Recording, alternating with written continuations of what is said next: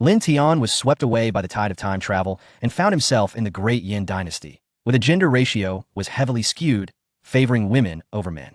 Here, men could marry multiple wives, yet he was but a lowly blacksmith at the bottom of the social hierarchy. In a situation where finding a bride was already a challenge, he remained oblivious to the fact that any simple kitchen knife he casually picked up in a shop was, in fact, an epic weapon, and the crossbow he crafted on a whim was a divine instrument of fate. The cosmetics box he made to please a potential wife turned out to be an ancient artifact.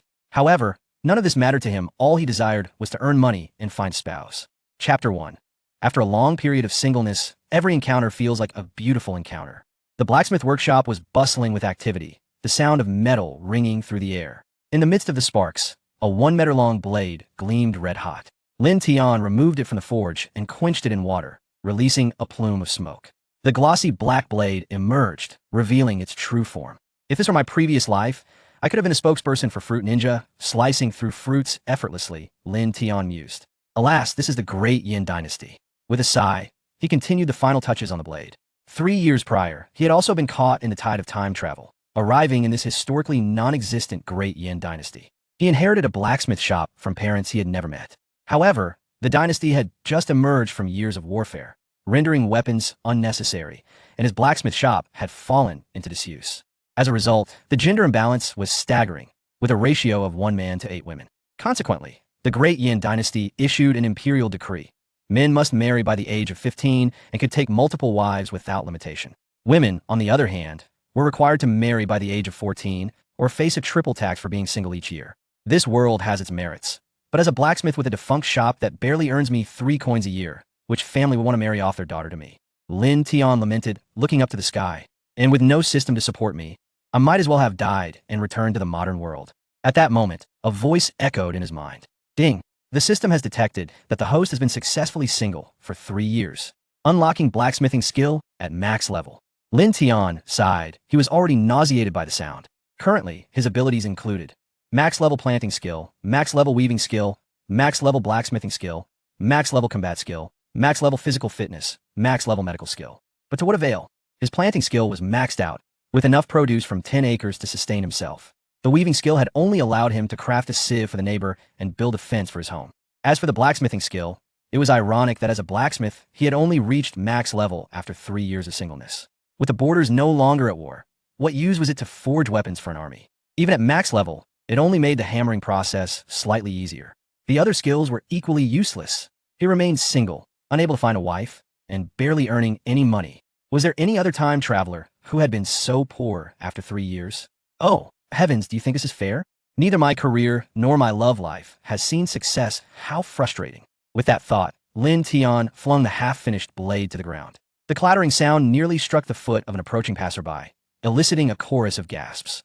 Lin Tian heard voices and looked up to see the village chief, accompanied by a dozen young women carrying bundles behind him. Lin TZ, it's time for you to choose a wife, the village chief proclaimed, clutching a ledger as if he were gazing upon a deity of wealth. Indeed, if he failed to marry today, he would be subjected to taxes thrice over. Lin Tian sighed as he surveyed the long line of women behind the chief. The original owner's parents had perished before the journey to this realm. While it was said that he had a blacksmith shop to inherit, the harsh truth was that he was left with nothing but an empty home and a blacksmith furnace. Given such circumstances, the young women, upon hearing the news, had resorted to bribing the village chief to be brought forth before him. In simpler terms, the women standing before him were merely the remnants of a selection process. Though they were not entirely unattractive, they certainly did not possess exceptional qualities. However, this time, he had no choice but to select one. The village chief appeared intent on devouring his most valuable furnace. Why are you dawdling? Lin TZ, the village chief bellowed in a voice akin to a rusty bell. What are you waiting for? Do you wish to pay taxes instead? This year is different. You're already 20. If you do not make a choice, the tax will multiply 6-fold. Lin Tian, damn it. He slowly approached. With the chief's call, the neighbors emerged, all casting glances in their direction and murmuring amongst themselves. The young women also seized the opportunity to appraise Lin Tian's home, which, while not entirely barren, was undeniably poor. In the Dian dynasty, being a blacksmith was considered a lowly occupation, with social status scarcely better than that of a dung collector. Yet, Lin Tian's looks were rather appealing, garnering the attention of several young women. Please, no disturbances, Lin Tian silently lamented. His gaze swept across the row of women, confirming his earlier thoughts. Most were of mediocre quality, but the last girl left him momentarily speechless. Goodness of beauty! Though her face bore some dirt and her clothes were riddled with patches, her allure was undeniable. She was stunningly beautiful.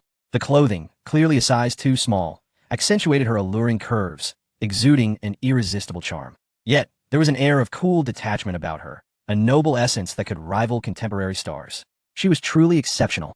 Are all these women leftovers? What could the previous ones have looked like? Lin Tian could not help but lean toward the village chief and inquire, "Chief, why is that last girl still unmarried? Are the others blind?" Her? The village chief scoffed. "She hails from beyond the borders. Her hands rendered useless, she cannot work. Who would want a burden at home? Moreover, she possesses a stubborn temperament. Other men hesitate, and she is met with cold disdain. A woman like her is better suited to the military as a camp follower." Her hands rendered useless? Lin Tian frowned slightly. In the Duyan dynasty, men were esteemed. Women were expected to contribute to their families to secure a good marriage. High-ranking families valued beauty and talent, while those of lesser means sought practicality. Women had to be skilled in weaving and capable of labor. In their village, beauty held little value. Exposed to the sun for a couple of days, one would be tanned, and utility was paramount. This girl, with her incapacitated hands, was indeed viewed as a burden, which explained her status as leftover. Moreover, it was a reason that households dared not speak of openly. In this era, those whose tendons can be severed are either ill-fated individuals or women of dubious repute emerging from the battlefield, persons no one dares to claim. The tendons can be reattached, it's hardly a grave matter, Lin Tian mused. Isn't it a mark of self-respect to prevent other men from gazing too long? This is indeed a virtuous woman. Moreover, she exudes such nobility, it is likely that she is a fallen lady of high birth, accustomed to a life of luxury. Lin Tian found no need for assistance with labor, for such tasks were beyond the capabilities of these women. Thus, he could not afford to overlook such a captivating beauty. Meanwhile, at the rear of the group, Lu Yanran observed all of this, her heart racing with trepidation. She fixated on the blade lying on the ground. The aura of this sword. It resembles the treasured blade my brother possesses, doesn't it? No. It was even more potent. Merely casting her gaze upon it made her feel dizzy and unsteady. She could scarcely believe that in this remote corner of the world, someone had crafted a sword of such quality. Straining her eyes, she sought to confirm her sight. The sword forged for my brother was crafted by an epic master blacksmith, who produced only 10 blades in his lifetime. My brother had to expend half of the Liu family's fortune to acquire one. Who would have thought I would encounter another so similar in this desolate place? Could this individual be that master? It must be so. That sword is a divine artifact. When her brother obtained it, even the emperor could only steal a few glances. As a sister, she was privileged to have been in close proximity to that blade, and the sensation was identical. Originally a noble woman of a rival nation, she had fallen into dire straits due to the ravages of war. She had intended to seek refuge with relatives, yet those on the other side were cowardly, severing her tendons in an attempt to sell her into military servitude. Unable to endure such a fate, she fled to this village, only to find herself promptly ensnared. They insisted that if she did not marry, she must become a military prostitute. She would rather die than submit to such a fate. However, as a woman from beyond the borders, with her tendons severed, nearly all the villagers were reluctant to offer her shelter. By the time she reached the last house, she had nearly lost hope. Little did she know that she would encounter a master here. Heaven truly favored her. Lu Yanran. Chapter 2. Fortunately not a fool, she profits. Hurry up with the embroidery, the village chief urged impatiently. Lin Tian glanced at the others, then stepped forward to stand before Lu Yanran, pointing at her and declaring, "She shall be the one." Her selection sent a thrill through Lu Yanran, her injured hand trembling uncontrollably. Yet she admonished herself to maintain composure. After all, she hailed from nobility and could not afford to lose her poise before a master. The villagers watching could not suppress their laughter, snorting like pigs. Lin Tieji, have you lost your wits? Did you not hear the village chief say her tendons have been severed? What purpose would marrying her serve? Lin Tian raised an eyebrow. I desire it. From this day forth, you shall be my wife, heedless of their words. How could Yanran dare? Dare was an understatement. She was utterly terrified. Every hair on her body stood on end at the thought of becoming the wife of a master. Was this not an extravagant jest? Seeing her flustered state, Lin Tian assumed he had frightened her. He pondered this should not be the case. Surely, he was not unattractive? Or perhaps she had been rendered senseless by her experiences prior to arriving here. Given her circumstances, he found this notion quite plausible. Truly, one strikes the iron until one becomes foolish. Indeed, those with no skills abound do women of great stature lack. They are everywhere. Is that not so? The onlookers chattered animatedly. The village chief cast a cold glance at Lin Tian. The choice of partner was yours from this day forth. You shall be husband and wife. Here is the document, keep it safe. As Lin Tian received the document, the village chief continued. Remember, your taxes with her are due on time next year. Yes, yes, rest assured. Observing his playful demeanor, the village chief could not be bothered to spare him another glance, turning to leave with the villagers. Lin Tian stared at the document in his hand, lost in contemplation. Had he truly just entered into matrimony? Once most of the people had dispersed, Lu Yanran finally spoke. Master? Master. Should she not refer to him as her husband or consort? Master seemed to denote a term of respect for skilled artisans in this era. Had this woman truly been rendered foolish by fear? It was Yanran who misspoke. Lu Yanran quickly recognized that the master was intentionally concealing his identity and likely did not wish for others to discern it. The master's earlier declaration of marrying her must have been a revelation of her true self. It must have been at the moment she gazed upon the exquisite blade crafted by the master that her secret was unveiled. How foolish of her to think she had concealed it so well. Now, having angered the master, what would she do if he cast her aside? She would be left with no option but to descend into the life of a military courtesan. No, she shook her head vigorously. Even if it meant toiling endlessly, she would remain by the master's side. Just call me Lin Tian, there's no need for such formalities, Lin Tian chuckled. He wished to be a master, but did maxing out skills truly serve a purpose? Not really, he could hardly strike iron effectively. Upon hearing this, Lu Yanran shivered slightly. How could she dare to address the master so directly? She could only shake her head, repeatedly murmuring, that cannot be. Yanran must never call you your name directly. My brother possesses a blade like this, but it pales in comparison to the one you have crafted, master. I see, Lin Tian exclaimed in realization, discovering that her elder brother was in the same trade. Then do as you wish. Being admired by his own woman was not a misfortune. Blacksmithing skill maxed. Although he could not compare to true artisans of antiquity, he remained confident. Seeing the master smile, Lu Yanran felt her tension dissipate. It was a relief that he bore her no disdain. Noticing her gaze fixed on the empty cup on the table, Lin Tian scratched his head and said, I apologize, I've finished the water. Please sit and wait, I will fetch some more. Oh, Lu Yanran realized her voice had been too loud, startling the master. She quickly softened her tone. Let me do it instead, you've worked all day. Please sit and rest. This small task is mine to handle. What a jest it would be to have the master fetch her water. Even with 1,000,000 times the courage, she would not dare. It was a relief that he bore her no disdain. Is your hand all right? Lin Tian inquired.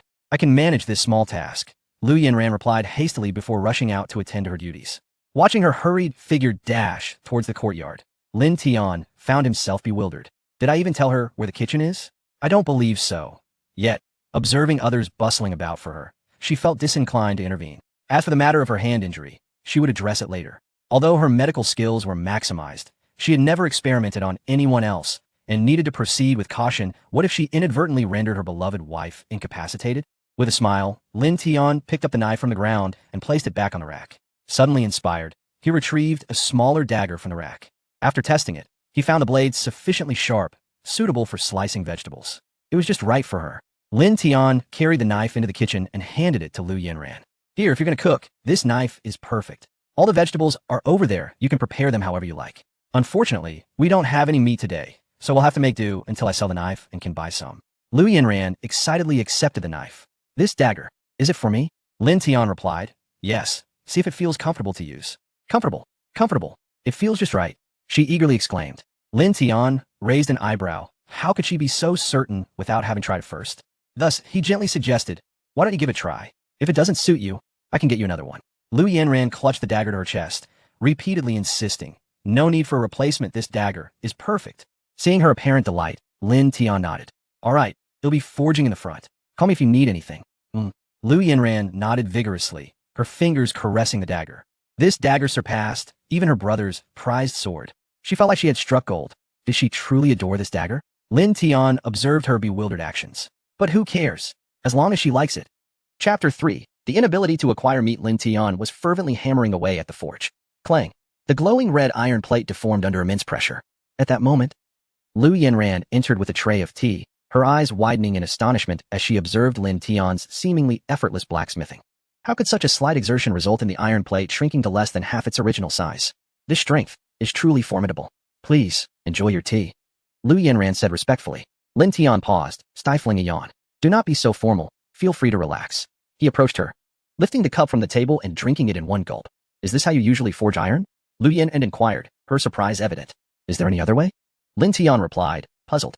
Is my technique different from that of my uncle? She quickly shook her head, explaining, "No, not at all. I've simply noticed that other blacksmiths put in much more effort."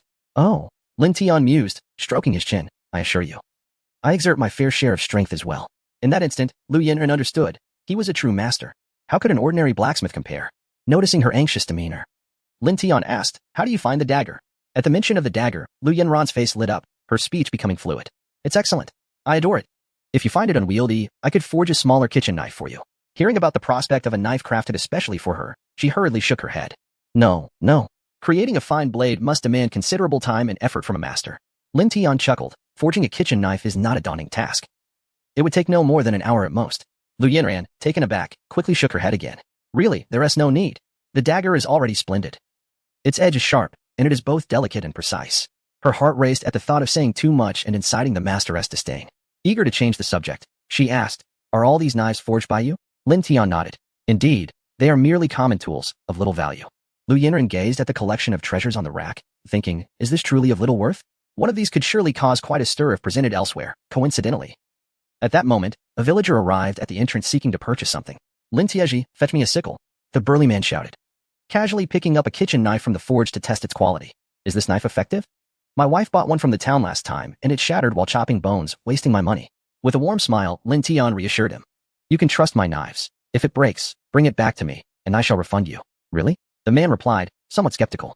"Then give me one." He hesitated, asking, "Will you actually refund me if it breaks?" "Absolutely," Lin Tian affirmed. With Lin Tian's assurance, the man readily accepted a kitchen knife and selected a sickle as well. As he prepared to leave, he cheekily remarked, "Just be sure not to renege on your word." "I will not renege.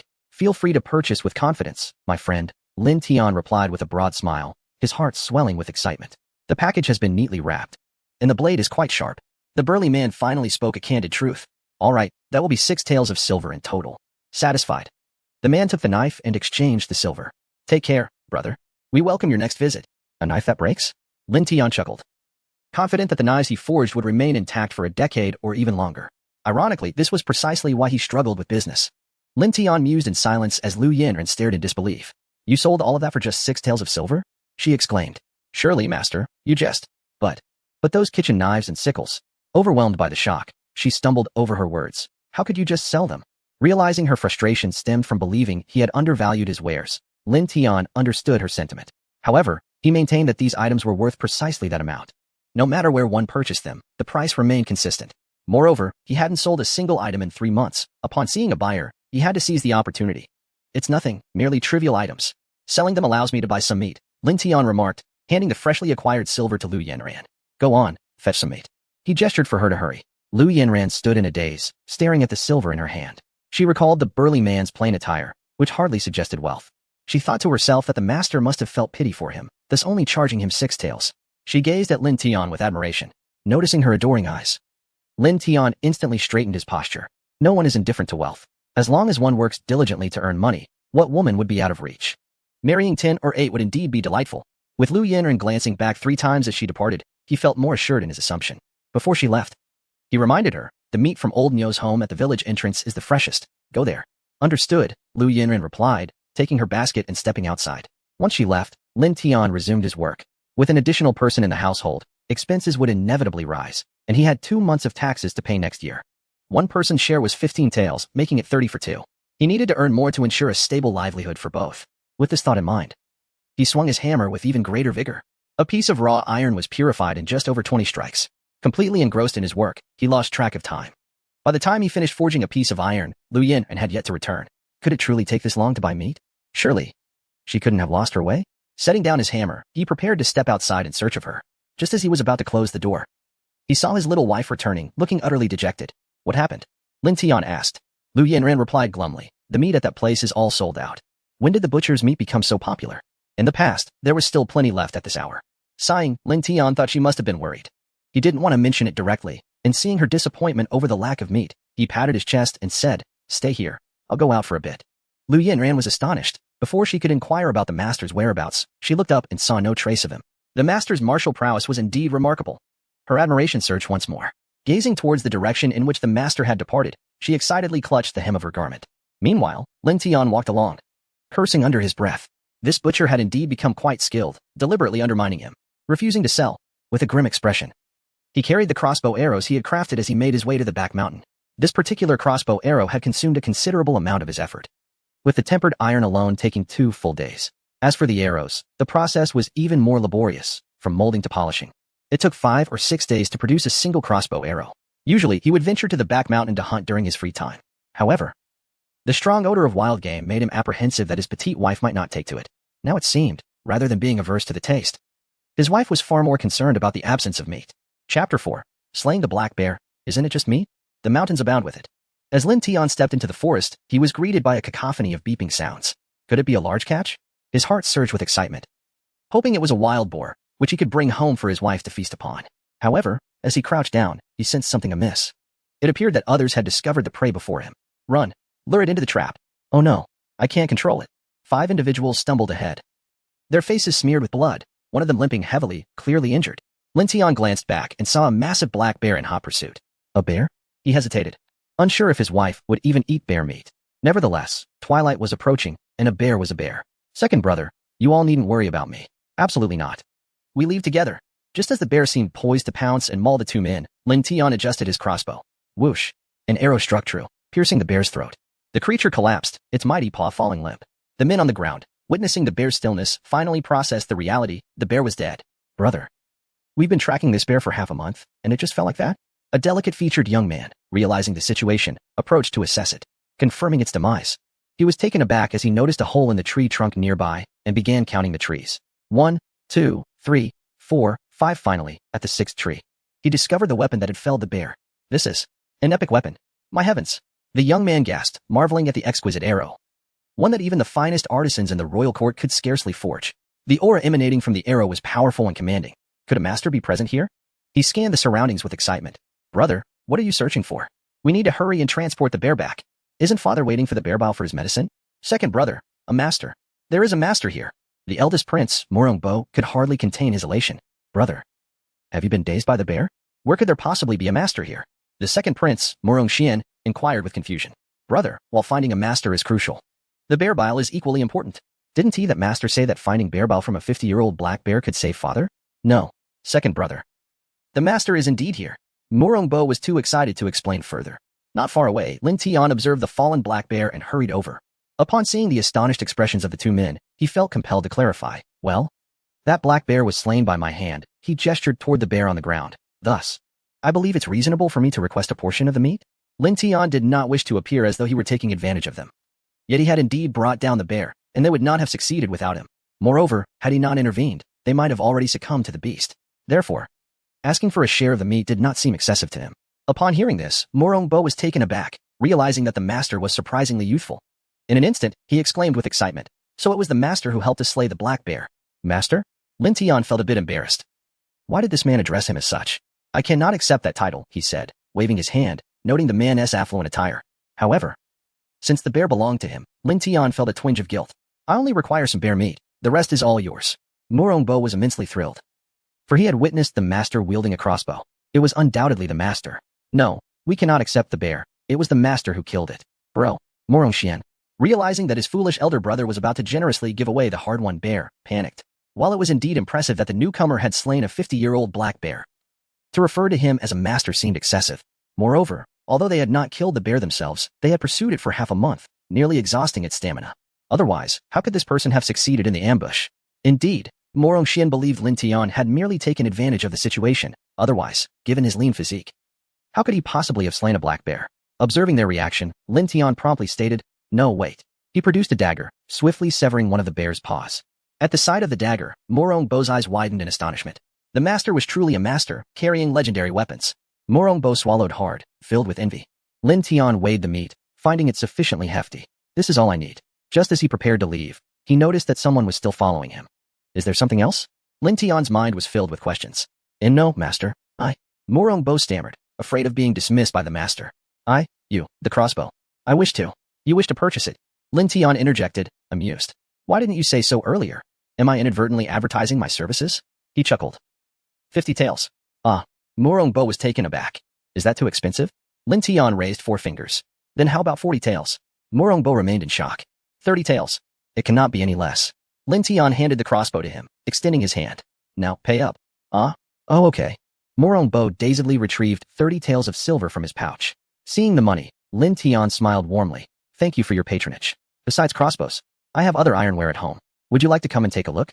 If you buy in bulk, I can offer you a discount. What do you say?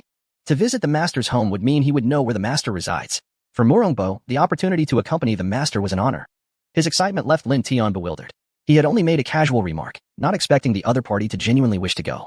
Don't you have other matters to attend to? Lin Tian pointed at the 4 individuals trailing behind him. Morong Bo quickly replied, the bear has been slain. They will manage the rest.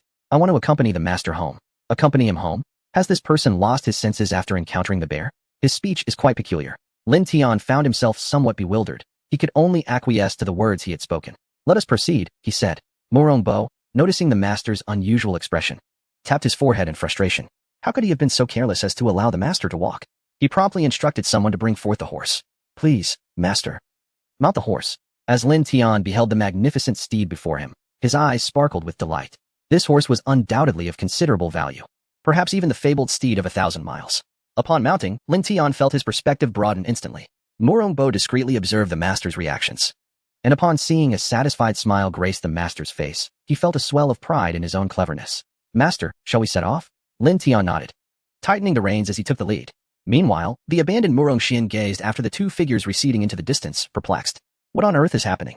Were we not supposed to venture out for the bear gallbladder? Chapter 5. The terrifying blacksmith shop. Morong Bo cautiously followed behind. Lin Tian had never ridden a horse before, and soon found himself uncomfortable. Hesitating to voice his discomfort, he instead offered an excuse. You have an injury on your leg. Let us rest for a while. Morong Bo glanced in the direction indicated by his master, his eyes widening in astonishment. There, in the spot Lin Tian pointed out, blossomed clusters of pristine white flowers. The grass stood tall and proud, reminiscent of a celestial crane gracing the earth. It was evidently no ordinary find. This was the exquisite crane grass. Could it be that the master had discerned his true identity? Furthermore, was he aware of their purpose in coming here?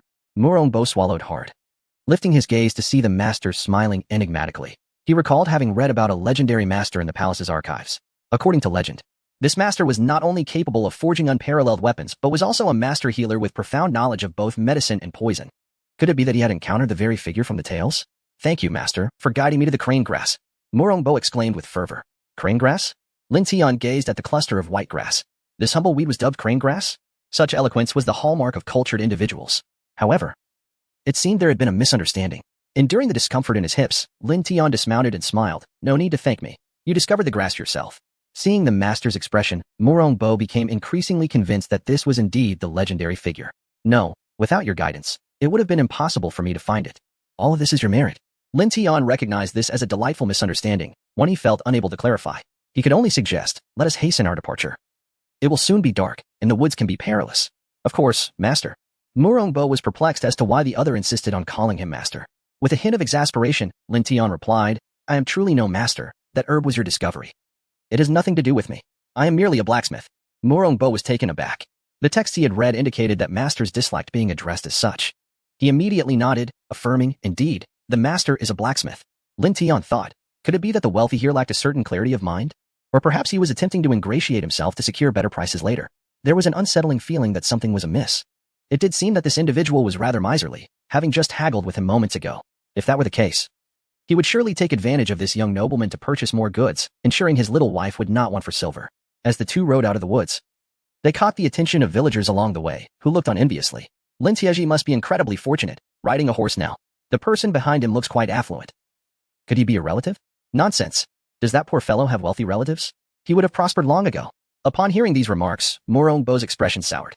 Master, these people speak without restraint. I shall go teach them a lesson. There's no need for that. Do not stoop to their level.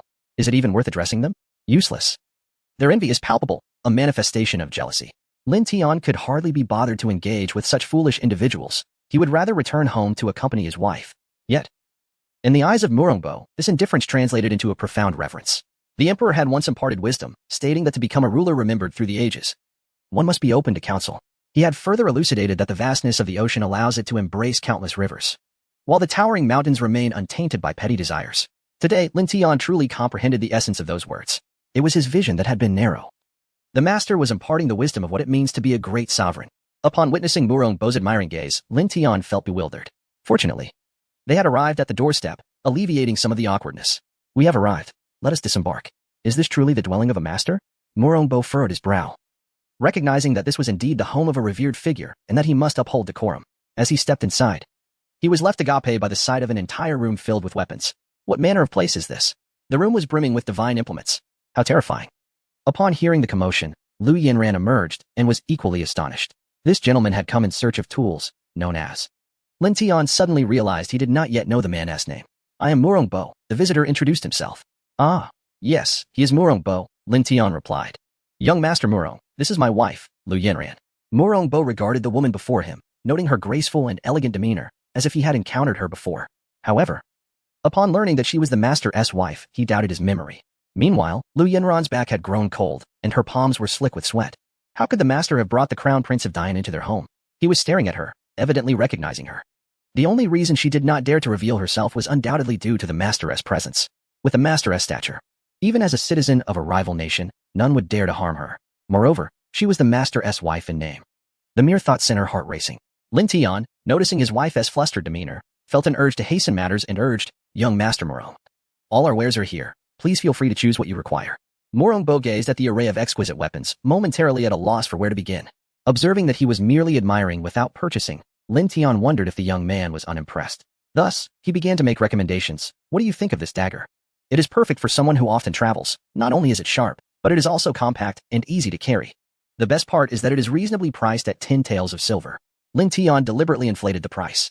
This dagger would typically sell for merely 3 taels. However, given Morongbo's wealth, he felt it prudent to raise the price. What if the young man attempted to haggle? 10 taels for this dagger? Morongbo exclaimed, momentarily speechless. For he had just seen one identical to it, used by the master to slice bear paws. See, I told you so. How about this? 9 taels? And I shall consider it a gesture of friendship. What do you say? Morongbo was astonished. An epic dagger was priced at merely 10 taels of silver? He suspected that the master was testing him, seeking a demonstration of sincerity in their budding friendship. Without hesitation, he solemnly retrieved the jade pendant he carried. Master, I implore you to accept this jade pendant. Ah? Lin Tian was taken aback. Was he not seeking silver? What purpose did the jade pendant serve? Did this fellow mistakenly believe that as a mere blacksmith, he was incapable of recognizing genuine jade and intended to deceive him with a counterfeit? Just as he contemplated encouraging the other to produce silver, his wife approached, tugging at his sleeve. Darling, I adore this. May I have it? If his wife cherished it, then so be it. You may take the dagger, and the jade pendant shall belong to me. Lin Tian felt a pang of regret but thought that if it pleased his wife, then it was worth it, even if it turned out to be a fake. Upon witnessing the master's expression, Morongbo assumed the master looked down upon his ancestral jade pendant. Thus, he laid out all his valuables on the table, including the royal token he had obtained when leaving the palace. The sight of gleaming gold left Lin Tian wide-eyed.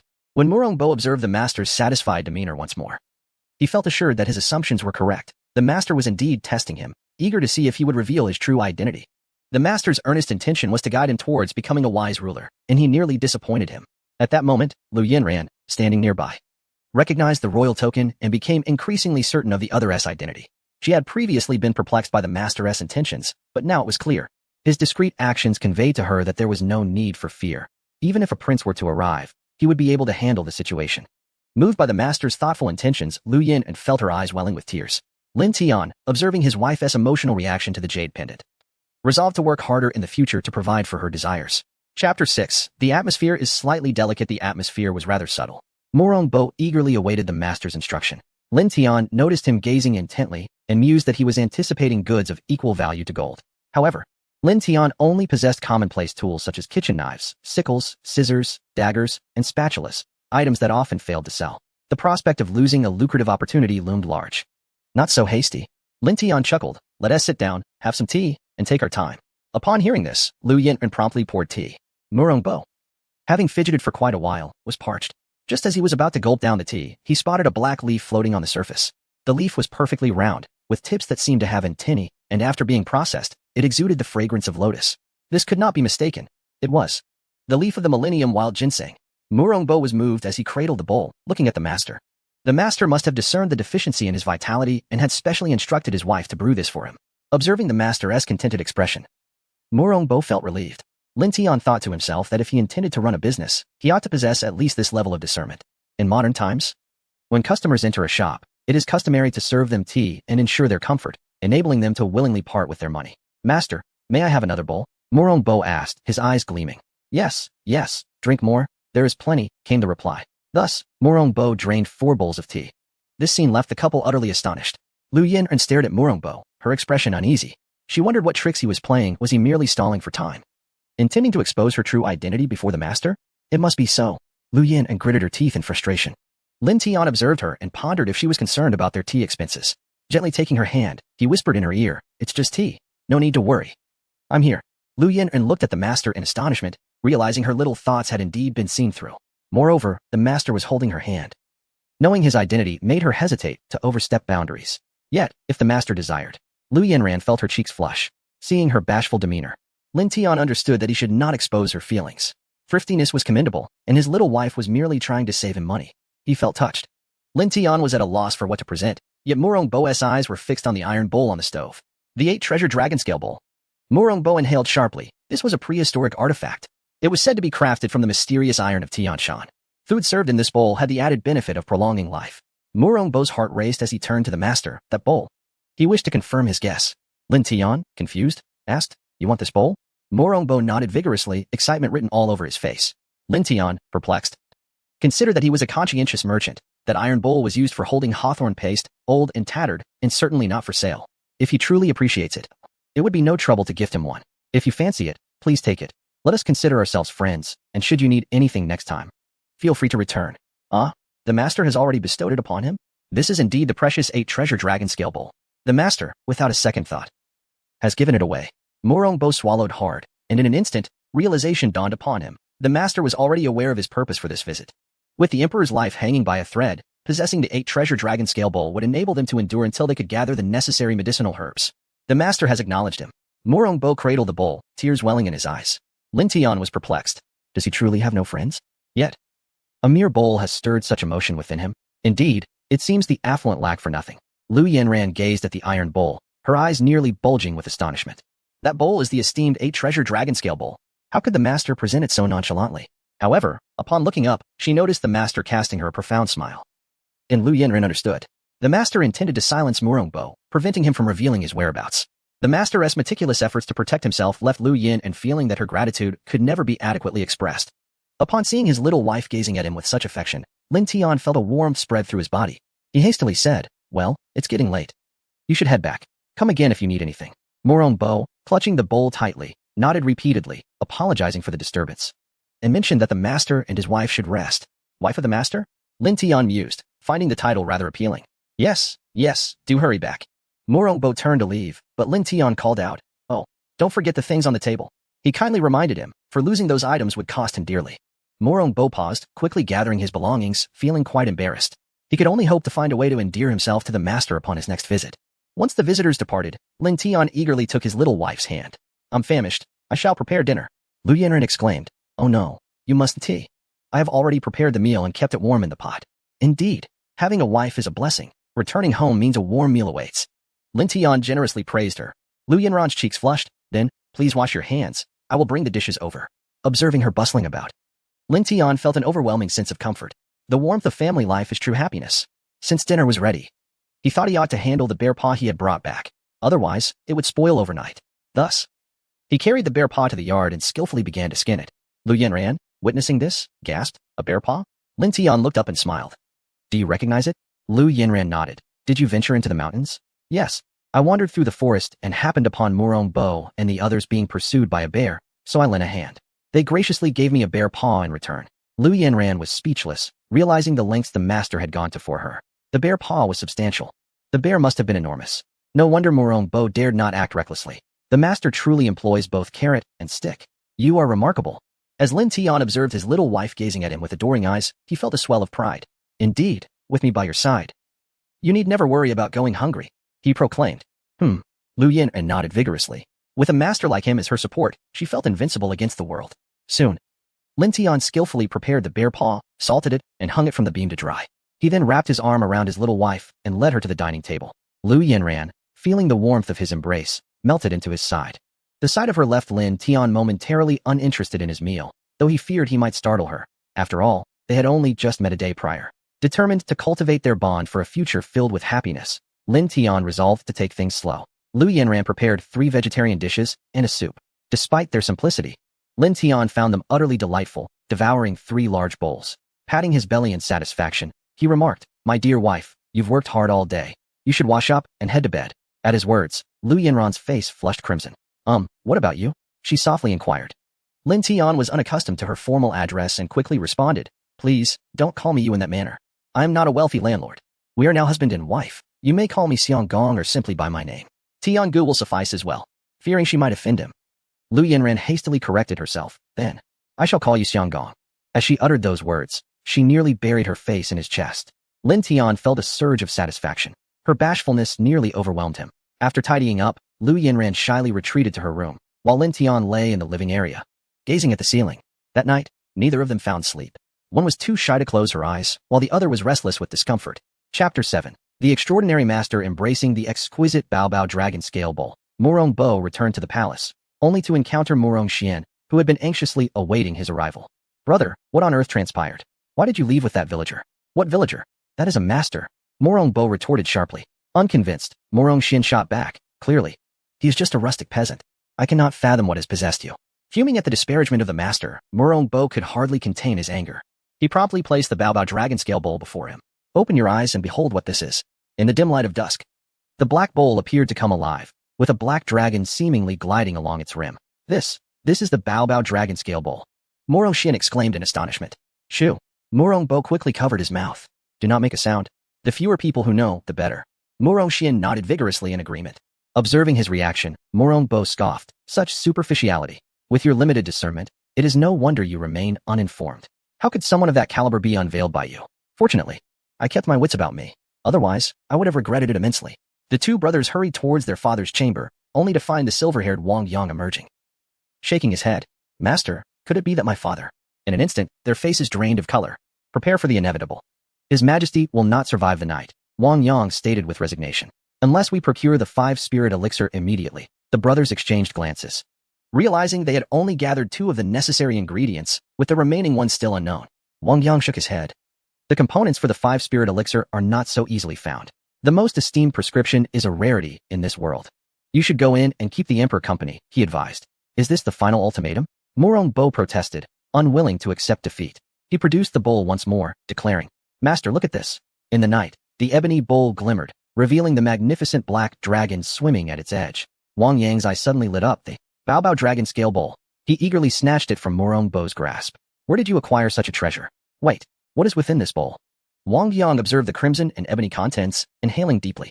His eyes widened in realization. Murong Bo explained, this is hawthorn paste. Hawthorn paste? Nonsense. Wang Yang rebuked. What hawthorn paste? This is the supreme Guiyuan pill. The two brothers stood frozen in shock. Wang Yang meticulously examined the ingredients, astonished by the remarkable skill demonstrated in their creation. He trembled. Indeed, it is the Guiyuan pill. I must confess, I had not previously informed you that the medicine to heal your father, aside from the 5-spirit elixir, includes another, the Guiyuan pill. However, the Guiyuan pill exists only in legend. I have merely heard of it and do not know how to concoct it. Which is why I did not mention it to you. First Prince, please, tell me, who is this legendary master, and where does he reside? The Guiyuan pill? Murong Bo was jolted back to reality. Suddenly enlightened, he realized that the master was not bestowing upon him the precious 8-treasure dragon scale bowl, but rather instructing him to bring back the medicine contained within it. Filled with excitement, Murong Bo snatched the bowl from Wang Yang's hands, barely pausing to explain himself before rushing into the room. Wang Yang hurried after him, breathlessly urging, Your Highness, please tell me where the master who provided you with the elixir is. Your father is not in immediate danger. He refrained from finishing his sentence. Murong Bo quickly administered the medicine. The 3 of them stood vigil by the bedside, their eyes fixed intently on the ailing emperor. After consuming the potion, the emperor's pallid complexion gradually regained its vibrancy. Within the span of a tea's brewing, he awoke. Wonderful, father has awakened. Murong Bo exclaimed. What a commotion. Murong Fu, lying on the dragon bed, opened his eyes and chastised them. Father, how do you feel? Murong Bo asked, holding his hand with concern. I feel much better. Murong Fu replied, looking at Wang Yang with a relaxed expression. This is all thanks to Master Wang. Wang Yang shook his head, saying, Your Majesty, it was not I who saved you, but the Crown Prince. Oh, Murong Fu questioned, skeptical. Wang Yang explained, Indeed, it is true. All credit belongs to the Crown Prince. I would not dare claim such accolades for myself. Upon hearing this, Murong Fu turned his gaze towards Murong Bo. Is what the master said true? Wang Yang nodded in affirmation. Murong Bo recounted his encounter with the master, detailing how he had discerned everything and instructed him to retrieve the medicine. Heaven shows mercy upon our great Yin. Quickly, assist me in rising. I must pay my respects to the master. He insisted, attempting to rise. The Great Yin, a small nation situated in the northwest, often suffered at the hands of larger neighboring powers. If such an extraordinary figure truly existed, those mighty nations would dare not encroach upon them. Murongbo reassured him, "Father, the master is indeed a peerless sage and prefers not to be addressed as such." Wang Yang stroked his beard in agreement. The crown prince speaks truthfully. I have heard from my master that some of these unparalleled beings prefer to conceal themselves among the common folk, leading ordinary lives, and they do not appreciate being disturbed. Murongbo nodded. Exactly, father. The master specifically emphasized to me that he is a blacksmith. Murongfu stated earnestly, "Take me to meet the master tomorrow." And I as well. Wang Yang chimed in eagerly. Murongxian scratched his head in regret, lamenting that he too could have met the master. However, he cast a forlorn glance at Murongbo, feeling that it was his fault for missing the opportunity.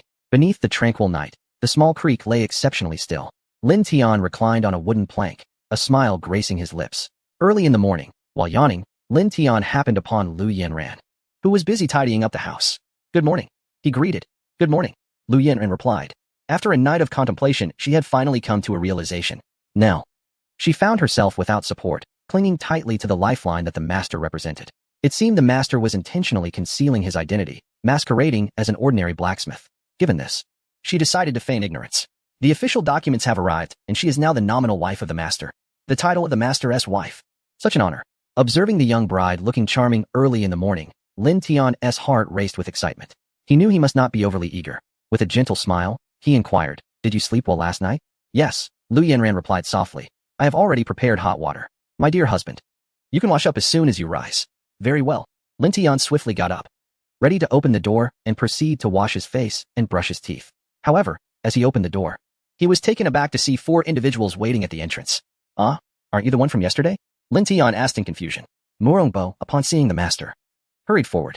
He opened his mouth to speak, but quickly closed it again, aware that the master disliked being addressed as such. Murongfu, upon noticing his son referring to the master as so young, was momentarily taken aback.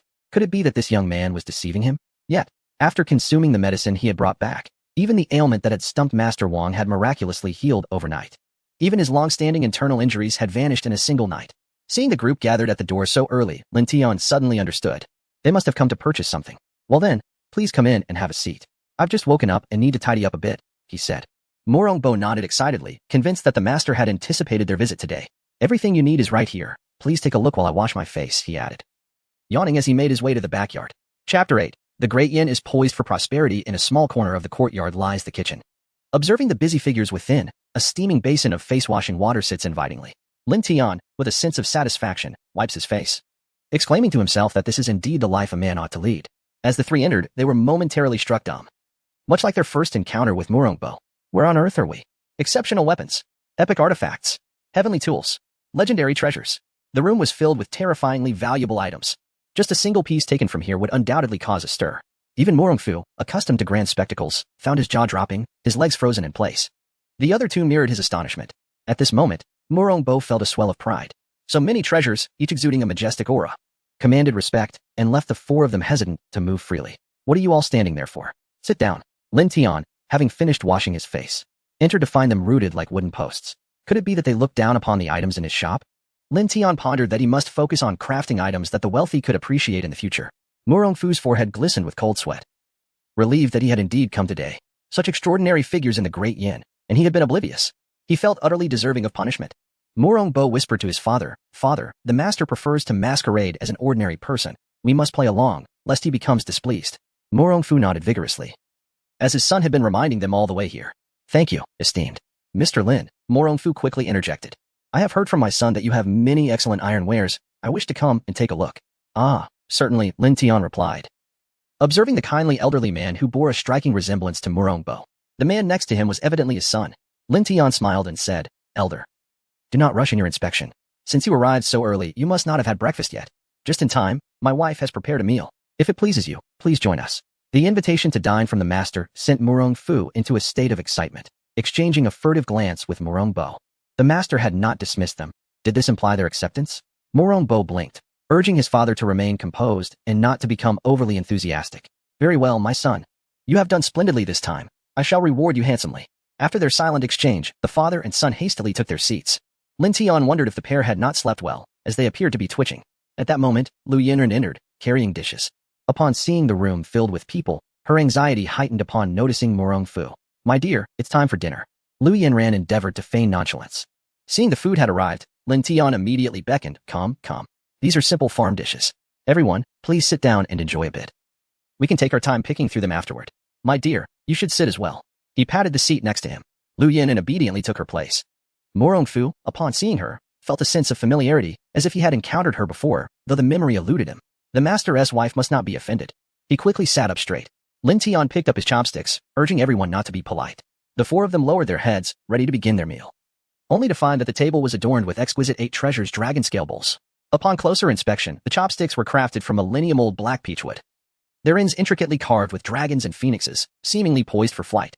The overall form of the chopsticks flowed like a river, a seamless work of art. Even the greatest master carpenter of Dian would be hard-pressed to create such a masterpiece. The four of them broke into a cold sweat. Realizing that the master before them must be an extraordinary figure, Lin Tian, puzzled, wondered why the stove was not lit yet. Come on, everyone, let us eat. Don't be shy, he said, picking up a piece of vibrant green asparagus and placing it into Lu Yanran's bowl with a smile. Eat more. Lu Yanran, taken aback by the attention, obediently began to eat. As she savored her meal, she observed the others' reactions. Yet, the four remained hesitant. Lin Tian furrowed his brow. Could it be that the food did not suit their tastes? Oh no, what if the master was displeased?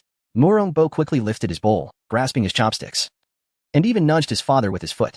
Only then did Mo Rongfu snap back to reality and hastily raise his bowl. At last, Lin Tian revealed a smile, encouraging them that the simple fare was meant to be gentle on the stomach. The four nodded like chicks pecking at rice. However, the moment they tasted the rice, their faces mirrored astonishment. This rice, each grain was plump and as white as snow. Upon tasting, a hint of snow lotus flavor filled their mouths. Furthermore, served in the exquisite 8 treasures dragon scale bowls, swallowing it made them feel invigorated. Even more astonishing, the age spots on their hands began to fade. The other 3 recognized the miraculous properties of the rice and buried their heads in their bowls. Oh, this rice is homegrown by me. Please enjoy. Lin Tian said with a faint smile. He had initially thought that these affluent individuals might not appreciate such simple fare. However, seeing their ravenous consumption, it seemed they had grown weary of indulgent delicacies and found comfort in a humble bowl of rice. Take your time. I have plenty of rice, he added proudly. Planting skill maxed. What he lacked least was rice and vegetables. Lu Yanran, observing this, finally felt relieved. The master indeed had a way to handle them. Yet, her gaze toward Murong Bo grew colder. She knew this man Wu Ti let her off easily. Bringing the Emperor of Dian today must have been an attempt to exert pressure on the master. But the master, without a hint of disturbance, had silenced them all. She gazed at Lin Tian with admiration. Lin Tian felt a swell of pride. The rice he had cultivated over 3 years was more than enough. And should he ever find himself short of money, he could always sell some. Rest assured, with me, you shall not go hungry. Just as he was about to serve more vegetables, he noticed that the dishes on the table were completely empty. Just how long had these four been starving? Wang Yang, licking the remnants of rice from his lips, could no longer contain himself and asked, Boss Lin, is there any more rice? Lin Tian, exasperated, glanced at his wife. Lu Yanran replied nonchalantly, there is none left. Upon hearing that there was no rice left, Wang Yang felt somewhat disheartened. However, Lin Tian's eyes brightened with the glimmer of opportunity. He chuckled, since you all enjoy this rice so much, why not consider purchasing some? It can be consumed, or even cultivated. Wang Yang was instantly invigorated. Would you be willing to sell it to us? Lin Tian nodded, smiling as he replied. I can certainly part with a bit. Our household has enough to sustain us, and in due time, we shall harvest from our 3 acres as well. Selling 10 or 8 pounds is no trouble at all. The crux of the matter was to retain these affluent customers and leave them with a favorable impression, ensuring their continued patronage in the future. Then I shall take 100 pounds. No, 1,000 pounds. Wang Yang exclaimed excitedly. I want some too. And I. What? Lin Tian gazed at the 4 of them, initially intending to sell only 10 or 8 pounds. Who would have anticipated such a demand? Was it a benevolent gift from the system, urging him to expand his agricultural pursuits? Lin Tian shook his head vigorously. Cultivating crops was far more laborious than forging iron. Ultimately, he preferred the latter, as it not only proved profitable but also allowed him to spend time with his wife. He sighed, 10 or 8 pounds is feasible. But anything more is out of the question. Murong Fu inwardly lamented his overreach, afraid to even breathe. Noting Lin Tian's considerable age, he felt reluctant to refuse. The rice I offer is homegrown, entirely natural and untainted. Since you seem so fond of it, I can spare some for the elderly to take home. Murong Fu was ecstatic upon hearing this, repeatedly expressing his gratitude. Thank you, esteemed Mr. Lin.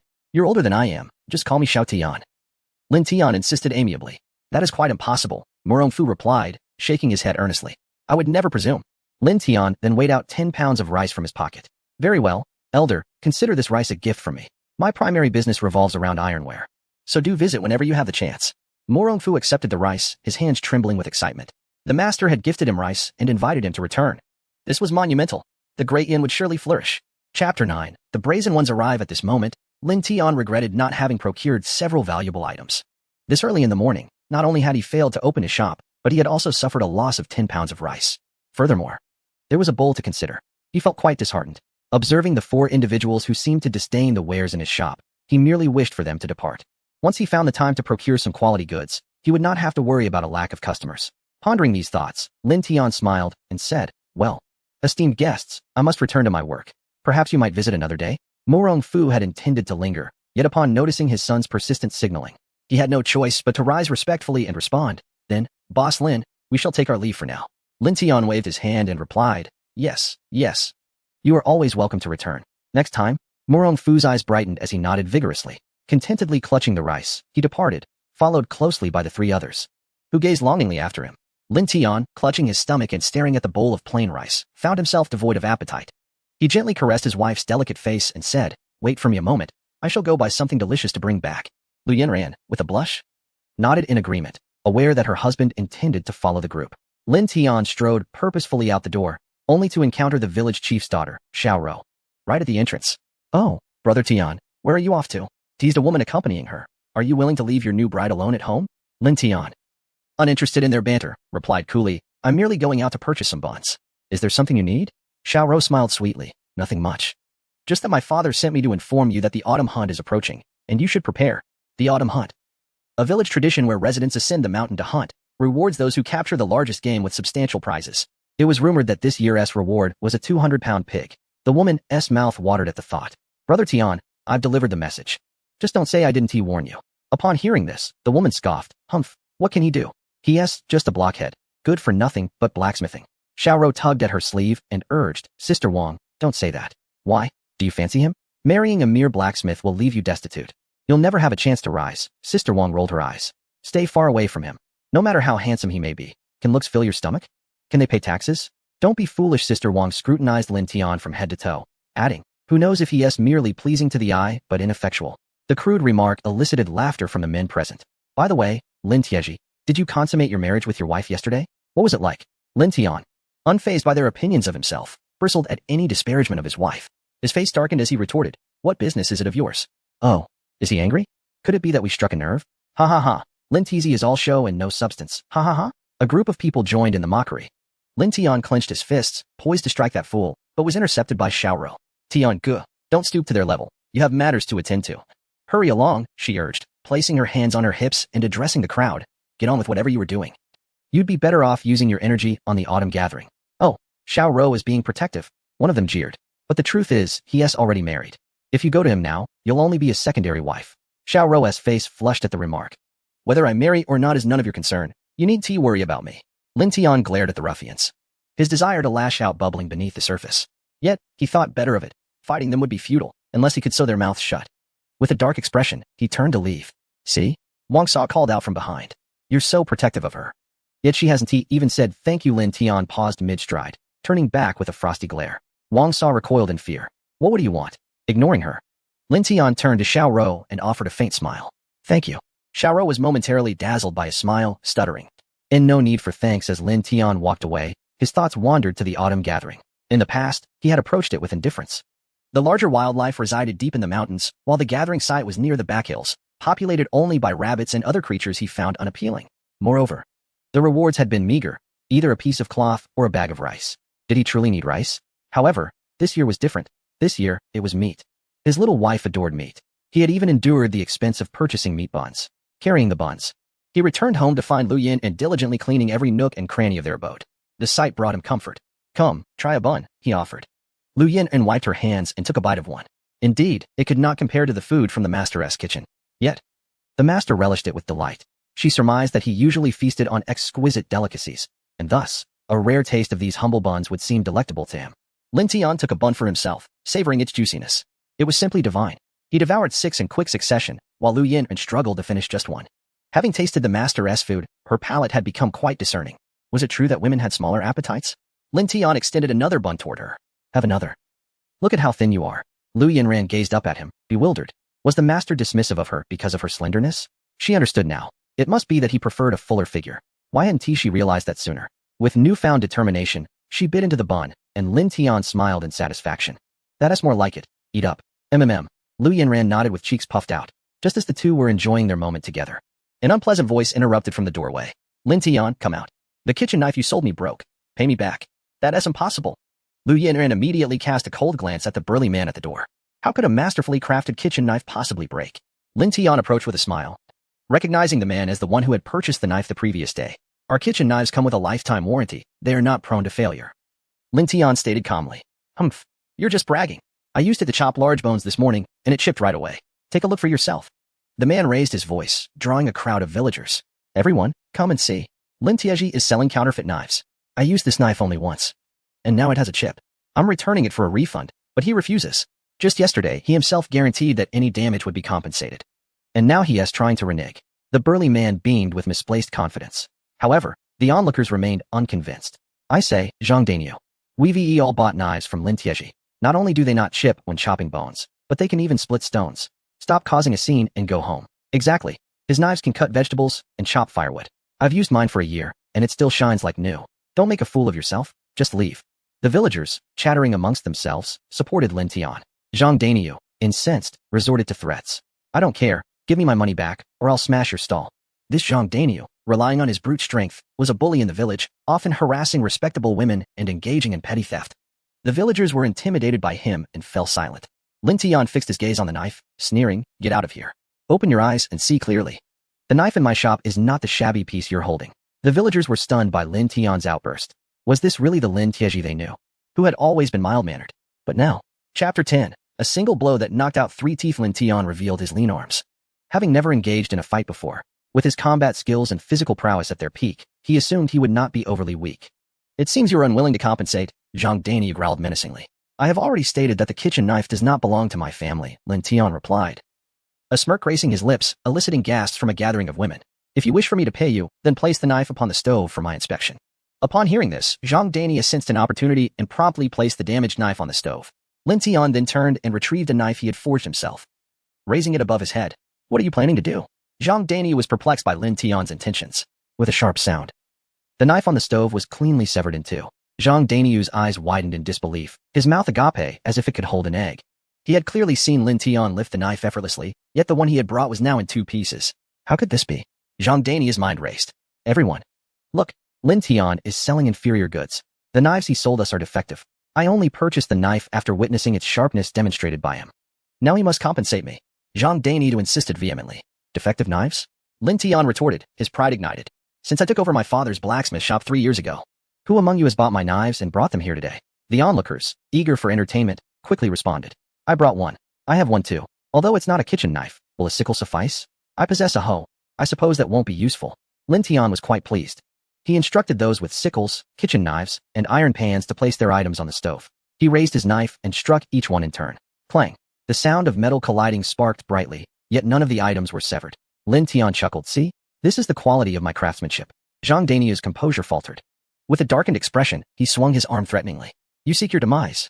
Yinran had been observing from the sidelines, noticing the impending violence against her husband. She became incensed and brandished a spatula, charging forward.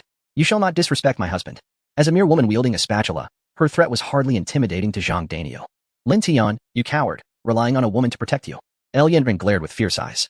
Who do you think you are to speak so brazenly? Zhang Dainyu, amused, chuckled.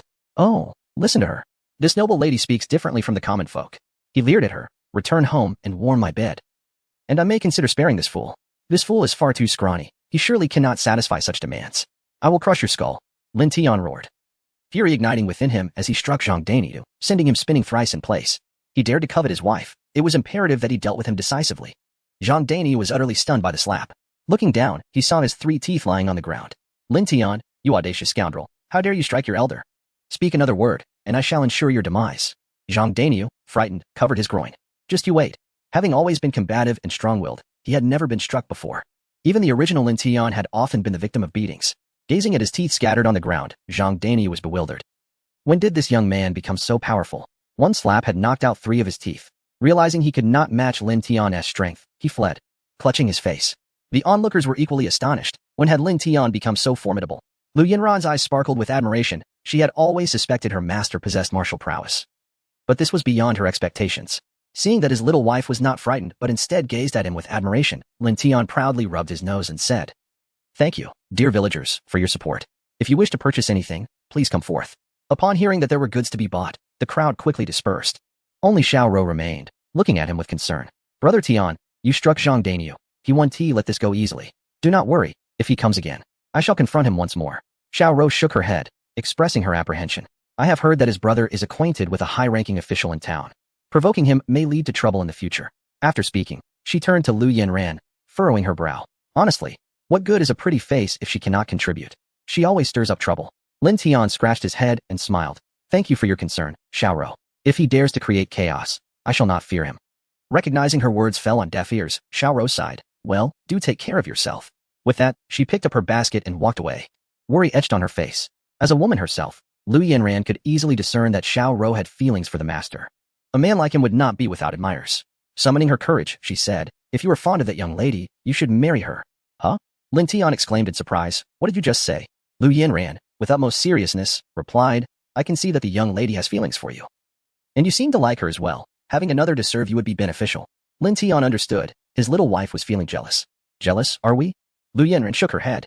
Lin Tian gently grasped her shoulder and smiled. "Alas, even managing one of you is challenging. If I were to take another, we would be left with naught but the wind of the northwest. But, sure, no buts." He gently lifted her chin. In an unexpected moment, Lin Tian leaned in and kissed her. It felt extraordinarily soft. Lu Yinran melted under the kiss, overwhelmed with both nervousness and excitement. Lin Tian, savoring the moment, decided to take it slow. Afterward, he released her and turned to stretch his muscles, declaring, "I shall make a few bamboo baskets to store our clothes." Lu Yinran covered her mouth in astonishment. The master was personally crafting something for her. Did his earlier act of rushing to protect her touch his heart? Or was it her initiative to find him a beautiful woman that had pleased him so greatly? She believed the likelihood of the second point was exceedingly high. A master of such unparalleled prowess deserved at least 3,000 beauties. Lu Yinran chuckled, realizing that since the master had an affinity for exquisite women, it was her duty to actively seek out enchanting maidens for him. As Lin Tian stepped outside, he could not help but sneeze. He recalled a particular fragrant vine growing in the back mountains, its aroma quite delightful. He thought to utilize those vines to craft a bamboo basket for carrying clothes. Bamboo was light and convenient to handle, especially since his petite wife was unable to lift heavy objects. Weaving skill maxed, it appeared he had indeed fulfilled his fundamental survival needs. While he chopped away at the vines, Lin Tian gazed up at the heavens in resignation. He must surely be the most impoverished soul among the time travelers. Sitting by the riverbank, he peeled the vine bark, idly tossing the scraps into the water. Before long, the bamboo basket was completed. This skilled Lin Tian held 2 bamboo baskets in one hand and a machete in the other. Ever since he had bested Zhang Daniu, the villagers had regarded him with newfound respect. Lin Tian, however, remained indifferent, as long as no one dared to provoke him. Chapter 11. Poison. Among the 100,000 troops in the grand palace of the great Yin, Murong Fu and his 2 sons were reveling in joy, oblivious to the impending news delivered by a eunuch, announcing the arrival of an envoy from the great Yin dynasty. An envoy? Murong Fu scoffed. "Surely they come to witness my demise. What shall we do now, father?" Murong Bo inquired, his brow furrowed. "The strength of the great Yin is formidable. Their forces tenfold ours. A direct confrontation would be futile. Do you seek my counsel? What options do I possess?" Murong Fu retorted, his face darkening with fury. Murong Bo responded, "You are the prince. It is your duty to devise a plan." Just then, a report came in. "Your Highness, the envoy from the great Yin requests an audience." How swiftly they arrive. Murong Fu hurriedly donned more appropriate attire, commanding, "Quickly, admit the envoy from the great Yin." As the towering 5-meter doors swung open, the emperor of the great Yin, Long Out Yin, adorned in a resplendent purple dragon robe, strode in with vigor. Upon laying eyes on Murong Fu, a momentary flicker of surprise crossed his gaze, quickly replaced by a mask of composure. "Ah, Brother Murong, it has been too long. You appear as robust as ever," Long Out Yin remarked with feigned cordiality. "Not at all. It is you, Brother Long, who arrives without prior notice, causing my hospitality to falter." Murong Fu replied with a smile, though his heart was heavy with suspicion. Long Out Yin, puzzled, thought, was it not said that he was on the brink of death? His appearance contradicts the reports. Could the intelligence have been erroneous? "Brother Murong," Long Out Yin continued with a disingenuous smile, "it seems the citizens of Great Yin are suffering. Your constant warfare with the Great Liao cannot be sustained. Have you considered joining our Great Yin?"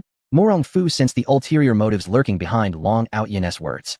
Just as he prepared to retort, Murong Bo leaned in, whispering urgently, "Father, Long Out Yin has stationed 100,000 troops at the city moat." "What?" Murong Fu exclaimed. astonished that Long Outyin had already positioned his forces at their gates. Noticing Murong Fu's reaction, Long Outyin grinned.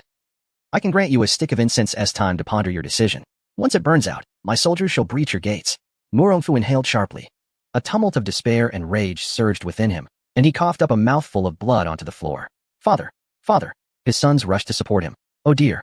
Brother Murong, what afflicts you? Long Outyin feigned concern, observing, it appears the rumors were indeed accurate. You are unwell. Murong Bo clenched his fists. Realizing that Long Outyin must have spies within the palace, as he could not possess such intimate knowledge otherwise. You! Murong Xian, unable to contain his fury, stepped forward. Murong Bo restrained him. It is futile. With the enemy at our gates, we cannot even mobilize our troops. Murong Fu's complexion turned ashen. His heart cried out against the injustice of fate. They had only just located the master, and before they could revitalize Great Yin, their kingdom faced annihilation. He could not accept such a fate. Gazing at the incense still burning on the table, Murong Fu felt a profound ache in his heart. At that moment, a servant of Long Outyin rushed in, panic etched across his face as he brought forth a report. Upon hearing the news, Long Outyin's expression shifted dramatically. How could this be possible? That is an army of 100,000. Quickly, send someone to investigate what poison has been used. Indeed, Long Outyin gazed at Murong Fu with a complex expression, astonished that his brother Murong possessed such means. I had underestimated him. The three men exchanged glances, utterly perplexed by his words. Long Outyin, now enraged, retorted, stop pretending. You poisoned the river, and now my army of 100,000 lies unconscious. Hand over the antidote at once. Otherwise, I shall unleash a bloodbath upon Dian. 100,000 troops are poisoned? The trio was utterly shocked. They had only just learned of the army's presence at the city gates. How could there have been time to administer poison? Murong Fu, puzzled, inquired. Could it possibly be Master Wang? Should we not summon Master Wang for clarification? Murong Bo cautiously suggested. Long Outyin cast them a cold glare. Enough with the charade. It is futile to speak now. Quickly surrender the antidote, or do not blame me for my ruthlessness. Do not rush, my friends. Bring me a cup of tea, someone. At this moment, Murong Fu felt his anger subside, and his chest no longer ached. With 100,000 soldiers unconscious, what were they so furious about? You, Long Outyin, infuriated, found himself at a loss for words. Alas, the initiative had slipped from his grasp. Whoever is responsible for this will face my wrath. Before long, Master Wang arrived. Murong Fu feigned an introduction. Master Wang, may I present His Majesty, the Emperor of Dian. Master Wang bowed respectfully. It is an honor to meet the Dragon Emperor. Long Outyin waved his hand impatiently, his tone irritable. Hurry and hand over the antidote. I have no time for idle chatter with you. Wang Yang. Huh? Murong Fu, noticing the tension, wondered aloud. Was it not the master who did this? Wang Yang, utterly confused, replied, Your Majesty, what have I done? Was it not you? Murong Fu was baffled. What do you mean? Wang Yang was equally perplexed. Do not play games with me. Do not think I am unaware. You intend to exhaust my 100,000 soldiers. Long Outyin stood, trembling with rage. That is my army. Upon hearing the mention of 100,000 troops, Wang Yang grasped the gravity of the situation. Murong Bo recounted the events, and Wang Yang promptly dispatched someone to retrieve water from the moat. Yet he remained uncertain of the poison's nature. Long Outyin, incensed, berated, Murong Fu, you old fool, do you not know what poison it is? Are you deceiving me? Why is it that your citizens suffer no ill effects, yet my soldiers from Dian succumb to unconsciousness? Long Outyin was nearly overcome with fury. At that moment, another report came in. The unconscious soldiers were turning purple and were on the brink of death. Long Outyin, shocked, stormed out with a furious declaration. The remaining four exchanged equally grave expressions. Your Majesty, what are your thoughts? Murong Fu shot a glance at him, then turned to Wang Yang. Master Wang, what do you think? Wang Yang pondered for a moment before speaking. I am uncertain. Perhaps we should consult a sage? The three of them nodded in agreement. Once again, the quartet departed from the palace, heading towards the ominous blacksmith shop. Before they arrived, they encountered Lin Tian, who was returning with a bamboo basket in hand. Master! Murong Bo exclaimed with excitement. Upon turning around and spotting the four, Lin Tian was instantly struck by an unsettling premonition. Ah, it's you all, he remarked with a hint of irony. Murong Bo, upon seeing the master's enigmatic smile, was instantly filled with exhilaration. There was no mistaking it. The last time, the master had discerned his true identity and instructed him to bring medicine back to save the emperor. This time, the master must surely be assisting them from the shadows. Wang Yang, noticing the bamboo basket, swallowed hard in astonishment. The vine was golden, its spiral pattern subtly exuding a floral fragrance. Golden flower mandrake, Wang Yang exclaimed, stepping forward to gaze intently at the basket. Oh, so this vine has a name, Lin Tian responded, having previously thought it was merely called the fragrant vine. Wang Yang understood. The soldiers of the Great Yin Kingdom were stationed in the cold mountains and had a penchant for beef. This golden flower mandrake was non-toxic on its own, yet when consumed alongside beef, it transformed into a potent poison. It is indeed the master. Wang Yang gazed at Lin Tian with reverence. Murong Bo, observing Wang Yang's expression, comprehended the situation instantly. He murmured, truly a master. he has rescued us once more. Morongfu looked on in confusion, still unable to grasp the unfolding scenario. Chapter 12. The business is tough. Morongbo quietly informed his father. It was the master who saved us. Morongfu was momentarily taken aback, only to see Wang Yang nodding in agreement. He exclaimed excitedly, "Thank you, Boss Lin." Lin Tian scratched his head, suddenly realizing it must be that the rice they consumed was to their liking. Not at all, it was merely a small gesture. He replied modestly. Wang Yang interjected, "Your Majesty, the basket in the master's hands is woven from the golden flower mandala. Not to mention that the craftsmanship surpasses even that of the master craftsman of Dian. The most crucial point is that consuming the golden flower mandala with beef produces a potent toxin. The soldiers of Dian relish beef, hence their poisoning." Upon hearing this, Morongfu was instantly astonished. "Are you certain of what you say?" Wang Yang affirmed. "There can be no mistake." Morongfu was overwhelmed with excitement. "Dian is fortunate to have the master's protection. Boss Lin, please allow me to bow to you." Lin Tian was bewildered, thinking it was just 10 pounds of rice.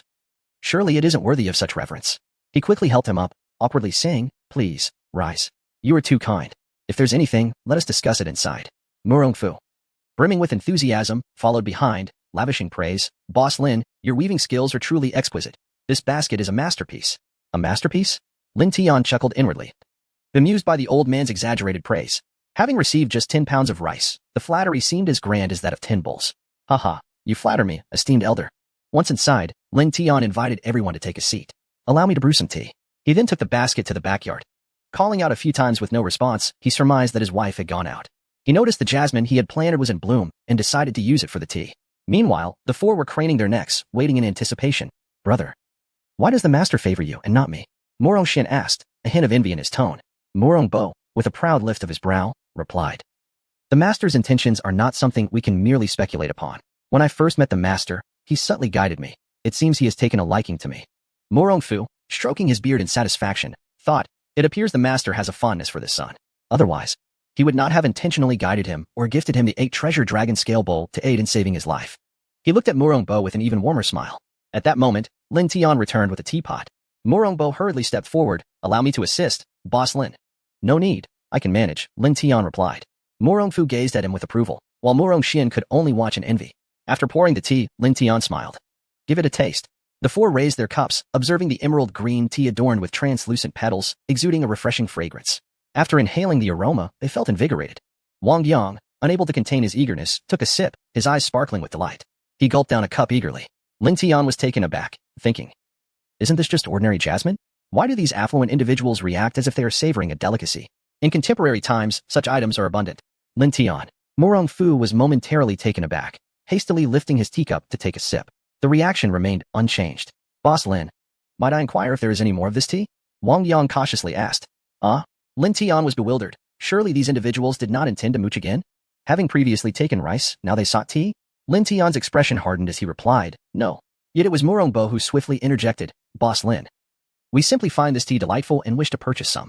"Oh, had you mentioned that earlier?" Lin Tian pointed towards the backyard. "It's all in the back. How much do you need? I shall go gather it for you." Upon hearing this, Wang Yang replied sheepishly, "We estimate we will need about 50 pounds. 50 pounds? You say?" Lin Tian calculated, recalling that last year's yield was also several dozens of pounds. This jasmine tea, favored by women, was better saved for their wives. The four of them observed Lin Tian in contemplation, hesitant to speak. "We do have 50 pounds available. I shall take a look," Lin Tian declared as he rose to head towards the backyard. Once he departed, the four resumed their murmuring. "Morong Bo, Master Wang, this floral tea serves as an antidote, correct?" Wang Yang vigorously nodded. Morong Fu remarked, "The master was well aware of our intentions, having already prepared the antidote for us. Such foresight is truly remarkable."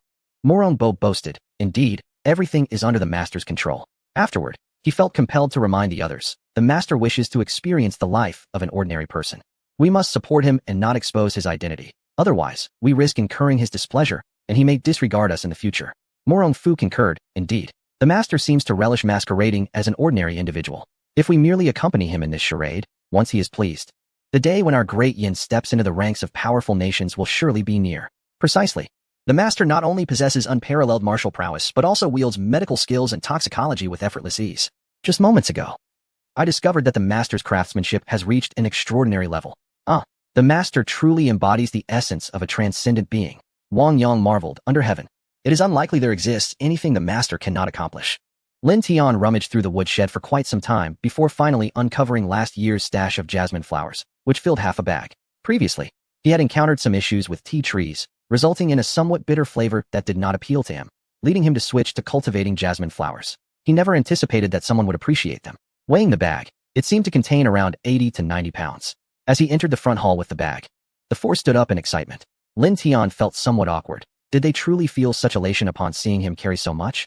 Then he considered that with 80 to 90 pounds, each of them could easily take 20 or so. It appeared they were indeed fond of jasmine tea. Now that we're all here, take a look, he said, as Wang Yang opened the bag and gestured to the others. Murong Fu joyfully exclaimed, "Thank you, Boss Lin. But may I inquire how much you wish to charge for these?" When it came to the matter of money, Murong Fu was exceedingly cautious. To Lin Tian, it seemed the elder was apprehensive that he might demand too much. After pondering, Lin Tian raised a single finger. Murong Fu was momentarily stunned, then quickly grasped the meaning. He quietly conveyed a few words to Murong Bo, who, with a serious expression, departed. After giving his instructions, Murong Fu donned a beaming smile and said, "Boss Lin, I forgot to bring any silver today. I have already sent him back to retrieve it." Lin felt puzzled, for they were wealthy individuals. Was it truly necessary to return home for a mere one tael of silver? However, since they had expressed it this way, he merely nodded and replied with a smile. No matter. Before long, Murong Bo returned, carrying a large chest. He opened it and declared, "Boss Lin, here is 100 taels of gold. I hope you accept it graciously." 100 taels of gold? He had merely mentioned one tael of silver. Lin felt embarrassed and said, "I think there has been a misunderstanding. I was referring to one tael of silver." Understanding the master's approach, Murong Bo feigned bravado, stating, "Boss Lin, it is our first time savoring such exquisite floral tea. Spending this amount is certainly justified." Lin was at a loss for words. These wealthy individuals truly seemed to regard money as inconsequential, spending it as freely as one drinks water. Yet, accepting such a substantial sum weighed heavily on his conscience. What if they were merely testing his greed? Contemplating these thoughts, Lin's expression hardened. He insisted, "For this floral tea, I shall only accept one tael." Murong Fu was taken aback, wondering if he had misinterpreted the situation. Alas, his mind. With a conciliatory demeanor, he replied, "Very well, Boss Lin, if you say one tael, then it shall be one tael." Murong Bo promptly placed one tael of silver on the table. Lin breathed a sigh of relief. Fortunate was he for his cleverness. Otherwise, he would have risked receiving nothing and potentially drawing the attention of the authorities. Business is indeed not so easily navigated. Chapter 13. A kitchen knife. Sparks were gazing at the room filled with iron tools. Lin Tian felt a twinge of frustration. He was in a blacksmith shop, not a tea house. Sighing, Murong Bo noticed his discontent and assumed that the master found them foolish, failing to grasp even this simple thought. Murong Fu, observing the situation, worried that he had irritated the master. If the master were to take offense, their fate would be dire.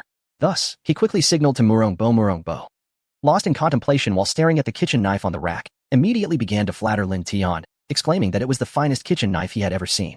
Upon hearing this, Lin Tian's expression brightened. "You think that knife is admirable too?" Murong Bo, noticing the master's delight, amplified his praise, declaring it an unparalleled treasure among knives. Lin Tian smiled, suggesting, "Since you admire it so much, why not take it home? We are fated to cross paths. I shall part with it for merely 3 taels of silver." Murong Bo was elated. Such a knife was unmatched across the entire Northwest continent, and the master intended to gift it to him.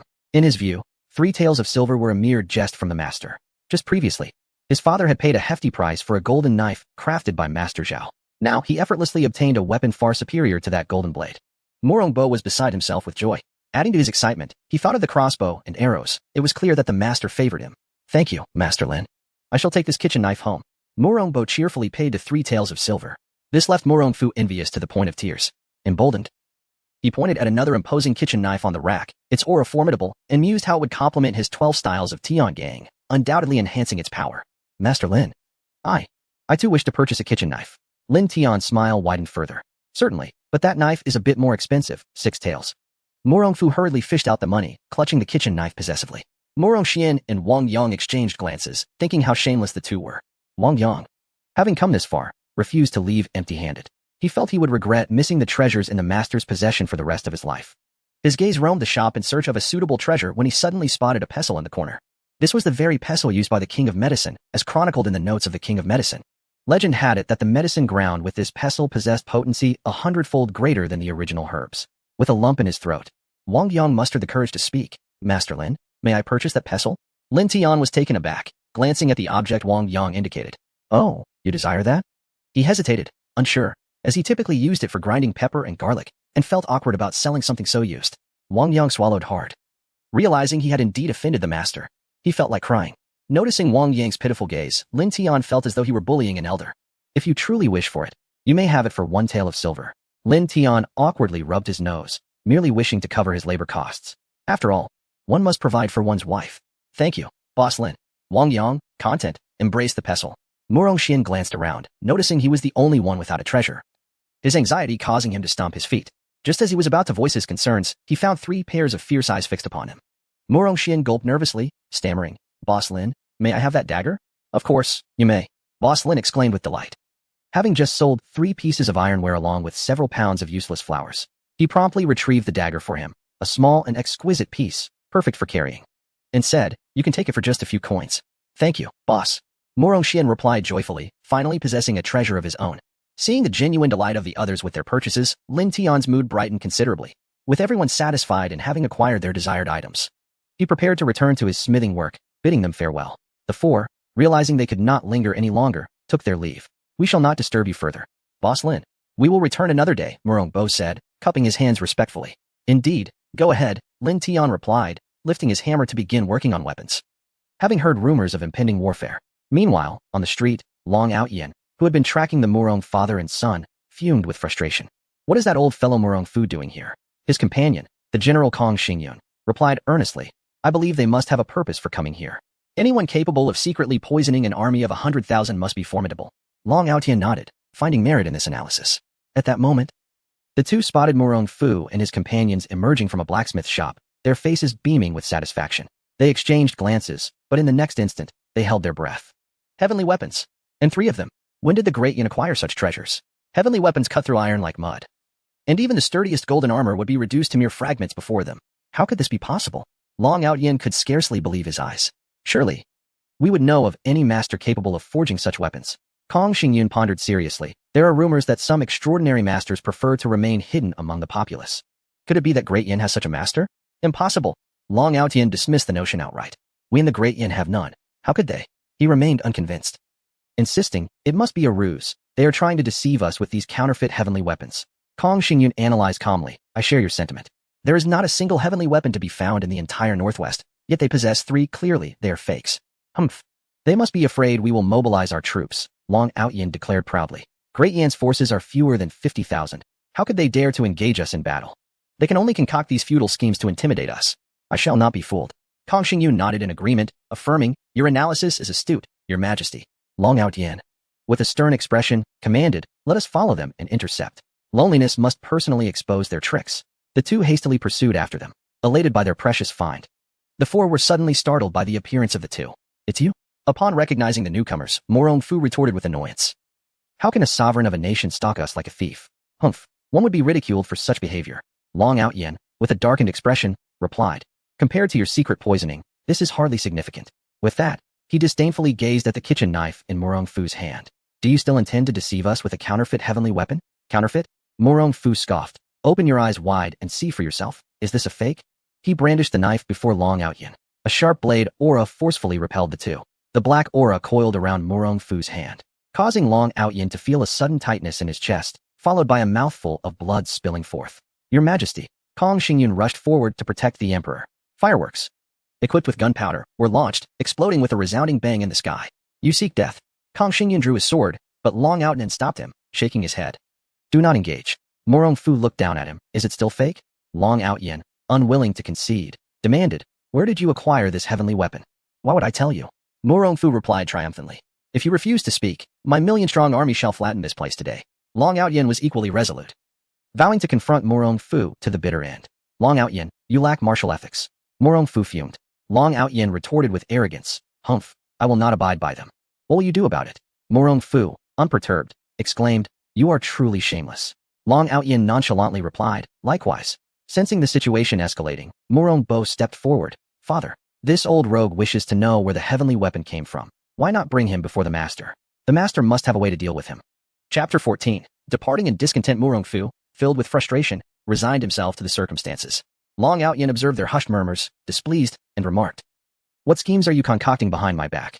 With a dismissive wave of his sleeve, Murong Fu rolled his eyes at him. Come on. Weren't you curious about the origin of our celestial weapon? Simply follow us, and all will be revealed. Long Outyen remained skeptical. After a moment's contemplation, Murong Bo restrained his father, turning to Long Outyen with a smile. We cannot escort you to meet the master without conditions. There must be a price. Morongfu, brimming with enthusiasm, patted his shoulder and regarded him with approval. You've inherited your father's cleverness. Your quick wit is commendable. Morongbo. Long Outyin furrowed his brow. Questioning, are you truly negotiating terms with me? You seem to have it backward. Morongbo shook his head, not at all. Doesn't he, the Dragon Emperor, need to offer something in return for the chance to meet the master? How about this? If we truly encounter the master, will the Dragon Emperor withdraw his troops? Long Outyin narrowed his eyes, exuding an aura of danger. Morongbo hastily added, the master has already provided us with the antidote. Should the Dragon Emperor agree to retreat, we shall present it to you. Long Outyin scrutinized him, contemplating for a moment, before suddenly breaking into a grin. Very well. But if you dare to play tricks on me. He leaned closer to Morongbo, a cold smirk forming on his lips. Within 15 days, I shall level the great Yen. Dragon Emperor, do not speak so boldly, cautioned Morongbo with confidence. Once we meet the master, I trust you will reconsider your words. However, the master has a peculiar preference for masquerading as an ordinary person, enjoying being addressed as boss. He detests having his true identity unveiled. Long Outyin remained unconvinced. You will see soon enough, but do not blame your juniors for not forewarning you. Morongbo straightened his posture, having received guidance from the master, who surely had high hopes for his ascension to the throne. Observing their unwavering confidence, Long Outyin felt a twinge of unease. Yet, upon realizing they had led him to a blacksmith shop, his frustration ignited. Are you mocking me? A master residing in such a dilapidated place? Hush. Morongbo gestured for him to lower his voice. Dragon Emperor, the master prefers to be called boss. After stating this, he cleared his throat and called out, Boss Lin. Lin Tian, engrossed in his smithing, looked up upon Morongbo's arrival, his lips twitching. 3 visits in one day? Do you consider this your home? With a clang, the hammer struck iron, reshaping it effortlessly. Lin Tian, puzzled, inquired, what brings you here? Have you forgotten something? Morongbo, startled, promptly shook his head. Ah, Boss Lin. I have 2 friends who were impressed by the blade I purchased from you and wish to take a look. Upon hearing this, Lin Tian's expression softened. They had come to bring him customers. A smile graced his face as he resumed his work, swinging the hammer once more. Long Outyin, witnessing Lin Tian's skilled craftsmanship, realized he had lost. Stealing another glance into the shop, his breath quickened. Epic weaponry, celestial artifacts, legendary blades. He involuntarily swallowed hard. After enduring countless strikes, the iron piece on the shelf had been forged into a block suitable for Lin Tian's crafting. The surface of the iron block glimmered with a reddish-golden hue, resembling the size of a palm. Deep-sea sunken iron. Long Outyin gulped again, and a flicker of fear crept into his gaze as he looked at Lin Tian. Lin Tian picked up the iron block and submerged it in water. With a sizzle, the iron block cooled rapidly, its surface now a lustrous jet black. He was quite pleased. Having discovered this seemingly useless scrap iron at home, he wanted to see if he could forge something from it. Could deep-sea sunken iron be referred to as scrap iron? This was a treasure that could not be found anywhere on the entire northwest continent. Long Outyin was left speechless. The other 3 stifled their laughter at his reaction. The master was indeed formidable, delivering an immediate shock to him. Lin Tian chuckled, Sir, would you care to come in and sit for a while?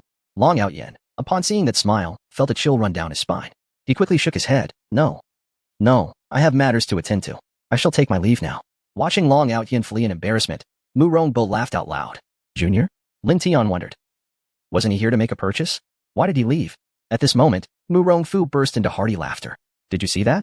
It was simply delightful. Long Outyin has finally faced his day of reckoning. Realizing the master was present, he swiftly composed himself. Lin Tian, puzzled, asked, what was that all about? Morongfu stifled a chuckle and replied, Boss Lin, pay him no mind. He was just flustered. Flustered? Lin Tian suddenly understood. Such matters were not good for a man to bottle up for too long. Morongfu clasped his hands together. Boss Lin, we shall take our leave now. I must visit a friend, and will come to pay my respects another day. Very well, go ahead, Lin Tian replied with a smile, watching the 4 depart. Just then, he spotted his wife returning home, though her expression seemed rather gloomy. Lin Tian set aside his work and rushed over, only to find his young wife with tear-stained eyes. Who bullied you? Lu Yinran wiped her tears and shook her head. No one has bullied me. If no one has bullied you, then why are you crying? Lu Yinran then sobbed. I ran into my sister. Sister? Lin Tian asked in confusion. Do you have family here? Lu Yinran nodded. Yes, my cousin. Her in-laws have encountered some troubles, and they were driven out. Tears streamed down Lu Yinran's face as she recounted her cousin's plight. She told Lin Tian that her cousin was named Lu Qianxuan, and her husband was Li Juanji. They had previously shown her kindness, and now they were accompanied by a 5-year-old son. Lin Tian quickly comforted her. There, do not cry. Perhaps you could invite them to stay with us. Lu Yinran shook her head. They have a place to stay. After being driven out, they rented a small courtyard at the end of our village. Fortunately, my brother-in-law still has some savings. Otherwise, they would truly be on the streets. Lin Tian promptly pulled his young wife into an embrace, soothing her. After crying for a while, Lu Yinran felt somewhat better. Do not worry, we shall go visit them shortly. As he spoke, he produced the silver he had earned that day, holding it up like a treasure, and declared, "Look, this is the silver from today's sales. Take it for a moment. Purchase some vegetables or meat. Let us go visit my brother-in-law and sister." With a smile breaking through her tears, Lu Yinran reflected on how her cousin and brother-in-law lived in conditions worse than that of a servant. Had it not been for their assistance back then, she too would have been trapped. Contemplating this, she inquired, "My dear husband, can we offer more help to my cousin and the others in the future?" Lin Tian affectionately pinched her delicate nose and replied, "Is that even a question?" Nestled in Lin Tian's embrace, Lu Yanran felt a profound sense of happiness as they prepared to visit her cousin and brother-in-law. Lin Tian resolved to close the door early. He filled a bamboo basket with some of their rice and vegetables, and on a whim, he plucked a sprig of jasmine, believing his beloved wife would appreciate its fragrance. He placed it in the basket so that its scent would accompany them on their journey. Glancing up at the wind-swayed paw of a nearby tree, he added it to the basket as well. Lu Yanran also purchased 2 fish. With the door secured, one hand grasped the bamboo basket while the other held his wife's hand, drawing the attention of the villagers along the way. Lu Yanran felt a twinge of embarrassment. What is there to fear? It is all legitimate. We have official documents, Lin Tian replied with pride. Isn't it just holding hands? In modern times, we could be embracing openly. Hey, Lin Tizai, where are you off to with all that? A villager called out. We are visiting relatives, Lin Tian answered calmly. You have relatives? We had no idea. The villagers laughed. Do tell, who in the village are your relatives? At that moment, someone recalled, could it be the newcomers? I heard they came from Liwu village. Isn't the wife from there as well? Now that you mention it, I just saw that woman returning from there. Chapter 15. Dear cousin, have you truly nothing better to do? Lin Tian scoffed. What business is it of yours? Move aside and do not disturb me while I visit my relatives. When dealing with such individuals, there was no need for decorum, for they were unworthy of it. Lu Yanran looked at him with profound gratitude. The master disregarded his own image for her sake, which deeply moved her. Lin Tian tightly grasped her small hand, gently assuring her, pay no heed to their words, they are not in our league. Lu Yanran nodded in agreement, recognizing their disparity. With that, Lin Tian took his beloved wife by the hand and walked away, unfazed by the discordant voices that trailed behind them. The narrow creek was soon reached. At that moment, a woman clad in gray satin emerged at the entrance. Cousin, Lu Yanran called out, rushing towards her. Yanran? Lu Qianxuan looked at her in surprise. What brings you back? Glancing at Lin Tian, she slightly nodded. Is this your husband? Lu Yanran shyly affirmed. Lin Tian greeted warmly. Hello, cousin. I am Lin Tian, with Lin as in wood and Tian as in sky. Lu Qianxuan hesitated, then leaned in to whisper to Lu Yanran, you haven't revealed your identity to him, have you? Upon reflection, Lu Yanran realized the master desired a life of simplicity, free from the weight of his lineage. She shook her head. No. Lu Qianxuan sighed in relief, then turned to Lin Tian, observing him closely. He seems quite earnest. I hear he works with iron. Though he may be a bit poor, it is still better than being reduced to a military concubine. At this, Lu Yanran's heart ached anew. Her family had suffered at the hands of treachery, with all her kin exiled. Had it not been for her mother's protection, she too would have faced a grim fate. I understand, cousin, Lu Qianxuan quickly consoled. That is all in the past. Focus on building a good life with your husband. Mention of Lin Tian made Lu Yanran's cheeks flush. Noticing her bashfulness, Lu Qianxuan teased. Have you and your husband consummated your marriage yet? Cousin. Lu Yanran's face turned even redder. I won't speak to you anymore. Lin Tian stood there, perplexed, watching the exchange between the two sisters. Lu Qianxuan called out, look at me. I have so much to say to Yin and that I forgot to invite you both inside. Come, your brother-in-law is chopping firewood in the yard. She then shouted towards the interior, dear, Yin and her husband have arrived. Take a break and spend some time with them. As Lin Tian entered the house, he spotted a slender man wielding an axe to chop wood, clearly resembling a frail scholar. Li Juanji looked up, wiping the sweat from his brow. Upon seeing them, he hurriedly welcomed. You must be the brother-in-law. Come in and sit down.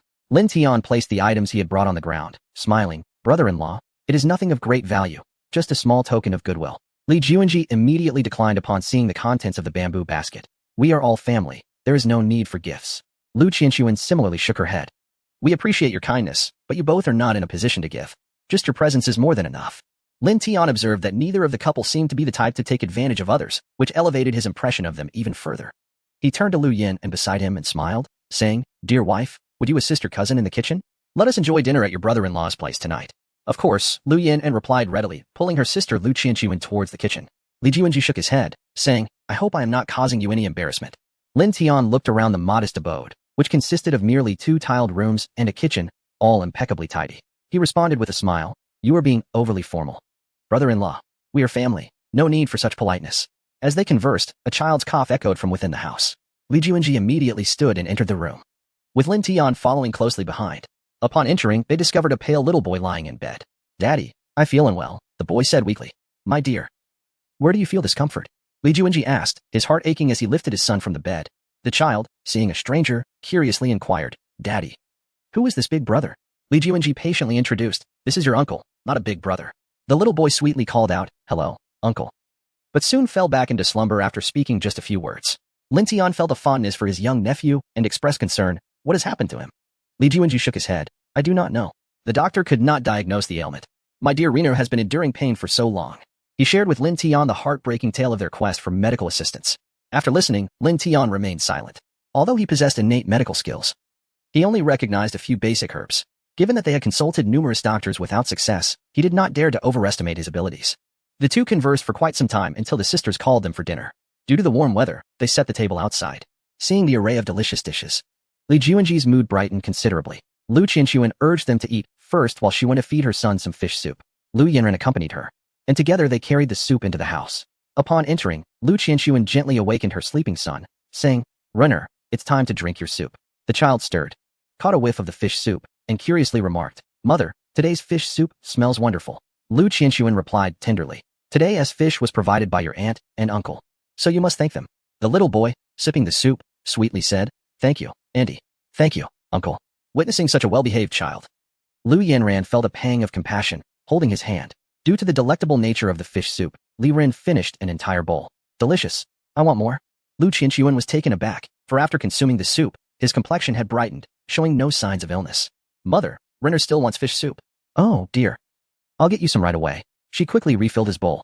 Thus, Lu Qianxuan watched in amazement as her son consumed 3 large bowls of fish soup. Oh, I am so full. Li Ren patted his belly and smiled contentedly at the two, saying, I am satisfied. I shall go out to play with Uncle. With that, to their astonishment, he jumped out of bed, put on his shoes, and dashed outside. What just happened? She stammered in disbelief. Lu Yanran stared at the empty bowl, and suddenly it dawned on her. It must be the master. She recalled that the master's bamboo basket still contained some jasmine flowers. Earlier, when she prepared the fish soup, she had added a few. Just yesterday, the master had cured Murongfu, and now he had quietly healed Ren's ailment as well. Yet, the master always claimed those jasmine flowers were of little worth. She had naively assumed they were merely common blooms. It seemed her understanding was shallow. She had not realized those were the miraculous herbs cultivated by the master.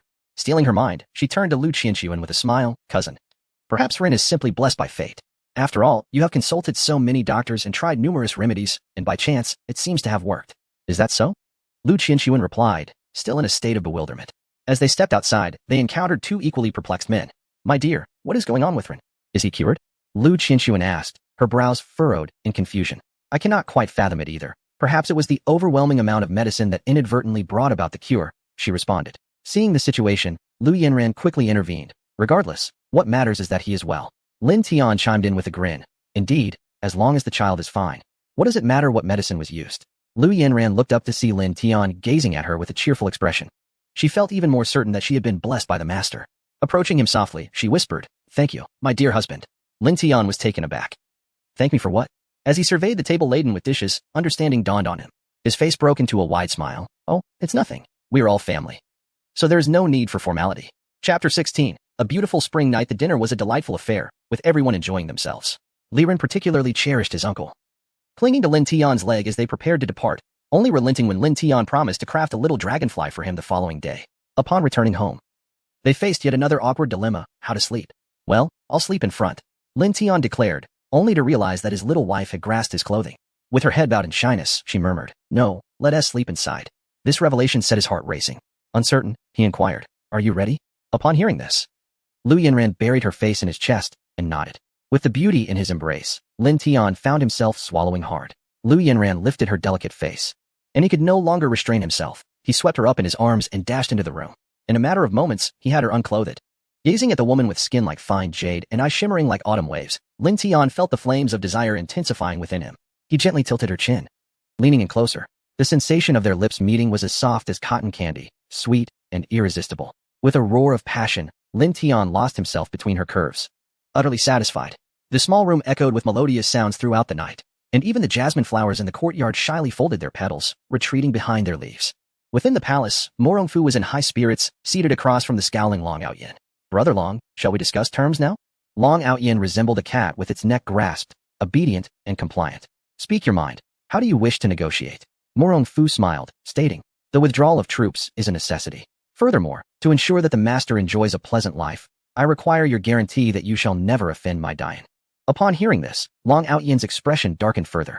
Noticing his reaction, Morong Fu dramatically revealed the crossbow he had purchased from Lin Tian, slamming it on the table with a resounding thud. Its imposing presence and unique design were unlike anything seen before, small yet exquisitely crafted, a true testament to masterful engineering. Even so, Long Outyen could not afford to underestimate its power. This is the legendary weapon, Zhuge Divine Crossbow. He marveled at the potential devastation it could wreak on the battlefield, a thought that filled him with disbelief. Taking a deep breath, he ultimately conceded. Very well. I accept your terms. Morong Fu's expression brightened at his agreement. However, Long Outyen added, I too have a request, should I wish to meet the master. You cannot obstruct me. Morong Fu's brow furrowed at this, glancing towards Morong Bo, who nodded in assent. Initially expecting an epic confrontation, he was surprised to find it was merely a legendary one.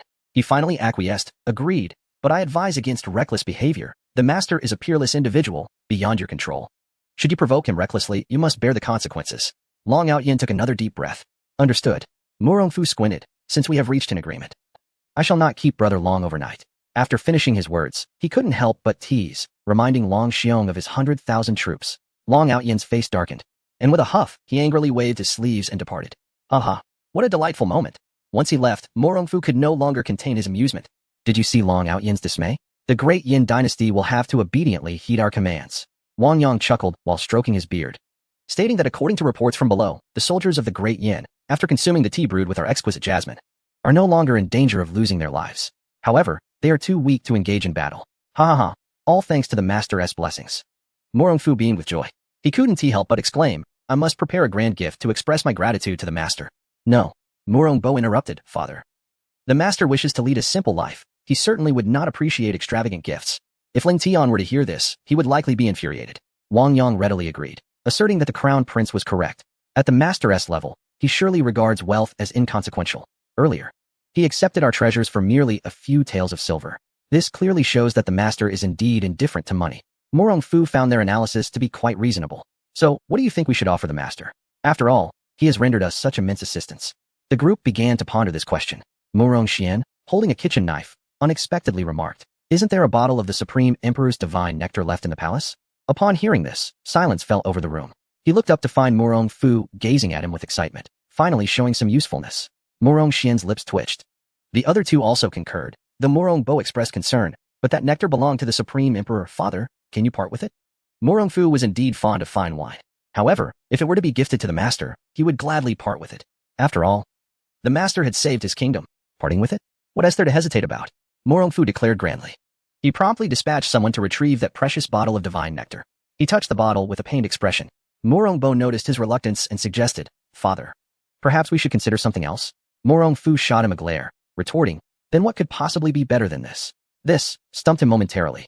He truly could not think of anything else to offer. Hurry back to sleep. Accompany me to the master's residence tomorrow afternoon to present the gift. At that moment, Morong Fu merely wished to savor the fragrant aroma wafting from the bottle.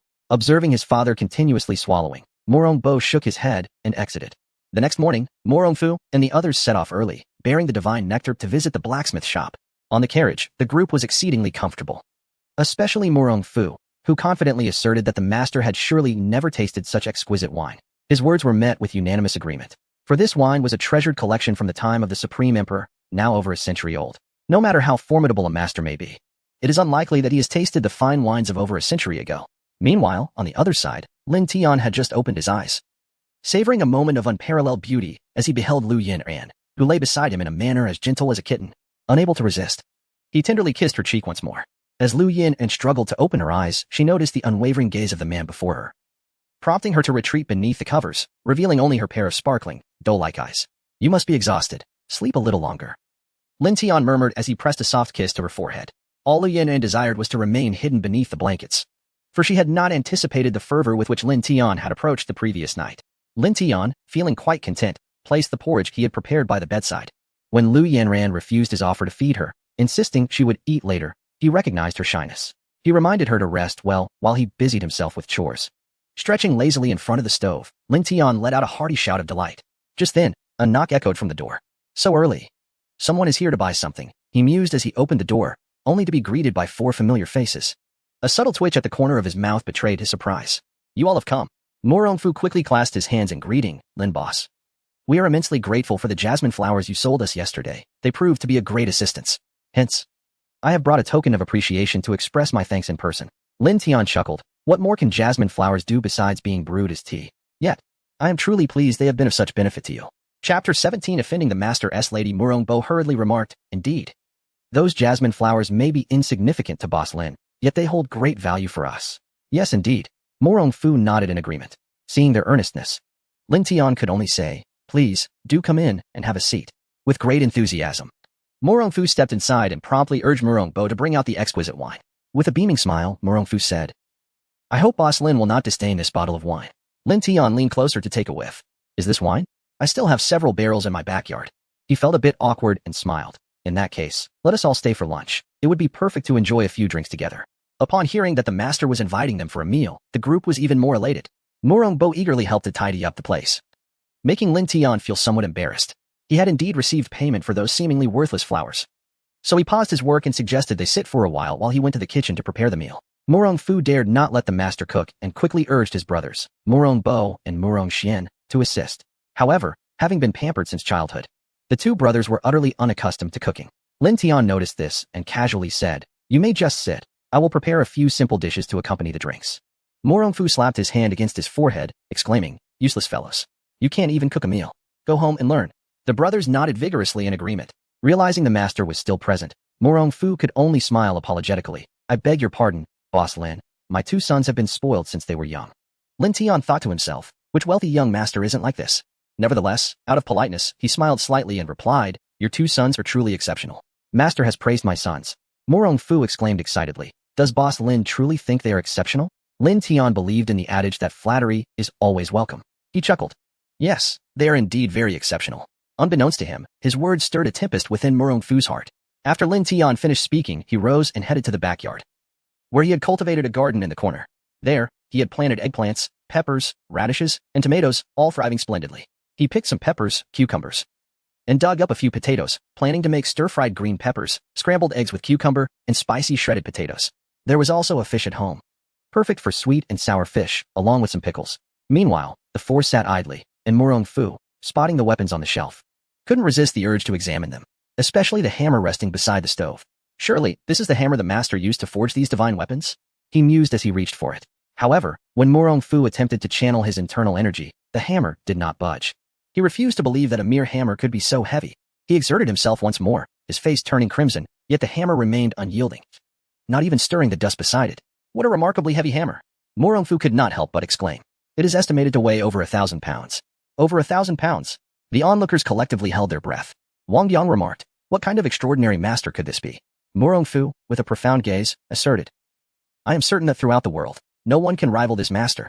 Wang Yang swallowed hard, directing his gaze towards the kitchen courtyard. Unexpectedly, he caught a whiff of a peculiar fragrance. What is it? Mo Rongfu inquired with curiosity. Have you all noticed this unusual aroma?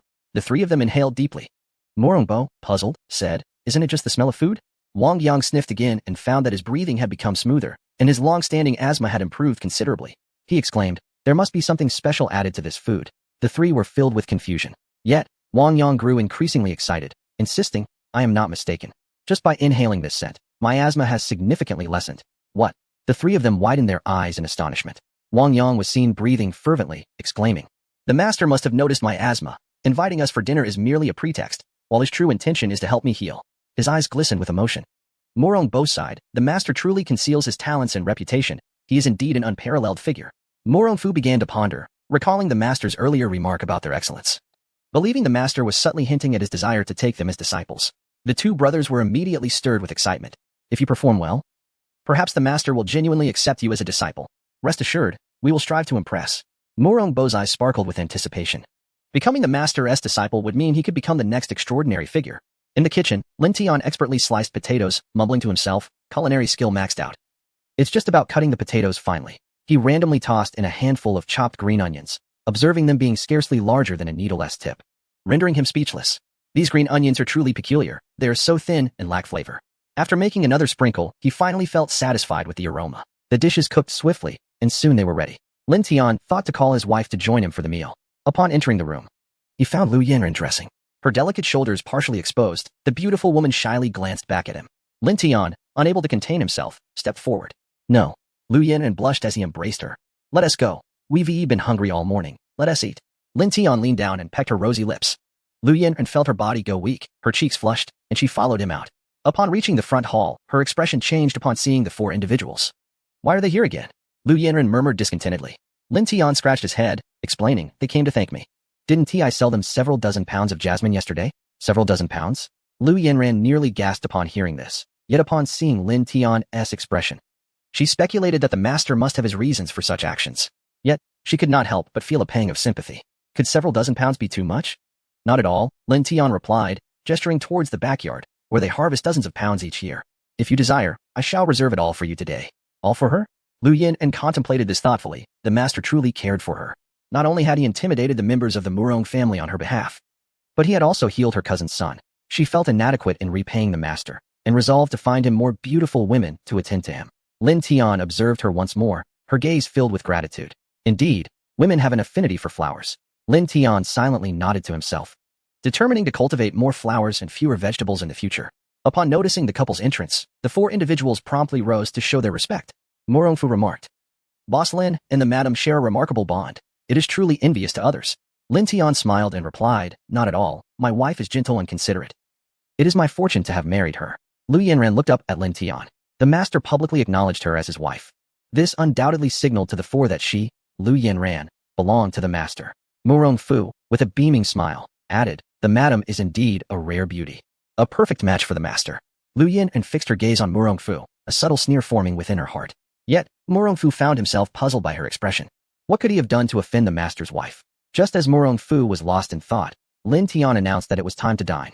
Chapter 18. An arm's length away 6 individuals gathered around the dining table, sharing a meal. Lu Yanran occasionally cast glances at the 4 guests, causing Morongfu to feel an unusual tension even while dining. Lin Tian speculated that his little wife was concerned about the possibility of the guests leaving them in a more impoverished state. In an effort to alleviate the awkwardness, Lin Tian decided to pour some wine. Come, let us toast to the esteemed Murong patriarch. Everyone, raise your glasses. After filling everyone's cups, he lifted his own and proclaimed, every meeting is a fateful encounter. Let us drink. With that, he boldly downed his drink in one go. After finishing 1 cup, Lin Tian picked up the bottle and shook it, only to find that after serving just 1 cup to each person, it was nearly empty. He turned towards Morongfu, wishing to spare the elder any embarrassment, and quietly said to Lu Yanran, Dear, could you fetch a jar of wine from the kitchen? The one with the red cork. Lu Yanran nodded and headed to the kitchen. Meanwhile, the 4 guests, experiencing such exquisite wine for the first time, were cautious. Morongfu carefully lifted his cup, first bringing it to his nose to savor the aroma before taking a delicate sip. Lin Tian pondered whether the esteemed elder felt hesitant to drink heartily because of the limited wine he had brought. When Lu Yanran returned with a jar of wine, Lin Tian received it with enthusiasm, saying, Come, everyone, no need to be polite. There is plenty of wine to go around. However, when Morongfu saw the jar, he lost his grip, spilling some wine. Morongfu, witnessing this, felt an urge to rush over and clean up the mess.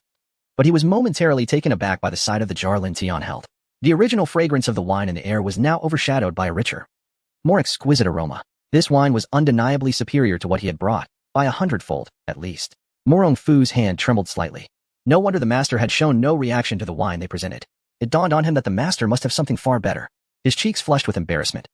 Realizing he had been so proud in front of the master earlier, he wished for nothing more than to vanish into a crevice of the earth. Yet, seeing that the master did not express any disdain, he felt an inexplicable sense of relief.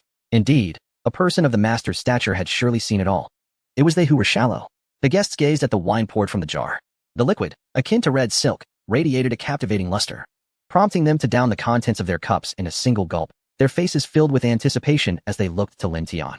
Slightly taken aback, Lin Tian refilled their cups, smiling as he explained, This wine is crafted from grapes from my own backyard. Its flavor is decent, so please indulge. Wine brewed by the master himself. The 4 eagerly consumed their drinks. The result? Thud, thud, thud, thud. They all collapsed onto the table. 2 cups down. Was their capacity for drink truly so feeble? Lin Tian stared at the empty wine bottles on the table, realization dawning upon him. It turned out they had long been aware of their own limits. With no other option, Lin Tian lifted his cup, intending to share a drink with his wife, only to find that his dear little wife had also succumbed, sprawled across the table. Alas, it seems the locals here possess rather limited drinking capacities. Lin Tian silently carried his wife into their room. Upon emerging, he beheld 4 individuals sprawled across the table and could only express his apologies, saying, I am truly sorry. Everyone, our home accommodates but a single bed, so you shall have to endure remaining here. With that, he rolled up his sleeves, determined to continue forging iron. Initially, he had heard rumors of impending conflict, but somehow it had all dissipated. Although warfare is hardly a favorable occurrence, he too must strive for survival. Sigh. Lin Tian wielded the hammer with such fervor that he was unaware of the astonishing speed at which he was working. Before long, an opulent carriage halted in front of his shop, drawing the attention of the villagers. Oh, Lin Tizi, it appears you have guests. Upon seeing the carriage, they recognized it belonged to a wealthy family, exclaiming that he had struck gold. Lin Tian continued his work, glancing at the spectators and admonishing. If you're not here to purchase anything, kindly step aside and do not disrupt my business. The villagers retorted, what is this? You open a shop and don't allow people to watch. How can we know what to buy if we don't see? Indeed, they remarked. No wonder no one is buying. Your approach is quite peculiar. With a swing of his hammer, Lin Tian silenced the gossips. At that moment, someone suddenly shouted, oh no. There is going to be a fatal incident up ahead. The onlookers, intrigued, inquired, where? Where? Let us go and see. Over there. Lin Tian regarded the two with disdain. He had never been fond of mingling in such commotion. Thus, he resolutely resumed his work. Meanwhile, someone in the crowd remarked, that person resembles the newcomers. The villagers began to murmur, gradually moving toward the scene. Newcomers? Lin Tian pondered, just as he spotted Xiaoro sprinting toward him, breathless. Not good, Tian Go. Your relative. The scholar at the village's edge has gotten into a fight. Lin Tian immediately set down his hammer and inquired, where? Let me there at once. Xiaoro hurriedly pointed. Over there. It's Zhang Dongzi. He has been deliberately bullying the scholar. Many of us witnessed it. He intentionally bumped into that child and snatched his candied hawthorn. A grown man stealing a child as snack? Lin Tian thought it was precisely the sort of behavior Zhang Dongzi would exhibit. Let us go. Lin Tian tossed aside his hammer and followed Xiaoro. She cautioned him along the way, Tian Ge, it's best not to provoke Zhang Dongzi. He has connections in town, and it's rumored he holds a significant position. We cannot afford to cross him. Lin Tian frowned, replying, Xiaoro, I appreciate your warning. But allowing someone like Zhang Dongzi to continue unchecked will only embolden him further. Realizing it was futile to argue, Xiaoro remained silent. Recalling how she had witnessed Lin Tian knock out 3 of Zhang Dongzi's teeth with a single blow, it seemed that this was what had emboldened him to stand up to Zhang Dongzi. By the time they reached the scene, Lin Tian saw that indeed. It was his brother-in-law surrounded by Zhang Dongzi and a group of thugs. Nearby stood his cousin, cradling a child, along with his elder nephew. Zhang Dongzi brandished a knife, pointing it menacingly at Li Juanji. How audacious. How dare you collide with me? He spat. Boss, which arm did he bump into? Let us sever that arm. Indeed. Otherwise, he won't learn his lesson. A band of ruffians seized Li Juanji's arms, while Zhang Dongzi, wielding a kitchen knife acquired from Lin Tian, prepared to strike. No. Lu Qinshuan cried out, her voice filled with desperation. Li Juanji's face turned pale with fear, believing his arm was doomed. Just as he braced for the worst, he noticed someone had grasped Zhang Dongzi's hand. Looking up, he was astonished to see Lin Tian. Brother-in-law? Li Juanji exclaimed in disbelief. Lin Tian smiled gently. Yes. It's me, dear brother-in-law. Zhang Dongzi was taken aback. Lin Tian, what are you doing here again? Lin Tian chuckled softly. I was just about to ask the same. It seems you have a penchant for disregarding lessons learned. He then glanced at the knife in Zhang Dongzi's hand and teased, didn't you claim my knife broke? What is it that you hold now? Zhang Dongzi, clearly unsettled by the memory of their previous encounter, stammered, why you shouldn't meddle in my affairs? Lin Tian surveyed the disheveled Li Juanji on the ground and replied, you dare to assault my brother-in-law and expect me to turn a blind eye? Do you truly believe that is feasible? Zhang Dongzi froze, bewildered. What? He's your brother-in-law? Or did you think otherwise? Lin Tian responded with a mirthful smile, so? How do you propose to resolve this situation? Shall I remove an arm from you as well, to instill some wisdom? Please, no. Zhang Dongzi's bravado faltered, and he hastily signaled to those around him. Chapter 19 Once again, it is you. Lin Tian discerned his intention to summon reinforcements. He swiftly seized his arm, eliciting a sharp cry of pain. Ouch, ouch, ouch. Lin Tian, we can discuss this rationally, Zhang Dongzi pleaded, clearly intimidated. Lin Tian had applied considerable pressure. Should he refuse to surrender, he truly might dislocate his arm. Before long, Lin Tian spotted a group of menacing individuals approaching, brandishing weapons. These newcomers were even more imposing than Zhang Dongzi, resembling sumo wrestlers in their formidable stature.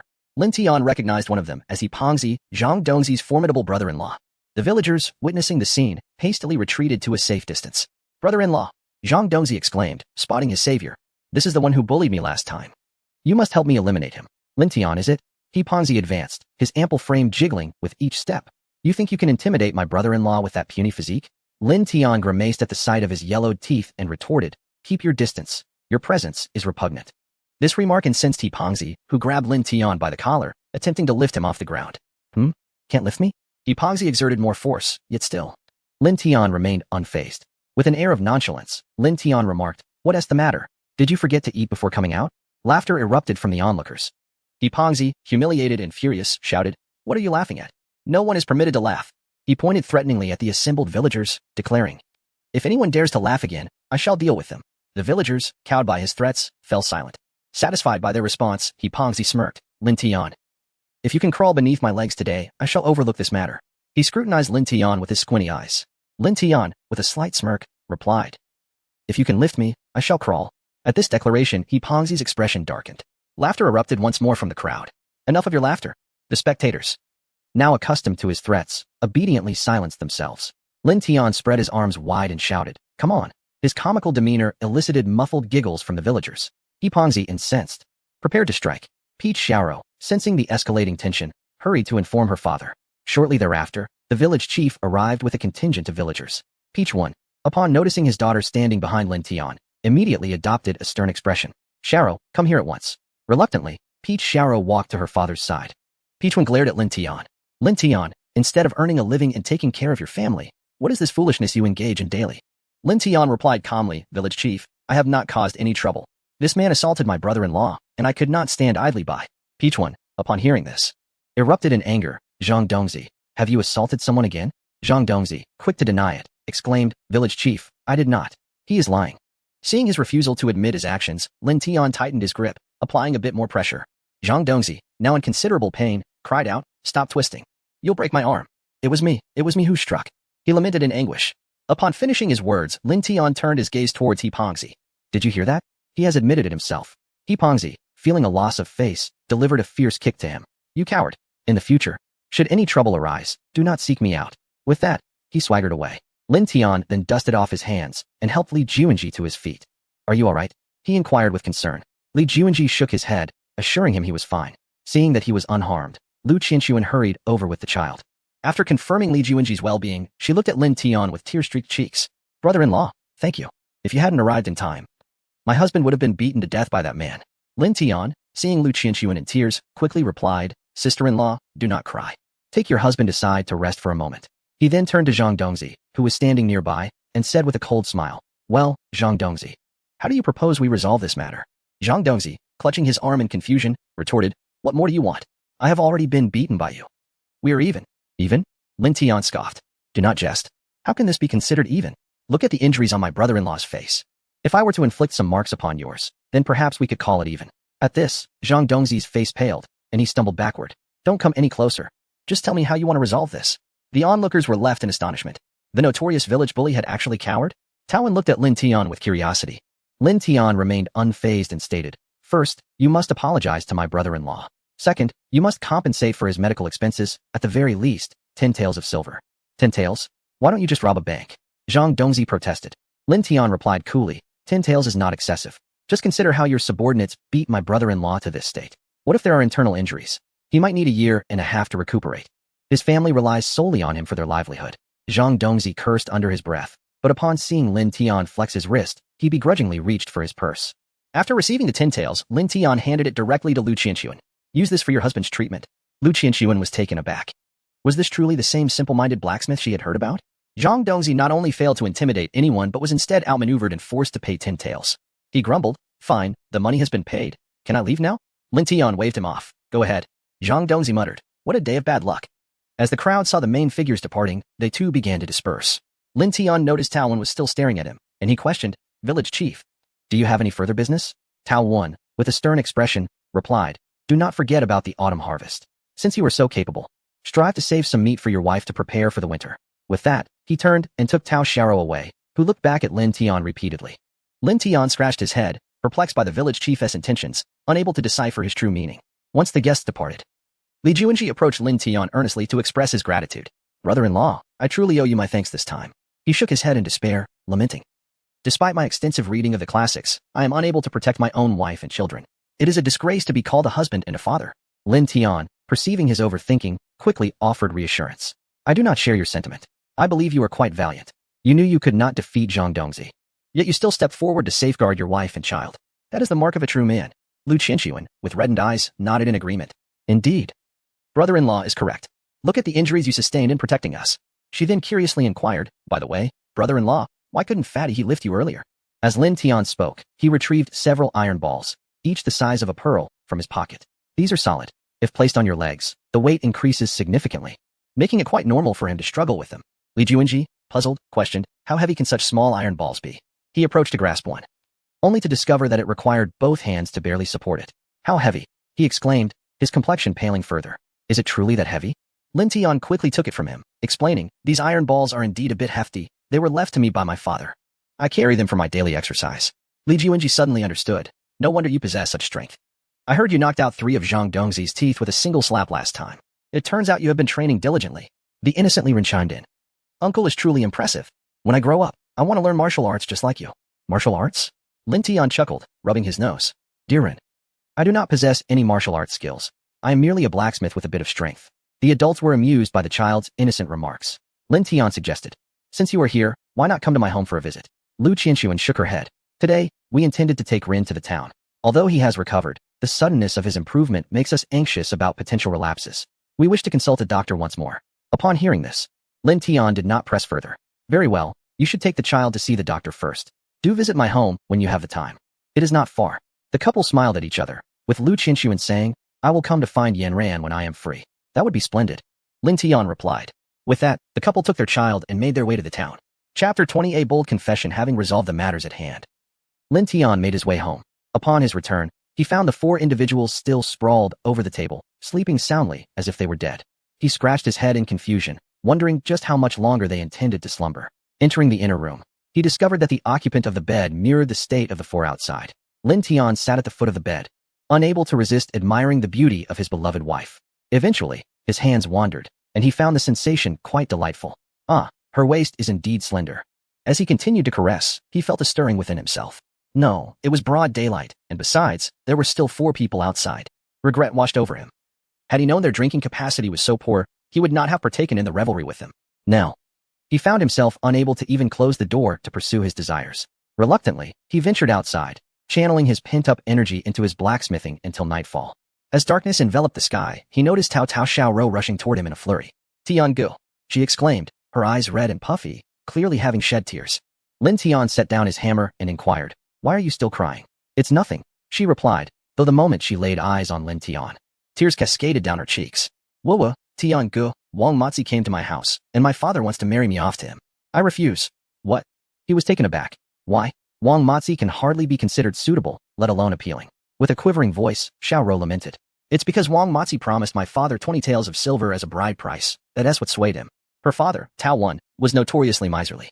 In the realm of Dian, it was customary for the bride's family to provide a dowry.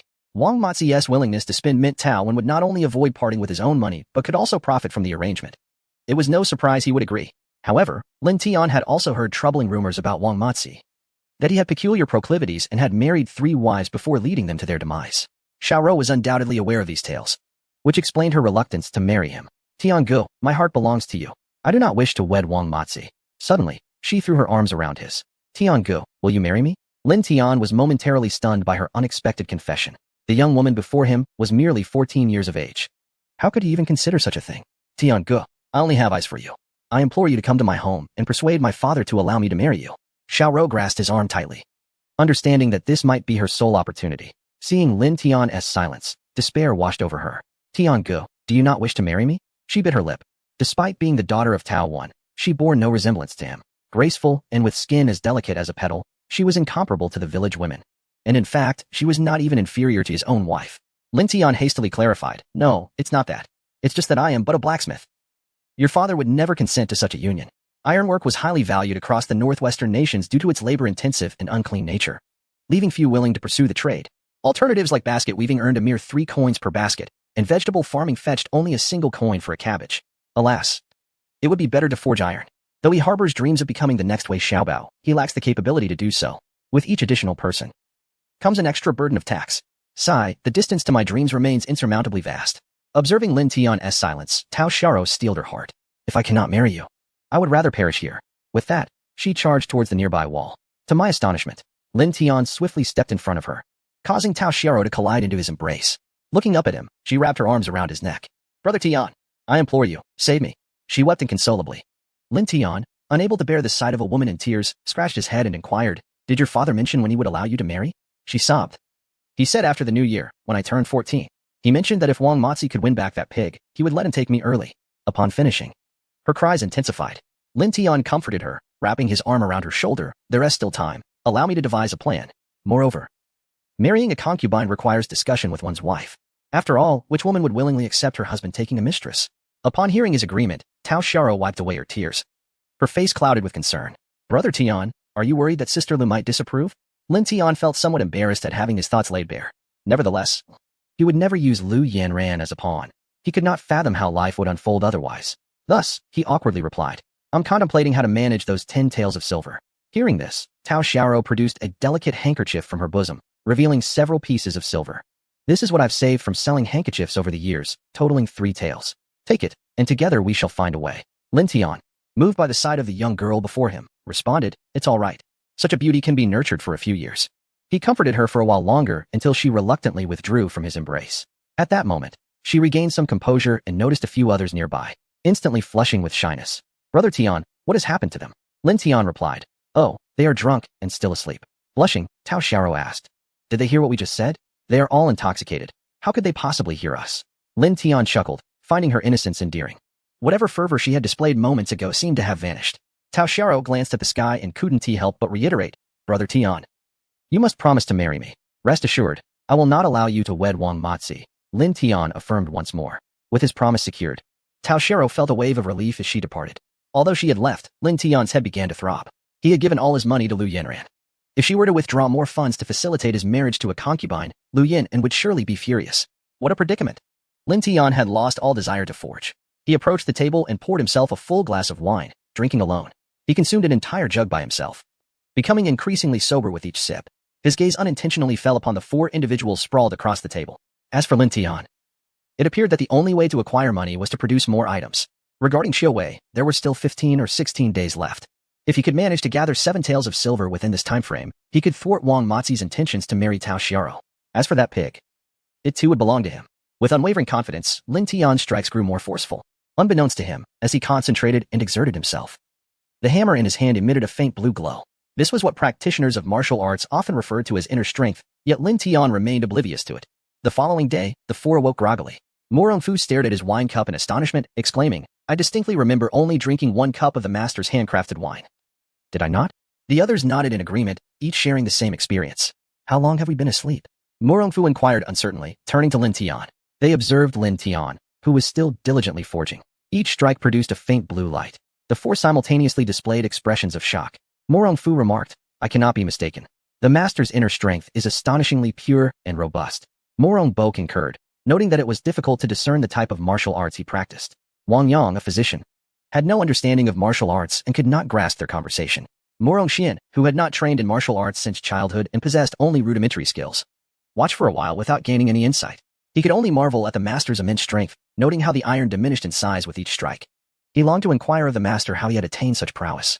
Chapter 21. The benefits of exercise for body and mind throughout the vast expanse of the Songqian continent. Senior artisans are revered as masters, their skills having reached an extraordinary level. Lin Tian, however, is of such unparalleled caliber that he can only be described as a transcendent figure. Among the 4 present, Mo Fu possesses the highest martial prowess, having cultivated the 12 heavenly blades to the 10th. Due to his age, he will never grasp the 12th blade in this lifetime. However, encountering a master changes the equation entirely. A master possesses the ability to forge legendary weapons. If he could persuade a master to craft a blade uniquely his own, would that not imply he could become formidable even without comprehending the 12th blade?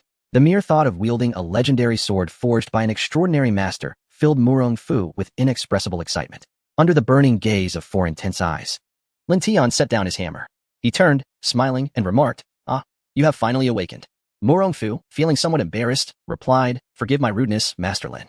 Your wine is indeed extraordinary. Lin Tian mused to himself that it was merely their lack of tolerance for alcohol. Nevertheless, he maintained a polite demeanor, saying, This wine has a potent after effect. Once you move around a bit, you will feel much better. Move around? The master was subtly indicating that this wine was no ordinary brew. It required the cultivation of internal energy for balance. Mo Fu immediately understood and promptly seated himself cross-legged on the ground. Mo Bo, initially perplexed, quickly grasped the situation upon witnessing the white vapor rising from his father's head.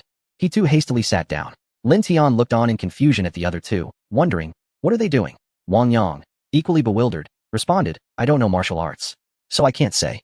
Morong Xian, stroking his chin, speculated, they are likely expelling the alcohol from their bodies through their techniques, thus alleviating their discomfort. It dawned on Lin Tian that they were indeed martial heroes. Feeling a surge of admiration for these skilled warriors, Lin Tian reflected on his own status as a mere blacksmith in this unfamiliar world. His heart ached with the weight of his mediocrity. For in the tales he had read, those who traversed worlds often rose to greatness. Yet here he was, struggling to find his place. Before long, the two men ceased emitting vapor from their heads and gradually opened their eyes. Morong Fu, astonished, clenched his fist in triumph. Wonderful! My internal energy has significantly improved. Morong Bo echoed his excitement. Mine too.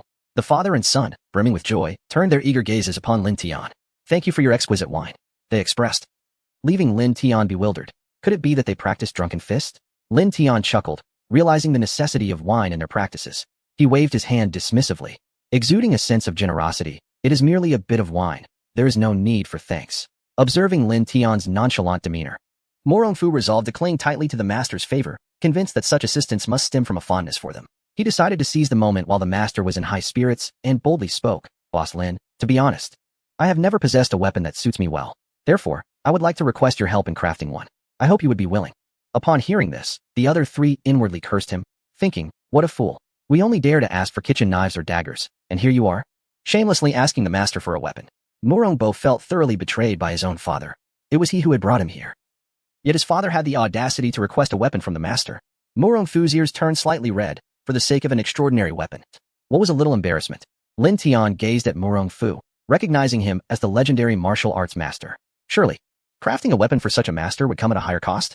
Lin Tian's eyes lit up, reminding himself to remain composed. He smiled and inquired, what kind of weapon does the esteemed Morong wish for? Was the master actually acquiescing? Morong Fu, brimming with excitement, replied, I primarily use a sword. I would trouble Boss Lin to forge one for me. A sword? Lin Tian pondered. He had seen the large swords worn by the captains here, but he deemed those too mundane. The individual before him was a martial arts expert. If he produced a sword of that caliber, it would surely be rejected. After some thought, Lin Tian suggested, how about this? I will forge it for you first, and you can return in 10 days to collect it. Upon hearing this, Morong Fu trembled with exhilaration. Okay, thank you, Boss Lin. Lin Tian maintained a smile, saying, no need for thanks. You may take your leave today. I need to contemplate what kind of sword would be best. Unbeknownst to him, the astonished gazes of the four remained fixed upon him. As they exited the shop, Morong Fu was still lost in excitement. The master is going to forge me an unparalleled treasure sword. Morong Bo looked at him with envy. Morong Fu cleared his throat, attempting to mask his embarrassment. Well, you are all still young. There will be plenty of opportunities for the master to craft treasure swords for you in the future. As for me, being older, this may be my only chance. Morong Xian had begun to see through his father's character. He scoffed, Father, you are only 40 this year. That hardly qualifies as old. Morong Fu felt a wave of embarrassment wash over him again. You're 18, the prime of youth. Compared to you, am I not old? How have I raised you to show so little respect for your elders? The three looked at him with disdain. Respect for elders? Wang Yang rolled his eyes at him. And love for the young? Both brothers gazed at him with a spark of mischief in their eyes. Meanwhile, Lin Tian sat alone by the bed, guarding the clothes. His mind swirling with thoughts about what kind of sword he should forge. His blacksmithing skills were at their peak, yet his mind was filled with bizarre weapon models. However, all of them appeared rather ordinary, nothing imposing or majestic, far removed from the weapons wielded by the heroes he had admired in his past life as martial arts films. In the end, Lin Tian decided to forge a blade akin to the legendary dragon-slaying sword. While it was not the authentic artifact, it at least appeared more substantial. To Lin Tian, a larger sword or knife seemed to convey greater value visually. Once he finalized his design, he worked tirelessly through the night to bring it to fruition. As he gazed at the blade resting on the forge, he pondered whether he had completed it too swiftly, fearing it might lead others to deem it worthless. Thankfully, he had told them to return in 10 days to inspect the goods. Lin Tian wiped the sweat from his brow just as the rooster from the neighboring house crowed. Had an entire night truly passed? He chuckled softly, took a bucket of water, and stepped into the courtyard to freshen up before retreating indoors to embrace the fragrant beauty beside him for a well-deserved slumber. In his dreams, Lin Tian enjoyed a deep and restful sleep. Meanwhile, Lu Yin awoke to find herself nestled in Lin Tian's arms, her cheeks flushed with shyness. Cautiously, she traced the contours of his face, but was astonished when she glimpsed her own hand. Could it be healed? She flexed her wrist, which had previously ached at the slightest movement, and now it moved freely, with even the unsightly scar vanished. It would be disingenuous to claim she wasn't moved. How could she, unworthy as she felt, be the wife of a master craftsman? Yet, here she was, genuinely cradled in his embrace. As long as he accepted her, she would willingly dedicate her life to serving him. In his dreams, Lin Tian felt a tickling sensation on his face and instinctively grasped the mischievous little hand. He drew closer, capturing her delicate lips with precision. A soft, enchanting sigh escaped her, prompting Lin Tian to slowly open his eyes. What a captivating little enchantress she was. At his words, Lu Yin and shyly lowered her gaze. Lin Tian playfully nibbled on her ear. His voice husky as he suggested that some morning exercise would be beneficial for both body and soul. Chapter 22. Rescuing the Saintess. The two indulged in tender moments for quite some time, until Lu Yinran finally pleaded for mercy, prompting Lin Tian to reluctantly rise from bed. She felt utterly exhausted from the master's relentless affection and secretly resolved to hasten in finding a beautiful woman for him. If this continued every day, how could she endure it? After a satisfying meal, Lin Tian sat in the courtyard, sipping tea while relishing the sight of the lovely maiden preparing food for him. Lu Yin still felt a burning sensation on her back and dared not raise her head, fearing the master might pounce on her again. During the meal, she cautiously picked at her food, which amused Lin Tian. Come now, look at you, so frightened. Is it really that bad if I touch you today? He teased. Really? Lu Yinran asked, her eyes wide with surprise. Indeed, Lin Tian replied with a smile. After eating, I plan to head into the mountains. Lu Yinran nodded. May I visit my cousin's house for a while? Of course, he laughed. When I return, I shall pick you up directly from there. All right. Her obedient demeanor made him yearn to embrace her, yet considering Tao Xiaro, he opted to take his bow and arrows to the back mountains. There was no choice. He had sold the crossbow bolts, and the money was in his wife's hands. For now, he could only rely on primitive tools for hunting. Rabbits fetched 40 coins, while wild chickens offered little meat at merely 10 coins. However, capturing a wild boar could yield over 5 taels of silver. Thus, it was said that hunters were among the most sought-after professions in these times. Fortunately, his physical prowess was commendable, and he often returned from the mountains with a good catch. As fate would have it, he encountered a youth named Li Xiaoqiang from a nearby village. Coming from a humble background, he survived by hunting. Their relationship was amicable. Brother Tian, are you heading into the mountains today? Li Xiaoqiang inquired with a beaming smile. Yes. Want to join me? Lin Tian replied. Li Xiaoqiang, flashing his bright smile, said, Brother Tian, could you wait for me a moment? My wife wishes to accompany me to gather some wild vegetables. As they conversed, a girl clad in patched gray clothing approached them. Xiaohua, greet Brother Tian. Li Xiaoqiang enthusiastically introduced. He had often spoken of Lin Tian to his wife, Xiaohua, who, carrying a basket, expressed her gratitude. Greetings, Brother Tian. I've heard my husband speak highly of you. He has received much kindness from you. Lin Tian smiled gently. We are all from the same village. It's only natural to help one another. As the three walked and chatted, they unexpectedly encountered a group of gossiping women, including Wang Sa, who also intended to gather wild vegetables. Oh, look who it is. You all again. Wang Sa sneered at Xiaohua. Didn't I see you out here yesterday? Are you trying to gather all the wild vegetables on the mountain for yourself? Xiaohua retorted defiantly. The wild vegetables on the mountain don't belong to you. I'll go whenever I please. Who are you to dictate that? Wang Sa, hearing this, shot her a derisive glare. If you're poor, perhaps you shouldn't have so many children. And having 2 daughters, aren't they just a burden? Xiaohua's temper flared instantly. Wang Sa, are my daughters eating your food or using your things? Why should it concern you? How so? I speak nothing but the truth. Rather than subsisting on wild greens, it would be preferable to marry Lin Tian. With that, she cast a sidelong glance at Lin Tian. True, he may be somewhat impoverished, yet at least he does not lack sustenance. Is this what it means to be caught in the crossfire? Innocently affected, Lin Tian remarked coldly. What I eat is none of your concern. With that, he disregarded them entirely. Seeing this, Li Xiaoqiang and his wife hurried to follow him, unable to contain her frustration. Wang Sa planted her hands on her hips and continued to berate him from behind. You, Lin Tian, you're merely a blacksmith. Why act so arrogantly? Hearing this, Li Xiaoqiang could not help but ask Lin Tian, Brother Tian, I want to teach her a lesson. Lin Tian restrained him, saying nonchalantly, what is there to argue with such people? They merely have their bellies full and time to waste. Xiaohua was indignant, for they were bullying her and even insulting her daughter. Lin Tian glanced back at the crowd with an expression of calm. I know where the wild greens are plentiful. You all can follow me shortly. Hearing this, the couple's eyes brightened. Indeed, upon entering the mountains, Lin Tian noticed that group was still trailing him. It seemed that his previous display of the bear paw had drawn too much attention. They were likely hoping to gain some benefit from him. After all, in the mountains, fortune favors those who seek. A faint smile graced Lin Tian's lips as he paid them no mind. After winding through the terrain and shaking off the followers, he led the couple to a lush area abundant with wild greens. So many wild greens, Li Xiaoqiang exclaimed, his eyes brimming with gratitude. Lin Tian chuckled lightly. Xiaoqiang's wife. You may dig for wild greens here. Xiaoqiang and I will venture over there. Call us if you need anything. Yes, yes, Xiaohua replied, her eyes fixated on the vibrant greens. Thus, Lin Tian took Li Xiaoqiang deeper into the thicket. The increasing solitude began to unnerve Li Xiaoqiang. Just then, a wild bird suddenly burst forth from the underbrush. Lin Tian drew his bow, but the arrow veered off course, unbeknownst to him, as he fully drew the bowstring. Both the bow and his arms emanated a blue glow. He stood there, dumbfounded. Indeed, good fortune does not come by often. not far from where the two were hunting. Guanzhou had fallen victim to the treachery of Luo San, who had poisoned her. She swayed unsteadily, clearly outmatched. With a lewd smirk, Luo San taunted, Guanzhou, you will never catch me.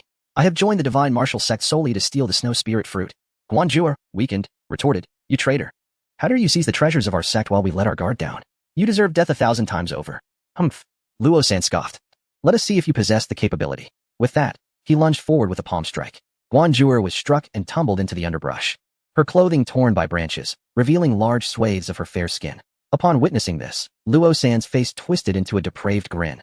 He had yet to savor the taste of his saneness, and today he would have his chance. Stay away. Guanzhou cried, her face ashen as she struggled to rise. Huh, what are you pretending for? I have always detested your haughty demeanor. Upon finishing his statement, he revealed a repugnant grin, and soon after, he promised her a moment of ecstasy. All hope faded for Guanzhou as she sank into despair. In this secluded wilderness, no one would come to her rescue. At that moment, a pair of emerald eyes emerged from the underbrush. Alarmed, Luo San swiftly ascended into a tree. Guanzhou witnessed a sharp arrow soar above her head, only to discover that not far behind her, a roebuck lay lifeless in a pool of blood. Had it not been for the archer, she would have fallen prey to the beast. Realizing that a skilled individual was there to save her, Luo San sensed the imminent danger and quickly fled. Guanzhou strained to discern the figure in the distance, yet ultimately succumbed to the toxins in her body and fainted. Li Xiaoqiang, who observed the arrow's errant flight, felt a twinge of embarrassment and clumsily reassured. It's all right, Tiangu. There will be more opportunities, no need to rush. He then suggested, let me check if there are any eggs. Lin Tian nodded with a smile. Typically, in areas where wild game is present, they would investigate for eggs. However, when Li Xiaoqiang beheld the lifeless roebuck on the ground, he was rendered speechless. There was a gaping wound in the creature's neck, blood oozing from it. He turned in astonishment to Lin Tian, who wore a beaming smile. Tiangu, you truly are remarkable. It became clear that Lin Tian's target was not the wild game, but rather the roebuck concealed within the thicket. Suddenly, Li Xiaoqiang felt a surge of admiration for Lin Tian. The ability to strike true with such precision was not a skill possessed by the ordinary. He gazed at Lin Tian with awe, while Lin Tian, puzzled, wondered why he was being scrutinized when they were meant to be searching for wild game eggs. Chapter 23. An arrow through the throat. Before long, Li Xiaoqiang approached, carrying a bloodied roe deer. Lin Tian exclaimed with excitement, Xiaoqiang, you are truly remarkable. You actually hunted a deer. Li Xiaoqiang was momentarily taken aback. Had he truly done so? It was evidently. Lin Tian stepped forward, patting him on the shoulder, and chuckled, well done, my friend. Quickly take this deer back to your wife, and let her rejoice. While also allowing that group of gossiping women outside to gaze in envy, it dawned upon Li Xiaoqiang that Lin Tian's intentions were indeed benevolent. With tearful eyes, he choked out, thank you, brother Tian. Thank him. Lin Tian felt that fortune had merely favored him. The ability to capture prey depended on one's skill. He had merely accompanied Li Xiaoqiang to this place. With a smile, he replied, what are you thanking me for? No need to be so formal. Let us be on our way. With the roe deer slung over his shoulder, Li Xiaoqiang followed closely behind Lin Tian. In the end, Lin Tian too managed to shoot a wild rabbit. Fortunately, it was not a complete disgrace. Holding the rabbit, Lin Tian grinned, let us go, it is getting late. And we should check if your wife has finished gathering wild vegetables. Li Xiaoqiang nodded in agreement. Upon their return, Xiaohua had already gathered the wild vegetables. When she saw the roe deer in Li Xiaoqiang's hands, she exclaimed with delight, darling, did you hunt this? Just as Li Xiaoqiang was about to explain that it was Lin Tian's doing, he noticed Lin Tian smiling and saying, Xiaoqiang was exceptionally lucky today. Sister, you shall have meat for dinner. Xiaohua gazed at the roe deer with excitement. Darling, this is wonderful. This deer can be exchanged for quite a bit of rice. We can enjoy it for a long time, and our daughter can finally have rice to eat. Hearing his wife's words, Li Xiaoqiang felt a pang in his heart. Deepening his gratitude towards Lin Tian, the three of them returned home laden with their bounty. As they descended the mountain, they spotted a group of women with baskets waiting by the roadside. Upon seeing the roe deer on Li Xiaoqiang's shoulder and Xiaohua's basket brimming with green wild vegetables, Wang Sa felt an immediate pang of envy. Lin Tian, this is too much. You deliberately left us behind. Lin Tian replied with a subtle smile, Wang Sa. Do not speak ill of me. The forest is vast. If you could not keep up, how can you blame me? Besides, I never stated that I would bring you along. Lin Tian, how could you act so unkindly? We are all from the same village, and we are women. If we were to encounter any misfortune in the mountains, could you bear the responsibility? Fat Ant chimed in, adding her voice to the reproach. Indeed, how could one behave in such a manner? If we were to face any mishap, would you take responsibility? At that moment, someone eyed the wild vegetables in Xiaohua's basket, their intention shifting. Our afternoon in the mountains should not be in vain, Xiaohua. You should share the vegetables from your basket with everyone. Yes, why should you be the only one to gather so many wild vegetables? Have you cleared out all the wild produce from this mountain? Exactly. Quickly hand over the wild vegetables so we can share. A throng of women surged forward, intent on seizing the wild vegetables. Li Xiaohua quickly shielded her basket, retreating behind Li Xiaoqiang. The crowd halted upon seeing him. What? Are we wrong in what we say? The wild vegetables in this vicinity have been entirely harvested by your family. What shall we eat now? Indeed, Li Xiaoqiang remarked with a sullen expression. Wild vegetables are not cultivated by you. Why should we be barred from foraging them? Furthermore, if you cannot find any, what concern is that of ours? If you have the ability, go and gather them yourselves. The group of women regarded Li Xiaoqiang with trepidation, yet their spirits revived upon the arrival of their menfolk. We just heard the call of a wild beast. I surmise it was the beast that spotted us. Inadvertently, we served as bait for you to capture that roe deer. The newly arrived men's eyes sparkled at this revelation. Is it truly so? Wang Sa hastily interjected. Indeed, it is not a falsehood. We nearly fell victim to them. This was Lin Tian's first encounter with such shameless individuals, and he could not help but scoff. Are you not afraid of your own tongue? If a beast truly pursued you, how could you return alive? Just based on your bulk? After this, Lin Tian could not resist offering a derisive remark. Li Xiaohua stifled her laughter behind him. Wang Sa, incensed, pointed an accusing finger at Lin Tian, exclaiming, My physique is perfectly suited for childbirth. Did you not see me bear 4 sons in one breath? Humph. Wang Sa was undeniably proud. Yet, everyone was envious of the roe deer meat. Lin Tian observed the ravenous gazes of the crowd, feeling a growing disdain within. The ruckus soon attracted the presence of the village chief. Accompanying Tao Wen was Tao Xiaoro, who could hardly contain her excitement upon spotting Lin Tian. Tao Wen glanced at Lin Tian and then at Li Xiaoqiang. What is the matter? Why are you all gathered here idly instead of working? Wang Sa, in a fit of anger, recounted the events with embellishments. Li Xiaohua vehemently reiterated the explanation. Although Tao Wen was somewhat stingy, he still possessed a sense of integrity in his duties. Upon grasping the situation, he bellowed at the group of men. I understand everything now, do you not?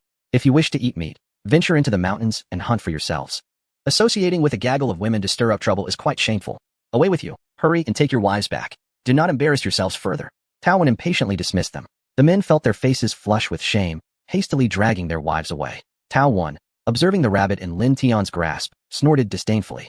With such meager skills, you dare aspire to marry my daughter? With that, he offered no further remarks and turned to leave. Noticing his daughter gazing longingly at Lin Tian, he darkly stated, What are you staring at? If you truly wish to marry her, bring 10 taels of silver. After saying this, he forcibly led Tao Shiro away. Lin Tian found himself in an awkward position, while Li Xiaoqiang, astonished, exclaimed, Brother Tian, are you intending to marry the village chief's daughter? Lin Tian scratched his head and recounted the events of the previous day, when Tao Xiaoro had come to him in tears. Upon hearing this, Li Xiaoqiang wore a sympathetic expression. Indeed, Wang Matzi is not a suitable match for marriage. My dear Xiaohua comes from the same village, and Wang Matzi, emboldened by his family's wealth, has committed numerous misdeeds, having already caused the demise of 3 women.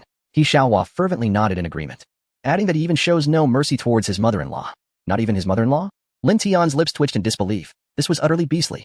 It seems that rescuing underage girls has become imperative. Reflecting on the past 3 years, Tao Xiaoro has been immensely helpful to him, and he cannot bear to see her fall into the jaws of such a predator.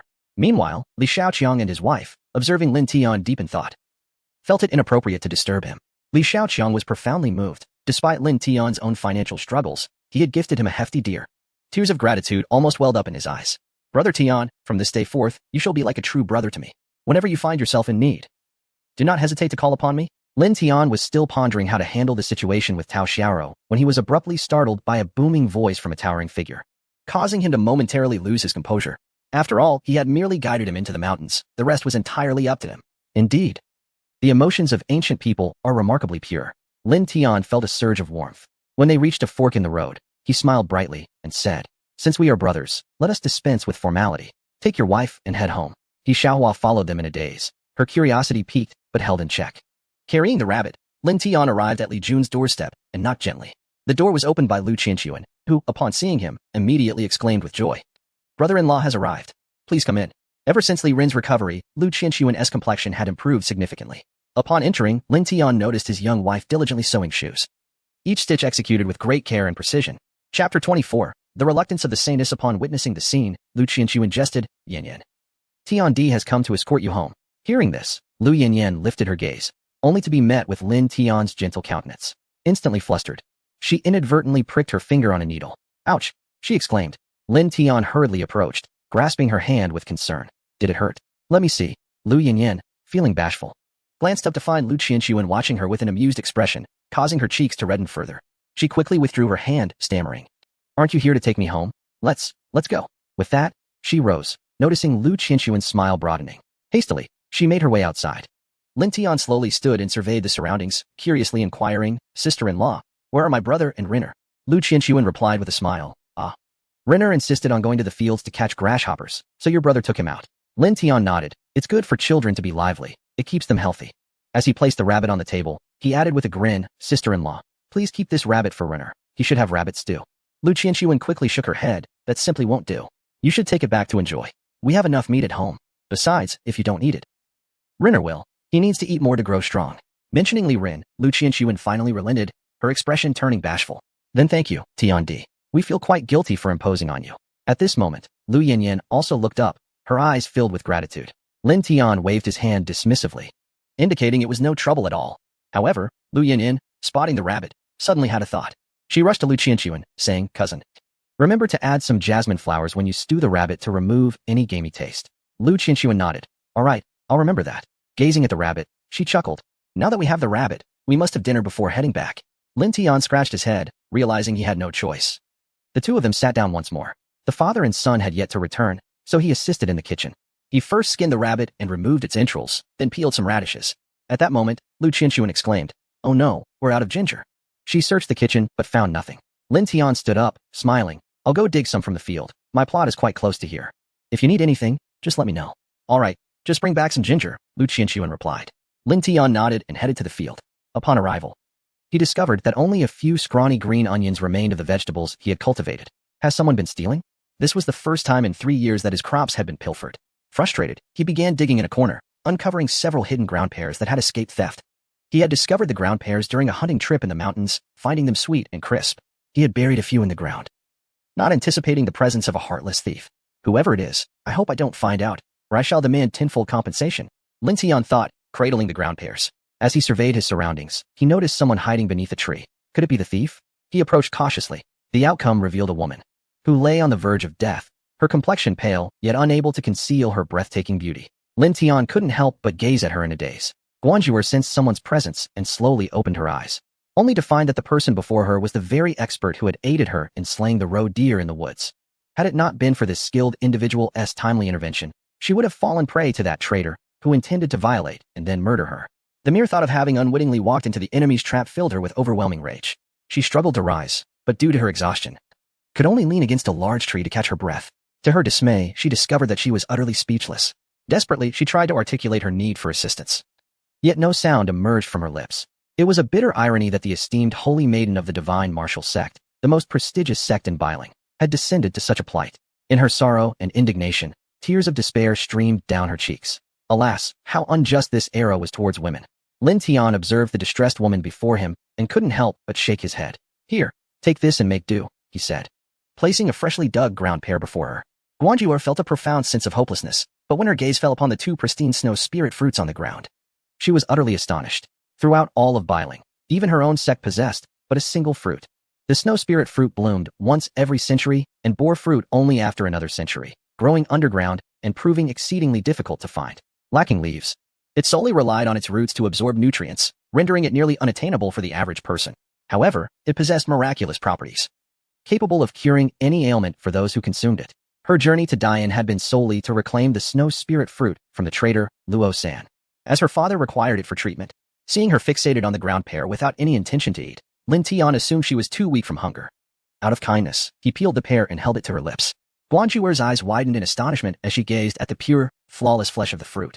Hesitation gripped her. "Eat," he urged gently, "and if that's not enough, there's another." Upon hearing of an additional fruit, Guanjuer immediately took a bite. Instantly, a sweet and unique fragrance permeated her being, revitalizing her spirit. "Oh, this is exquisite," she exclaimed in excitement. Hearing her praise, Lin Tian smiled slightly. "You can keep this," he said, "but I must take my leave." Guanjuer was taken aback. She held great confidence in her appearance. Yet, the man before her, who had initially regarded her with awe, now looked at her with a calm demeanor. Confused, she couldn't help but gaze up at Lin Tian. "Thank you. Had it not been for you, I would have perished twice over. I have nothing to offer in return, except to express my gratitude once I'm back." She hadn't finished her sentence when Lin Tian, not pondering further, interrupted, "No need. It's merely a trivial thing. I have no desire to take advantage of you." "A trivial thing?" Guanjuo thought incredulously. Such a rare snow spirit fruit, and he dares to deem it trivial? Could it be that this esteemed figure lacked appreciation for valuable treasures? Surely not. Just as her thoughts wandered, she remained in a state of perplexity. However, she discovered a dagger protruding from Lin Tian's embrace. Guanzhouer gasped. A divine weapon. He shook his head, pondering how such a place could possibly house a divine artifact. No nation across the entire northwest continent possessed one. Furthermore, judging by the other's appearance, he did not seem like a scion of wealth. Yet, the dagger lay before her eyes. She scrutinized Lin Tian with suspicion and, rather presumptuously, inquired about what he bore in his bosom. Lin Tian glanced down and realized she had spotted the dagger. With a smile, he retrieved it and clarified, "My lady, please do not misunderstand. I merely forged this dagger at the blacksmith's shop earlier. It is simply a tool I carry with me, and I harbor no intent to harm you." Upon hearing this, Guanzhouer was once again taken aback. Stammering, she asked, "You, could it be that you forged this dagger yourself?" "Indeed," Lin Tian replied, offering a friendly smile. He sensed that the young lady might be frightened, assuming he was a villain as well. Yet, after hearing his words, Guanzhouer felt as though she had turned to stone in the wind. She recalled having seen information about an unparalleled master in the secret scrolls of her sect. It was said that this master excelled in forging various weapons and possessed unparalleled skills in medicine and poison. Could it be that she had encountered him? Guanzhouer could not help but swallow hard, gazing at Lin Tian's enigmatic smile. She inwardly lamented and urgently asked, "Master, may I offer myself to you?" "Master?" Lin Tian was momentarily taken aback, quickly realizing that since he had mentioned being a blacksmith, she might have misconstrued him as a master craftsman. Feeling immensely awkward, he replied, "No, my lady, I am but an ordinary blacksmith." Guanzhouer, however, remained undeterred. "It's all right, master. I am willing to serve you faithfully, as long as I can stay by your side." Chapter 25. The revelation of Lu Yanran's identity. Upon hearing her words, Lin Tian felt a deep sympathy for the woman's plight. Yet, he found himself powerless to save her. He could only awkwardly advise, "My dear lady, you possess a promising future ahead. Do not belittle yourself." To Guanzhouer, this sounded like a master-esque guidance, suggesting she must first return with the shuling fruit to resolve the internal discord within her sect, thereby allowing her to better inherit the SHNW sect.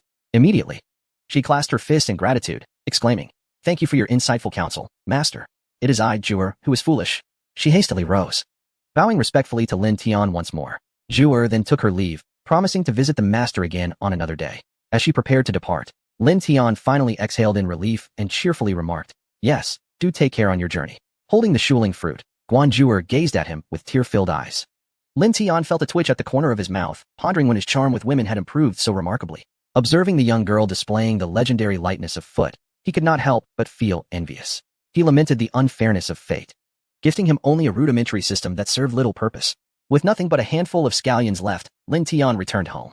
Upon entering, he discovered that Li Juanji and his son had already returned, brandishing palm fronds adorned with a small crab. The moment Li Ruan spotted Lin Tian, he dashed over and embraced his leg, exclaiming in a childish voice, "Uncle, my mother said you caught another rabbit today. You are truly amazing." Gazing at the awestruck expression of the little boy, Lin Tian felt a rush of embarrassment as he scratched his head. "Uncle, my father wants me to study hard. But I refuse. I will become as formidable as you one day." Li Juanji looked on awkwardly. Lin Tian smiled and replied, "Runner, knowledge can alter one's destiny. A sharp tongue is mightier than a million troops. You must diligently follow your father's example and study well, so that one day you may become a great official and benefit the people." The 4-year-old could hardly grasp such concepts, yet upon hearing them, Li Juanji seemed to awaken. With excitement, he looked at Lin Tian and declared, "What a profound truth that knowledge changes fate. What wisdom that a sharp tongue is mightier than a million troops. Brother Tian, you have enlightened me." He reflected, in the past, when the village invited me to be a teacher, I was solely focused on passing the imperial examinations. I, a mere scholar, allowed my wife and child to suffer alongside me. What use is this knowledge?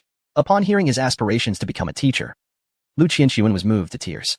"My dear, have you finally agreed to take on the role of a teacher?" Li Juanji nodded, and the two embraced, weeping together. Observing his father cry without understanding, Li Ren joined in their tears, and the family of 3 wept in unison. Lin Tian glanced at his wife, who was equally at a loss for words on how to console them. He thought that perhaps letting the tears flow would suffice.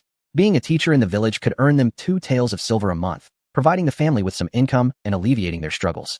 However, before they could celebrate this newfound hope, visitors arrived at the door. "Oh, the ousted family is living quite well, I see. Mother, I told you. They must have secretly taken money from the household." As Zhao Jimei entered the room, her eyes fell hungrily upon the meat on the table, saliva pooling in her mouth. "Mother, look at that large basin brimming with food, and the tender stewed radish beside it. We would never indulge like this at home. It seems someone has pilfered from our savings, living quite lavishly," she exclaimed. Upon hearing this, Granny Qian's temper flared, and without discerning the truth, she erupted in anger. "You, Lu Qianxuan, dare to steal from me? Hurry up and return what is rightfully mine." Lu Yanran shuddered at the words. Lin Tian, witnessing his wife's fright, felt a coldness wash over him. He cast a steely gaze at the two women and their two maidservants. However, given that this was his brother-in-law's home and the women were his mother-in-law, he refrained from intervening. Lu Qianxuan replied indifferently, I have never seen your money. And as for the meat and dishes on the table, they were sent by my brother-in-law, Lin Tian. Li Juanji, cradling his son, furrowed his brow and said, Mother, when we left, we had nothing but a few garments, and you searched us thoroughly. How could we possibly have taken your 300 taels? Zhao Jinmei's eyes darted, and she immediately launched into a tirade. You lie? That 300 taels belong to you. Hand it over. Or how could you afford to rent a house by the river? Renting a house costs money. I heard you even went to town to see a doctor. Does that not require payment? Who do you think you're fooling? As she shouted, she rushed forward, convinced they must have hidden the money in the house. Lu Yanran quickly moved to intercept her, but was shoved to the ground, her skin scraped in the process. Darling. Lin Tian's heart ignited with fury upon seeing his wife injured. Zhao Jinmei, noticing, snarled, I haven't even addressed you yet, you little harlot. How dare you entice my man at home and now impede my way? Do you wish for death? With that, she raised her foot to kick. But before she could make contact, she found herself face to face with an enraged Lin Tian. How dare you harm my wife? Who do you think you are? Apologize at once. He demanded, his voice icy. Zhao Jinmei was taken aback by Lin Tian's demeanor, yet she quickly dismissed him as merely a lowly blacksmith. With the pride of a hen, she fluffed her feathers and retorted, You expect me to apologize? Look at yourself in the mirror. Hand over the stolen silver. Or I shall call my husband to have you all thrown into prison. Lin Tian's fury reached its zenith as he glared at Lu Yanran's scraped hand.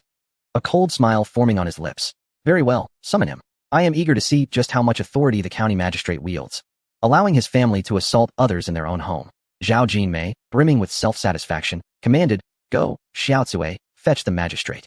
Tell him they stole our silver and refused to admit it. Have these ruffians thrown into jail. At this, Lu Yanran's face drained of color. She clutched Lin Tian's sleeve, her voice trembling with fear. Husband, she is from the Rosong clan. If this goes to court, my cousin will be implicated.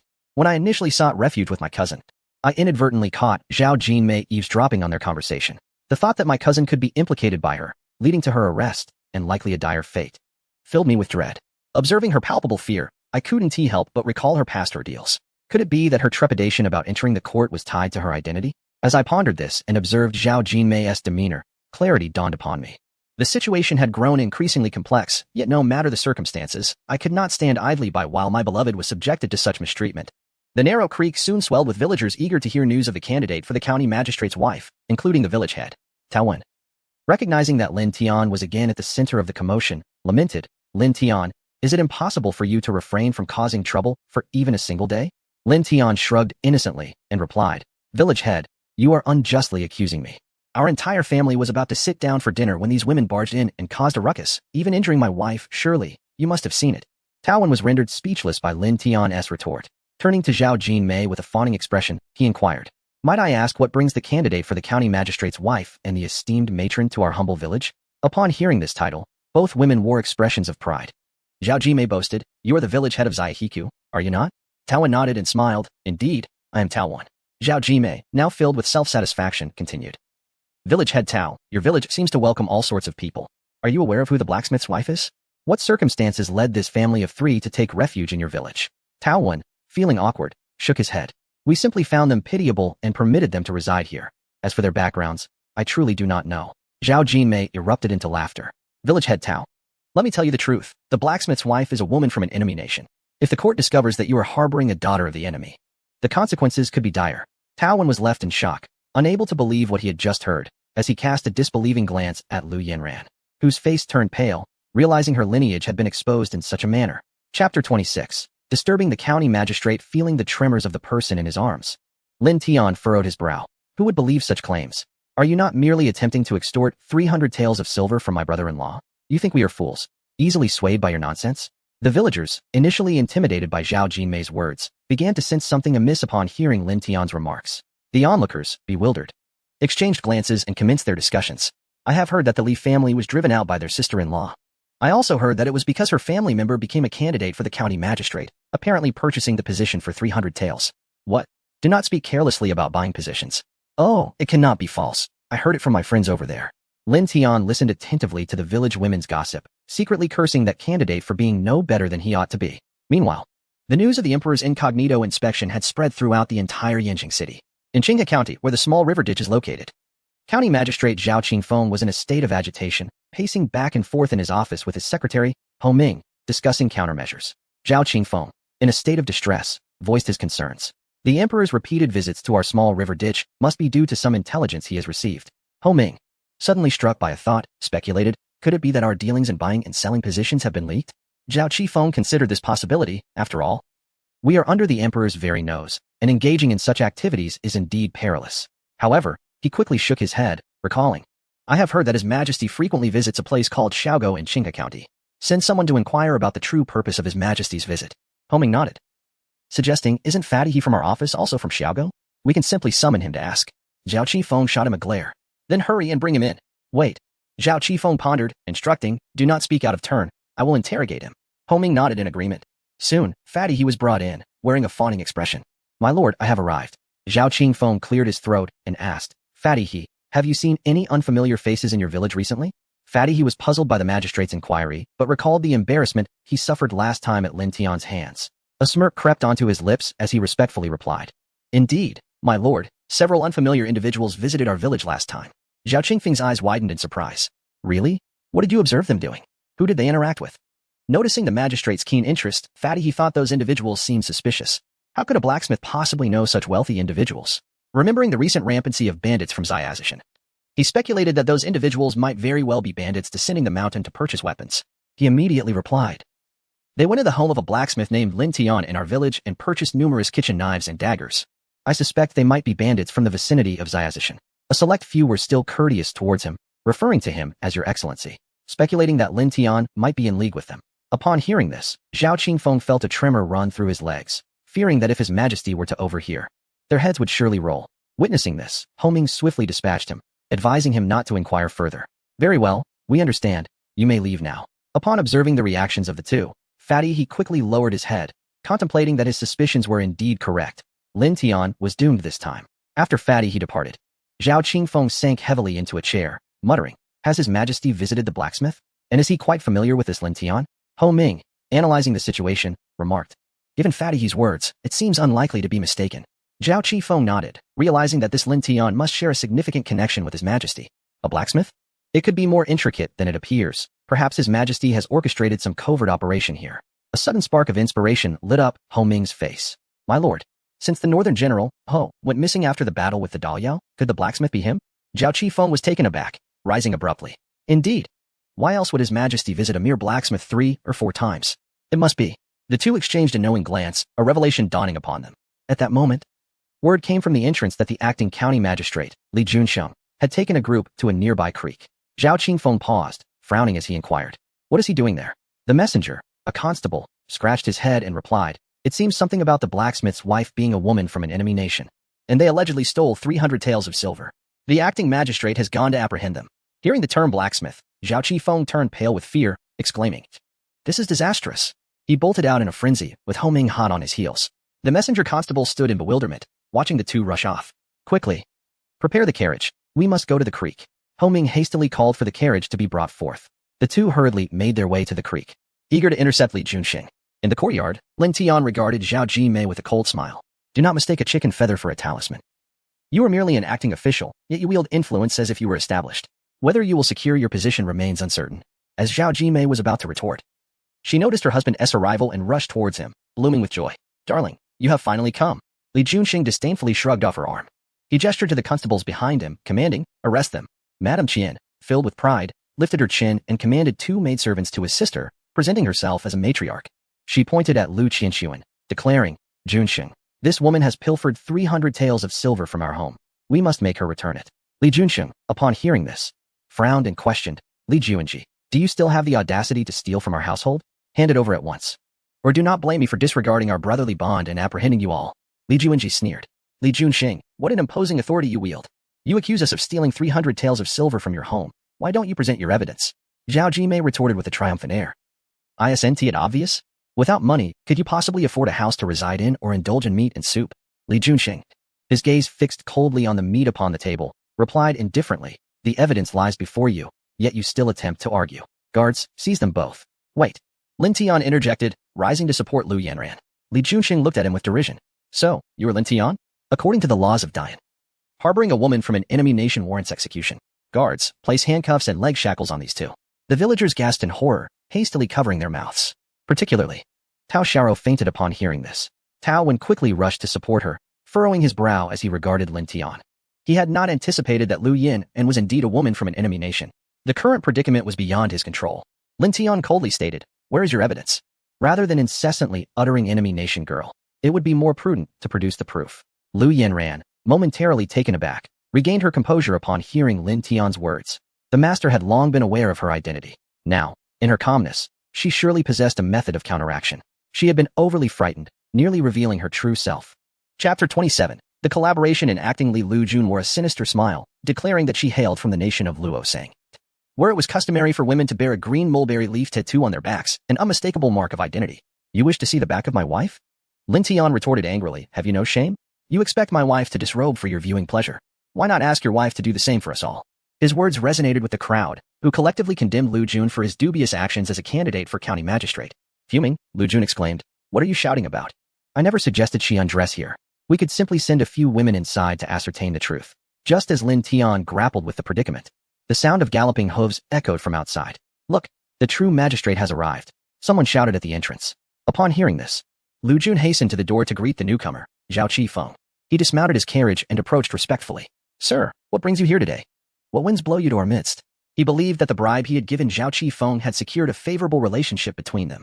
To his astonishment, Zhao Qifeng glared at him, seething with anger. "What winds?" "The winds of the southeast, southwest. Who is the magistrate here, you or I?" Lu Jun was met with a barrage of scorn, leaving the villagers behind him silent, their faces betraying their discomfort as they nodded in agreement. "Of course. You are the county magistrate," they murmured. Zhao Qifeng huffed, anxiously scanning the crowd for Lin Tian. "What business do you have bringing people here today?" he demanded. Lu Jun, sensing an opportunity, pointed at Lin Tian and his wife, who had just arrived at the door, and sneered, "This man, Lin Tian, is harboring a woman from an enemy nation, and I intend to." Before he could finish, Zhao Qifeng rushed forward, his expression transforming into one of profound concern. "Oh, my dear niece, you have suffered so?" he exclaimed, approaching Lu Yinzhan with tears in his eyes. "My poor niece, why must you be so stubborn? Even now, you do not seek out your uncle." "Uncle?" Lu Yinzhan stared at Zhao Qifeng, realizing he was signaling her. In an instant, she understood. He was one of Master S people. She quickly played along. "Oh, uncle, if you do not come soon, I shall be accused of being an enemy woman and face execution." Both of them misinterpreted the situation, yet they seamlessly collaborated in their performance. Zhao Qifeng, relieved to see her playing her part, felt a weight lift from his heart. How could a woman destined for the emperor's visit be a foe? Furthermore, she was the wife of a general. The couple had remained silent in the face of adversity, undoubtedly guarding something far more precious than their lives. If anything were to happen on his watch, he would bear the blame. Thank goodness. Lin Tian finally grasped that his wife was the magistrate's niece and exhaled in relief, his expression softening. Zhao Qifeng discreetly observed Lin Tian's reaction. Seeing Lin Tian's expression ease, he finally felt relieved. At this moment, Lu Yinran inquired, "Did the emperor send you?" Zhao Qifeng, startled, thought to himself, indeed. The two individuals before him were none other than the esteemed couple, the general of the northern town. Lu Yinran whispered, "Very well. Let us continue this charade without revealing our true identities." He swallowed hard and nodded vigorously. It was then that the villagers began to comprehend the situation. They had mistakenly assumed Lin Tian's bride was actually the grandniece of the county magistrate. Impossible. She is lying. Zhao Jinmei suddenly stood up and exclaimed, "I distinctly heard her speaking to Lu Qianquan, claiming she hails from Luosang. How could she possibly be the county magistrate's grandniece?" Lu Qianquan gazed at Lu Yin and in astonishment. Lu Yin nodded at her, signaling her to remain silent.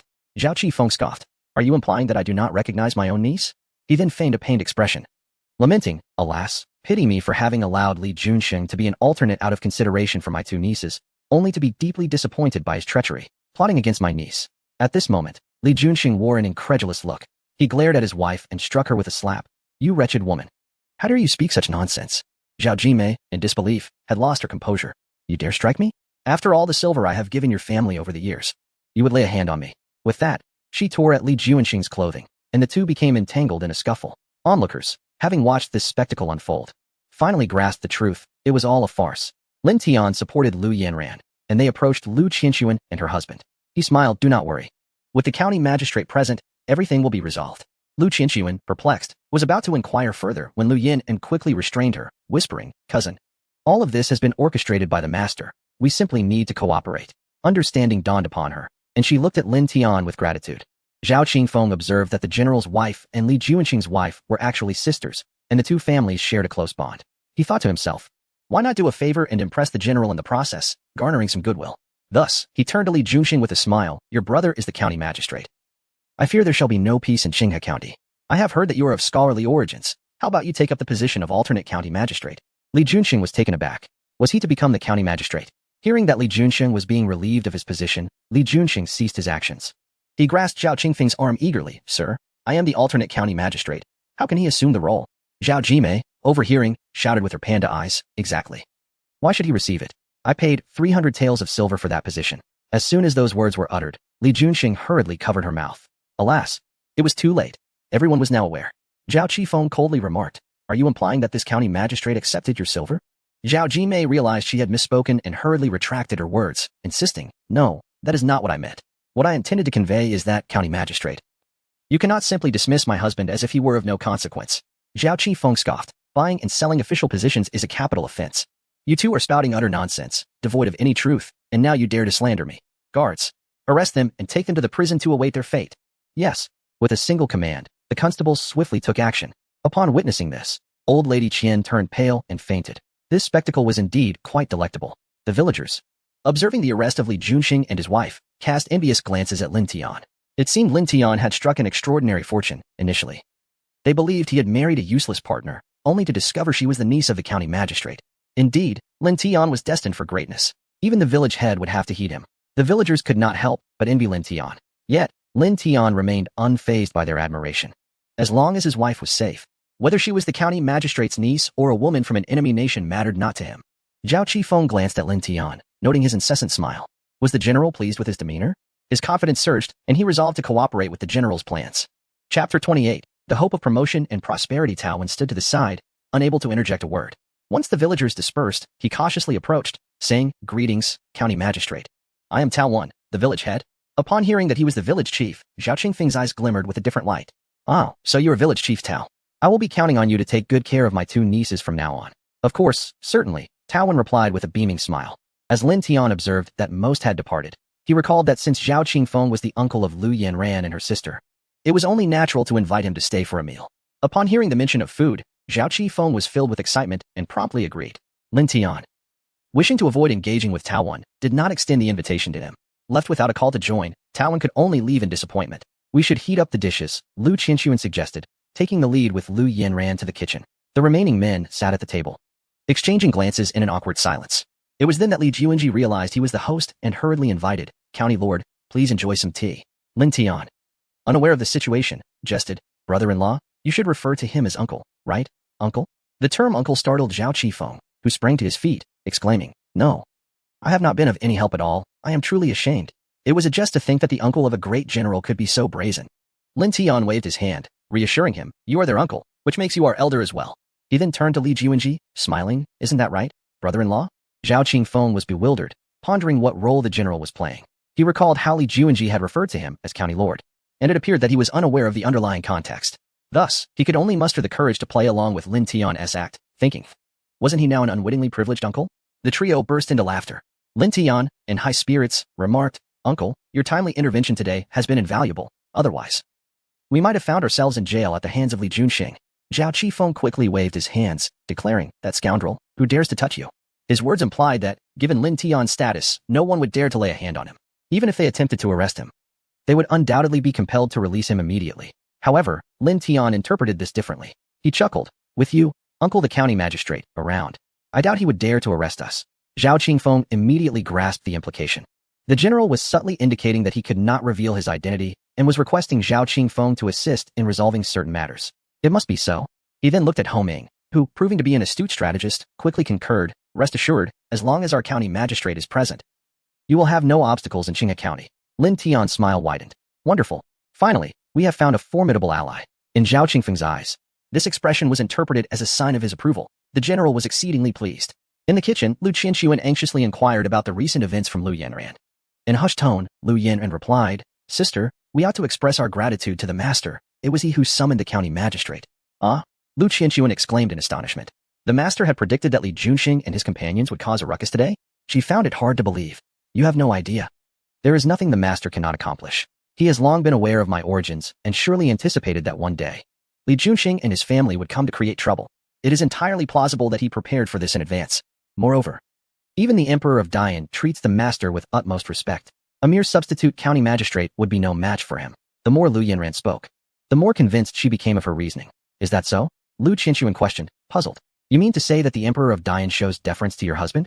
Indeed. The last time those individuals visited, one was the Emperor Morong Fu of Dian, accompanied by his sons, the Crown Prince Morong Bo and the third Prince Morong Xian. Lu Qinshuan's face reflected utter bewilderment as she processed this information, which felt surreal, as if it were a dream. Seeing her cousin's perplexed expression, Lu Yinran cautioned, Cousin, you have been away from Luosang for many years. Just now, Li Junxing revealed our secret. How do you intend to explain this to your husband? To her surprise, Lu Qinshuan revealed a knowing smile. Long before I married your husband, I sought a particular potion that, when applied to the tattoo, would render it invisible. Lu Yinran's eyes widened in astonishment. Really? What is this potion? Do you still have some? Please show me. Patience, Lu Qinshuan reassured her. There are many people here. After a while, follow me to my room, and I shall fetch it for you. Wonderful. The two sisters joyfully reheated the food and excused themselves to retrieve something from the room. Seeing her sister so delighted, Lin Tian allowed her to enjoy the moment and invited others to eat and drink. Once inside the room, Lu Qinshuan retrieved a white bottle from the wardrobe. Is this the potion you mentioned? Lu Yinran asked, her curiosity piqued. Lu Qinshuan nodded. Indeed, once applied, our tattoos will vanish. They will only reappear in the presence of alcohol, so you must refrain from drinking. Lu Yinran nodded, promising to remember this. All right, now remove your clothing, and I shall apply it for you. However, when Lu Yinran stripped off her clothing, revealing a crimson mark on her collarbone, she instantly blushed. Oh, with all your talk of the master, I assumed your relationship was merely platonic. I didn't realize you had already consummated your bond. Cousin, faced with the teasing, Lu Yinran wished for a way to disappear. Lu Qinshuan chuckled. Well, since you are now married to him, regardless of whether he is a master or an ordinary blacksmith, you should settle down and share your life with him, and no more calling him master. Henceforth, he should be addressed as husband or head of the household. Lu Yinran nodded with a flushed face. Recognizing that her cousin truly had her best interests at heart, she couldn't help but ask, Cousin, do you resent uncle for sending you away back then? Lu Qinshuan's lips curled into a bittersweet smile. Initially, I harbored quite a bit of resentment, but upon reflection, perhaps he acted out of concern for my well-being. Moreover, I have encountered your brother-in-law, who has treated me exceptionally well.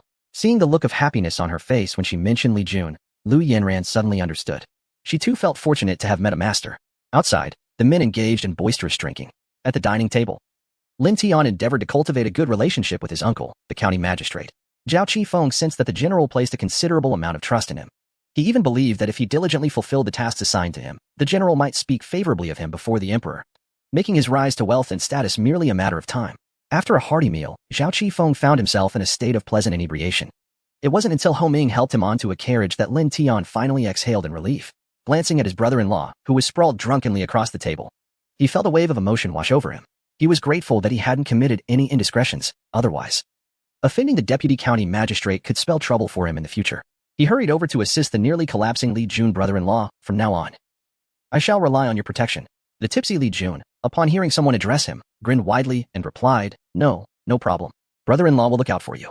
After helping Li Jun into the house and laying him down, Lu Yin stood shyly at the doorway, gazing at him. My dear, it's getting late.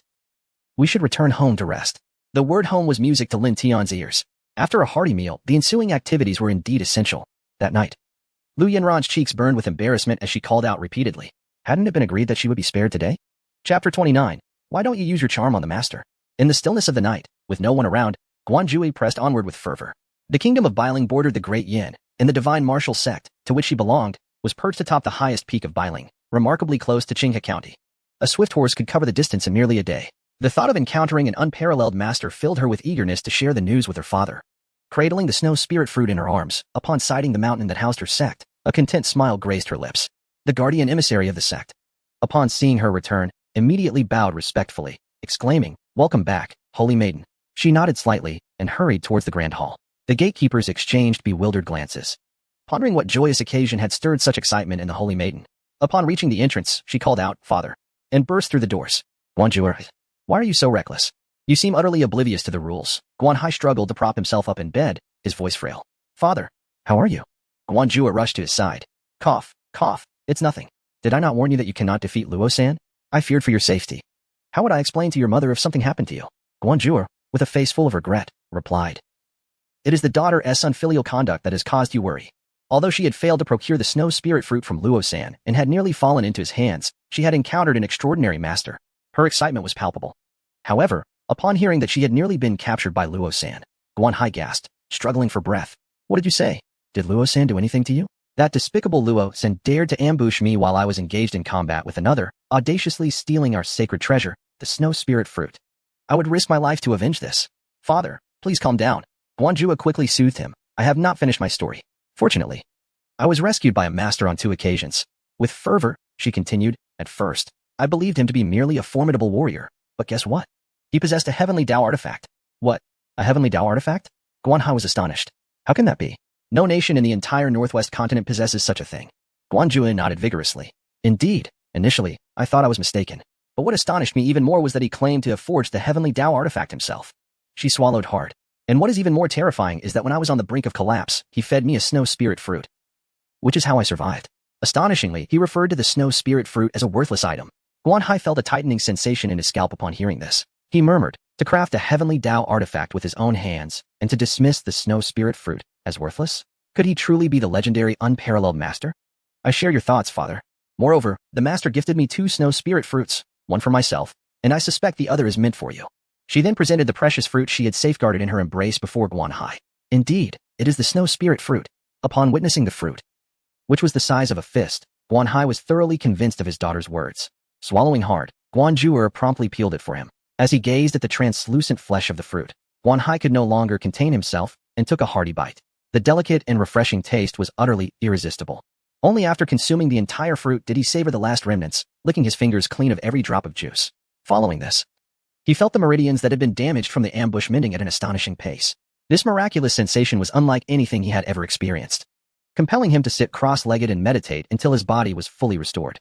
With a sudden jolt, Guanjua felt a powerful gust of wind envelop her as she observed her father. Father, has your injury healed? She exclaimed in astonishment. Guanhai clenched his fist.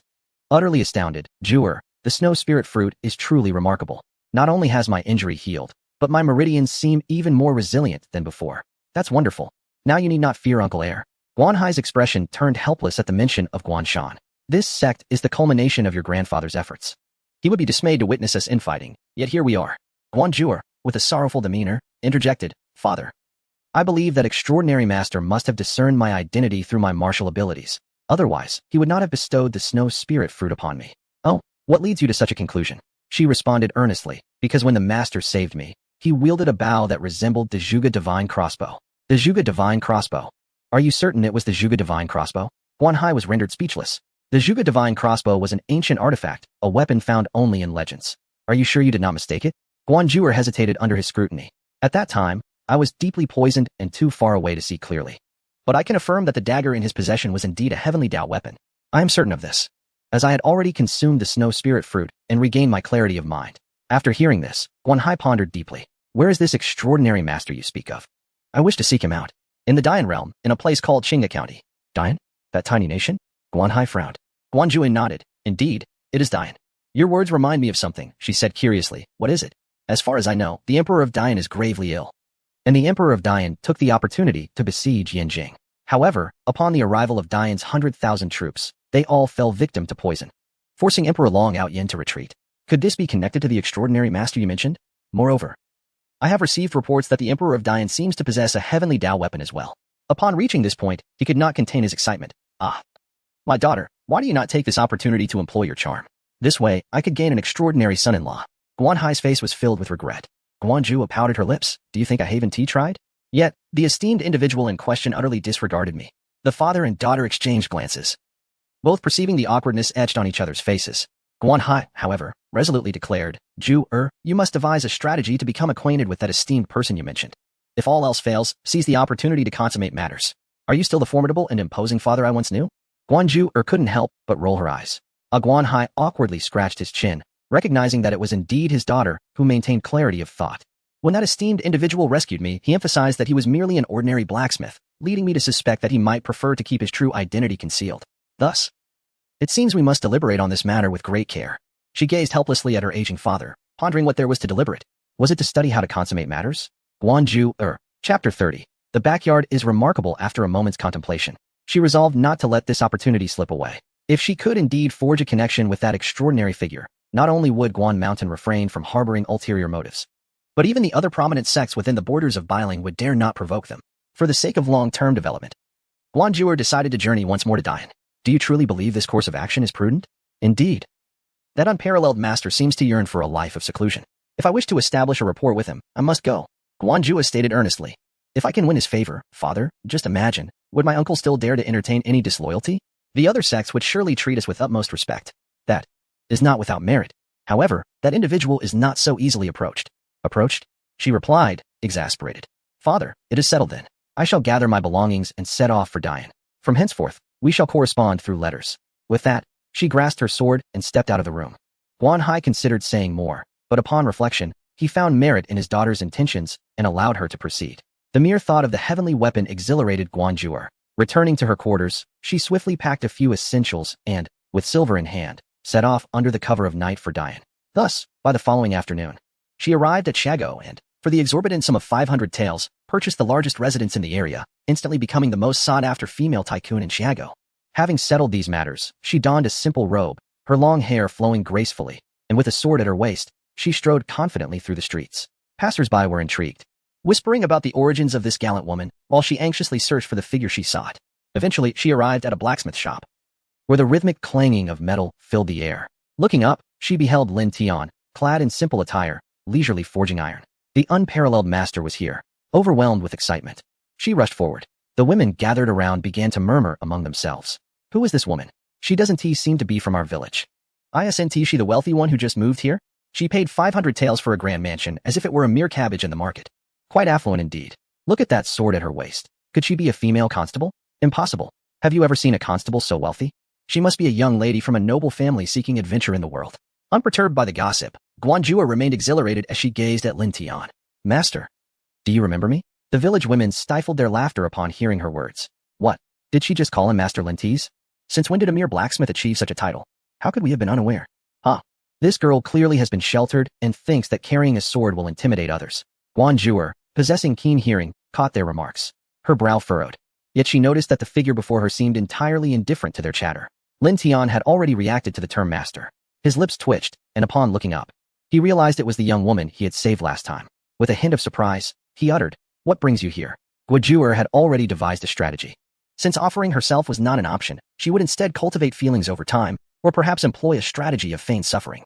In any case, she was determined to forge a connection with the master. With a smile, she said, "It is I, master. I have come specifically to express my gratitude for your life-saving deed." In an instant, Lin Tian recalled the scene from that day and hastily waved his hand. "No, there's no need for thanks. I am already married. You should leave at once." Just as he was about to usher her away, Lu Yanran emerged from the backyard. Upon seeing such a beautiful woman, her eyes fixated on Guanjuer, almost yearning to pounce. An opportunity had presented itself. She quickly stepped in front of Lin Tian. "Wait, miss, please come in and sit for a while." Guanjuer stood there, stunned, as she was led inside by the gentlewoman. The woman was as graceful as a painting and equally striking, leaving Guanjuer feeling somewhat embarrassed. As she sat down, her gaze swept over the room filled with crafted artifacts. She was astonished. There was an epic-level kitchen knife, a heavenly-grade dagger, and a legendary spatula. Most alarmingly, displayed on the knife rack was an ancient artifact. Am I seeing things? Guanjuer pinched her arm hard. Ouch! The overwhelming sensation surged through her. Lu Yanran noticed the sword at Guanjuer's waist and felt a swell of satisfaction. This girl certainly recognized quality. Staring at the treasures all around, was she dumbfounded? Even if she wished to marry the master, Lu Yanran remained the first and rightful wife, a status that no number of additional marriages could alter. Moreover, in Dian, a concubine was inferior to a wife, and to favor a concubine over a wife could lead to dire consequences. With a smile, she inquired, "May I ask, where do you hail from, young lady, and how old are you? Are you promised to anyone?" What was happening? Guanjuer wondered if this woman had already discerned her intentions. She silently thought, indeed, the Master-S woman is no ordinary person. Her demeanor grew more respectful. "Greetings, madam. My name is Guanjuer. I am 18, from Bailing." Bailing? Lu Yanran exclaimed in surprise. Bailing was a great nation, expansive and prosperous. She had spent some time near the border with Dian, where the common folk of Bailing were well off, far better than those in Dian. Guanjuer quickly clarified. "Bailing maintains friendly relations with Dian, madam. Rest assured, I am not a bad person."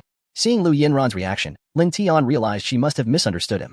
The situation with Tao Xiara was still unresolved, and now another complication had arisen. Was this a matter of life and death for him?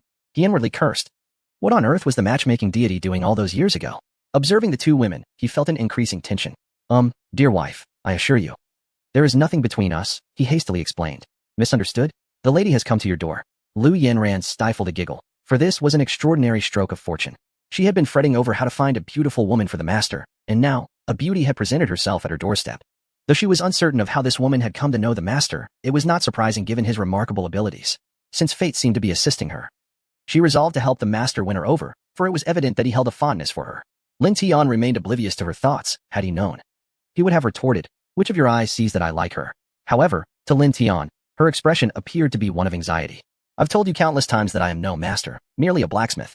I do not seek your gratitude, so please return whence you came," he insisted, his tone growing firmer for the sake of their future happiness. Guanjur was taken aback, quickly recalling that the master had consistently emphasized his identity as a blacksmith, clearly wishing to keep his true self concealed. It dawned on her that her initial address had inadvertently displeased him. She lowered her head in contrition, murmuring, "I am sorry. I meant no offense." It was then that Lu Yanran realized that this woman had discerned the master's true identity and understood her purpose for coming. With a smile, she said, "My dear husband, I wish to speak with this young lady privately." Lin Tian was struck as if by lightning. "Wife, hear me out." His words hung unfinished in the air, his outstretched hands suspended, while Lu Yanran had already taken the girl to the backyard. Upon entering the backyard, Guanjur, accustomed to grand spectacles, could not help but tremble in awe. The garden was filled with rare and exquisite flora. Here bloomed the finest golden jasmine, five-spirit grass, and the legendary wild ginseng king. She swallowed hard. Any one of these plants was something one would search a lifetime for and still not acquire. It seemed her assumptions were correct. The person before her was indeed the legendary paragon of extraordinary prowess.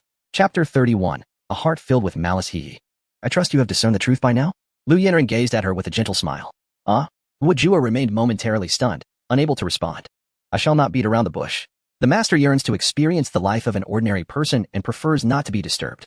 If you truly hold affection for the master, you may, like others, address him as Lin Boss or something else. The implication of that something else was unmistakable to Lu Yanran. Guojua, feeling exposed, awkwardly inquired, "Madam, do you dislike me?" Lu Yanran returned a tender smile. "I certainly do not harbor any disdain for you. However, the master's affections are beyond our influence. Moreover, do refrain from calling me madam. I am Lu Yanran. You may simply refer to me as Sister Lu." With that, she seated herself upon a stone bench. "Pray, share your thoughts with me. You do not strike me as a sheltered lady. Your journey here to seek the master. Could it be that you have a request of him?" Guojua's countenance shifted to one of embarrassment. "Sister Lu, you are indeed astute. It is no wonder the master holds such fondness for you." Upon hearing this, Lu Yanran's cheeks flushed slightly. The master indeed has a particular affection for her. Otherwise, she would not be so eager to take the master as her consort. With a subtle smile, she inquired curiously, "What assistance does my sister seek from the master?" "To speak candidly, I am actually the holy maiden of the divine martial sect of Bailing." Guojua recounted the series of events to Lu Yanran in detail, including the internal and external strife confronting her sect. Thus, she felt compelled to establish a connection with the master at all costs. Lu Yanran, upon hearing her plight, was deeply moved. She then shared her own background and how the master had skillfully extricated her from several predicaments. The bond between the two women swiftly deepened. "Fear not, dear sister, I shall assist you in this matter as well." Lin Tian, upon entering, beheld the touching scene of the two women embracing, sharing a moment of mutual understanding. "What is this?" He stood awkwardly, at a loss for words, as he observed the two. Seizing the opportunity, Lu Yanran interjected, "My dear husband, Sister Gua has come from the Bailing Kingdom, and as she is unfamiliar with this place, I too am in a similar predicament. I would like her to visit our home more often to keep me company. What do you think?" "Ah, oh, certainly, that sounds perfectly fine." Observing the camaraderie between the two, akin to true sisters, Lin Tian began to question if his earlier concerns were unfounded.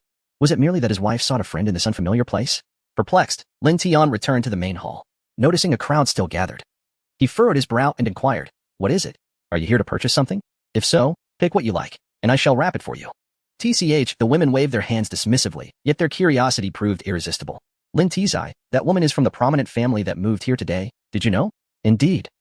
I heard she purchased the estate of that wealthy family from our village 2 years ago in one go.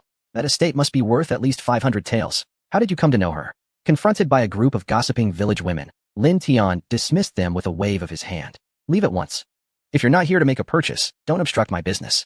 As he urged them to disperse, discontent brewed among the villagers. "Lin Tian, you've become quite arrogant lately. We heard from the village chief that you intend to marry his daughter, Tao Xiaro. Is it true? You think you can align yourself with a wealthy woman and have her finance your acquisition of a concubine? Surely, you are deluding yourself." Lin Tian's gaze fell upon the speaker. It was none other than Zhang Dongzi, and a surge of anger coursed through him. "You insolent wretch. Are you itching for a beating? Shall I loosen your muscles for you?" With that, he cracked his knuckles. Zhang Dongzi recoiled slightly, his expression fierce as he spat. "Don't be too cocky, Lin Tian. You'll regret it later." Lin Tian scoffed. "No need to wait for later. If you have the capability, make me regret it now. The villagers erupted in laughter at his retort. Zhang Dongzi glared at Lin Tian, his teeth clenched, contemplating how Lin Tian could revel in his current triumph, for by tomorrow, he would be merely a corpse. Earlier that day, Zhang Dongzi had suffered a beating at the hands of Hipanzi. Misled into believing that Lin Tian was colluding with bandits, Hipanzi had been waiting at the county office for Lin Tian to be apprehended. However, he was met not with Lin Tian's capture, but rather with his own expulsion from the office. It was only after consulting other constables that he learned Lin Tian's wife was the niece of the county magistrate. Outraged, he blamed Zhang Dongzi for his predicament, asserting that if not for him, he would not have lost his position. Consequently, upon returning home, he had brutally assaulted Zhang Dongzi. "You scoundrel! You have brought ruin upon me." Zhang Dongzi, bruised and battered, protested. "Wait, brother, do not strike me further. I have a plan that will surely eliminate that wretch." Hipanzi paused, panting heavily. "If you dare deceive me again, I will flay you alive. Please, dear brother, hear me out. I have acquaintances among the bandits at Xiazi Mountain. I will contact them and arrange for them to deal with that scoundrel." Upon hearing about the bandits, Hipanzi pondered. "Finally, you've mentioned something worthwhile. If he is killed by bandits, not even the county magistrate can touch them." Zhang Dongzi grinned. "Indeed, those bandits are notoriously ruthless. Would the county magistrate dare to provoke them?" Hipanzi smirked. "Then hurry. As long as I am dissatisfied, Lin Tian shall never find peace. Ideally. Tonight," he gestured across his throat. Both men were sinister smiles. "Remember, ensure those bandits handle the matter efficiently without leaving any traces." Zhang Dongzi chuckled darkly. "Rest assured, brother. As long as the gold is sufficient, they will do anything." However, when the topic of money arose, Hipanzi's expression soured. "You've caused me to lose my position. You must find a way to cover the costs." "Of course. How could I let my dear brother pay? I shall bear the expense. Just wait and watch the drama unfold." Satisfied, he turned to leave, not forgetting to take a piece of dried meat hanging by the doorpost. Zhang Dongzi felt a pang of pain, yet he remained silent. He attributed all these misfortunes to Lin Tian, believing that they stemmed from him. Consumed by a desire for vengeance, he swiftly reached out to a member of the bandits from Xiazi Mountain, Zhao Mingzi. "So, what brings you to me this time? Whose life do you wish to purchase?" Zhao Mingzi, true to his bandit nature, immediately discerned his intentions. Zhang Dongzi placed a sum of money on the table. Zhao Mingzi weighed it in his hand. 20 taels?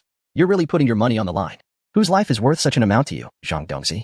With a fierce glint in his eyes, Zhang Dongzi replied, "A blacksmith from our village, Lin Tian. Is he truly worth 20 taels?" Zhao Mingzi, who had blood on his hands, sneered disdainfully. "All right, seeing as you're offering 20 taels, I'll assist you. When shall we carry out this deed?" Zhang Dongzi gritted his teeth. "Tonight." Zhao Mingzi chuckled ominously. "It seems you're quite eager for his demise. Has he wronged your wife or your mother?" The mention of his family darkened Zhang Dongzi's expression, yet due to Zhao Mingzi's status, he could only force a smile. No, brother Mingzi. He caused my brother-in-law to lose his position. I thought, since my brother-in-law is a government official and cannot act, I might seek your assistance." Zhao Mingzi understood. "Very well. Then tonight it is. I'll return to prepare. Tomorrow, you shall witness the outcome." As he stood to leave, Zhang Dongzi leaned in and added conspiratorially.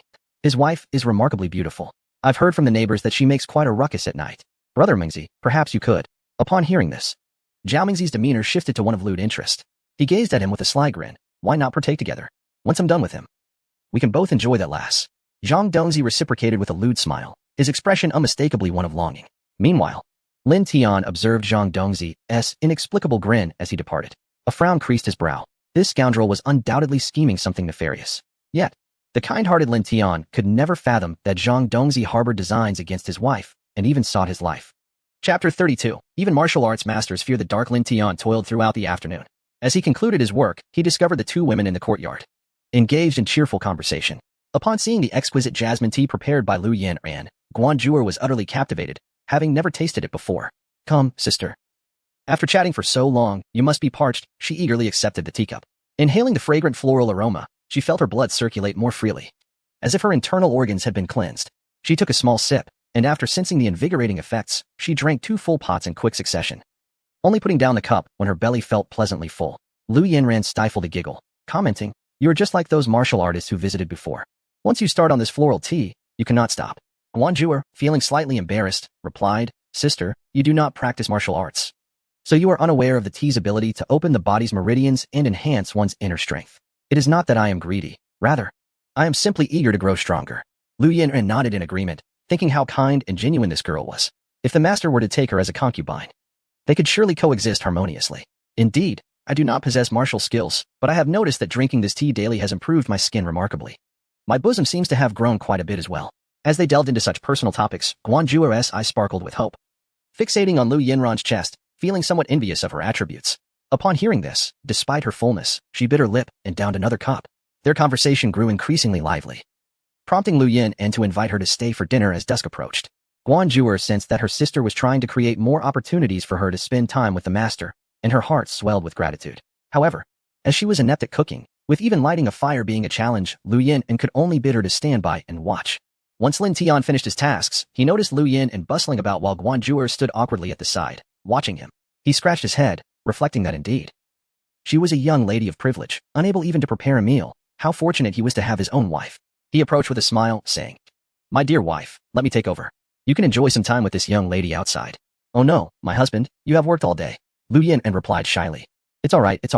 The smoke is not good for your skin. You should step outside. I'll whip up a couple of dishes for us." Lin Tian reassured as he gently pushed her out of the kitchen. As Lu Yin exited, she glanced back at Guanjuer, who appeared bashful. "Well then, let us continue enjoying the tea." Despite being unable to drink more due to her full belly, she obediently sat beside Lu Yin in the courtyard, watching the master busily at work in the kitchen, lost in admiration. Suddenly, she snapped back to reality, her cheeks flushed with embarrassment. "Sister, you were teasing me again." With a warm smile, Lu Yin replied, "Marrying the master is truly wonderful, although I do not wish to share him with anyone. I understand that a man of his caliber cannot be possessed by just one person." She gazed at her gently and added, similarly, "I hope you come to understand this truth as well." Guanjuer nodded, understanding her sister's intentions. "I have never wished to monopolize the master. I merely desire to remain by his side." Lu Yin smiled and replied, "In that case, you must put in your utmost effort. I will do my best to create more opportunities for you to be alone with him. The rest is up to you." She nodded excitedly, thinking to herself, indeed, a woman destined to be with the master is extraordinary, possessing a composure beyond the reach of ordinary individuals. Little did she know, this was precisely Lu Yinran's source of insecurity. Due to her status, she felt that it was rare for any woman to be worthy of the master. Yet, these were merely their own thoughts. When Lin Tian emerged from the kitchen carrying dishes, the two hurried to assist him. "No, please sit down, I can handle it," Lin Tian said, placing down the dishes and going back to the kitchen to bring out rice and chopsticks. Upon seeing the bowl of food, Guanjuer was once again taken aback, an 8-treasure dragon scale bowl, and the rice is snow rice. She gazed at Lu Yinran, who calmly served herself some vegetables. "Here, eat more. You look too thin," Lin Tian said, adding a piece of lean meat to her bowl. "How can you chide others when you should eat more as well?" Lu Yinran shyly accepted the food. Guanjuer looked on with envy, gazing at Lin Tian and pondering whether, if she were to marry the master, he too would serve her food. Would she be able to dine on snow rice from an 8-treasure dragon scale bowl every day? The mere thought of it made her wish to immediately write to her father, inviting him to partake in a meal. She regretted having consumed too much tea earlier, leaving her unable to eat much now. Observing Guanjuer struggling with her chopsticks, Lin Tian felt helpless, realizing that this delicate young lady was unaccustomed to his simple fare. He remarked gently, "If you cannot eat, do not force yourself. Feel free to do as you wish." Guanjuer shivered at his words, fearing that the master had noticed her greed. Having already consumed so much golden jasmine tea, not only had her meridians been unblocked, but the final critical point for cultivating the divine martial sword technique, the Baihui acupoint, had also been opened. The master must have perceived her physical changes, leading him to think that she was overly ambitious and eager for quick results. She recalled her father's words, relying on external forces to hasten growth will only destabilize one's foundation. Mastery in martial arts requires tedious, repetitive practice, demanding not only perseverance but also grounded patience. Enlightened, she quickly said, "All right, master." "Brother Lin." Lin Tian was taken aback. What was she so happy about? Did she not want to eat after all but was too shy to admit it? Reluctantly, he continued to serve his wife food, which made Lu Yin quite embarrassed. In Dian, women were not allowed to dine at the table, let alone have men serve them. Looking at her bowl piled high with food, she felt both happy and awkward. Such precious rice, she did not want to waste a single grain. She finally spoke, "My dear husband, there is too much in my bowl, I cannot eat it all." Seeing this, Lin Tian shook his head. "You look so thin, you must eat more. Rest assured, this meal won't make you gain weight." He had thought that women were always concerned about gaining weight when it came to eating. Lu Yinran, feeling helpless, could only awkwardly finish the food in her bowl. By the end of the meal, all three had full bellies. Guanjuer, in particular, had forced herself to finish the bowl of rice. Lin Tian felt somewhat satisfied with this, as at least no food had been wasted. She was also visibly excited. After finishing her meal, she felt her internal energy had significantly improved. Compared to Jean Pin Mo Li, the effects were entirely different. Seeing the master smile at her, her heart swelled with joy. She had guessed correctly, as long as she was not greedy, the master still favored her. With her sister's encouragement, Guanjuer felt invigorated. "Darling, look, it's already dark. Why don't you escort Sister Guan home? It's unsafe for a girl to be out alone," Lu Yinran suggested. Lin Tian gazed at the sword hanging at her waist. A martial arts expert like her should be safe enough, he thought. However, Guan Zhuer quickly interjected, "It's all right. Sister, I can go back by myself." Lu Yinren shot her a knowing glance, and only then did she realize. Brother Lin, actually. I'm quite afraid of the dark. Could you walk me home?" She looked at Lin Tian with a nervous expression. Afraid of the dark? Lin Tian was puzzled. Weren't martial artists supposed to operate under the cover of night? Yet, since she had expressed her concern, it wouldn't be polite to refuse. He nodded in agreement. "All right then, I'll accompany you home." Upon hearing the master's consent, the two exchanged secretive glances behind his back. Lin Tian, oblivious to their little exchange, continued walking ahead. Little did he know that after he left, two shadowy figures stealthily climbed over the wall into his backyard. Chapter 33. A single strike to shatter your golden shield. The two individuals in question were Zhao Mingzi and Zhang Dongzi, who had schemed earlier during the day. "Brother Mingzi, that fellow has gone off with another woman and won't be back for a while. What shall we do?" Zhao Mingzi, upon hearing this, let out a chilling laugh. "Then let us first savor the taste of his wife's company." Zhang Dongzi immediately revealed a lewd grin. "I'll go first, you follow." With that, the two lewdly made their way toward the still-lit inner room. Before they could reach the doorway, Zhao Mingzi suddenly felt a chill at his neck. Turning around, he was met by a masked figure, while Zhang Dongzi lay lifeless on the ground. Thud! Zhao Mingzi also collapsed, staring blankly at the figure before him, his eyes wide open in death. Due to the darkness and the dilapidated state of the courtyard, Zhou Hao, a subordinate of Guan Shan, disdainfully kicked the corpse on the ground. He had come as per Guan Shan's orders to eliminate Guan Zhuer. However, upon arriving at her new home, he found no one there. After some inquiries, he discovered she had come to this place. Little did he expect to encounter two inept fools pretending to be gallant rogues. The sight disgusted him, and to spare his eyes from further pollution, he decided to dispose of them. "A master, you say? I deem him merely a charlatan trying to intimidate us. Would a true master reside in such a shabby abode?" Before his arrival, Guan Shan had warned him to be cautious, mentioning that he had found an unparalleled expert, the very one who had provided the snow spirit fruit consumed by Guan Hai. Zhou Hao, however, was skeptical. After eliminating the two, he pursued the direction in which Guan Zhuer had fled. In no time, he caught up with them, hiding in the shadows as he carefully observed their every move. He soon discerned that Lin Tian lacked any internal energy. He was merely an ordinary person. A cold snort escaped Zhou Hao's lips. Indeed, it was Guan Zhuer's scheme to find a counterfeit master to deceive them, aiming to prevent their acquisition of the divine martial sect. With that thought, he stealthily approached, preparing to strike. Lin Tian held a kerosene lamp as they walked in silence. Guan Zhuer nervously gripped her sword. Lin Tian felt it necessary to clarify a few things, and thus he began, "I must say." But before he could finish, a shadow lunged forth from the darkness. Zhou Hao, brandishing his sword from 5 meters away, obstructed their path. Regardless of the truth, Zhou Hao maintained a cautious distance from Lin Tian, lowering his voice menacingly. "Guan Zhuer, you cannot escape this time. Prepare to pay with your life." Guan Zhuer tensed, her gaze fixed on the sword in his hand. "You are Zhou Hao, sent by my second uncle?" As her identity was unveiled, Zhou Hao boldly tore off his mask. "Now that you've recognized me, you might as well submit to your fate. After all, you cannot defeat me." A smug expression crossed his face.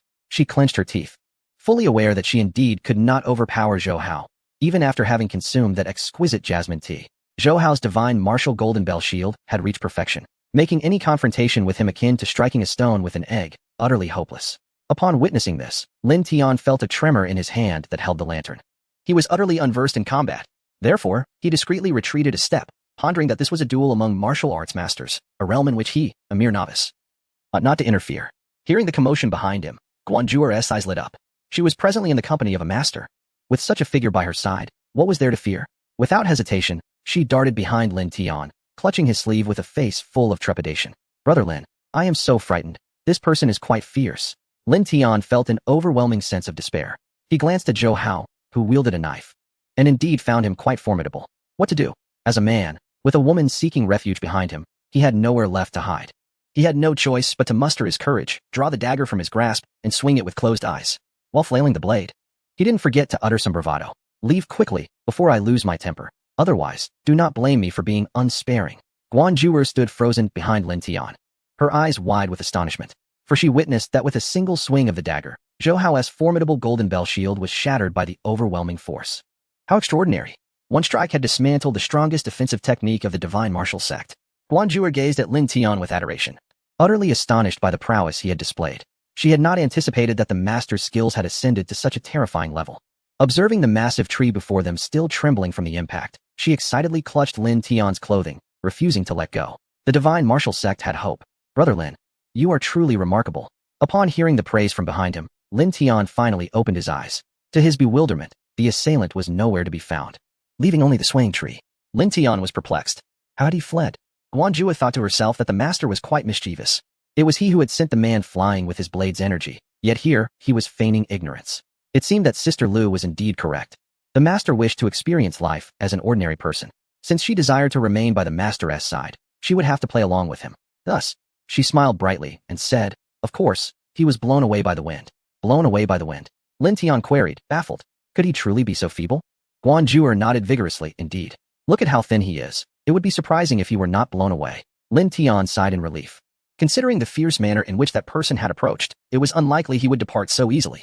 Could it be that she was merely pretending to be weak? Perhaps she had dispatched the individual using her extraordinary skills, fabricating the tale of being blown away by the wind to avoid arousing suspicion? Lin Tian shook his head in disbelief, wondering if she truly thought him as gullible as a child of 3. However, upon reflection, it was evident that the feuds among martial artists were not something she wished for him to comprehend. Moreover, knowing would be of no consequence. Hence the need for such a clumsy excuse to placate him. Ultimately, since she preferred to keep him in the dark, he would play along. Lin Tian feigned amusement and teased, "You dare to criticize others while you yourself ought to eat more, lest the next gust of wind carries you away as well." Upon uttering those words, Guan Zhuer misinterpreted them to mean that the master deemed her martial skills utterly inadequate, prompting a reminder to diligently practice. Emboldened, she excitedly inquired, "Brother Lin, may I occasionally come to your home for a meal?" A meal? Hadn't she just expressed disdain for the food at his residence? Moments ago, her expression had been one of utter despondency. However, recalling her solitude here and her clear inability to cook in the kitchen, she recognized that when faced with the choice between her lack of culinary skills and simple fare, the latter was undoubtedly preferable. Moreover, considering that Yanran held her in quite high regard, she felt encouraged to ask, "Very well, if you have nothing else to do, you may come over to keep my wife company. Dining together would be fine, and you could learn a thing or two about cooking from her," Lin Tian replied. Upon hearing his acquiescence, she eagerly grasped his arm, exclaiming, "Thank you, Brother Lin." A bit flustered, Lin Tian quickly withdrew his hand and gestured toward her front door, saying, "All right, you should head back now." Guan Zhuer nodded repeatedly, and as she entered her home, she extended an invitation for him to come in as well. He promptly shook his head. "No need. You should rest early. I shall take my leave. It would be quite the scandal, after all. A lone man and woman together late at night. What would people think?" Rubbing his arms, Lin Tian turned and left. As she gazed at the dimly flickering oil lamp receding into the darkness, she felt an indescribable surge of joy and excitement. Meanwhile, Zhou Hao lay helplessly in the grass, his limbs paralyzed and frothing at the mouth. Regret consumed him. In that fleeting moment, his once impeccable golden bell shield had been shattered so effortlessly with a mere flick. Struggling to move his fingers, he muttered incoherently, Who will come to rescue me?" Chapter 34. A night of inaction in the inner room. Lu Yanran rose to prepare for a trip to the privy. However, upon reaching the doorway, she was met with the horrifying sight of 2 individuals sprawled in a pool of blood. Instantly, a scream escaped her lips, just as Lin Tian approached the entrance. He heard the commotion and rushed inside. Upon seeing the lifeless bodies on the ground, he swiftly enveloped her in his arms, murmuring, "Do not be afraid, my dear. They're dead." Lin Tian swallowed hard, recognizing one of them as Zhang Dongzi. Lu Yanran's face turned ashen. Yes, Lin Tian's expression grew grave. He had never anticipated that Zhang Dongzi would attempt to murder them, only to meet his own demise instead. Who could have come to their rescue? Could it be Guan Zhuer? She was the only one skilled in martial arts. Or perhaps it was one of her associates. Lin Tian could never have imagined that Zhou Hao was involved, considering he had come with the intent to kill them. Taking a deep breath, he reflected on his earlier belief that ancient people were simple and untainted. Yet he had forgotten that this was an era where human life was regarded as inconsequential. "Do not fear, do not fear." Lin Tian spoke, seeking to reassure both Lu Yanran and himself. Soon after, the commotion roused the neighbors, who promptly lit their lamps. Within moments, a crowd congregated in his courtyard, including his brother-in-law and sister-in-law, as well as He Pongzi. Upon witnessing Zhang Dongzi's gruesome fate, He Pongzi stumbled back in terror. The villagers, upon recognizing the 2 bodies, gasped in disbelief. "Good heavens, is that not Zhang Dongzi? How did he end up here?" Someone exclaimed. "And the other one is Zhao Mingzi." A voice rang out, identifying the corpse as that of the notorious bandit from Shazi Mountain. The villagers recoiled in fear, retreating to a safe distance. At that moment, Tao Wen also arrived, and upon seeing the bodies, he gasped sharply. Fixing his gaze on Lin Tian, he demanded, "Lin Tian, how did you entangle yourself with bandits, particularly those from Shazi Mountain? Those ruffians kill without a second thought." Lin Tian furrowed his brow and replied, "Village head, take a closer look. The other body is Zhang Dongzi. He must have harbored resentment and sought to conspire with the bandits to kill me during the night." Tao Wen finally recognized the second corpse and murmured, "Is it Dongzi?" Suddenly, a woman burst forth from the crowd, small in stature, covering her mouth as she stood before the bodies, too terrified to approach. Noticing her distress, Tao Wen attempted to comfort her, saying, "Xiaoping, Dongzi is gone. You must grieve." He Xiaoping remained in shock, only to be jolted by a furious bellow. "Grieve? How could I grieve? It was undoubtedly Lin Tian who killed my brother-in-law. He Pongzi, regaining his composure, stood menacingly before Lin Tian. Lin Tian, you had a conflict with Dongzi, but no matter how foolish he was, you should not have taken his life. Lin Tian responded with a cold smirk. He Pongzi. Are you suggesting that when Zhang Dongzi and the bandits trespassed into my home in the dead of night with the intent to kill me, I was to remain defenseless? He Pongzi's expression twisted into one of fury. You may slay bandits, but taking Dongzi's life is unacceptable. What will happen to my sister now that he is dead? At this moment, Li Jiwenji stepped forward, asserting, bringing bandits into the village means he was in league with them. According to the laws of Dian, any captured bandit shall face the death penalty. As a former constable, you surely cannot have forgotten this? Upon seeing someone step forward, Tao Wen's countenance improved. Since the acting county magistrate has spoken, let us assist in taking these two out and burying them. Fatty fell silent, gazing at Li Jiwenji with evident ire. Yet, the fact remained that the other was an official. No one dared to challenge his words. Despite his reluctance, he could only leave with a grim expression.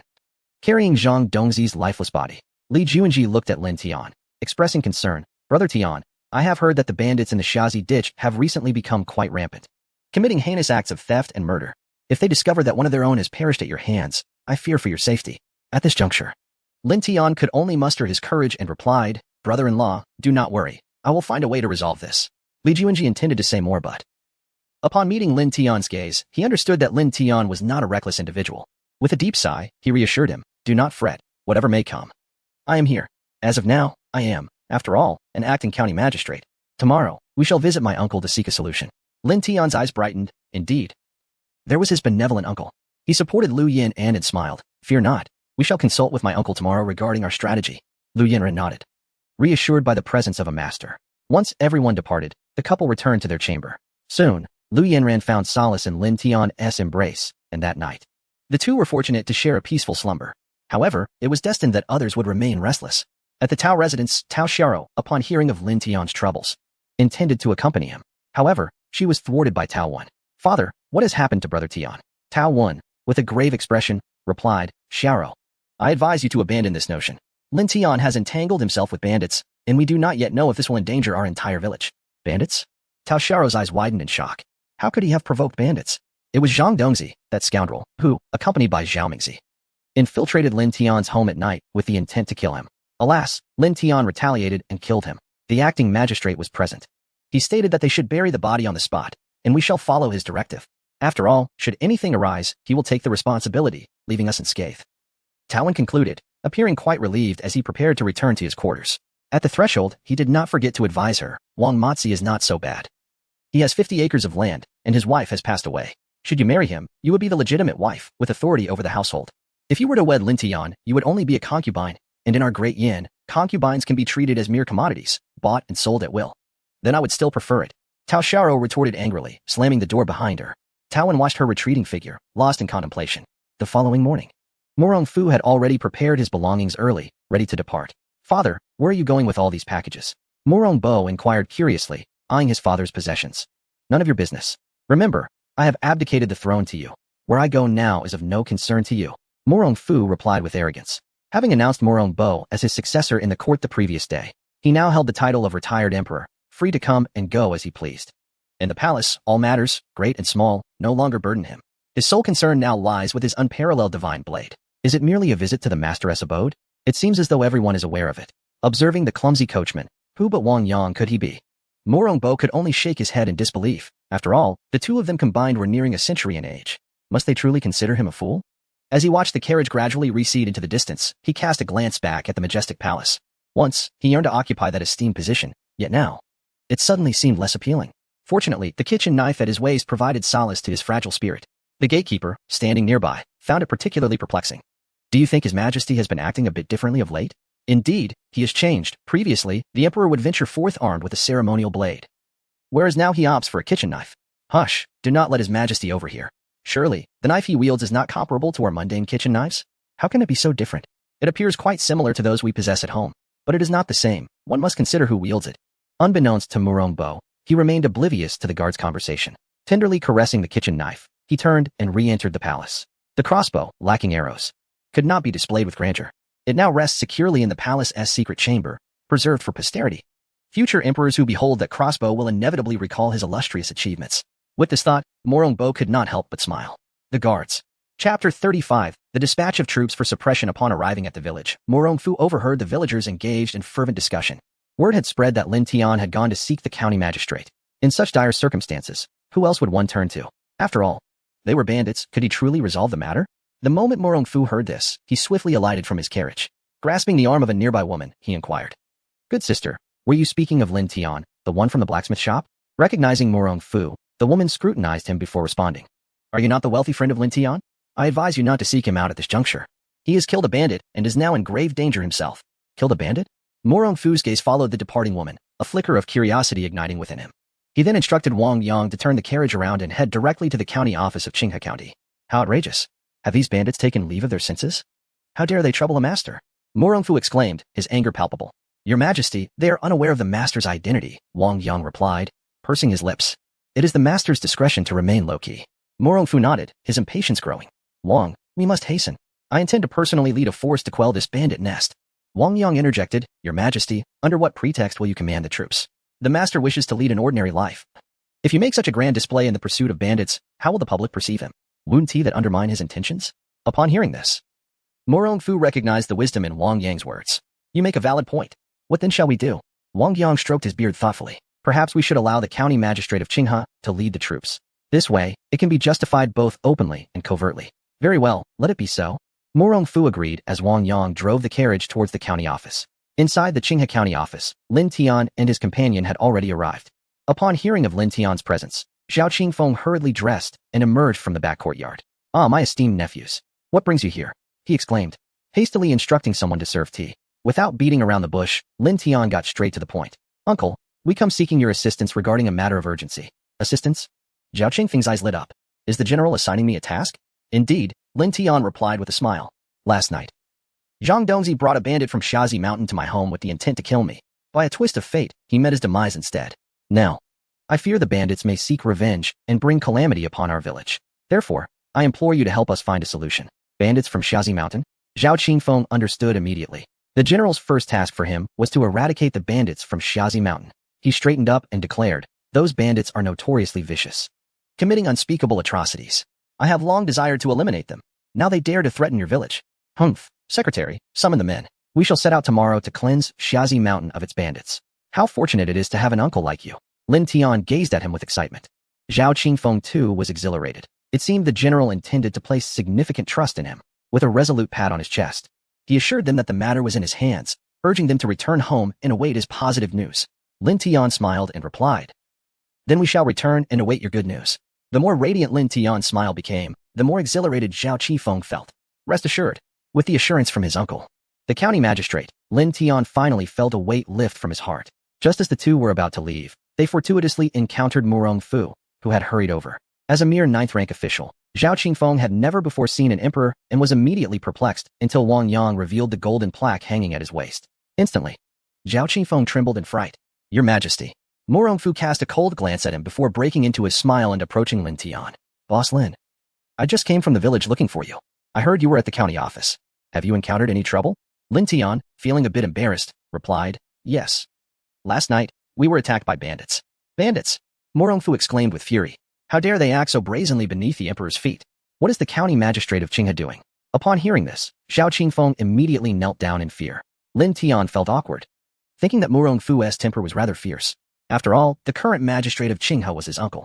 One bellow from him had frightened Zhao Qifeng to his knees. Had he misjudged? Was Morongfu not only wealthy but also a high-ranking official? Lin Tian awkwardly said, "Uncle, please rise. Lord Morong means no harm. Besides, aren't you planning to lead troops against the bandits?" "Uncle?" Morongfu looked bewildered. "Boss Lin, whom did you just call uncle?" Lin Tian pointed to Zhao Qifeng with a smile. "Allow me to introduce you both. This is Zhao Qifeng, the county magistrate of Qinghe, and also my uncle." "Uncle?" Upon hearing Lin Tian's title for the emperor, Zhao Qifeng swallowed hard, his legs losing strength. However, Morongfu was entirely different. He was unaware that the magistrate of Qinghe was a master's uncle. He quickly stepped forward to assist Zhao Qifeng, courteously inquiring, "Oh, it is you, uncle. What seems to be the matter? Are your legs unsteady?" Hearing this, Zhao Qifeng trembled all over. What had the emperor just called him? Uncle? Zhao Qifeng felt certain he must have misheard. He stood up excitedly, recalling how cold the emperor had been towards him earlier. Now, upon learning he was the uncle of a great general, the atmosphere had shifted dramatically. Indeed, associating with a great general would surely bring him no misfortune. Zhao Qifeng declared with enthusiasm, I shall lead my men to sweep away those bandits at Shazi Mountain tomorrow. Upon hearing this, Morong Fu's smile broadened. County Magistrate Lin. If you require anything, please do not hesitate to ask. If you are short on manpower, I can lend you some. Hearing this, Lin Tian became even more certain that Morong Fu held a higher official rank than Zhao Qingfeng. Thus, he inquired with a smile, Lord Morong, do you still hold an official title? Morong Fu gazed at Lin Tian with a profound expression. The absence of an official title does not diminish the bond between us. Should Lin, esteemed sir, require my assistance, do not hesitate to request it. Lin Tian appeared genuinely moved. Fortunately, he had not been overly stingy in the past. This was indeed a substantial ally to embrace. I must express my gratitude to the elder. Morong Fu, however, pondered the potential of genuinely assisting the master. Would there ever be a shortage of weapons? He envisioned an entire room filled with weapons beckoning to him. Swiftly wiping his mouth, he smiled and replied, not at all. It is my honor to assist you. The interaction between Lin Tian and Morong Fu left Zhao Qingfeng somewhat bewildered. Was it not the case that their attitudes seemed reversed? He scratched his head in confusion as he observed the two depart together. He nudged Ho Ming beside him with his foot. Do you not think they appear rather strange? Ho Ming, returning to reality, replied foolishly, indeed, it is somewhat odd. Zhao Qifeng pressed. What exactly seems strange to you? Ho Ming shook his head. Then what are you babbling about? Zhao Qingfeng exclaimed, kicking him again. Hurry and summon everyone. Ho Ming trembled. Are we really going to exterminate bandits at Shrimp Mountain? Why else? Zhao Qifeng retorted angrily. Did you not see how I just agreed? Move quickly. Though he had acquiesced, his small county office had merely 50 constables, including the elderly, weak, and infirm. Just as he was engulfed in despair, a group of officials and soldiers suddenly arrived at the entrance. Which one of you is Zhao Qifeng, the esteemed lord? Is there not only one Zhao here? The newcomers, clad in armor, clearly held a higher rank than he. He quickly replied, that would be me. May I inquire who you are? A dispassionate gaze swept over him. I am Gobai, the commander of the Imperial Guard, sent by the Emperor to assist you in eradicating the bandits. The dispatch of the Imperial Guard. Zhao Qingfeng's eyes sparkled with excitement. Indeed, the relationship between the Emperor and the general was extraordinary. Fortune was finally within his grasp. Chapter 36. The joy of acting with the master observing the grand procession. He felt an exhilarating sense of triumph at the prospect of having successfully eradicated the bandits. He envisioned how his colleagues from the neighboring counties would no longer dare to underestimate him. After all, he was the first county magistrate since the establishment of the Great Yin to command 10,000 Imperial Guards. The sensation was so delightful that he felt as though he might take flight. Master, your grin is almost reaching your ears, Ho Ming kindly reminded him. Ho Ming, let me tell you why I am able to command 10,000 Imperial Guards, Zhao Qingfeng replied with a sense of pride. Ho Ming, eager to flatter, smoothly remarked. Of course, it is because of your remarkable abilities, master. Wrong. Zhao Qifeng declared with satisfaction, it is because I know how to cling to powerful allies. By firmly grasping the thigh of the Grand General, my promotion and wealth are but a matter of time. Ho Ming, quick-witted as he was, immediately understood the implication. I too shall cling to your robust thigh, master. When you rise in rank and fortune, do not forget to lend a hand to me. Zhao Qifeng waved his whip with pride, saying, rest assured, as long as you stick with me, you shall reap the rewards. Very well, thank you, master. Guo Liang, overhearing their conversation, was rendered speechless. What Grand General? He had never heard the Emperor mention such a figure.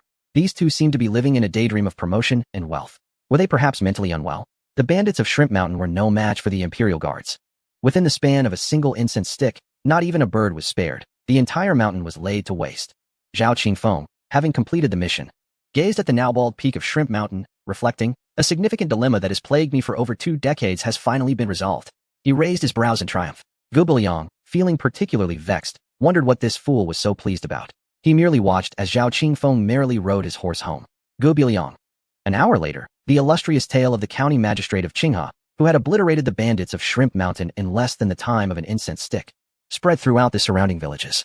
The magistrates from neighboring counties came bearing gifts to offer their congratulations. Zhao Qifeng had achieved fame. Everyone understood that to be able to summon the Imperial Guards was no small feat thus. Nearby magistrates speculated whether Zhao Qifeng was an informant planted by the Emperor among the common folk. Was this campaign against the bandits a show of power?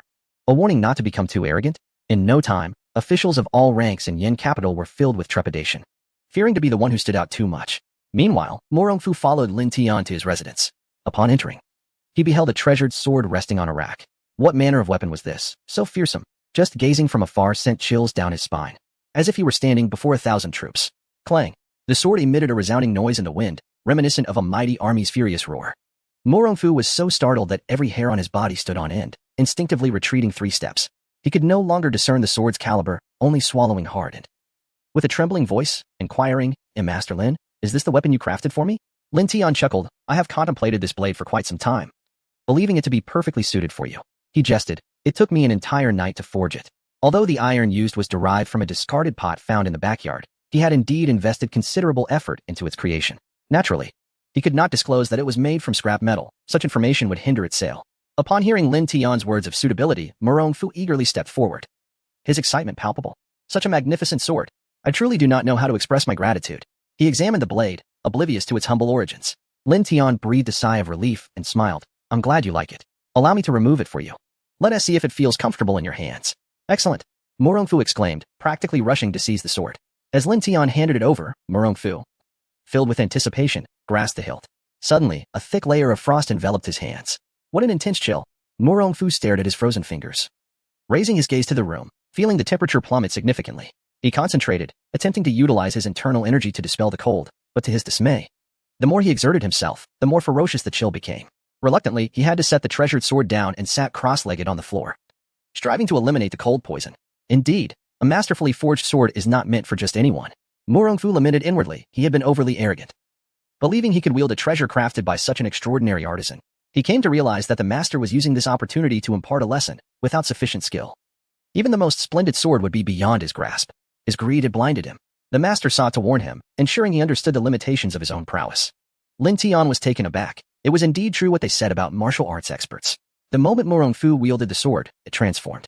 He had previously thought such tales were mere fabrications of television dramas, yet here was tangible evidence. Martial artists could elevate even a mere twig into something extraordinary, unlike himself, for whom the blade was nothing more than scrap iron. Meanwhile, Morongfu was in a dire situation, unable to expel the chill, nearly succumbing to the frost. Observing him, Lin Tian pondered, could he be losing control over his internal energy? If something were to happen in my home, I would certainly be in trouble. Thus, he cautiously prodded the man's back with a finger. Unexpectedly, he struck Morongfu's vital point, and in that instant, the tumultuous cold within him found an escape. His heart surged with excitement. The master had merely intended to administer a minor reprimand. He quickly gathered his strength to expel the cold energy within. Seeing Morongfu's complexion gradually regain its color, Lin Tian finally relaxed, thinking to himself, "You should practice at home, not here." Morongfu slowly opened his eyes and immediately expressed his profound gratitude. "Thank you so much, Boss Lin. I understand now." "Understand? What do you comprehend?" Lin Tian questioned, puzzled. Observing the excitement on his face, Lin Tian was reminded that martial artists often have their own unique styles and techniques. Could it be that he had just comprehended some profound martial arts secret? Perhaps he expressed his gratitude simply because he had an epiphany at Lin's abode. Oh. The minds of martial practitioners are indeed peculiar. Fortunately, he was astute enough to grasp the situation. With a smile, Lin Tian nodded and said, "As long as you understand, that is sufficient." He then declared, "I shall find a piece of cloth to wrap this blade." Turning, he entered the house and rummaged through the cabinets until he finally discovered a moderately sized blue square cloth. It appeared relatively new and would serve well for wrapping the sword. Exiting with the cloth, he swiftly enveloped the blade without noticing the expression on Morongfu's face upon seeing the fabric. "This cloth is woven from heavenly silkworm ice silk." Morongfu rubbed his eyes, ensuring he was not mistaken. The originally chilling sword could only be shielded from such coldness by heavenly silkworm ice silk. Gasping, Morongfu raised his gaze to scrutinize Lin Tian. It seemed the master had been thoroughly prepared. Lin Tian, observing the unsheathed sword, felt somewhat embarrassed as it was merely wrapped in a tattered cloth. "Old sir, I couldn't find any suitable materials for a proper sheath at home, so for now, this rag will have to suffice." Tattered cloth? The corners of Morongfu's mouth twitched. Heavenly silkworm ice silk was something he had only heard about. To the master, it was merely a rag. His heart took another blow. He quickly replied, "This is perfectly fine." Lin Tian felt that not having a proper sheath crafted for the sword was inappropriate, especially when he collected payment in advance. However, he was indeed short on silver. Embarrassed, he suggested, "How about this, old sir? I shall take 50 taels of silver for the sword, and later, I will provide you with a sheath at no charge. What do you think?" Here we go again. Each time the master offered them something, he would feign being an ordinary blacksmith and charge them silver. Morongfu thought to himself how fortunate he was to have grown accustomed to the master's rhythm. He immediately cooperated, saying, "Very well, Boss Lin," as he placed 50 taels of silver on the table. Upon seeing the silver, his eyes nearly squinted into slits from joy. Witnessing this, Morongfu could only repeatedly remind himself that as long as the master was pleased, everything was well. If the master enjoyed the performance, then they would indulge him in his theatrics. Chapter 37. The master chef's remarkable skills. Having acquired a treasure, Morongfu was filled with joy, while Wang Yang looked on with immense envy. He recalled Morong's words, that the master preferred to play the role of an ordinary person, and as long as he cooperated with the master's performance, treasures would not be elusive. Feeling somewhat awkward, he introduced himself, "Boss Lin." I did not get the chance to introduce myself last time. I am Wang Yang, a physician. Upon hearing this, Lin Tian's eyes brightened.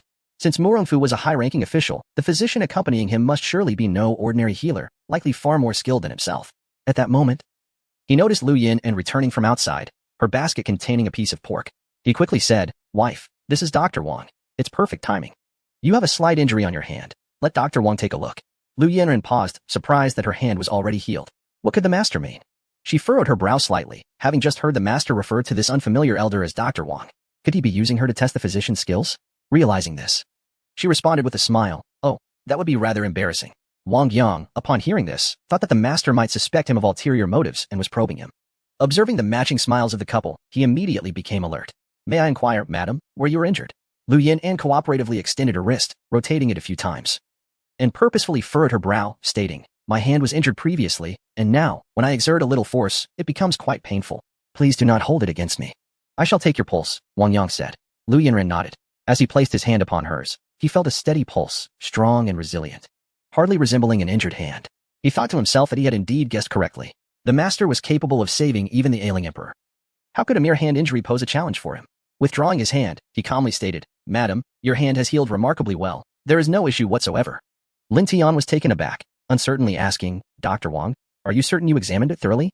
Wang Yang replied confidently, "I did indeed examine it carefully. The pulse is steady, and the body is healthy. As for the hand injury, it has recovered splendidly." "What?" Lin Tian tilted his head, looking at Lu Yinren with suspicion. "Does your hand still hurt?" Lu Yinren nodded. "It occasionally aches, but generally, it does not." Lin Tian scrutinized her delicate hand, pondering that she must have endured considerable suffering in the past, and her hand had not healed well. Now, although life was somewhat difficult, he had ensured she did not engage in any strenuous labor. Could it be that rest had aided her recovery? A look of gratification spread across his face. "Well, that is good to hear." Lu Yinren, upon hearing this, nodded, feeling delighted to assist the master. As her cousin had remarked, she had long since become part of the master's family and should no longer be overly reserved. Such demeanor might only create distance between them. "Then, my dear, you both sit and chat for a while. I will prepare the pork." "Very well, go ahead," Lin Tian replied with a smile. Wang Yang continued to observe the expressions of the couple. Upon exchanging glances, he understood that he had passed the test. Lin Tian was overjoyed that his wife's hand had healed, and the fortune of 50 taels resolved Tao Xiao's predicament. Thus, he extended an invitation for the two to stay for a meal. At the mention of dining, Mu Rongfu's eyes sparkled with delight, fully aware of the profound kindness bestowed upon him by his master. Recognizing Mu Rongfu's insufficient internal strength to wield the treasured blade, Lin Tian welcomed him to stay for dinner, evoking a sense of gratitude within him. Lin Tian observed Mu Rongfu and felt an inexplicable paternal affection. Shaking his head, he said, "Very well, please take a seat in the courtyard and enjoy some tea. Thanks to old Master Murong, I earned 50 taels today, so I shall close early." Mu Rongfu, deeply moved, replied, "Please, do not say that. We are immensely grateful that you have allowed us to share a meal." "What?" Lin Tian paused, glancing at the sky, realizing it was already late afternoon. Suddenly enlightened, he recalled that the two elders had initially come to the village looking for him, then went to the county office, and now, having wasted half a day, they surely had not eaten. With an awkward smile, he said, "Well then, esteemed elders, please wait in the courtyard for a moment while I assist in the kitchen.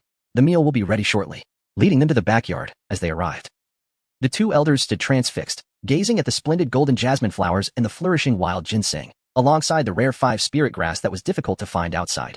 Wang Yang stammered, "Your Majesty, the master's backyard is a treasure trove of rare medicinal herbs." Mu Rongfu exclaimed excitedly, "I see it." Turning back to the two elders still standing in awe, Lin Tian called out, "Esteemed elders, the backyard may seem humble, but please do not disdain it. Sit down, if you will." With a smile, he then turned and entered the kitchen. Wang Yang swallowed hard, thinking, humble? This backyard appears far more prosperous than the entire Dian. Mu Rongfu, hearing this, not only was not offended but nodded in agreement. "You speak the truth. If I could trade the entire Dian for this courtyard, I would do so in an instant." Wang Yang, upon hearing this, remarked, "If your Majesty wishes to trade, the master surely would not acquiesce." Mu Rongfu shook his head with a wry smile. "Do I need you to tell me that?" If Lin Tian had overheard this conversation, he would have exclaimed, "Trade? Who wouldn't he?" Unfortunately, at that moment, Lin Tian was preoccupied in the kitchen, slicing pork, and did not hear their exchange. Lu Yinran watched him skillfully slice the meat, each piece uniform in size and thickness, executed with remarkable speed. The julienne potatoes displayed the same precision, all cut to consistent lengths. She swallowed hard, never having considered that the master possessed such culinary prowess. Lin Tian, oblivious to her admiration, believed that his culinary skills were merely maximized in the art of slicing potatoes quickly and finely. His sole focus had always been on earning money and marrying a wife. With fluid motions, he poured oil and added the vegetables, captivating Lu Yanran, who gazed at him in astonishment. Here was a husband who was not only perfect but seemingly capable of anything. She encountered a stroke of serendipity. With excitement, she grasped his sleeve and sincerely praised. "My dear husband, you are truly remarkable." Lin Tian, wielding a spatula, wore an expression of pride. Indeed, women are often enamored by men who possess culinary skills. Of course. Just consider who your husband is, Lin Tian said, basking in his own delight. Lu Yanran felt a tumult of emotions within her. The more exceptional a man is, the less one should monopolize him. She recalled her mother's words, "Men despise jealous women." To secure her position as the rightful wife, one must proactively assist in selecting suitable concubines for their husband, ensuring he showers affection upon her. As this thought crossed her mind, she envisioned Guojuer. "Dear husband, may I invite Sister Guo to join us for dinner? She cannot cook, and I fear she might go hungry," she suggested. Lin Tian, recognizing her kind-hearted nature and the rarity of a close friend, readily agreed. "Certainly, go ahead. I will prepare a few more dishes." Seeing his radiant smile, Lu Yanran felt further assured that her instincts were correct. Joyfully, she untied her apron and set off to find her friend. At that moment, Guojuer was practicing her swordplay in the courtyard. After returning from her master's house the previous night, she felt an overwhelming surge of energy coursing through her. This was a sign of excessive inner strength that required timely release. After a session of meditation to regulate her energy, she discovered that her inner strength had surprisingly ascended 2 levels. For martial artists, such progress typically requires years of diligent training. Yet, she had achieved this remarkable advancement in a single day. She pondered how to justify another visit to her master, as frequent visits might not be appropriate, especially with the legitimate first wife in the picture. Just as she was at a loss, a knock sounded at the door. "Sister Guo, are you home?" Upon hearing this, Guojuo exclaimed with excitement, "Yes, I am here." Chapter 38. The exquisite wild ginseng king serves as garlic. She hurriedly opened the door to greet her. Lu Yanran, with a radiant smile, said, "Sister, let us go to my house for dinner." "All right." The response was uttered with such spontaneity, eliciting a suppressed giggle from Lu Yanran. Guojuo's cheeks flushed as she hastily linked her arm with Lu Yanran's. "Sister, you're teasing me again." As the two conversed while walking, this scene was fortuitously observed by Tao Xiaoyu at the door. When did they become so close? She furrowed her brow, recalling that the newly arrived female tycoon in the village was not only wealthy and skilled in martial arts but also exceptionally beautiful. Now, seeing Lin Tian's wife grow so intimate with her, could it be that she intended to take him as a concubine? One must admit, her intuition was rather accurate. After all, the woman was both wealthy and beautiful. If Lin Tian married her, he would no longer need to toil away and could move into a grand house. What would she do then? Tao Xiaoyu felt a rising panic. She lacked Lu Yanran's gentleness and consideration, nor could she compete with the newcomer's affluence. Overwhelmed by these thoughts, she could no longer remain seated and rushed outside. Wait. The two, engaged in laughter, turned upon hearing someone call them from behind. It was Tao Xiaoyu from the village head's family. Lu Yanran greeted her warmly. "Xiaoyu, did you call us for something?" Tao Xiaoyu gazed at the pair, a surge of inferiority washing over her. Biting her lip, she seemed to muster her resolve and looked earnestly at Lu Yanran. "Sister Yanran, has Tiangu ever mentioned that he intends to marry me?" Lu Yanran was taken aback. The master had never brought this matter to her attention. She shook her head. "My husband has not spoken of this to me." Upon hearing this, Tao Xiaoyu's complexion turned pale. "But Tiangu said that once he saves enough money, he will propose to my father." Lu Yanran observed her unwavering conviction, her heart filled with uncertainty. All the family finances were in her hands. If the master truly wished to marry her, he could easily inform her to take the money. Why would he choose to conceal such matters? Lu Yanran pondered deeply. Could it be that the master was testing her? This thought solidified her belief that what her mother had told her was indeed correct. Especially for a man like the master, which woman in the world would not wish to marry him? Lu Yanran felt that the master underestimated her. Concealing this from her was surely uncalled for. After coming to terms with her thoughts, she smiled and said, "Since my husband has promised to marry you, Xiaoyu, then he surely will." Tao Xiaoyu could hardly believe her ears. The woman before her displayed no signs of anger whatsoever. If she were in Lu Yanran's position, she certainly could not manage such composure. Now she understood why Tiangu favored this woman so much, even though she was disabled. With a bitter smile, she said, "Sister, please don't blame Tiangu. My father intends to marry me off to Wang Matzi, and Tiangu only wanted to help me because he felt pity for me." With that, she lowered her head. Lu Yanran had heard whispers about Wang Matzi and fully understood the master's intentions. The master's kind heart had initially chosen her out of compassion. After all, love, it seemed, could indeed blossom through nurturance. She gently smiled as she held onto Tao Xiaoyu's hand, offering comfort. "Sister, do not worry. Your husband has his own plans." Tao Xiaoyu nodded in agreement. Lu Yanran had initially intended to invite her to their home, but considering the master's wish for her to remain uninformed, she refrained from taking any unilateral action that might disrupt his intentions. As they watched the two depart, Tao Xiaoyu clenched her fist tightly. Once they had walked some distance away, Guanjuer spoke up. Sister, who is she? Lu Yinren replied with a calm demeanor. She is Tao Shiro, the daughter of the village chief. Was what she said earlier true? Guanjuer inquired. Lu Yinren shook her head. I cannot say for certain. She likely does not know the master's true identity. Guanjuer nodded in understanding. I think so too. Moreover, she appears quite young. I wonder if there might be other reasons for the master marrying her. Indeed, she mentioned that Wang Matzi has lost 3 wives already. I surmise the master's intention is to save her. It must be said that Lu Yinren's analysis was quite astute. After listening to her, Guanjuer found herself in agreement.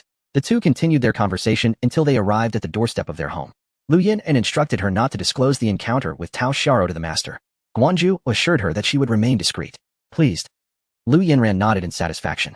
Upon entering, they found Lin Tian already setting the table. Welcome. Sit down. The dishes are ready, he announced. Morongfu, eyeing the spread of 5 dishes and a soup, nearly drooled in anticipation. Guanjuer's eyes sparkled upon seeing the meal. Observing their expressions, she mused that indeed, those who are hungry share the same glimmer in their eyes. Fortunately, he had prepared a couple of extra dishes. Come, my dear wife, take a seat. Yet, he did not forget to express his unwavering loyalty. Having received guidance from her cousin, Lu Yinren now accepted the master's affectionate displays with grace. She elegantly seated herself alongside Guanjuer, nodding and smiling at the pair across the table. Wang Yang felt a surge of excitement within him. While Murongfu noticed his overzealous performance and discreetly kicked him under the table, Wang Yang instantly understood. With a smile, Murongfu remarked, this young lady seems somewhat unfamiliar. You are not from around here, are you? Lu Yinren maintained her vigilance toward Murongfu, responding with a smile on behalf of Guanjuer, old master Murong. This is a friend of my husband. The implication was clear. This is a friend of the master. Do you have any objections? Indeed. Upon hearing that she was a friend of the master, Murongfu's demeanor shifted entirely. Ah, so she is a friend of Boss Lin. My apologies. He then noticed the sword at her waist. Curious, he asked, do you possess martial skills, young lady? Guanjuer furrowed her brow, sensing that this individual seemed to be interrogating her. Furthermore, his attire and manner of speaking suggested he was no ordinary person. Yet, it was only natural. Who would be of common standing in the master's retinue? They must all have ulterior motives. She responded coolly. My father taught me that it is unsafe for a girl to travel alone, so he trained me in some self-defense techniques since childhood. Murongfu scrutinized the sword at her waist closely. The insignia on the sword seemed familiar, yet he could not recall where he had seen it before. One can only wait to return to the palace to investigate. He certainly did not wish for trivial individuals to linger near the master. Perhaps they were sent by Long Aotian. Murongfu felt a sense of disdain. How audacious of that old fellow to employ the charm of a beautiful woman. The charm of a beautiful woman? He could employ such tactics as well. Perhaps tomorrow, he would send his own daughter over. Lin Tian lifted his bowl. Observing that the others remained motionless, he could not help but exclaim, everyone, please eat. If you do not, the dishes will grow cold. Upon hearing Lin Tian's urging, they finally came to their senses. Guanjuer, in a fit of impatience, eagerly picked up her bowl and began to eat. Murongfu mirrored her expression. The two of them consumed their meal as though they were famished souls returned to life. Lin Tian watched them with exasperation. Eat slowly. There is still plenty in the pot. Little did he know that the food here was of exquisite quality. Murongfu and Guanjuer, both skilled in martial arts, were well aware of the unique nature of these dishes. Moreover, the vegetables and fruits grown under his care had long since mutated, bearing no resemblance to what he had previously consumed. Wang Yang only knew that the stir-fried shredded potatoes contained 5 spirit grass, finely chopped like scallions. The fried cucumbers were enhanced with the finest wild ginseng. Such ingredients were incredibly nourishing. Although he wished to indulge further, he remained wary of the potency of these medicinal herbs. Generally, one should not consume excessive quantities of such restorative ingredients, lest they become overwhelmed by their effects, leading to a nosebleed. Contemplating this, he could not help but nudge Murongfu's leg. Yet, Murongfu was too engrossed in his meal to pay him any mind. Wang Yang felt quite helpless. Lin Tian, however, found Wang Yang to be quite refined. Despite having been equally famished throughout the day, one could see how politely he dined. Glancing across the table at the two, he could only shake his head in disbelief. It was a sight too tragic to behold. Chapter 39. Don't snatch it. 1 clove of garlic each. Lin Tian found it quite peculiar. Is garlic truly so fragrant? Are scallions that delectable? Why do these individuals exclusively choose to indulge in condiments? Come, dear wife, partake in more meat, Lin Tian said, perplexed, as he served his spouse. He speculated that perhaps garlic enhances the flavor, making it a delightful accompaniment to rice. That was the only way he could rationalize the fervent struggle between the two individuals across from him, as they vied for a single clove of garlic with a fervor that seemed life or death. Mine, Guanjuer exclaimed, her chopsticks gripping tightly to prevent Murongfu from snatching it away. Young lady, I require this for my nourishment. This piece belongs to me, Murongfu said with a grin, firmly pressing down on his chopsticks. No, I am still growing, so you ought to yield it to me, Guanjuer retorted, her grip intensifying. Murongfu narrowed his eyes slightly, and the two engaged in a silent contest of strength. Lin Tian felt exasperated. It was merely a clove of garlic. There was plenty more in the backyard. Unable to suppress a chuckle, he interjected, "You too, if you enjoy it so much, when we return, I shall ensure each of you has a handful to take home."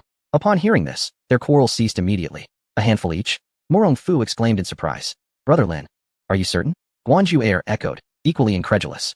Lin Tian nodded, assuring them that he had an abundance of such items at home. The two of them simultaneously glanced at the verdant patch not far away. The master was indeed correct. He truly had plenty. Suddenly, the atmosphere grew tranquil, and their eating habits returned to normal. Lin Tian felt a sense of disbelief. Even in his impoverished state, these wealthy individuals were attempting to mooch off his meal. Sigh. Upon reflection, considering that 50 taels would scarcely buy a clove of garlic, he thought it best to simply give it away. By the end of the meal, their bellies were pleasantly full. Morong Fu let out a satisfied burp. The dishes at Lin Boss's place are simply exquisite. Guanju shot him a glance, thinking that this old fox was indeed just like her, here for a free meal. "I must say, old man, you hardly seem like someone in need of sustenance," she remarked with discontent. Morong Fu, feeling somewhat embarrassed by her teasing, thought to himself how unrefined the master's friend was. He was enjoying the master's meal. What did it matter to her? It was as if she were suggesting he was dining at her expense. Thus, with a forced smile, he replied, "My dear young lady, while I am not in want of food, I simply relish the dishes prepared by Lin Boss. They're undeniably delightful." Lin Tian noticed the two were about to bicker again, and, feeling a headache coming on, said, "The day is growing late. Since you both enjoy it, I shall fetch some for you to take home." With that, he headed towards the corner and quickly uprooted a few cloves, placing them into their hands. "All right then. You two, take advantage of the remaining daylight and hurry home. I shan't keep you for tea." Upon hearing this, Guanju shot a fierce glare at Morong Fu. This old man had caused her to miss out on even having tea. She was utterly infuriated. Morong Fu also clicked his tongue, pondering where this headstrong girl had come from, depriving him of his tea. Both individuals glared at each other as they reached the door, unable to suppress a disdainful snort. Lin Tian observed the elder and the younger, awkwardly chuckling to himself. It seemed these two were inherently incompatible, and if they were to cross paths again, an argument would surely ensue. Lu Yanran covered her mouth, laughing softly. "Indeed, it appears that Sister Guan is quite fond of the meals prepared by her husband." Lin Tian's eyes brightened, and he gazed at her with deep affection. "Do you like your husband's cooking?" Lu Yanran blushed, replying, "I adore whatever my husband does." Good heavens! Lin Tian thought this was undoubtedly a blatant flirtation. He swallowed hard, preparing to extend his hand toward her. However, Lu Yanran noticed Tao Xiao standing at the entrance, hesitant to enter. She quickly pushed Lin Tian aside, pointing toward the door. "Husband, it seems someone is here to see you." "Who?" Lin Tian asked, somewhat impatiently. At such a moment, who would be so inconsiderate as to interrupt his activities? Yet, upon turning around, he was taken aback to find it was indeed Tao Xiao. Instantly, he felt a pang of guilt. Wife. Let me go and see what she wants." "All right." Witnessing Lin Tian's flustered demeanor, Lu Yanran was now certain that what Tao Xiao had mentioned earlier was indeed true. She silently began tidying up the dishes. As Lin Tian approached the door, before he could utter a word, tears began to stream down Tao Xiao's face. "Tian Gu, do you no longer want me?" He felt a bit awkward. The girl before him was still a child. Had she not sought to end her own life? He would never have agreed to such an absurd proposition. Although he had fleetingly entertained the notion of a nurturing relationship, he assured himself it was merely a thought, never intended to be realized. After all, he could not reconcile such a notion in his mind. "Let me explain. I was actually thinking." Before Lin Tian could finish, Tao Xiao's sobs grew louder. "I knew it. You must have your eyes set on that female tycoon. Which is why you don't wish to marry me." "What are you talking about?" Lin Tian responded calmly. "I believe you are misunderstanding me. My intention is to save you, not to marry you. You are still young, and I wouldn't want you to be wed to someone like Wang Matzi. However, if you continue to say such things, I don't see the need to assist you." With that, he placed a few silver coins Tao Xiao had given him on the table. "Who I, Lin Tian, choose to marry is my own decision. This is your money. Take it back." Tao Xiao panicked. Her previously cherished physique and beauty paled in comparison to Lu Yin and Guanju who had recently arrived. She now found herself lacking the grace of Lu Yanran and the wealth of Guanju If Lin Tian continued to disregard her, she truly would have no choice but to marry Wang Matzi. "Tian Gu, it's my fault. I shouldn't have said that. Please, I beg you to help me." As she spoke, she knelt down. "I know Tian Gu doesn't have feelings for me, but I do not wish to marry Wang Matzi. I implore you to assist me." Seeing the frail girl before him, Lin Tian found it hard to harden his heart. Yet, being threatened by such a tiny girl left him feeling particularly unsettled. Were it not for the kindness she had shown him in the past, he would have preferred to steer clear of this murky situation. As Lu Yanran listened attentively, she gently approached and helped Tao Xiao to her feet. With a soothing tone, she said, "My husband is a good man. Since he has promised you, he shall certainly assist you in resolving this dilemma. Won't you, dear husband?" Observing his wife's profound understanding, Lin Tian felt a sense of relief in his heart. Such a wife is indeed a treasure. For her sake, he nodded and said, "Since my wife has spoken thus, return home and summon your father to me. I shall discuss this matter with him." Summon her father? Although Tao Xiao did not comprehend Lin Tian's intentions, she obediently returned home. As she departed, Lin Tian helplessly turned to Lu Yanran. "You are already aware?" Lu Yanran nodded. "Yes, I encountered this on my way back.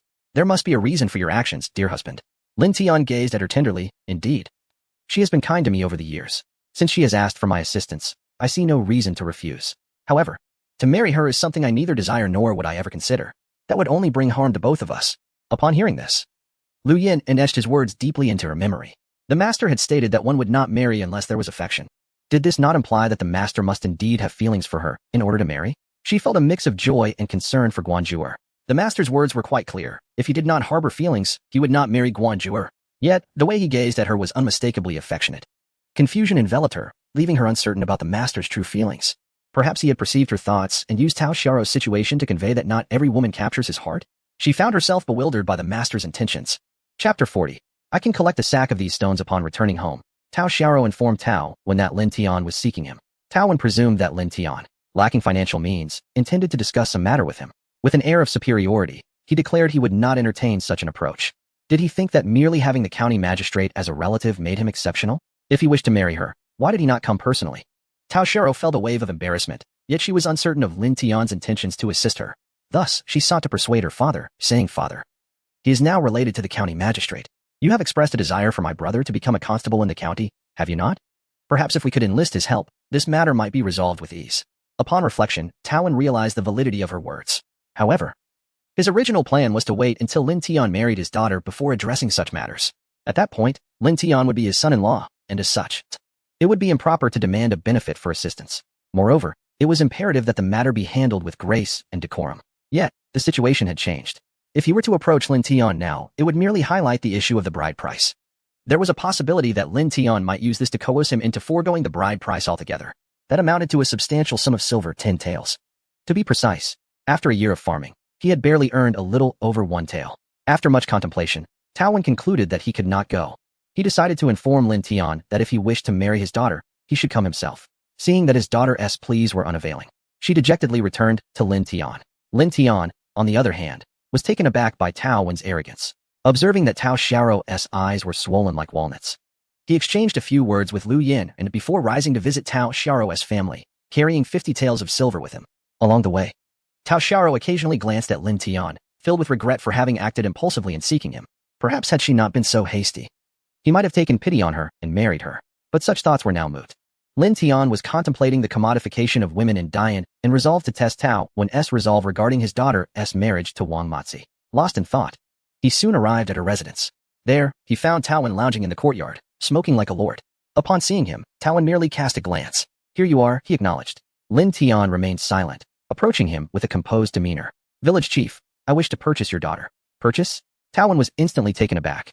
Sitting upright, to buy was fundamentally different from marrying. To purchase implied that Tao Xiao would enter the Lin household as a servant, even less than a concubine.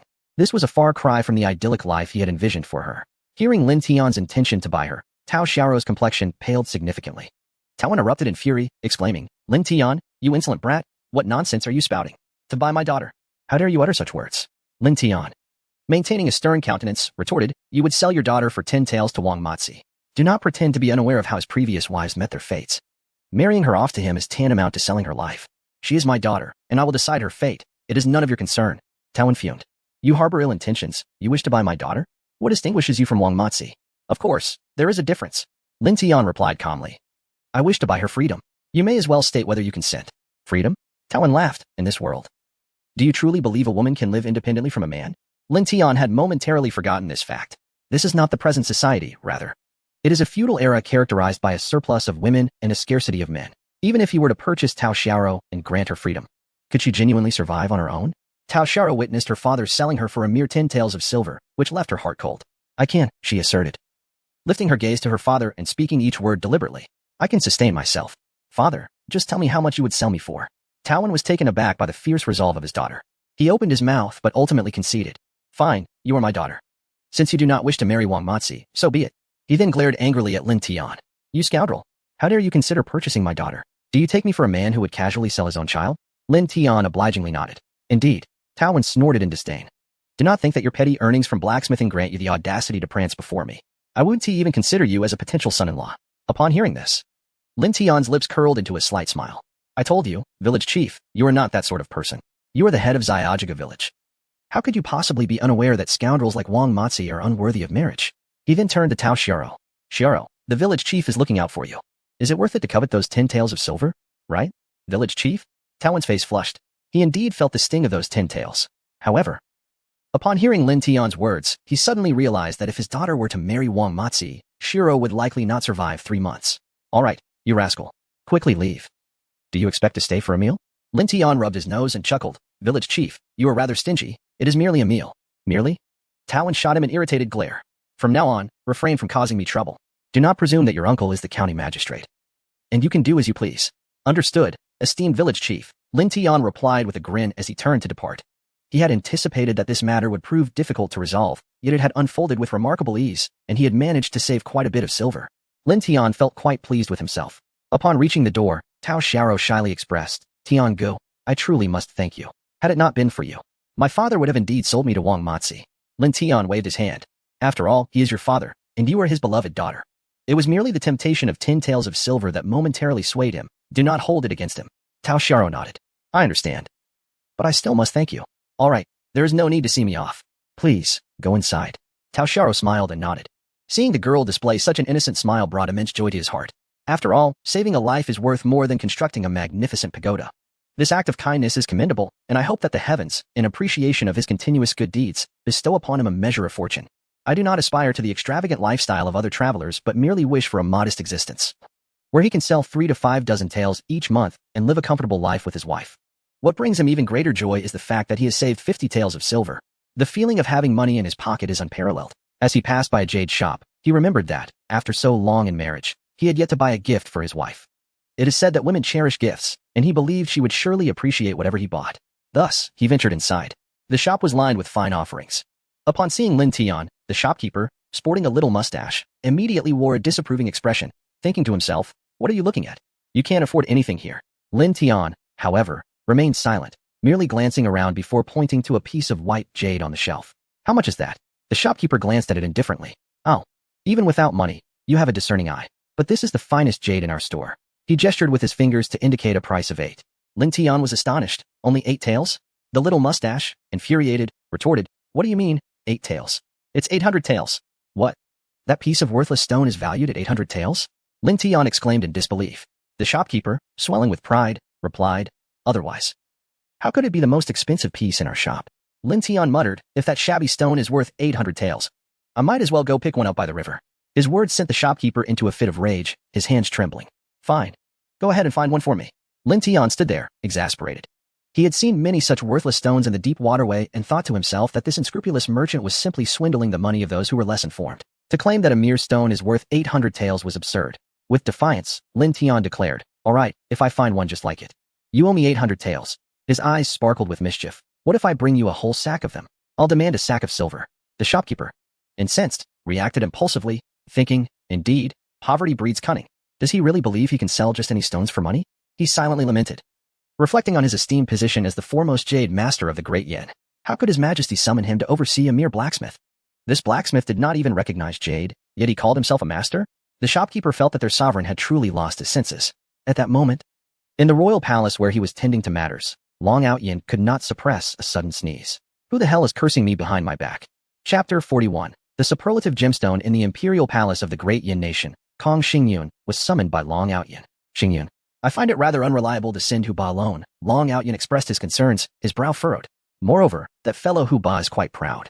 It's been several days, and he hasn't even sent a word back. Kong Xingyun analyzed the situation, suggesting, perhaps Morong Fu has covertly dispatched others to keep an eye on the master, making it difficult for old Hu to act. Is that so? Do you truly believe so? Long Out Yin rose and began to pace the courtyard. I just can't shake the feeling that old Hu is rather untrustworthy. What if we send Old Li instead? Kong Xingyun's lips twitched at the thought. Your Majesty, are you intending to send all of our talented individuals from the Great Yin to the Great Yin for observation and learning? Long Out Yin coughed awkwardly. I was simply considering Old Li's recent dedication to the study of medicine. That individual in the Great Yin, if he can cure Morong Fu's incurable ailment, his medical skills must be exceptional. By sending them, I aim for them to establish a good rapport with the master. Should the master take a liking to them and accept them as disciples, we would surely prosper. Kong Xingyan mused to himself, Your Majesty, your calculations are indeed astute. Do you think Murungfu is a fool? He has undoubtedly stationed many hidden sentinels around that esteemed individual. Hence, Hu Ba has refrained from taking any action thus far. Meanwhile, Hu Ba was at a shop, feeling disgruntled with Lin Tian. He harbored considerable resentment towards being dispatched to such a desolate and impoverished location. To compound his frustrations, Lin Tian had provoked him further today. This contemptible blacksmith! How dare he belittle my jade? He fumed. Very well, let's see how he manages to procure a sack. In a moment of reflection, he thought, if he couldn't find any, it would conveniently provide him a reason to return. A charming smile crept across Hu Ba's face, sending women passing by the door fleeing in fright. Oh, ladies, don't go. Come in and take a look. Lin Tian emerged from the jade shop, not heading home, but instead making his way back to the spot where he had previously encountered the stones. Gazing at the emerald waters, he suddenly felt a wave of emotion wash over him, nearly moved to tears. Swimming skills maxed out. He truly appreciated this system, which had transformed his once modest life into a more arduous journey. Removing his clothing and shoes, Lin Tian plunged into the water, diving straight to the bottom. He recalled his last visit here, when he had discovered numerous stones beneath the surface, some even glowing. He felt around underwater, retrieving a stone and bringing it to the shore. Upon inspection, he noted that it resembled the one he had seen in the jade shop. With a skeptical mindset, he gathered a substantial number of stones and wrapped them in his coat before heading back. Not long after, Hu Ba spotted Lin Tian approaching, carrying a bundle. He merely cast a fleeting glance in Lin Tian's direction, which went unnoticed by Lin Tian. He placed the stone-filled garment on the table with a huff, truly believing that a mere stone picked up from the ground could possess any worth. Hu Ba had yet to finish his ramblings when a table laden with exquisite raw stones materialized before him. His jaw nearly dropped to the floor in astonishment. Who was he? The foremost jade craftsman of Dian. He could discern, at a mere glance, the shape, size, and unique surface patterns of these stones, immediately recognizing their potential. Exceptional raw stones. Superlative stones. And there was even one that faintly glimmered, the nature of which he could not fathom. Hu Ba felt as if struck by lightning. At long last, he believed the words of the emperor, realizing that indeed, a reclusive master existed in Dian. And it was none other than this insufferable blacksmith before him. No. Hu Ba shook his head vigorously. Lin Tian, upon witnessing this, instantly comprehended the situation. The stones he had collected were indeed just stones. Even the proprietor shook his head in disbelief. It dawned on him that he had underestimated their value. Truly, different fields can feel like different worlds. He could only mask his embarrassment with a smile. Apologies, I merely thought these stones resembled yours. Hearing the voice, Hu Ba finally snapped back to reality, overcome with excitement. His words tumbled out incoherently. Actually, Lin Tian hastily waved his hand, thinking he had made a significant blunder. Well, never mind. Shopkeeper, I have some matters to attend to at home, so consider these stones a gift. Without a second thought for his coat, he dashed out the door. A gift? Hu Ba's hands trembled, frozen in midair. After a long pause, he managed to utter 4 words. Master, wait. Staring at the empty doorway, he struck his forehead in frustration. Hu Ba was filled with regret. He hurried to the table, his gaze fixed intently on the raw stones. Having spent a lifetime in the jade trade, he never imagined he would witness such extraordinary stones, let alone one of unknown caliber. Drawing in a sharp breath, he laughed joyfully toward the heavens, exclaiming that his visit to Dian had been fortuitous indeed. At that moment, the dog at the entrance, startled by his laughter, scampered away.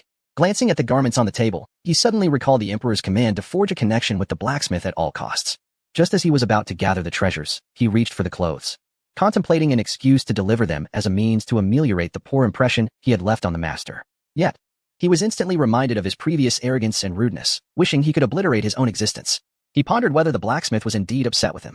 Realizing the predicament he was in, he decided to swallow his pride and seek to ingratiate himself. As he was leaving, he caught sight of the jade stone Lin Tian had previously admired and quickly retrieved it, placing it in a box. Clutching the clothes, he rushed out. Zhao, the attendant stationed by the door, looked on in bewilderment. Shopkeeper, why the urgency? Did that fellow just steal something? With that, he followed closely behind. Hu Ba, noticing that he was being pursued, barked, What are you following me for? Aren't you supposed to be watching the shop? Zhao, taken aback by the reprimand, was confused. Having merely tried to assist in apprehending a thief, scratching his head, Lin Tian realized that he did not comprehend his boss's intentions. Thus, he returned home empty-handed, feeling quite awkward.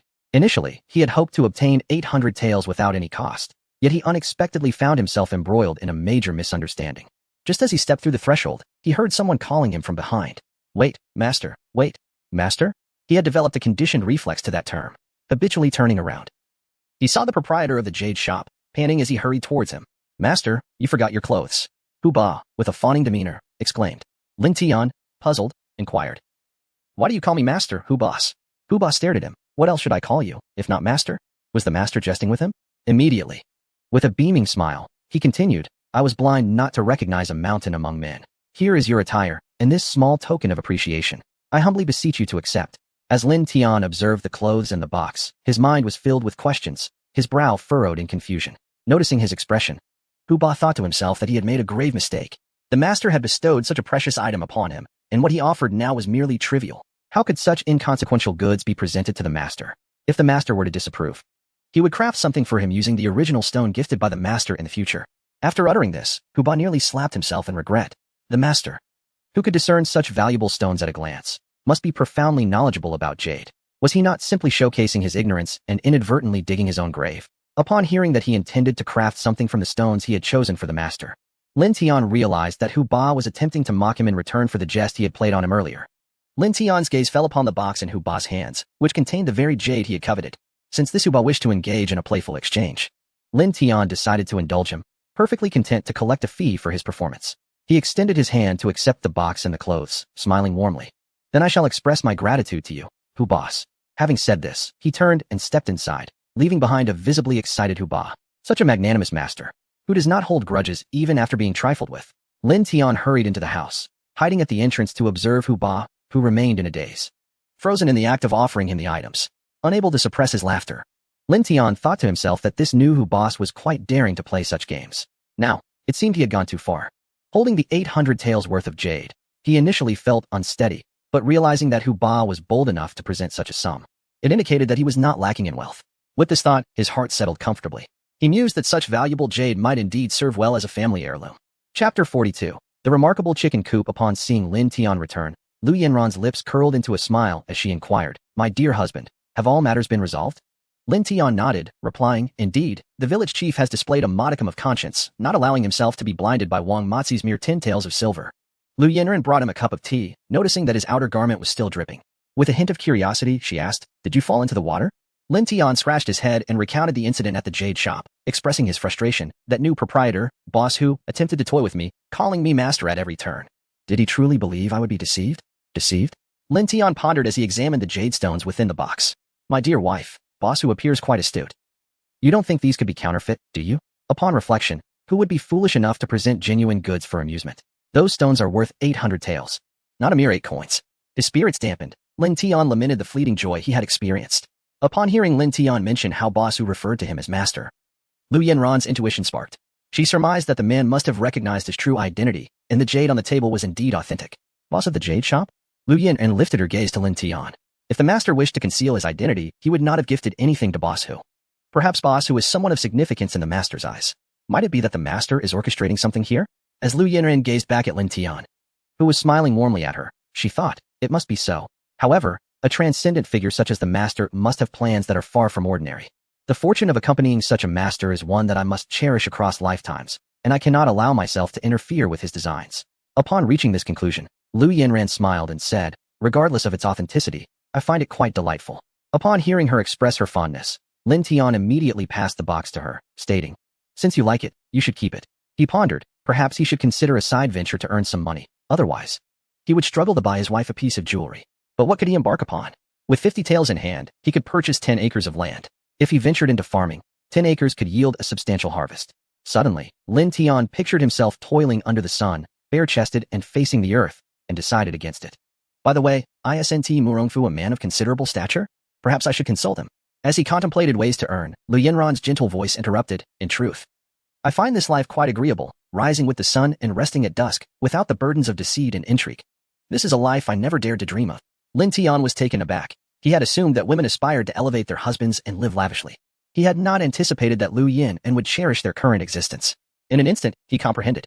Lu Yanran's martial prowess suggested a background of significance. Perhaps she had sought refuge in this secluded valley to escape the clutches of enmity. Yet, something did not align. If she were fleeing from adversaries, what of her brother-in-law and his family? And what about that frugal uncle? Lin Tian pondered for a moment and concluded that his wife must be concerned about hurting his pride. Thus, she deliberately claimed to enjoy their current way of life, which made perfect sense.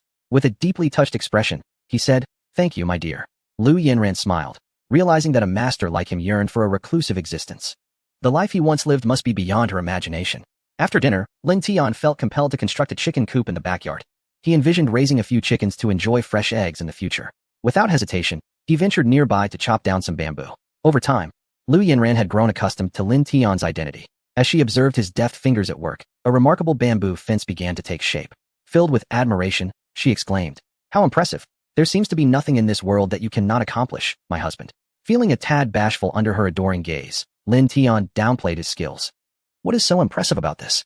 I once crafted baskets for the old lady next door, and she didn't even want them. Only my sweet little wife praises me." He chuckled. "These are merely essential skills for ordinary life." Lu Yinran swallowed hard, contemplating that if such skills were indeed essential for survival, then everyone in the world might as well be a master. With a smile, she replied, "You always enjoy joking, my dear." Lin Tian returned her smile and continued his work. Lu Yinran had never imagined she would witness the birth of an extraordinary masterpiece. She gasped in astonishment, covering her mouth. The ethereal dragon and phoenix designs on the bamboo fence were flawlessly executed at every joint. Seeing her cover her mouth, Lin Tian, puzzled, asked, "What's wrong? Is it a toothache?"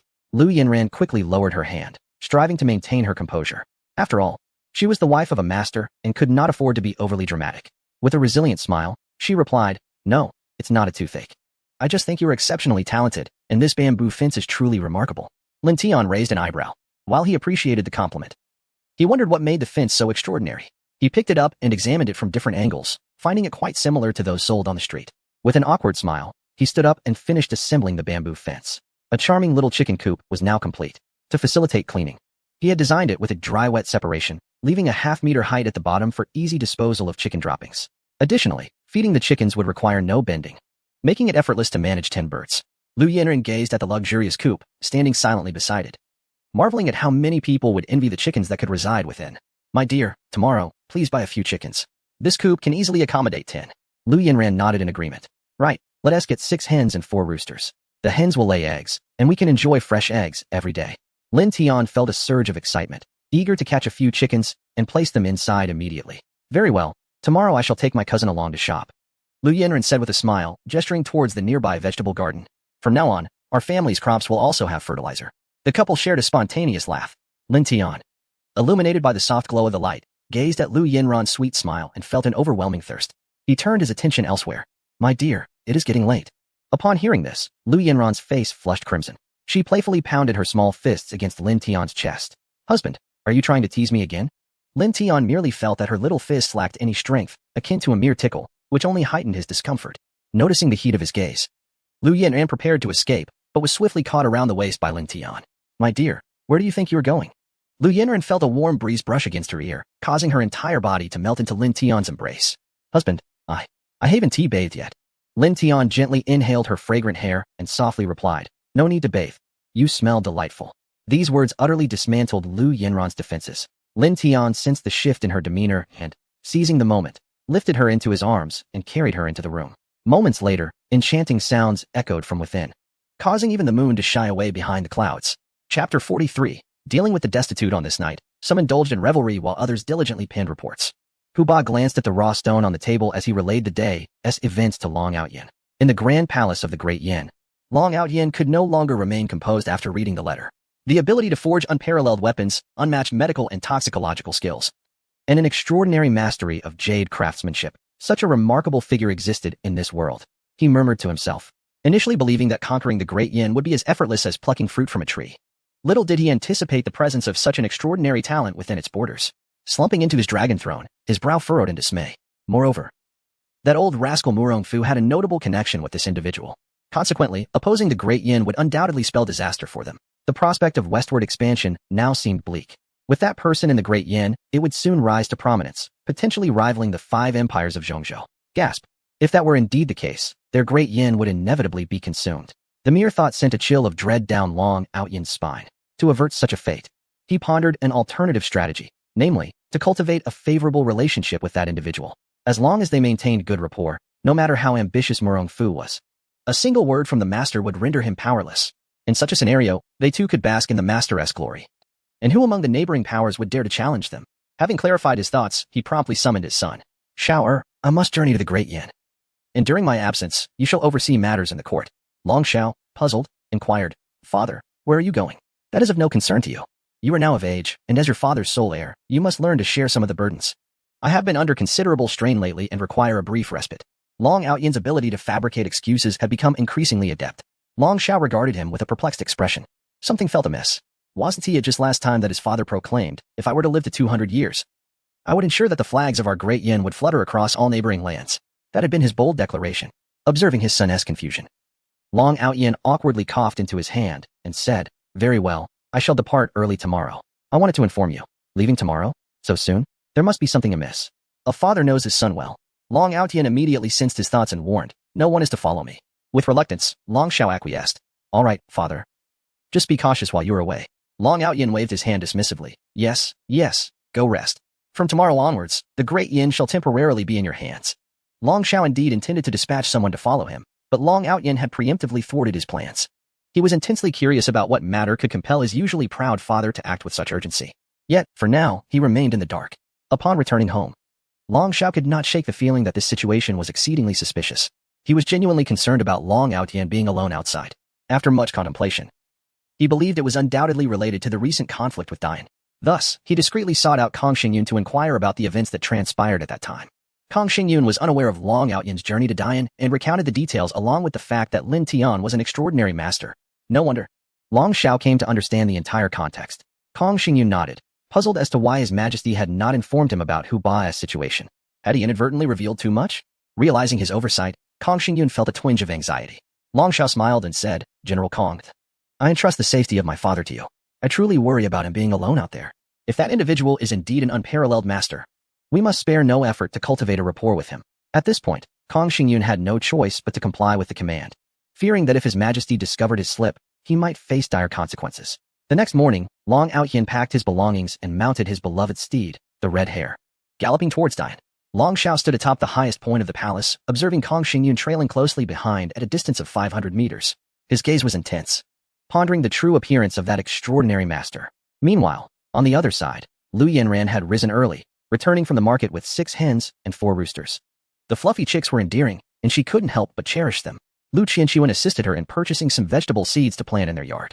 Ever since Lin Tian showcased his culinary skills, Lu Yanran had decided to have him prepare lunch that day. Currently, Lin Tian's life was improving steadily, evoking envy from those around him. He Fatsi had recently lost his official position and had been continuously troubled by Zhang Dongzi's family. This left him irate, pondering why Lin Tian could enjoy such a prosperous life. Thus, a malicious thought took root within him as he carried rat poison purchased from the pharmacy, plotting to poison their food. Let us see who can save you this time. Coincidentally, Hu Ba arrived with items to visit Lin Tian and spotted He Fatsi lurking suspiciously by the door. Recognizing him as the same person involved in framing his master for murder, he felt a surge of alarm. This person was likely seeking revenge. Peering inside, he noticed that his master was absent. Hu Ba contemplated that if this fellow intended to harm his master, perhaps he could seize this opportunity to capture the troublemaker and improve the negative impression he had previously left on his master. This idea seemed quite promising. He spent 10 taels of silver to summon several ruffians nearby. The thugs, accepting the money, approached He Fatsi. Although He Fatsi was robust, he found himself outnumbered and outgunned. He stammered, Do you know who I am? The ruffian leader waved a small dagger in front of him and replied, Isn't that obvious? With a face like yours. Who in the village doesn't he know you? Then why do you still dare? He Fatsi retorted. The ruffian leader, growing impatient, scoffed. I thought you were in a position of power. Brothers, charge. He Fatsi watched as a group of people approached to beat him, terrified and clutching his head. A cacophony of screams filled the air. Hu Ba, standing nearby, idly cleaned his ears. Before long, He Fatsi was dragged before him, bruised and battered. With a look of disdain, Hu Ba ordered, Throw him in front of the blacksmith shop. The blacksmith shop? He Fatsi was utterly bewildered and lifted his gaze to Hu Ba, pondering how he had offended this man. Could it be that he had some connection with Lin Tian? With a face more grotesque than a pig's, He Fatsi stammered, Boss Hu, I harbor no grudges against you. Why do you wish to harm me? Indeed, there were no grievances. Hu Ba snorted coldly, but your appearance is so unsightly that it detracts from my enjoyment of the scenery. He Fatsi was at a loss for words. What beauty could there possibly be in this remote valley? This little mustached man must surely be linked to Lin Tian. Could it be? He Fatsi gasped. Could it be that you were also related to Lin Tian? Upon hearing this, Hu Ba nearly choked on his own saliva. If he were a relative of the master, he certainly wouldn't be here. No, if he were a relative of the master, he would have expressed his gratitude to his ancestors 100-fold. What nonsense! Hu Ba exclaimed. How could I possibly be related to the master? The master? He Fatsi was taken aback and couldn't help but laugh at him. Boss Hu, you refer to that brat as a master? You're jesting, and it's painful to hear. He Fatsi covered his bruised face. It dawned on him that this boss, who must have some matter he wished to discuss with Lin Tian, especially since the county magistrate was now Lin Tian's uncle. Humph, a treacherous merchant. He Fatsy couldn't help but curse inwardly. Chapter 44. The quirks of the affluent He Fatty found himself bound and unceremoniously discarded at the entrance. Huba stood at the door, bowing respectfully as he inquired, "Master, are you at home?" His excessively humble demeanor elicited disdain from He Fatty. To think that someone seeking assistance could exhibit such behavior. Alas, his plight drew not sympathy from passers-by, but rather concealed amusement, a reflection of how much he irked others in his usual demeanor. At that moment, Guanjuer, who had come to seek out Lu Yinran, happened upon this scene. "Master?" she mused, eyeing the mustachioed man before her. Could he be yet another admirer of the master? With a hint of suspicion, she approached Huba. "Hey, what did you just call out?" Huba, taken aback by her presence, responded with irritation. "What I shouted is none of your concern." Guanjuer thought to herself, "With that appearance of yours, how could you possibly think to visit the master? It would be a miracle if he even acknowledged you." Striding confidently inside, she called out, "Sister Lu, I'm here." "Sister Lu?" Huba was taken aback. To his knowledge, the master's wife bore the surname Lu. Could it be that she was a friend of the lady? This realization left him in despair. For he had just offended a friend of the mistress. His spirit sank, tears welling in his eyes. In just 2 days, he had committed so many grievous blunders. He feared he would fail to complete the tasks assigned by his majesty. Meanwhile, the couple, who had been tidying up in the backyard, heard the commotion and emerged. Upon seeing Guanjuer, Lu Yinran greeted her warmly. "Sister Guan, you've come. Please, come in." "Oh." Huba, witnessing their camaraderie, felt himself shrink in stature. Lin Tian, spotting the bound He Fatty and then Huba, inquired with curiosity, "Boss who? What is going on here?" Hearing the master address him, Huba immediately became earnest. "Master, I apologize for my behavior yesterday. I should not have mocked you. I came today bearing gifts to make amends, but upon arriving, I noticed this suspicious character lurking about. So I apprehended him." Lin Tian focused intently on He Fatty, who was writhing on the ground. A small package slipped from his clothing. Upon seeing the object on the ground, He Fatty's squinted eyes widened in shock. His demeanor shifted dramatically, a palpable energy emanating from him. Huba, witnessing this transformation, felt a surge of excitement. What formidable inner strength! He had not anticipated the master's prowess to be so profound. Hastily, he picked up the paper package from the ground, opened it, and frowned. "Master, this is rat poison." "Rat poison?" Lin Tian's expression remained unchanged. Yet the atmosphere in the room plummeted to an unprecedented tension. "You wouldn't be attempting to slip this rat poison into our meals while we are distracted, would you?" His tone was consistent, yet it sent a chill through everyone present. He Fatty trembled uncontrollably as if caught in a sieve. Huba felt his own internal energy waver, prompting him to steady his nerves. Guanjua's face flushed with indignation as she clenched her fists, striving to maintain her composure. Lin Tian silently placed the rat poison on the table. He turned to Lu Yinran, speaking calmly. "Wife, later you should find your brother-in-law and inform him that Fatty he intends to poison us. Let us see how he handles this matter." "All right, I will go right away. I will accompany you." Guanjuer caught up with Lu Yinran, and the two of them exited together. Looking at the person on the ground, Lin Tian chose to ignore him, leaving the task of dealing with him to Li Jun. He then politely addressed Huba, saying, "This time, we owe you a great debt, Boss Hu. Otherwise, my wife and I would have been oblivious to our impending doom." Huba quickly shook his head and waved his hand. "I dare not take credit, master. It was merely a trivial effort on my part. I hope you will not dwell on yesterday's events." As he spoke, he unveiled the gift he had been holding, revealing a beautifully crafted jade teapot. Lin Tian gazed at the jade teapot, contemplating how generous Boss Hu truly was. He had initially thought they were even, but it appeared that Hu had spent the night feeling remorseful and had brought such a lavish gift today. With a polite smile, Lin Tian replied, "You are too kind. Boss Hu, I cannot accept this gift." Hearing that the master would not accept his present, Huba grew anxious. "Is it that you find this gift lacking in value? If so, I can exchange it for something else." He had already presented his finest item. If the master still disapproved, he would have no choice but to seek out Long Ao Tian for assistance, as he was the one who had sent him, after all. Lin Tian realized that his refusal to accept the gift had upset Huba. The man's distress was palpable. He mused that the temperament of the wealthy could be quite peculiar. He awkwardly chuckled. "No, since Boss Hu insists, I will graciously accept it. However, you have indeed rendered me a significant service this time." With that, Lin Tian fixed his gaze on Fatty He and continued, "A few days ago, I believe you heard about the happenings at my home. Fatty He had previously conspired with Zhang Dongzi against me, and now he seeks to poison us. If it weren't for your intervention, Boss Hu, the consequences would have been dire." Lin Tian gestured for Huba to enter, saying, "Please, after you." Huba, filled with excitement, stepped inside. The moment he entered, he was astounded by the sight before him. Epic weapons, divine artifacts, ancient relics. It was terrifying. Instantly, his legs trembled, and he berated himself for his foolishness, reflecting on his 3 days of sulking without coming to take a look. He now lamented that even a glance would have been worth it. Lin Tian settled down with a smile. "Boss Hu, my humble abode is quite simple. I hope you will not take offense. Please, have a seat." "No offense taken, none taken." Huba stammered as he sat down, occasionally glancing around in awe. Lin Tian poured him a cup of tea. Boss Hu, please enjoy this tea. Hu Ba respectfully accepted the cup, overwhelmed by the spectacle before him. He felt this cup of tea was perfectly timed. He hastily drank it all in one go. However, after downing the tea, he sensed something was amiss with his body. As I lowered my gaze, I noticed a remnant of a tea leaf at the bottom of the cup. Upon closer inspection, it was not merely a tea leaf. It was the leaf of the exquisite wild ginseng king. My heavens! It is said that this extraordinary wild ginseng king is a miraculous elixir, capable of sustaining life with just a single leaf. Judging by its appearance, this leaf must possess considerable age, no less than 500 years. No wonder he felt relief. His neck no longer ached, and his eyes were no longer dry. The long-standing habit of stooping to polish jade had suddenly vanished. Hu Ba exclaimed with excitement, Master. May I have another cup? This sensation feels oddly familiar. Lin Tian experienced a foreboding sense of unease. With a smile, he poured another cup for Hu Ba. Once again, Hu Ba downed it in one gulp and eagerly presented the cup back to him. This rhythm, Lin Tian awkwardly remarked. The weather is indeed a bit warm. Boss Hu, do drink more. Upon hearing this, Hu Ba's eyes sparkled with delight. Thank you, Master. Lin Tian felt a twitch at the corner of his mouth. Why did it always sound sarcastic when others referred to him as Master? Was he overthinking it? He awkwardly replied, There is no need to call me Master, Boss Hu. I am but an ordinary blacksmith, given that you are older than I am. You may call me Xiao Lin or Xiao Tian. Hu Ba immediately shook his head. That cannot be. Yet, it felt strange to call him that. He awkwardly insisted. There is nothing wrong with it. You are older than I, and you have done me a great service. Henceforth, we shall be friends. Calling me Master feels awkward. So you may simply refer to me as Xiao Tian. It is settled. Upon hearing this, Hu Ba's heart surged with tumultuous waves. The Master declared that they would be friends. Moreover, he insisted on not being called Master. Did this mean he held a special place in the Master's heart? He silently roared in his mind, 18 generations of ancestors. I am immensely grateful to you all. Chapter 45, The Unloved. Very well, Master, from now on, I, Hu Ba, shall be at your service. Hu Ba. Lin Tian stifled a smile, his face betraying his amusement. Brother Hu, you possess a remarkable sense of humor. Hu Ba stroked his small mustache, his demeanor earnest. Little Tian, since you hold me in such high regard, feel free to command me whenever the need arises.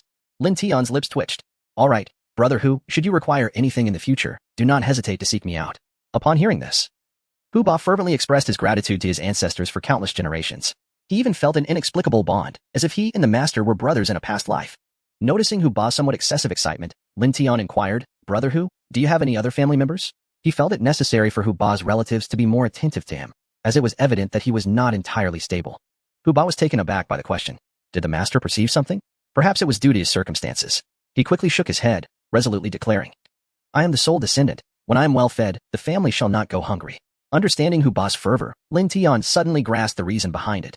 It was likely that his character had hindered him from forming friendships, and thus, the prospect of their camaraderie elicited such a reaction.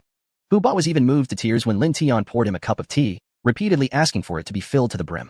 Gazing at the exquisite teapot on the table, Lin Tian thought, in the spirit of friendship, he could not allow Hu Ba to feel he was at a disadvantage. Looking around, he picked up a kitchen knife and placed it before Hu Ba, smiling, Brother Hu, I have little to offer, but please accept this knife. Hu Ba's eyes widened in disbelief. This knife was a tool of celestial significance. The Master was gifting it to him? He could hardly fathom it. After all, no one in the entire Northwest continent possessed such a treasure. Seeing Hu Ba transfixed by the knife, Lin Tian wondered if he had perhaps underestimated the value of his gift. Just as he felt the awkwardness rising, Hu Ba suddenly seized the knife. Tears streaming down his face as he gazed at Lin Tian. Master, no, little Tian, I never imagined I would receive such a precious gift in my lifetime. I can die without regrets now. Ah? Lin Tian thought, merely a kitchen knife had stirred such profound emotion? How starved for affection must he be? He gently replied. It is merely a kitchen knife, not something of great value. Brother Hu, you need not be so moved. In the future, feel free to visit any time for tea and conversation. Any time? Tea and conversation? Hu Ba wiped away his tears. He contemplated his handsome and affluent appearance. Having remained single for so many years, unable to fathom the reason. Now, he finally understood. All of this had been to wait for the Master. With palpable excitement, he clutched the knife, declaring, Then it is settled. I shall come over for tea and conversation whenever I have the time. Lin Tian nodded with a smile. No problem. I generally forge iron at home. You can visit any time when your shop is not busy. Reflecting on the lack of affection in some individuals, one might consider it an act of kindness to offer love. After all, having an additional friend opens up new avenues. Should one find themselves in need in the future, the support of others could prove invaluable. Hu Ba nodded repeatedly, tenderly caressing the knife with a look of adoration. This scene stirred memories in Lin Tian, reminding him of the past when he had gifted others expensive wine worth tens of thousands, only to be met with disdain. Now, he merely offered a kitchen knife. Yet the recipient regarded it as a treasure. Contemplating this, Lin Tian's opinion of Hu Ba improved significantly. The dialogue between the two prompted Hipongzi, lying on the ground, to roll his eyes in exasperation. He mused that the owner of the jade shop must have lost his mind, exchanging a jade teapot for a kitchen knife. Such a blade was commonplace, albeit of slightly superior quality from this shop. Nevertheless, it hardly warranted a trade for a jade teapot, which clearly was a high-end item worth at least 100 or 80 taels of silver. In contrast, the knife was merely worth 3 taels. What a fool. Hipongzi shot another disdainful glance at Huba. At that moment, Lu Yin arrived with the couple, Li Jiwenji and his wife. Upon seeing them, Lin Tian greeted warmly. Brother-in-law, sister-in-law, you have all come. Li Jiwenji, observing the scene, adopted a grim demeanor. Tian D. Yanran has informed me on the way that this Hipongzi is quite audacious. I shall take him to the magistrate. Lu Qianxuan, unable to contain her frown, added, brother-in-law. Your words hold truth.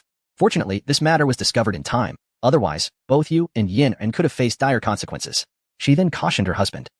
Make sure to bind him securely so this scoundrel does not escape. If he does, who knows how many more he might harm. Li Jiwenji grunted. Do not worry. My dear, he will not escape. He gestured for several villagers waiting at the entrance to assist in escorting the man out. Seeing Hipongzi being led away, Li Jiwenji's expression softened slightly.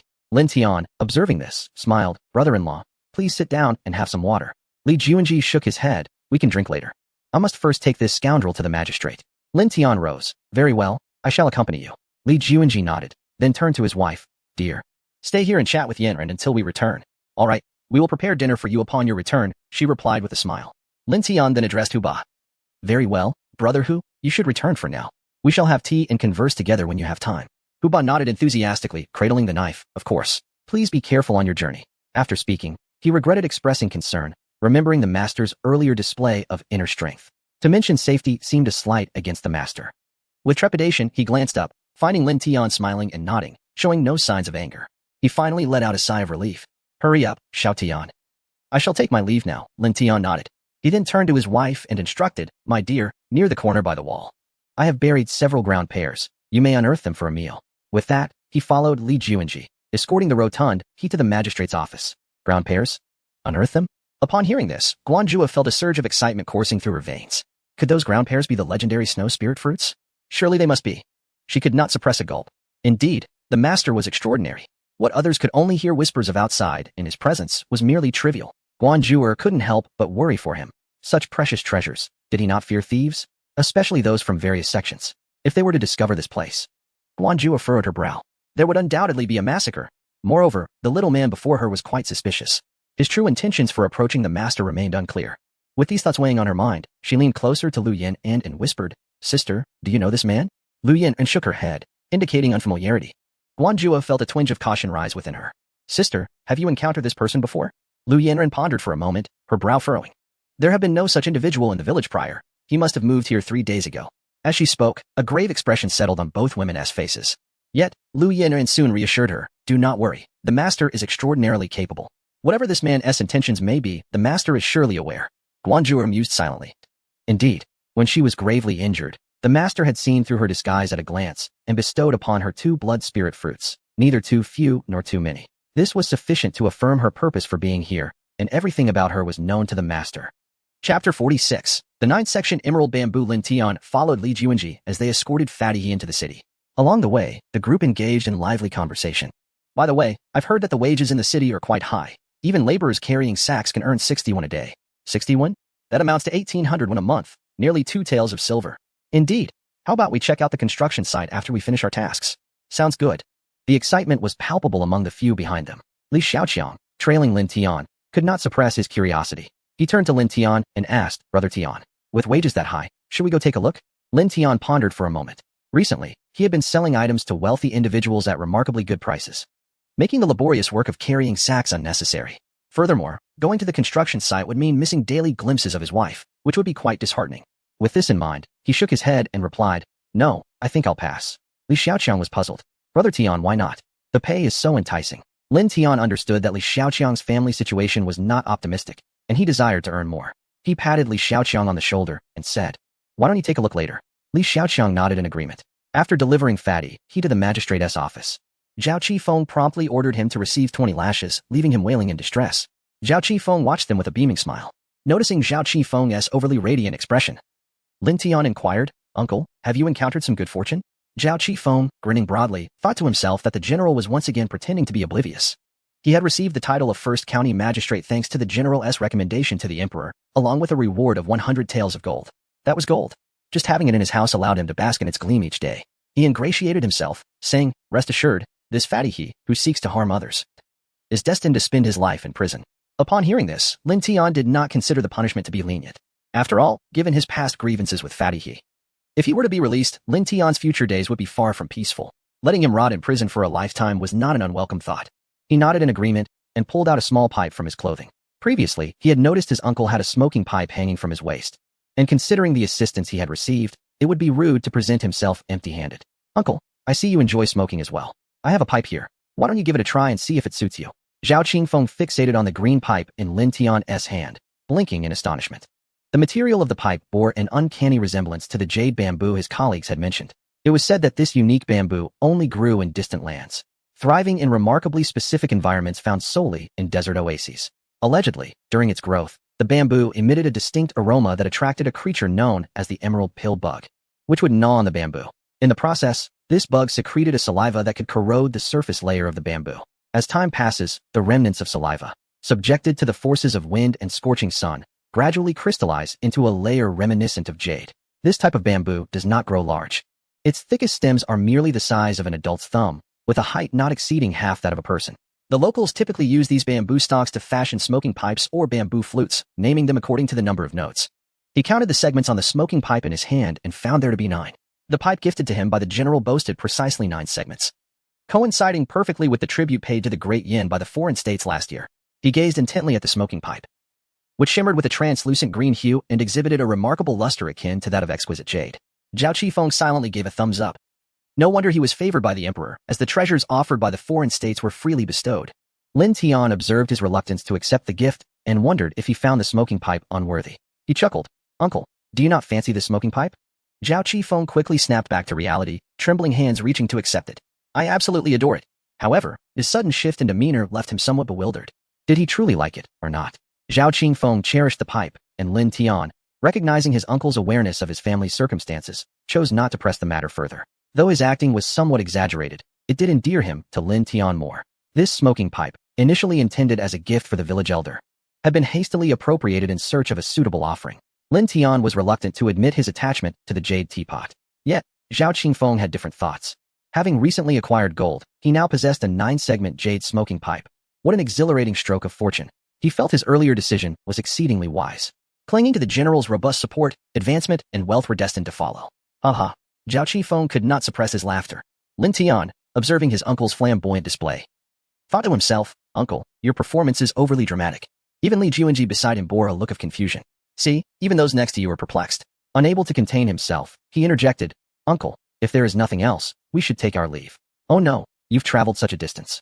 You must stay for dinner before departing." Lin Tian smiled and declined. "We shall forego dinner. Yin and my sister-in-law have prepared a meal for us at home. We'll return to dine with them." Upon hearing this, Zhao Qifeng understood. "Ah, I see. Then I shall not insist on keeping you for dinner. I will have Homing arrange a carriage to take you home." "That would be wonderful." Lin Tian nodded in agreement. "Thank you, uncle." Zhao Qifeng waved his hand, feeling grateful himself. He had not anticipated that serving the general would be such a delight. He quickly added, "There is no need for pleasantries among family."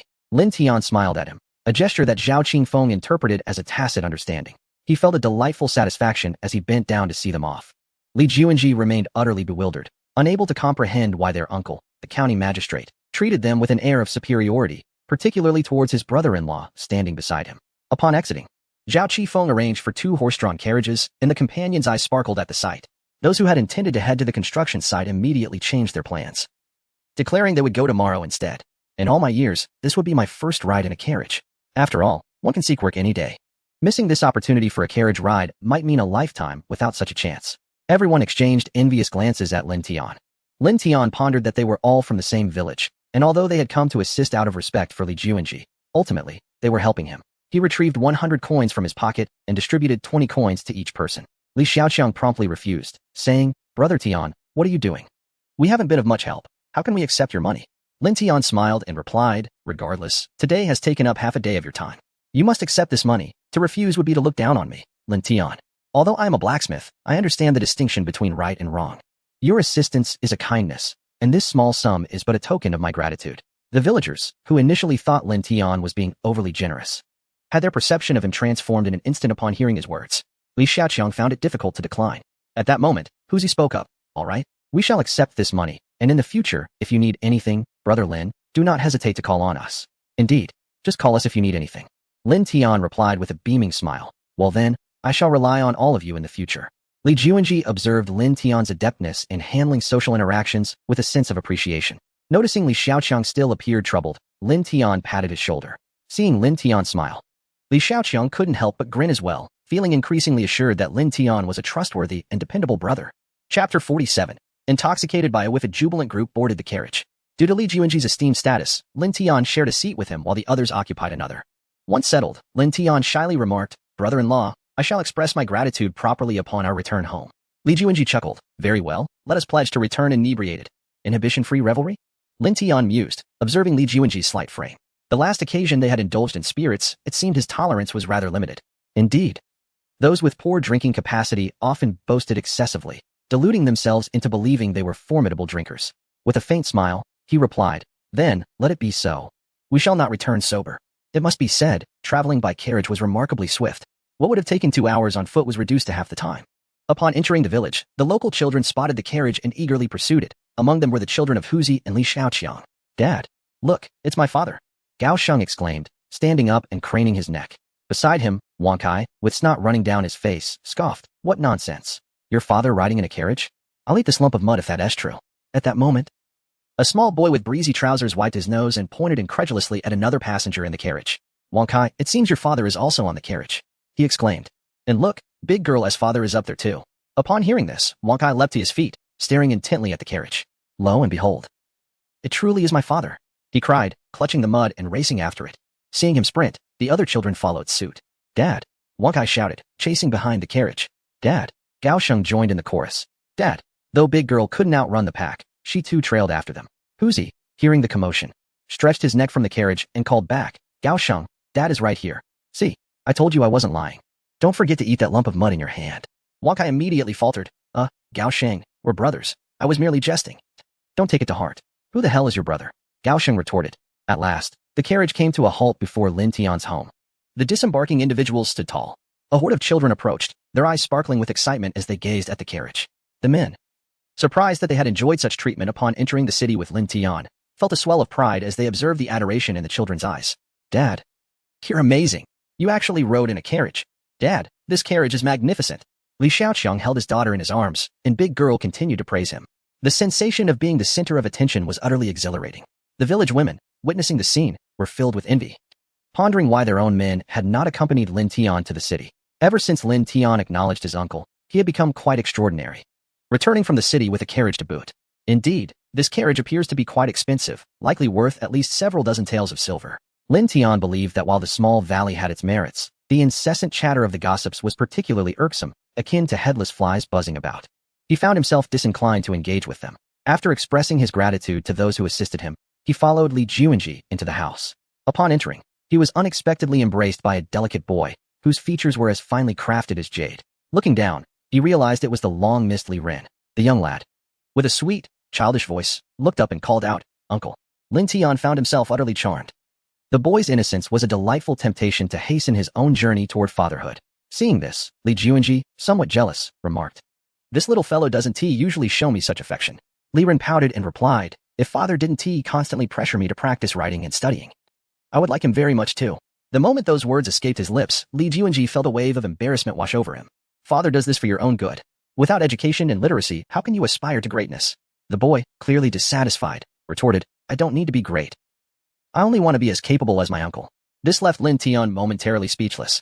He knelt down and earnestly explained, "When I was your age, I also had to study and practice my writing, and if I didn't do well, I would get my hand smacked." "Really?" The little one appeared incredulous. Lin Tian then demonstrated, mimicking the scenario of being inattentive in class and being called out by the teacher to receive a slap on the hand.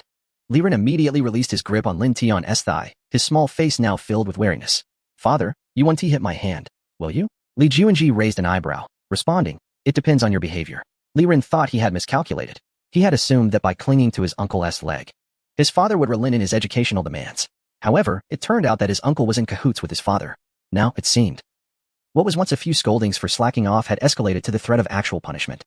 With a solemn expression, he turned and dashed towards the kitchen. Muttering to himself, "I miscalculated. Adults are indeed cunning." This remark elicited amused chuckles from the two men. Li Juanji laughed and scratched his head, saying, "This child. So unrestrained." Lin Tian smiled and replied, "Children should be like this." Li Juanji's eyes sparkled with mischief as he teased, "Then you must make haste. Remember, there are no fields that are ruined, only cows that are worn out. You must put in extra effort tonight." Lin Tian's face flushed slightly as he looked at him in surprise, thinking, "I never would have guessed you were this kind of brother-in-law." Realizing he had been a bit too forward, Li Juanji awkwardly turned away, mumbling, "I'll go check if the meal is ready." Lin Tian could only smile wryly. He too was striving hard, but such matters required a natural progression. They could not be rushed. He chuckled as he entered the kitchen, where the two sisters were preparing a splendid array of dishes. Guanju was busy washing vegetables, while Lu Qianxuan promptly ushered everyone out of the kitchen. Alas, why is everyone crowded in here? The kitchen is utterly congested. Please take the dishes elsewhere. The meal will be ready shortly. Lin Tian absent-mindedly rubbed his nose, intending to lend a helping hand. However, the two burly men could only carry the dishes to the courtyard. Gazing at the still unripe green grapes, Li Juanji remarked, "The grapes in your yard are flourishing splendidly." Speaking of grapes reminded him of the several jars of wine in the woodshed. He promptly stood and said, "Brother-in-law, aren't we to drink until we're inebriated today? I shall fetch the wine." With that, he went inside and emerged with a large jar. This startled Li Juanji. "Brother-in-law, does that jar contain nothing but wine?" Lin Tian thought to himself, "With your meager capacity for alcohol, seeing such a large jar must have frightened you." With a smile, he replied, "Brother-in-law, this wine is brewed from the grapes in the yard. It has a slightly sweet flavor and is not intoxicating." Upon hearing this, Li Juanji laughed. Realizing it was grape wine, he thought to himself, "Isn't grape wine merely fruit wine? Fruit wine is as innocuous as water. He wouldn't get drunk from a whole jar." However, the moment the jar was opened, Li Juanji merely took a whiff and, thud, he collapsed onto the table, completely unconscious. Lin Tian was taken aback. Drunk? He awkwardly held the jar. Just then, 3 women emerged with the dishes. He hurriedly sealed the jar and placed it by his feet. Lu Qianxuan, noticing the man sprawled on the table, inquired, "What happened to your brother-in-law?" To preserve his brother-in-law's dignity, Lin Tian suppressed his embarrassment and said, "He must be exhausted. Brother-in-law has fallen asleep." Lu Qianxuan appeared somewhat skeptical but did not dwell on it. "Oh, then you should help him inside. After we finish our meal, you can bring him back." With reluctance, Lin Tian hoisted Li Juanji, thinking to himself, "Brother-in-law, I underestimated your tolerance. I never imagined it to be this feeble. Even your wife fares better." Sigh. Chapter 48. Eat more radishes and less green onions thus. After assisting Li Juanji into the house, the group commenced their meal. However, Lin Tian found himself at a loss as he observed Guanju, who solely indulged in green onions and garlic at the dining table. With an array of delectable dishes before her, was there not a single one that could surpass the humble green onions and garlic? Take, for instance, the sweet and sour fish, a feast for the senses. Yet, she remained fixated on the green onions, relishing each bite with fervor, leaving Lin Tian feeling a profound sense of embarrassment. Yet, he could not voice his thoughts and instead focused on serving his wife. "My dear," he urged, "do partake in more dishes. You must consume some lean meat and vegetables. Picky eating is not good for your health." Upon hearing his words, Guanju's gaze fixed upon Lin Tian. Realizing that the master was indeed offering her a gentle reminder, it was true, she had sensed a rapid enhancement of her inner strength over the past few days, to the point where she struggled to harness it, occasionally becoming overwhelmed. She mused that the master must have noticed her condition and was kindly advising her. Consequently, with a reluctant expression, Guanju removed the green onions from her bowl and placed them on the table, her eyes lingering on the solitary green onion piece. Lin Tian shook his head in disbelief at her level of pickiness. "Do eat more radishes. They aid in digestion," he suggested. At his words, she perked up, nodding vigorously. Lin Tian's lips twitched. Was it merely a matter of encouraging her to eat a piece of radish? Why did it seem as though she was summoning a great resolve to do so? Guanju hesitated briefly before lifting the unremarkable radish and placing it in her mouth. In an instant, a sweet flavor burst forth, illuminating her senses. How delicious! She could not help but gaze down at the radish. It was merely an ordinary radish, yet its taste was unlike anything she had previously experienced. The sweetness reminded her of morning blossoms, lingering with each chew. Remarkably, after consuming the radish, the erratic inner strength within her began to calm. She looked at Lin Tian with gratitude, then eagerly resumed her consumption of the radish. "Slow down, don't choke." Lu Yanren chuckled, assisting her with more dishes. She understood well that Guanju had undoubtedly discovered something anew. Otherwise, how could she abandon her beloved garlic and green onions to devour radishes? Seeing her relish the meal, Lin Tian could only smile helplessly. He found it perplexing to comprehend the peculiar tastes of picky eaters. By the end of the meal, they had all satisfied their appetites, though Guanju had consumed so much that her belly appeared quite round. To an outsider, one might assume she was with child. Lu Yinran could not resist teasing her. Sister, at this rate, you'll soon become a little chubby girl. Guan Zhuer, rubbing her round belly, smiled awkwardly. It seems I must eat less in the future. I cannot become a little chubby girl. I still wish to marry the master. With this thought in mind, she resolved to intensify her training that evening, determined to expend all she had consumed. With that, she voiced her intention to return and practice her swordsmanship. Since Lin Tian was accompanying Li Juanji home and the evening was still young, he did not see her off. Once inside the room, Lu Qinshuan called out to Li Juanji several times, but received no response. She then gently patted his cheek, urging him to awaken. Come on, wake up. You can sleep when we get back. However, despite her persistent calls, he remained unresponsive. Perplexed, Lu Qinshuan wondered why he was sleeping so soundly. No matter how tired he was, he had never been this unresponsive before. She stared at the man who seemed as unyielding as a lifeless pig, and once again delivered a few firm slaps to his face. Even with 5 distinct fingerprints left behind, he showed no signs of waking. Lin Tian silently apologized to his brother-in-law and quickly stepped forward. Cousin, let him sleep. He has had a long day. I will carry him back. With that, he hoisted Li Juanji onto his back. Lu Qinshuan wanted to say something, but Lin Tian had already exited the room with the unconscious man. To his surprise, he found Li Juanji, who appeared slender and tall, to be rather heavy, although Lu Qinshuan was left in a state of confusion. She realized that she would have to wait for her husband to awaken to clarify matters. Upon arriving at her home, Lin Tian placed Li Juanji on the bed and let out a long sigh of relief. Lu Qinshuan hurriedly poured him a cup of tea. Here, drink some water and take a seat.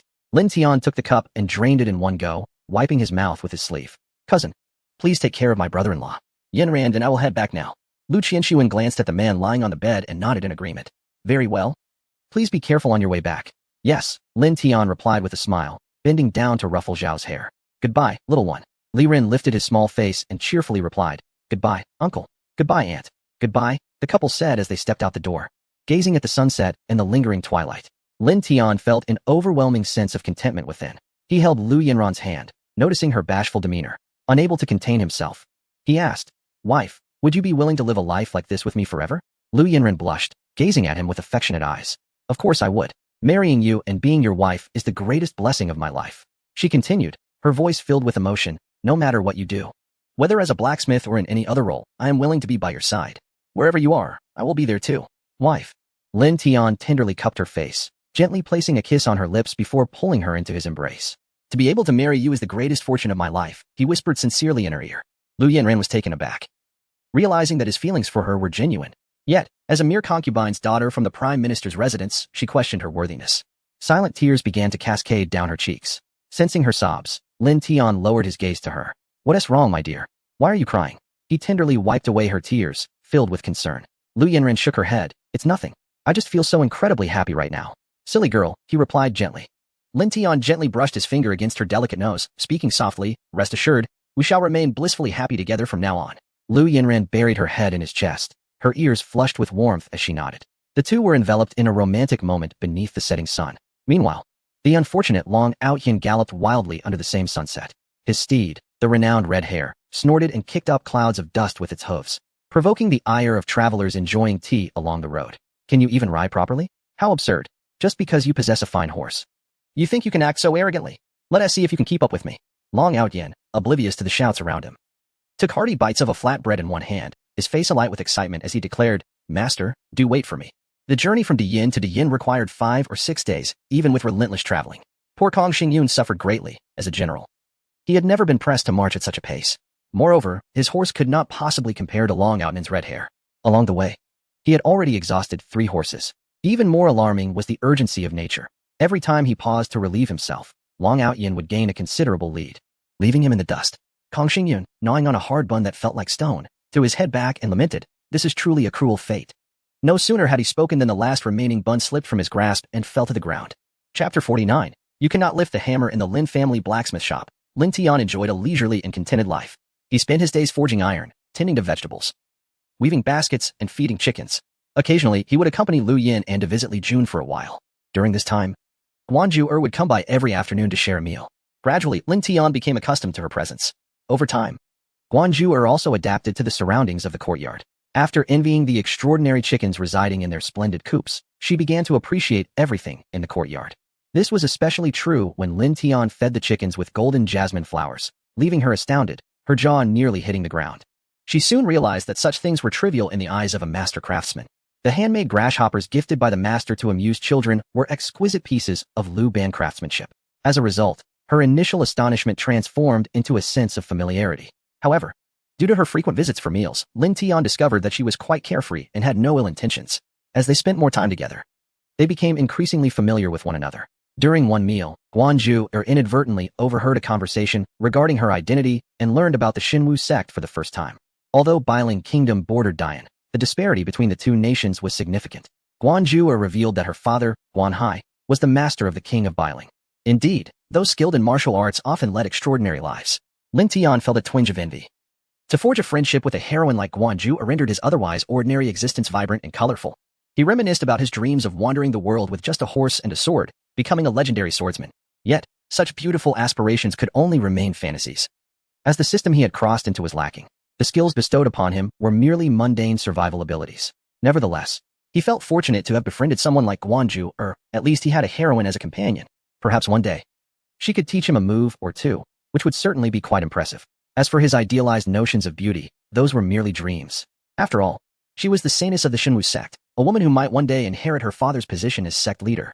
Such a beautiful dream was best left as just that, a dream. Lin Tian was not so deluded as to think he could aspire to such heights. Observing the lively exchange between the two, Lin Tian exerted himself as he swung the hammer. Ding! A piece of exquisite iron was once again shaped by his blows. Guanju, unable to contain her curiosity, spoke up. Brother Lin, you are so skilled at blacksmithing. Who did you learn from? From my father, Lin Tian replied. Setting the hammer aside, Guanju nodded in understanding. No wonder. A master like your father must also be an unparalleled expert. Her eyes sparkled as she gazed at the hammer, eager to try it herself. Brother Lin, may I try your hammer? She asked. Trying his hammer? Lin Tian chuckled awkwardly. Of course, but I must warn you, as a girl, you may find it difficult to lift such a heavy hammer. Faced with Lin Tian's kind reminder, Guanju remained confident in herself, thinking that it was merely a hammer. Even if it were an extraordinary artifact, it couldn't possibly weigh that much. Yet, reality proved otherwise, as she found herself utterly unable to lift it. After numerous attempts, the hammer remained immovable. With a resigned pout, she smiled wryly, realizing that indeed, the master's possessions were not of ordinary caliber. The hammer appeared unremarkable, yet she could guarantee that even her father might struggle to lift it, let alone wield it. It was evident that only Brother Lin could handle such a tool. I've grown accustomed to it, and built my strength through practice. It's perfectly normal for you girls to find it heavy, Lin Tian remarked with a smile. After all, no matter how skilled you are, being a girl means your physical strength is naturally not on par with that of men. As he pondered this, he stoked the flames of the furnace anew, preparing to craft a dressing box for his beloved wife. Meanwhile, a dozing crow in the forest was startled awake by a galloping figure. Flapping its wings, it took flight. Nearby, Long Ao Tian, with a scruffy beard, was nearly unrecognizable. Leaning back, he deftly threw a dart, which swiftly struck a wild rabbit ahead. Tonight's dinner was secured. At that moment, Long Ao Tian's once deep purple attire had turned a muddy brown, adorned with a few leaves atop his head, resembling a bandit chief from the mountains. After halting as he skinned the rabbit, he called out, "Come out. You've been following me all this way without complaint." Kong Xingyun, hidden in a tree, had thought himself undetected, only to realize that Long Ao Tian had noticed him long ago. He gazed pitifully at the rabbit in Long Ao Tian's hands. "Your Majesty, when did you discover your humble servant?" Long Ao Tian snorted. "With your meager skills, you thought you could deceive me? Practice for another 20 years. Kong Xingyun smacked his lips and took the skinned rabbit from Long Ao Tian, placing it over the fire. The meat sizzled and released its juices, tantalizing him to the point of distraction. He thought to himself, regardless of his status as a servant, he would do whatever his master commanded. However, filling his belly was the most pressing concern at the moment. Yet, Long Ao Tian furrowed his brow. Hu Ba had mentioned in his letter a woman skilled in martial arts. Based on Hu Ba's description, he had discovered that the woman was the saintess of the divine martial sect of the Bailing Kingdom. Had the Bailing Kingdom also sensed the master's presence and dispatched the saintess to ensnare him with her beauty? Long Ao Tian could not help but scoff internally. A figure as remarkable as the master could never be deceived. Nonetheless, a sense of unease crept in. More and more people were becoming aware of the master's identity. They needed to act swiftly. Turning to Kong Xingyun with a contemplative expression, he inquired, "What do you think? Should we employ the beauty trap?" The rabbit meat in Kong Xingyun's hands nearly slipped to the ground. "But where do we find a beauty to use?" Kong Xingyun shook his head and said, "Your Majesty, you have only one son. Have you considered employing the art of seduction?" Long Ao Yin, rendered speechless, lamented, "Had I known. I would have preferred to have a daughter, ideally one as enchanting as the saintess of the divine martial sect." In the northern Ling Kingdom, Crown Prince Chu Xingchen fixated on the secret letter in his hand, flames of indignation flickering in his eyes. How could it be that the illustrious Crown Prince of Northern Ling, Guanju, deemed him unworthy? She had fled to the impoverished Great Yin to escape their betrothal. Were it not for the fact that the leader of the divine martial sect, Guan Hai, was his father's mentor, he would have long since dispatched men to forcibly bring her to his side. Nevertheless, such an aloof woman could only be conquered by me, Chu Xingqian, a diminutive nation. Aspiring to greatness was nothing short of laughable. A look of disdain and mockery flickered in Chu Xingqian's eyes as he rode atop his steed, lost in thought. He noticed a flicker of light in the distance. Is someone there? After a long day of travel, Chu Xingqian felt weary. Upon seeing the firelight, he hastened his horse towards that direction. Greetings, I am Chu Xingqian. I happened upon this place and noticed the fire. May I inquire your names? Long Outyin glanced up at him, casting a nonchalant look. We are merely resting here on our journey. Chu Xingqian observed the two, their disheveled appearances emanating a foul odor, prompting him to gently cover his mouth and nose with his hand. Kong Xingyan caught sight of this subtle gesture, a chill of displeasure rising in his eyes. Chapter 50. The royal family of Bailing takes action. Chu Xingqian, bearing the surname Chu, if memory serves, is from the royal family of Bailing. Bailing, one of the 7 nations in the northwest, is not inferior in strength to the Great Yin. Currently, Bailing has been dispatching individuals in succession, and now even the royal family has made an appearance, indicating their awareness of the Master's existence. Had it not been for his prior actions, relying solely on Hu Ba would likely have proven inadequate. However, should a confrontation arise, the Great Yin holds no fear. Upon arriving in the Great Yin, which boasts a territory less than 1/10 that of Bailing, Chu Xingqian, with an innate sense of superiority, brazenly declared, Esteemed gentlemen, I have not eaten for an entire day. I possess 100 taels of silver. Might I procure that rabbit in your possession? Displaying his silver, he revealed a broad grin, for he was indeed famished and had discerned that the 2 men were lacking in wealth. They would surely be eager to part with their rabbit for 100 taels. He lamented his unfortunate circumstances, attributing all his misfortunes to Guanzhou. Were it not for her, he would not have found himself in such a desolate place. Enduring this hardship, a smirk played at the corners of Long Outyan's mouth, a flicker of amusement surfacing.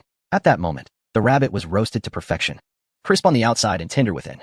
Kong Xingyan, feeling generous, tore off a piece of thigh meat and offered it to Long Outyan, disregarding the man beside him as they began to feast. Chu Xingqian's grip on the silver tightened suddenly. A fleeting glance at the steed, red hair, extinguished his bravado. A rider of the red hair was no ordinary individual. To avoid unnecessary complications, he resolved to act discreetly. Frustrated and itching for a confrontation, he could only grasp his silver and remount his horse, hastening towards the city. As he departed, Long Outyan discarded the meat in his hand and pursued him, determined not to let the people of Bailing make contact with the master first. Kong Xingyan, glancing regretfully at the meat left behind, had no choice but to follow suit. The 3 men, one after the other, finally reached Qinghe County before the gates of Guan City. Upon seeing the tightly shut gates, Chu Xingqian exhaled in relief. According to reports, Guanzhou was located in a place called Xiaohego in Qinghe County. Considering the lateness of the hour, there was no rush to find her. Thus, he sought refuge in an inn on the street to rest. In contrast, Long Outyan and his companions had no intentions of resting. They inquired about the whereabouts of Xiaohego and made their way that very night to Hu Ba's jade shop. Upon seeing Long Outyan, Hu Ba was so overwhelmed with excitement that he nearly fell to his knees. With a wave of his sleeve, Long Outyan dismissed the gesture. Quickly, tell me what has transpired here in recent days. Hu Ba nodded eagerly, having forged a bond with Lin Tian over the past few days. He had frequently visited, bringing along pastries and trinkets for women. The master has gifted me 2 extraordinary tools, he exclaimed, presenting a cleaver and a spatula to Long Outyan with a proud expression. Now, I am on friendly terms with the master. He has assured me that I may seek him out for any matters. Is that truly so? Long Outyan was skeptical. Yet unable to resist the allure of the heavenly artifacts laid out before him, he reached out to touch them. Your Majesty, these were gifted to me by the master, Hu Ba exclaimed, fearful that Long Outyan might seize the precious items. Humph, look at you, so miserly, afraid I might take them from you. Do I strike you as such a person? Long Outyan retorted. Hu Ba wanted to nod in agreement, but quickly shut his mouth upon receiving a fierce glare from Long Outyan. Kong Xingyan, unable to contain his amusement, teased, Your Majesty, you are about to drool all over the floor. Long Outyan hastily raised his arm to wipe his mouth, only to realize there was nothing there. Shooting a fierce glare at him, Hu Ba stifled a laugh. Long Outyan gazed longingly at the 2 heavenly artifacts on the table. He had seen that cleaver with Murong Fu before. It was indeed crafted by the master. With a bold expression, he said, Little Hu, you possess 2 heavenly artifacts. Why not gift me one? Hu Ba's eyes darted as he replied earnestly, Your Majesty, it is not a matter of gifting, but rather that these were bestowed upon me by the master. If I were to give one away without permission, I fear it would displease him, and I would not want to offend such a revered figure. Long Outyan, upon hearing this, nodded in understanding. Yet his covetous gaze lingered on the artifacts. With an air of resignation, he said, Do share more about the master, so that I may visit him tomorrow. Hu Ba pondered for a moment before responding, Your Majesty, it seems Murong Fu has been preoccupied with something these past few days and hasn't been around much. Preoccupied? Long Outyan mused. It is improbable, He is likely off flaunting the treasures bestowed upon him by the master. Hu Ba considered this and found it plausible. He continued, "From my observations, I have noticed that the master appears to dislike being referred to as the master." "Oh?" Long Outyin straightened himself, intrigued. "Do elaborate."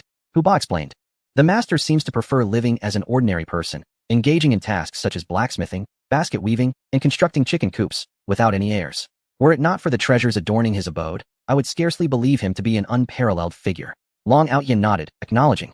"I have heard that some extraordinary individuals prefer to lead a life unperturbed by others. It is only natural for someone of the master's caliber to possess certain eccentricities." Hu Ba agreed. "However, your majesty, upon your arrival, Morongfu will undoubtedly recognize your identity. How shall we proceed?" Long Outyin regarded him meaningfully. "You have already forged a friendship with the master. Tomorrow, simply assert that I am your good friend, and thus we shall all be friends." Feeling a sense of confusion, Hu Ba realized that since encountering the master, their sovereign no longer feared his former self. The following day, at dawn, Hu Ba prepared some delicacies and accompanied the two to Lin Tian's residence. However, Lin Tian had coincidentally gone hunting in the mountains with Li Xiaoqiang that day. Upon discovering the absence of their host, Hu Ba sighed. "It seems the master is away. Perhaps we should return later."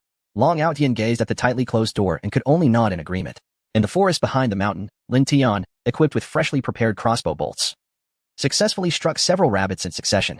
This left Li Xiaoqiang, who accompanied him into the mountains, utterly astonished. "Tian Gu, I never anticipated your marksmanship to be so remarkable." Lin Tian, flattered by the praise, could not help but smile. He thought to himself, how could he be considered exceptional?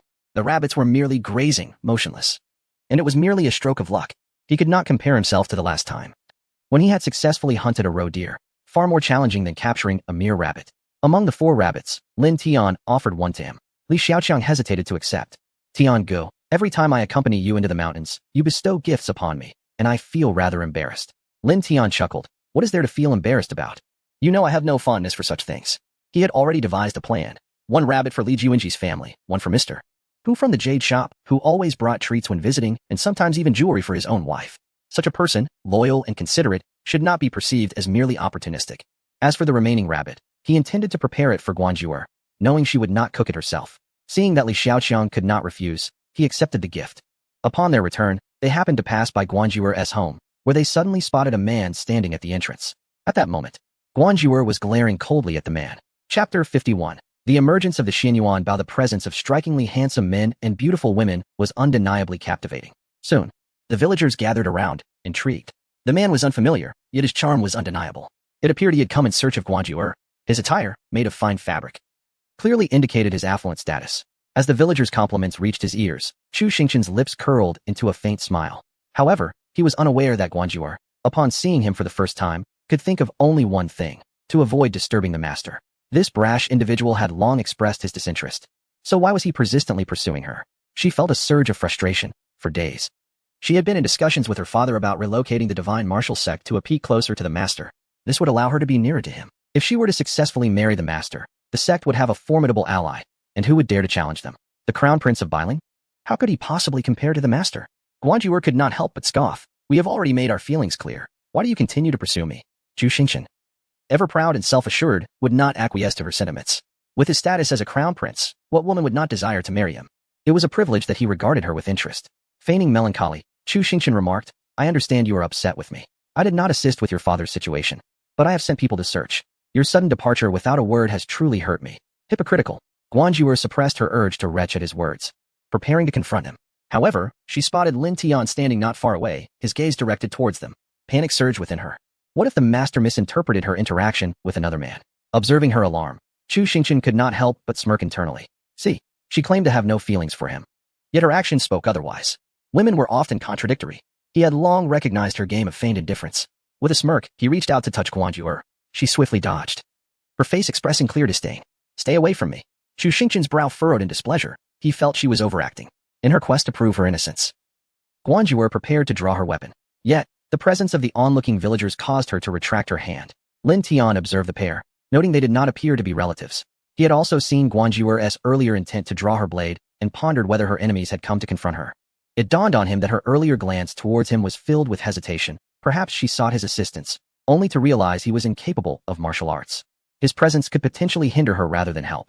Caught in his thoughts, Lin Tian found himself at a loss. He could neither approach nor retreat. As fate would have it, the trio who had failed to find anyone at Lin Tian's residence happened to pass by and spotted him. Before Hu Ba could utter a word, Long Outyin had already dashed over. Hu Ba quickly restrained him, signaling him to remain calm. Long Outyin pondered. How could he not feel exhilarated? Before him stood an extraordinary master of unparalleled prowess. Hu Ba hurriedly pursued. Lin Tian, upon noticing him, offered a polite smile and said, "Brother Hu, you are here as well. Just in time, I've hunted a few rabbits. Take one for an evening feast." Hu Ba, brimming with pride, gazed at Long Outyin and quickly accepted the rabbit with both hands. "I must thank you, Xiaodian." Xiaodian? Long Outyin was momentarily taken aback. Kong Xingyun was equally astonished. Had they missed something significant? Hu Ba had only been here for 6 days. How had he developed such a camaraderie with the master? The master addressed him as brother, and he referred to the master as Xiaoyin. Long Outyin looked around, wondering if he was hallucinating in broad daylight. Lin Tian found the pair somewhat familiar and suddenly recalled that they had accompanied old Master Murong on a previous visit, particularly the one who had left in a hurry. Lin Tian chuckled. "Good sir, it has been quite some time since I last saw you. How is old Master Murong doing these days?"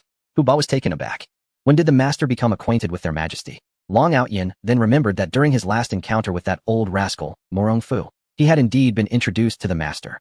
He was surprised that just a single meeting had left such an impression. Hope sparked within him. Long Outyin excitedly replied, "Greetings. It has indeed been a while. That old rascal Murong is dealing with some matters at home, and I haven't seen him for quite some time." "I see," Lin Tian remarked as he glanced at Guanjuer, who was still entangled with that man. He handed the rabbit to Hu Ba, requesting his assistance. "Brother Hu, please hold on to this rabbit for me while I check on something." Hu Ba promptly accepted the rabbit. Long Outyin quietly inquired, "What is the relationship between the master and that woman from the Divine Martial Sect?" "Divine Martial Sect? You mean she's from the Divine Martial Sect?" Hu Ba exclaimed, lowering his voice in surprise. He muttered to himself, "No wonder she carries a sword at her waist. She has a close relationship with the master's wife and visits the master's home daily for meals." What? Upon hearing that Lu Yanran had developed such a close connection with the master, Long Outyin regretted his earlier decision to return. Had he stayed, he might have befriended the master as well. He reminded himself to remain composed. There was still a chance for redemption. The three followed Lin Tian to Guanjuer. Chu Xingqian was equally stunned to see Long Outyin, having not expected to encounter the same person he met the previous night. Long Outyin narrowed his eyes, his gaze laden with warning. Chu Xingqian could not recall offending either of the two before him. Why then did they harbor hostility towards him? Just as he was lost in thought, Guanjui excitedly ran to Lin Tian. "Brother Lin, what brings you here?" Lin Tian smiled at her. "I just entered the mountains and passed by your home. Seeing so many people gathered here, I thought I would come take a look." Upon hearing this, Guanjuer immediately grew tense and said, "It's nothing. I don't know him." The moment Chu Xingqian laid eyes on Lin Tian, he noticed that Guanjuer's demeanor towards him was decidedly unusual. He scrutinized Lin Tian from head to toe, dismissing him as nothing more than a mere rustic villager. Such a man was simply incomparable to him. He couldn't help but shake his head, believing her judgment to be utterly lacking. Perhaps she had intentionally chosen such a man just to provoke him. Chu Xingqian considered this a distinct possibility and frowned, saying, "Stop fooling around, Guanjuer.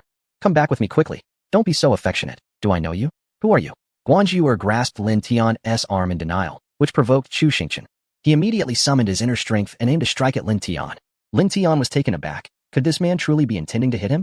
As the fist descended towards his face, he instinctively turned slightly and raised a crossbow bolt to shield himself. This was an unparalleled artifact, the Xianyuan Bao. Long Outyin widened his eyes in astonishment. Chu Xingqian felt a gust of wind, which effortlessly dissipated his inner strength. He stood there in a daze, staring at the crossbow bolt in Lin Tian's hand. The Xianyuan Bao. He could scarcely believe that the legendary artifact truly existed. Good heavens! Chu Xingqian stared at Lin Tian, his expression mechanical. After waiting for some time and realizing no attack was forthcoming, Lin Tian lowered his hand and noticed that the man was fixated on him. He felt puzzled. He had no inclination for such attention, and he wished the man would cease looking at him in that manner.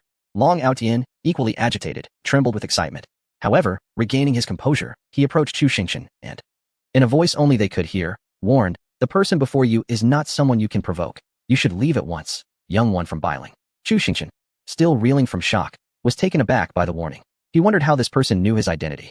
Kong Xingyun, standing nearby, coldly remarked, "Before you stands the Great Flame Dragon Emperor." The Great Flame Dragon Emperor, Long Outyin. Chu Xingqian could hardly process this revelation. How could the Emperor of the Great Flame be found in this impoverished mountain valley of Dian? Bewildered, he was utterly lost for words. What on earth was happening? Someone, please explain. Chapter 52. Exposing the deceiver. Gazing at the backs of those who had just entered, he found himself excluded from the threshold. The villagers began to murmur and point at Chu Xingqian. Overwhelmed by the cacophony, he waved his sleeve with a flourish and turned to leave. Along the way, he grappled with a perplexing thought. Why was the Emperor of Dian present in this place? In terms of strength, Dian and Bailing were evenly matched. And he was merely a prince, too timid to provoke Long Outyin. This realization only deepened the turmoil within Chu Xingqian, intensifying his obsession with Guan Zhu'er. He fixed his gaze upon the crimson doors, suppressing his fury, and inquired of a nearby villager, "Excuse me. May I ask the name of the man who was just with my friend?" "Oh, you mean Lin Tian? He is just a blacksmith from our village. Lately, he seems to have struck some sort of luck. His tail might as well be soaring to the heavens," replied the villager. Long Saw, flattered by the attention of such a handsome man for the first time, wore a proud expression. Initially, she wished to inquire about the relationship between the handsome stranger and Guan Zhu'er, but fearing his displeasure, she redirected her frustration towards Lin Tian. "That brat has grown up here. We know exactly what he is made of. Who knows what tricks he has used to dazzle those fools? A blacksmith?" Upon hearing Wang Sa's words, Chu Xingqian suddenly understood, smiling as he queried, "Are you certain he has lived here all his life?" With a dismissive scoff, Wang Sa affirmed, "Of course. We all watched him grow up. Do you think I would deceive you? If you don't believe me, you can ask around the street." Chu Xingqian, upon hearing this, couldn't help but chuckle inwardly. So, he was merely a lowly blacksmith. Long Outyin had claimed he was someone not to be trifled with. What was there to fear from a mere blacksmith? Just because he possessed the Xinyuan bow? He laughed again at the absurdity. That bow and arrow might well be a stroke of luck he stumbled upon. He had just realized that the fellow named Lin Tian was utterly devoid of martial prowess. The reason his inner force had been neutralized was due to the Xinyuan bow. Without it, eliminating him would be as easy as crushing an ant. Inwardly, he mocked both Guan Zhu'er and Long Outyin for mistaking a village lad for something extraordinary. Just wait until I take the Xinyuan bow from him. What will that lad use to deceive you then? Little did Chu Xingqian know, he would soon pay a grievous price for his actions. It was Lin Tian's first visit to Guan Zhu'er's home, and upon seeing the opulent and grand surroundings, he couldn't help but feel a stirring in his heart. He considered that he had saved a bit of money lately. Perhaps he should renovate his own home? Ideally, it would include a bathroom and toilet. Imagining the renovations, he thought how much more comfortable it would be for his little wife, enhancing their shared happiness.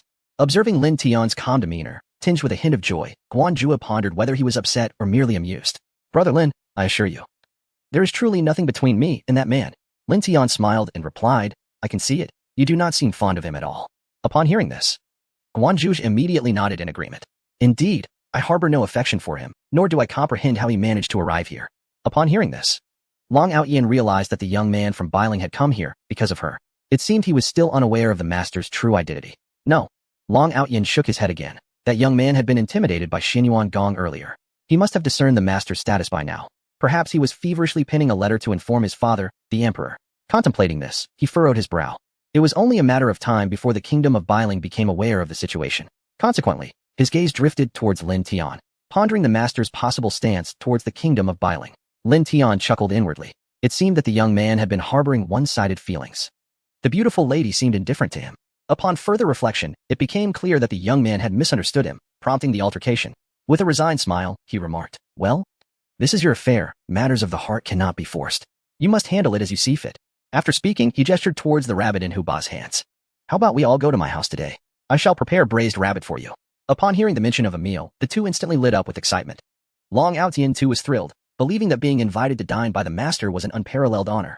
However, the truth was that their excitement stemmed from the prospect of tasting rare delicacies. Evidence of this became apparent when Long Outyin once again stepped into the blacksmith's shop, where he was once more struck by the scene before him. In contrast, the two beside him remained unperturbed. Huba, with a look of disdain, remarked, "Your Majesty, there's no need for such astonishment." Guan Zhu'er glanced at him with mild reproach. "Your demeanor may displease the master." Upon hearing that he might incur the master's displeasure, Long Outyin quickly averted his gaze, not perceiving any impropriety in following behind the two, as their relationship with the master was of a different caliber, far beyond his own. Upon reaching the courtyard, he was once again rendered speechless, mirroring his reaction upon their initial arrival. The chicken coop. Long Outyin's breath quickened. He had not anticipated that the master's craftsmanship would reach such unparalleled heights. Such a transcendent figure was indeed unmatched in this world. He murmured. With countless skills at his disposal, the master cannot possibly be human. He must be a deity. Huba understood his feelings and replied, "I share your sentiment. The master's existence is nothing short of a legend." Guan Zhu'er, listening to their conversation, added, "Not only that, but the master even knows my purpose for coming here. I suspect he possesses the gift of foresight." Foresight. Even Long Outyin found himself swallowing hard. If the master truly possessed such an ability, it would be utterly terrifying. Guan Zhu'er nodded gravely, affirming, "Indeed, everything seems to unfold according to the master's expectations. Such a master is simply omnipotent." Long Aotian sighed, reflecting on the rumors that for the past 50 years, the Qin Kingdom, the preeminent realm of our northwest continent, owes its current splendor to the guidance of a certain gentleman, who possesses the art of foresight. Were it not for the master's youthful appearance, I might have doubted that this gentleman is indeed the master himself. Upon hearing this, Guan Zhu'er felt a profound unease settle within her heart. The three stood at the entrance, resembling three wooden stakes. Lin Tian emerged from the kitchen with a knife, preparing to skin the prey. Noticing the others standing idly, gazing at his chicken coop, he couldn't help but twitch his lips. Those were mere chicks, still too young to be consumed. To deter their gaze from his chickens, he raised his head and called out, "Ladies and gentlemen, why don't you take a seat and enjoy a cup of tea?" Long Ao Tian regained his senses and hurried forward. "You shouldn't be doing this alone. Allow me to handle such laborious tasks." Long Ao Tian eagerly sought to prove himself. Lin Tian quickly replied, "That won't do. You are an elder and a first-time guest in my home. How could I allow you to toil? Let me take care of it." As he spoke, he deftly wielded the knife, skillfully removing a pristine rabbit skin. Long Ao Tian was astonished by his technique. What remarkable skill is this, to wield such mastery? Guan Zhu'er returned from the kitchen with a clean basin. Observing this, Hu Ba hurriedly began to attend to the entrails nearby. It was preposterous to let the two of them take the lead in showcasing their abilities. Naturally, he couldn't fall behind. Lin Tian was taken aback by their industriousness, a radiant smile illuminating his face. Seeing him smile, the three worked even harder, each striving to make a favorable impression in front of Lin Tian. Chapter 53. Show me what you've picked up before long. Lu Yin returned from Li Jun's residence. Upon seeing Long Ao Tian, she couldn't help but feel perplexed. Another one? Lin Tian noticed her return, looked up, and smiled. "Today, I am preparing braised rabbit meat." Lu Yinran nodded in response, smiling back at Lin Tian, then turned to regard Long Ao Tian with suspicion. Where did this person come from? Hu Ba, catching Lu Yinran's inquisitive gaze, hurriedly introduced, "Madam, this is my good friend." He then awkwardly added, "Long Ao Tian." Long Ao Tian smiled warmly, nodding, "Indeed. It's a pleasure to meet you, madam. What he said is quite accurate. I am indeed his good friend." The surname Long? Lu Yinran was taken aback. Was it not a name associated with the royal family of the Yin? She gazed at Long Ao Tian in surprise, then shifted her attention to Lin Tian, who calmly explained, "Yes, Uncle Long is also a friend of old Master Moro. He visited last time, but you were in your room and didn't meet him." Lu Yinran understood. Seeing Lin Tian's assured demeanor, she regained her composure and turned to ask Guan Zhu'er about her situation. Guan Zhu'er had placed most of her hopes on Lu Yinran, so she recounted the events she had just experienced. After listening, Lu Yinran grasped the situation more clearly and felt a deeper admiration for her husband. Regardless of how formidable Bailing or De Yin might be, they were but a group of insignificant beings in the presence of her husband. He could forge unparalleled artifacts, and his martial prowess was unfathomable. Having spent nearly half a month here, she couldn't discern the depths of her husband's abilities, reinforcing her conviction that there was nothing he could not achieve. This thought piqued her curiosity about his true identity and the source of his extraordinary skills. Yet, every time she pondered this, she felt as if she were prying into cosmic secrets, stirring a sense of inexplicable dread within her. Noticing her lost in thought, Guan Zhu'er, intrigued, asked, "Sister, does the master practice regularly?" Lu Yin shook her head, stating that she had never seen him do so. "Doesn't practice?" Guan Zhu'er exclaimed in disbelief. "That's impossible. A master with such profound inner strength must practice." She contemplated for a moment before continuing. "What about meditation?" Lu Yin again shook her head, affirming she had never witnessed that either. As she observed Lin Tian preparing the rabbit, a sudden idea struck her. Perhaps every time he ventured into the mountains to hunt, it was merely a pretext, and he was actually practicing his skills? One could not deny that Lu Yinran's imagination was becoming increasingly vivid. Hearing her theory, Guan Zhu'er was convinced. It's very possible. The master might indeed go into the mountains to practice. Otherwise, if he truly wished to remain an ordinary person, wouldn't it be a blunder if someone discovered his martial prowess? Lu Yin nodded in agreement. "Indeed, my husband has expressed how much he enjoys his current life." "Then that settles it," Guan Zhu'er concluded. The expression on Guan Zhu'er's face was exceedingly vivid as she softly implored, "Sister, when the master next ventures into the mountains, do inform me. I would like to accompany him and perhaps receive his guidance on a few techniques." "Not a problem. I will notify you when my husband heads into the mountains next time." "Thank you, sister. You are truly kind." Guan Zhu'er clung to her, playfully, and the two appeared as one. Meanwhile, Zhu Xingchen, who had been stealthily following, gazed disdainfully at the sign at the entrance. How could a place like this be worthy of the esteemed Prince of Bailing's attention? Suppressing his contempt, he kicked the door panel at the entrance. With a loud crash, the panel fell to the ground. Unable to resist, he peered through the crack of the door. But just that single glance left him stunned. My goodness! The room was filled with an array of weapons radiating a chilling gleam. The oppressive atmosphere felt akin to an army of 1,000 horses. Epic weapons, divine instruments, extraordinary artifacts. And there was the Xian Yuan Bao he had glimpsed earlier, quietly resting on the table. He instinctively swallowed hard, his legs trembling uncontrollably. How terrifying. This place was utterly terrifying. He had completely forgotten the purpose of his visit. Am I dreaming? After muttering to himself, he pinched his thigh fiercely. The pain made him wince. He, the Prince of Bailing, one of the 10 kingdoms in the northwest, had seen countless treasures. Yet the finest he had encountered was merely a ninth-grade sword. However, in this room, even the least of the weapons was of epic caliber. Good heavens! Chu Xingqian could hardly believe the scene before him. He rubbed his eyes vigorously once more. Finally, he came to the realization that he was neither dreaming nor hallucinating. Trembling, he stepped forward and entered the room. As soon as he did, the various weapons within overwhelmed him, causing cold sweat to break out. His heart raced incessantly. Yet a voice within emerged. While no one is around, take something. Quickly. Such opportunities are fleeting. This inner voice grew increasingly insistent. And Chu Xingqian's reason was ultimately consumed. He slowly reached out toward the Xian Yuan bao on the table. At that moment, the formidable Long Outyin sensed his presence and even detected the turmoil in his aura. This aura is... Long Outyin sprang to his feet. You little rascal from Bailing. How dare you, a prince, engage in such petty thievery? TSK. Beside him, Hu Ba overheard the muttering and inquired, Your Majesty, what are you mumbling about? I was remarking that the lad attempted to steal the master's treasure. What? Isn't he a prince? He should have some dignity. Hu Ba held Chu Xingqian's actions in utter contempt. Although he too was greedy, he never entertained the notion of stealing. Long Outyin glanced up at Lin Tian, who was bustling about in the kitchen. With a cold snort, he declared, I shall step outside for a moment. Hu Ba nodded, diligently peeling potatoes. With His Majesty personally taking action, he deemed it unnecessary for him to intervene. It was far wiser to diligently fulfill the tasks entrusted by the master. Meanwhile, Lin Tian, still immersed in his cooking, remained oblivious to the fact that his home was being invaded, with 2 beautiful women assisting him. His enthusiasm for cooking was at an all-time high, leaving him little concern for the events occurring outside. Besides, he had long since locked the door, being so impoverished. He had never imagined that a thief would pay his humble abode a visit. However, just as Chu Xingqian's hand was about to touch the Xian Yuan bao, Long Outyin appeared. Who would have thought that the illustrious Northern Ling royal family would engage in such underhanded antics? Truly disgraceful, he remarked. Chu Xingqian, taken aback by the swift discovery, quickly retracted his hand and hurriedly explained, What nonsense are you spouting?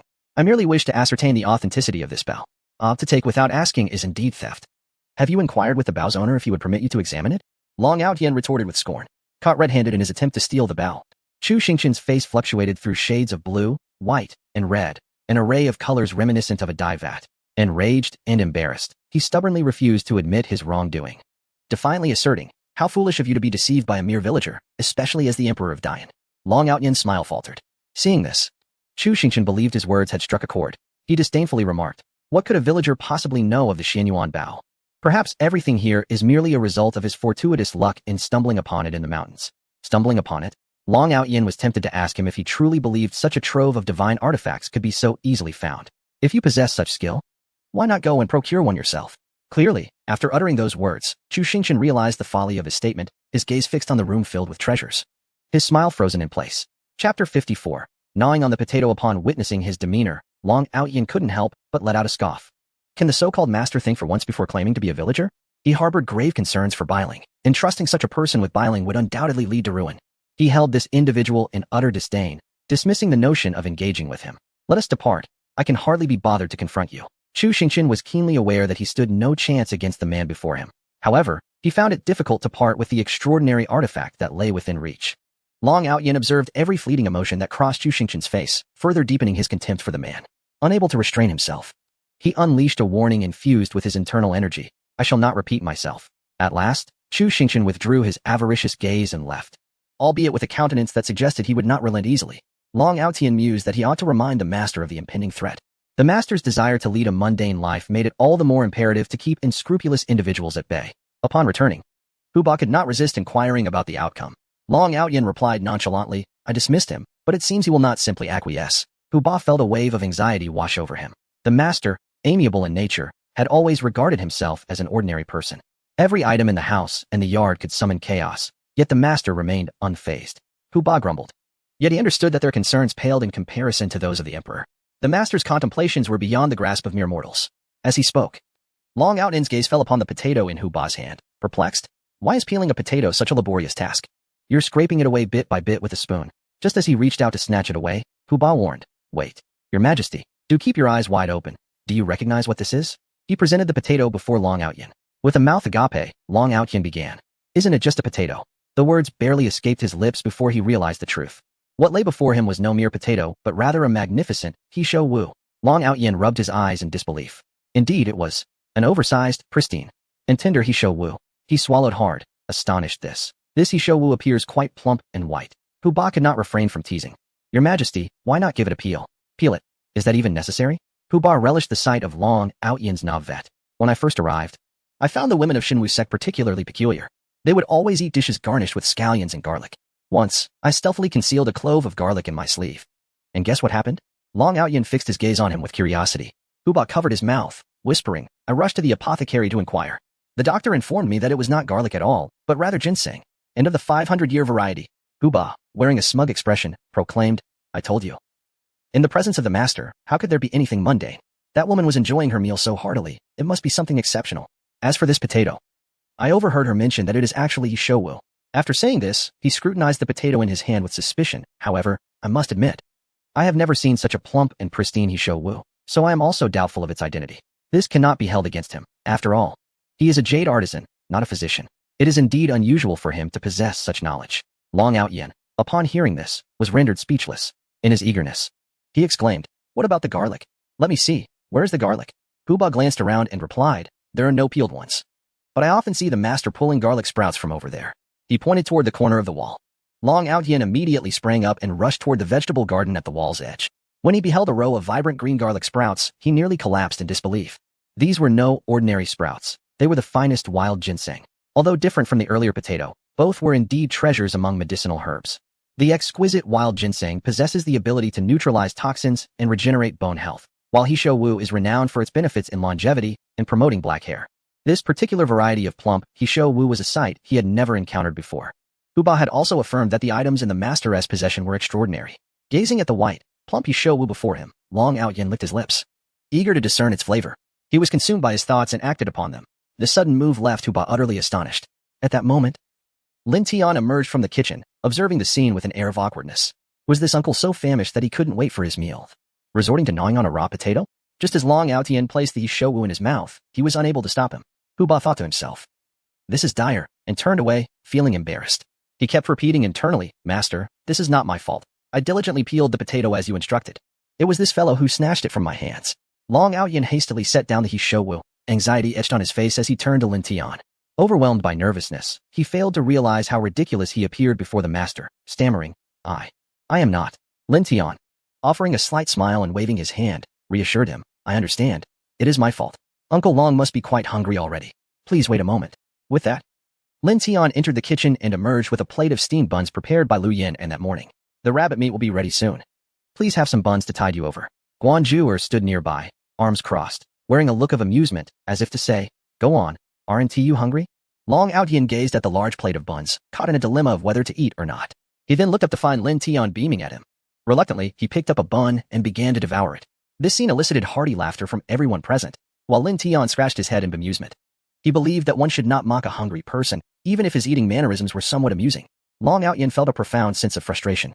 Observing his struggles with the food, Lin Tian assumed the steamed buns were too dry to swallow and promptly poured him a cup of tea. Take your time, uncle. Have a sip of tea. Long Out Yin accepted the tea with gratitude, tears welling in his heart.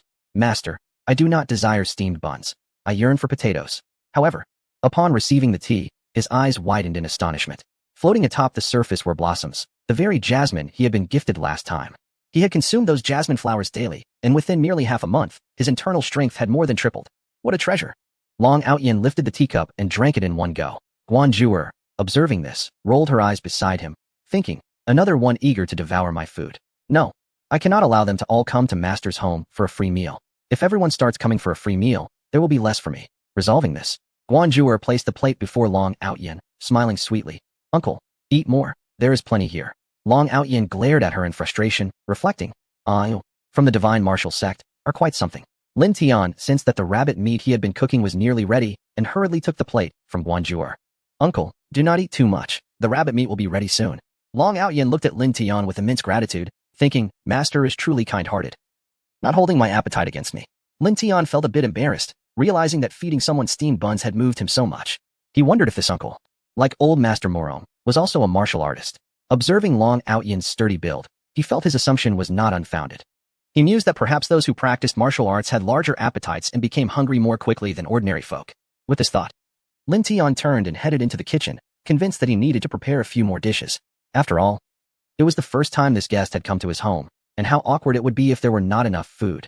The image of Murong Fu and Guanjui competing for food was too distressing to contemplate. Chapter 55, The Master S Lady is Extraordinary when it came time for dinner. As Lin Tian had anticipated, Guanjuer and Long Ao Tian began a theatrical display of competing for food. Fortunately, he had the foresight to prepare several additional dishes. Even so, Long Ao Tian ended up lifting the plate to lick it clean. The meal left him thoroughly satisfied. Lin Tian even found himself under the illusion that his culinary creations were indeed delightful. However, as he partook in the ordinary home-cooked fare, he did not find it particularly exceptional. It could only be attributed to the whimsical nature of the affluent, who enjoyed indulging in novel experiences. As he contemplated the impending autumn gathering, he realized he needed to prepare some items. Thus, he smiled and said, "Everyone, I have matters to attend to in the coming days. If you wish to visit me at home, please wait a while." "Are you going out, my husband?" Liu Yanran inquired with curiosity, wondering if it was as Guanjuer had suggested, that he intended to practice his skills. Lin Tian, aware of his wife's fondness for meat, thought of rewarding her with a pig after winning the autumn gathering. He decided not to disclose his plans, wanting to keep it a surprise. Nodding, he replied, "Yes. I have some matters to address. I will enter the mountains for 2 days." "Into the mountains?" Upon hearing this, Guanjuer's eyes lit up. Believing he was going to practice, she eagerly exclaimed, "Brother Lin, can you take me with you?" "Huh." Lin Tian was taken aback. He was merely going to scout the route and assess the conditions in the mountains. The autumn gathering would involve competing for the largest game, so he needed to investigate where the larger animals might be found. Seeing that Lin Tian did not respond, Guanjuer hurriedly exchanged glances with Liu Yanran. Liu Yanran promptly said, "My husband, there are often wild beasts in the mountains. I am uneasy about you going alone. Sister Guan is skilled in martial arts. You should bring her along for support." "Support?" Long Ao Tian regarded her with disbelief. Was this something a normal woman would say to her husband? Shouldn't there be a strict prohibition against any woman approaching the master? Was he perhaps thinking too narrowly? Long Ao Tian's eyes were filled with questions. "See, I told you their relationship with the Master S Lady is extraordinary," Huba whispered. "Extraordinary? More than extraordinary." Long Ao Tian nodded, murmuring, "Indeed. The Master S woman is no ordinary person." Noticing the worried expression on his wife's face, Lin Tian initially intended to reassure her. However, Guanjuer, fearing he might refuse, interjected, "Yes, Brother Lin, I can handle myself. If we encounter any wild beasts, I will deal with them without needing your assistance." Lin Tian, seeing her earnestness and his wife's support, found himself at a loss for a reason to decline. Reluctantly, he agreed. "Very well, I will prepare to set off tomorrow morning. You may wait for me at the door." Guanjuer, upon hearing this, immediately responded with excitement, "All right." While the group continued to joyfully discuss their plans for the next day's venture into the mountains, Long Ao Tian suddenly noticed a shadow lurking near the wall. Narrowing his eyes, he stood up and smiled. "Boss Lin, I express my gratitude for your hospitality. As the hour grows late, we shall not intrude upon your rest any longer. On another occasion, when you return, we shall pay you another visit," remarked Long Ao Yin courteously. Lin Tian waved his hand dismissively. "Uncle Long, there is no need for such formality. Like Brother Hu, you may simply call me Xiao Tian." Upon hearing this, Long Ao Yin's expression brightened. "Since you have so graciously suggested it, I shall comply," he replied. Lin Tian found Long Ao Yin's politeness rather excessive, as he had merely treated him to a meal, making it seem as if he owed him a great debt of gratitude. Nevertheless, he recalled the tale of Emperor Qianlong's journey to the south, where he received a corn cake from a farmer in a moment of hunger, which he found exceedingly delectable, expressing profound gratitude in return. He instantly perceived that Long Ao Yin's character was commendable and worthy of friendship.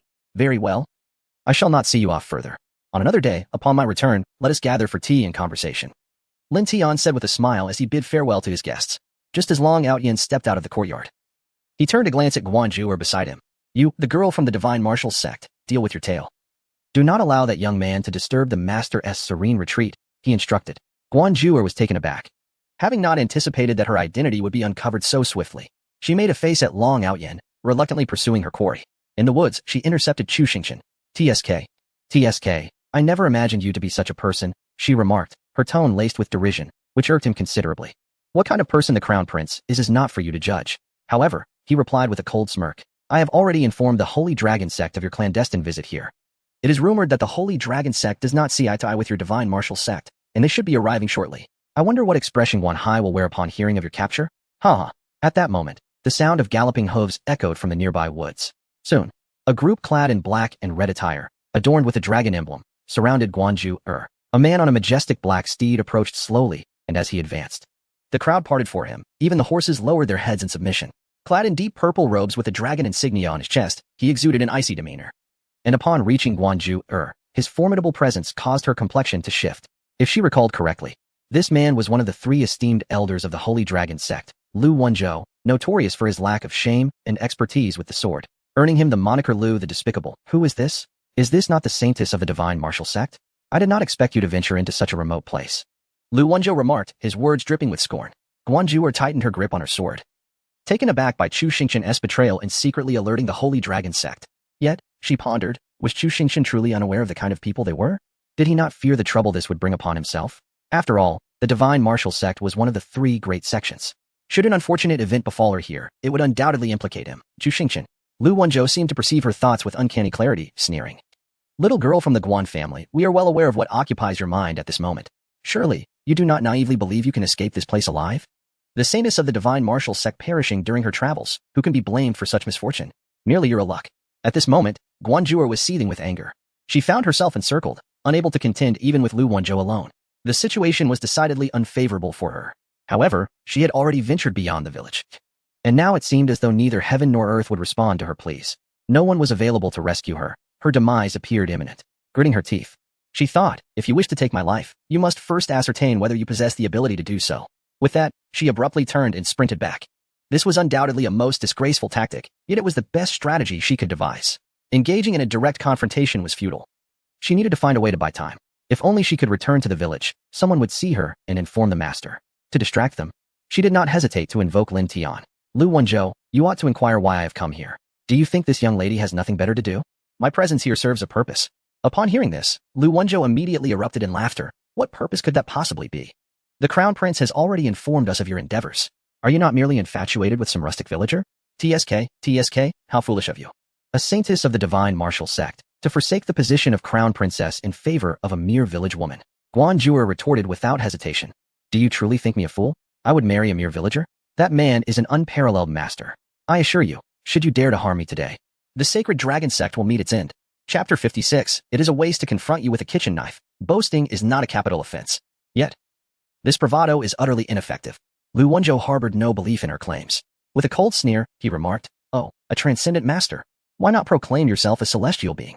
In a house filled with heavenly artifacts. Do you take us for fools? A master of such caliber is so rare, yet you happen to encounter one? It seems you are merely stalling for time. Without further ado, Lu Wenzhou drew his sword and lunged at her. This sword, a 3rd-tier treasure, was extraordinarily sharp. As he struck, the branches beside Guanzhou were severed with ease. Caught off guard by Lu Wenzhou's disbelief, she realized she was on the brink of death. With no other recourse, she gritted her teeth and fled desperately. In that moment, she spotted Li Jiwenji returning home with a scythe, akin to grasping a lifeline. Although it was a scythe, it was no ordinary one. It was the very scythe bestowed upon her by Lin Tian. All she desired was to reach it. For with that scythe, she would gain the means to fight back. However, she overestimated her own abilities. Before she could escape the thicket, she felt a chilling sensation at her neck. A crimson streak appeared on her fair skin as Lu Wenzhou's sword halted her advance. The pain was excruciating. As the blade tore through flesh, she glared at him with venomous hatred. At that moment, Chu Xingqian swaggered forward, his chin nearly touching the heavens. He glanced in Lin Tian's direction and scoffed. Didn't you claim that boy is a master? Why don't you summon him for assistance? Oh, and the dog emperor of Dian. Does he truly believe himself to be significant? My northern Ling kingdom would fear him? What a joke. An emperor? You all seem to have lost your minds. That boy possesses no inner strength yet is hailed as a master. Let him face me one-on-one. Guanzhou's expression darkened. She realized how insidious Lu Wenzhou truly was.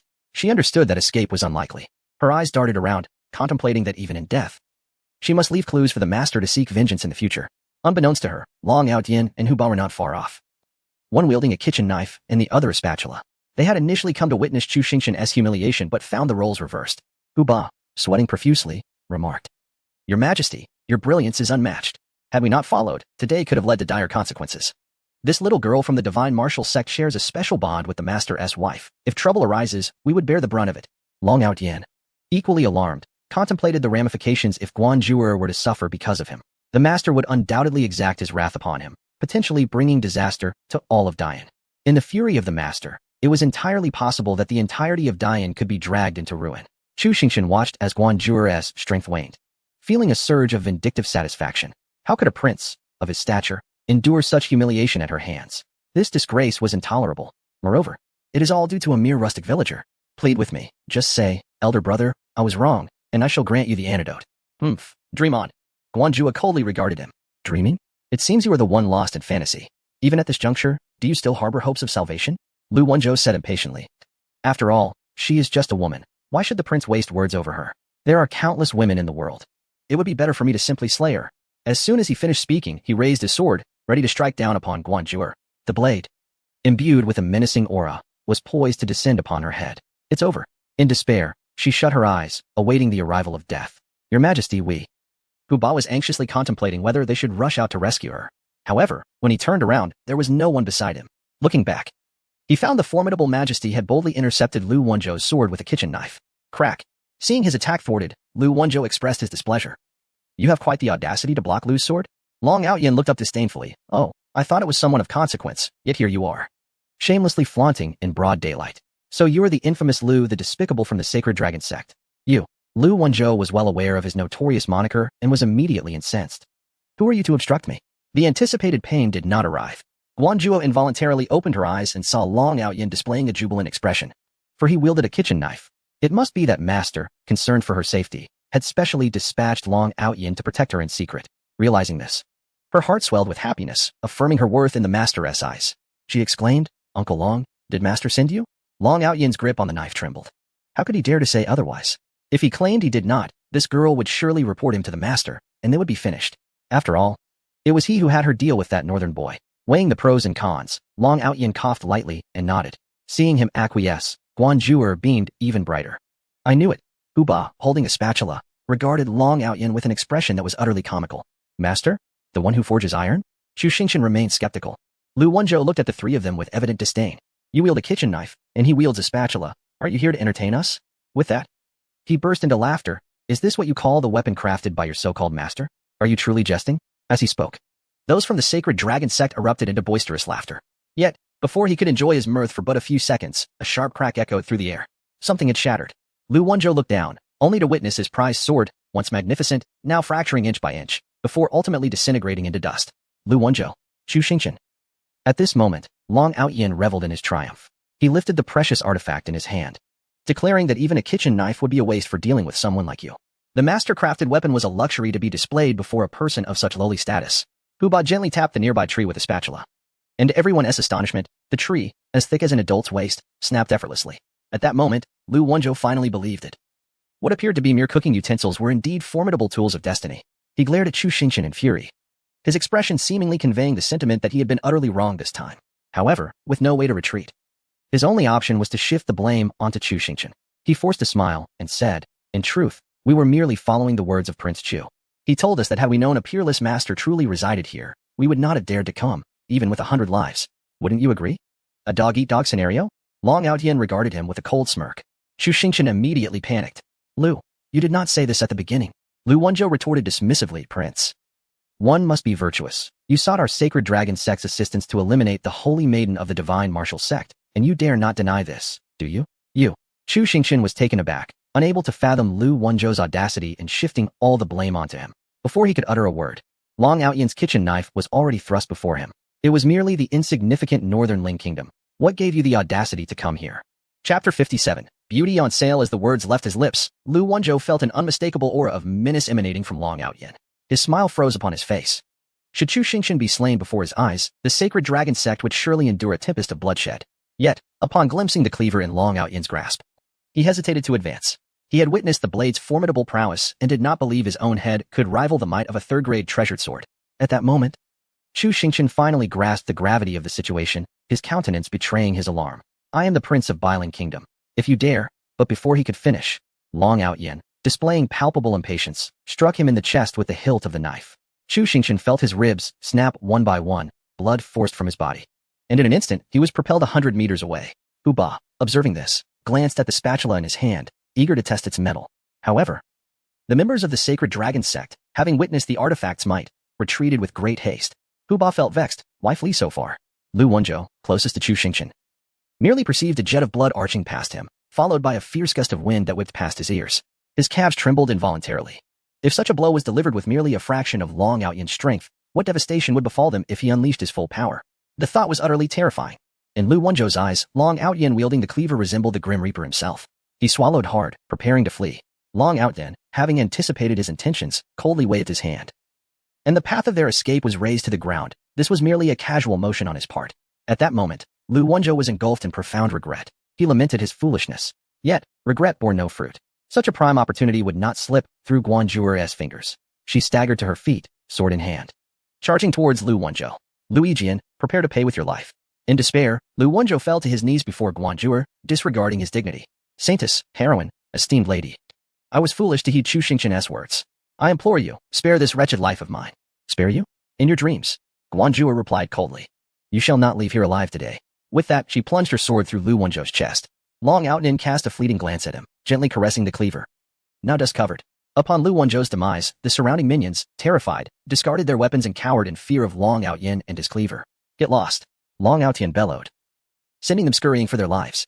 Meanwhile, the unfortunate Chu Xingqian finally faced the consequences of his folly. Gazing at the motionless form of Chu Xingqian, Guanzhou frowned.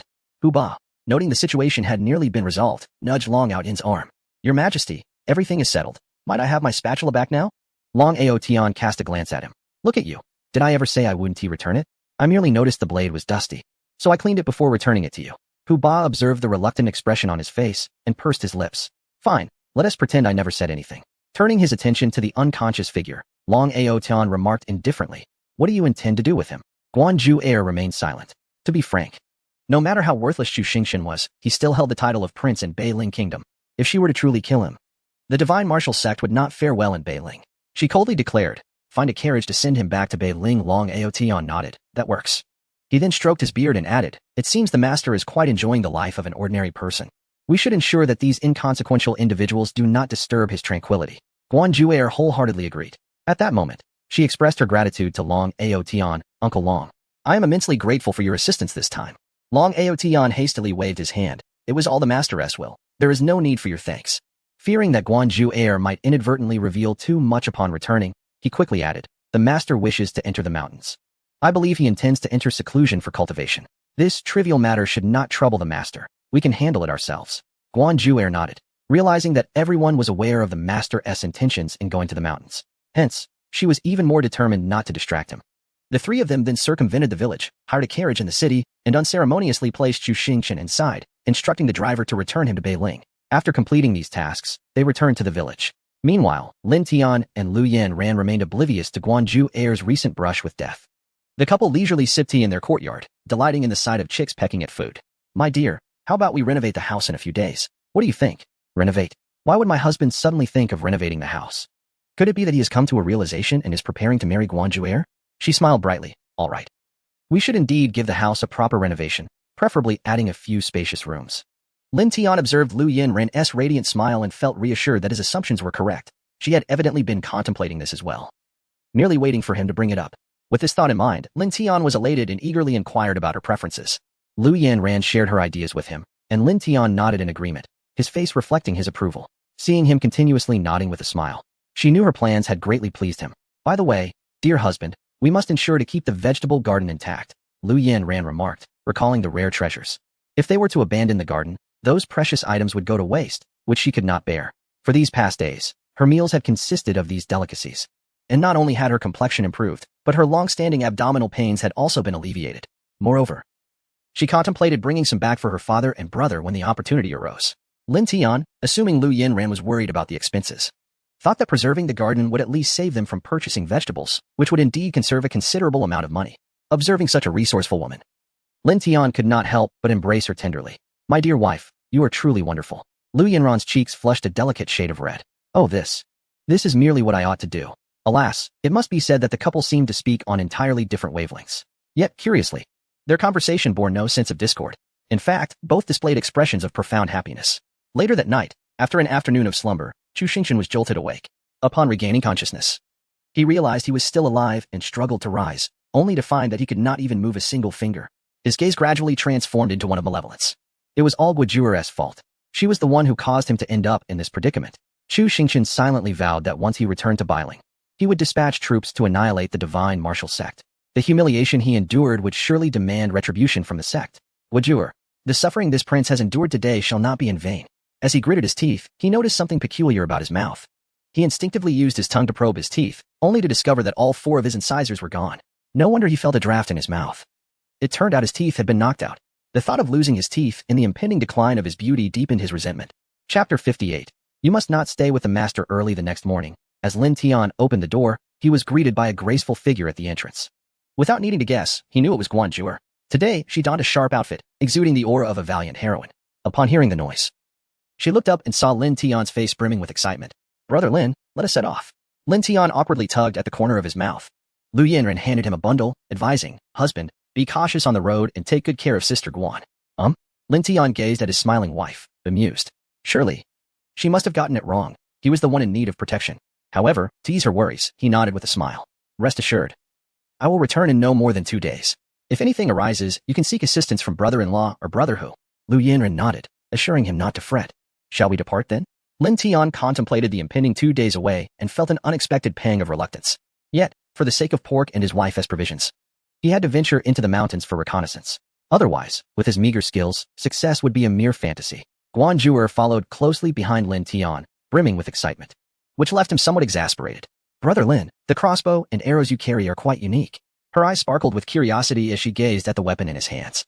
As Lin Tian surveyed the path for signs of wild beasts, they trekked deeper into the mountains. Guan Zhuer, however, was puzzled. Shouldn't the master be practicing? Oh, she understood now. The master was scouting for the ideal location for cultivation. She was intensely curious about the extraordinary martial arts he practiced. Lin Tian pushed aside the underbrush, nearing the summit of a hill, yet found no traces of large beasts, only the occasional rabbit or deer. He recalled encountering a black bear on this very path last time and shook his head in resignation. Indeed, luck was not always on one's side. It appeared that this time, he would be deprived of pork.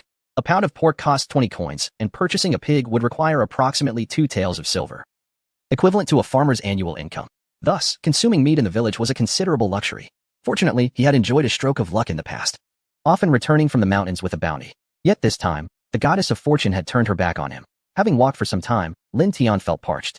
He opened the thoughtful care package prepared by Lu Yinren, discovering a couple of water pouches, along with some steamed buns and rabbit meat, the remnants from yesterday.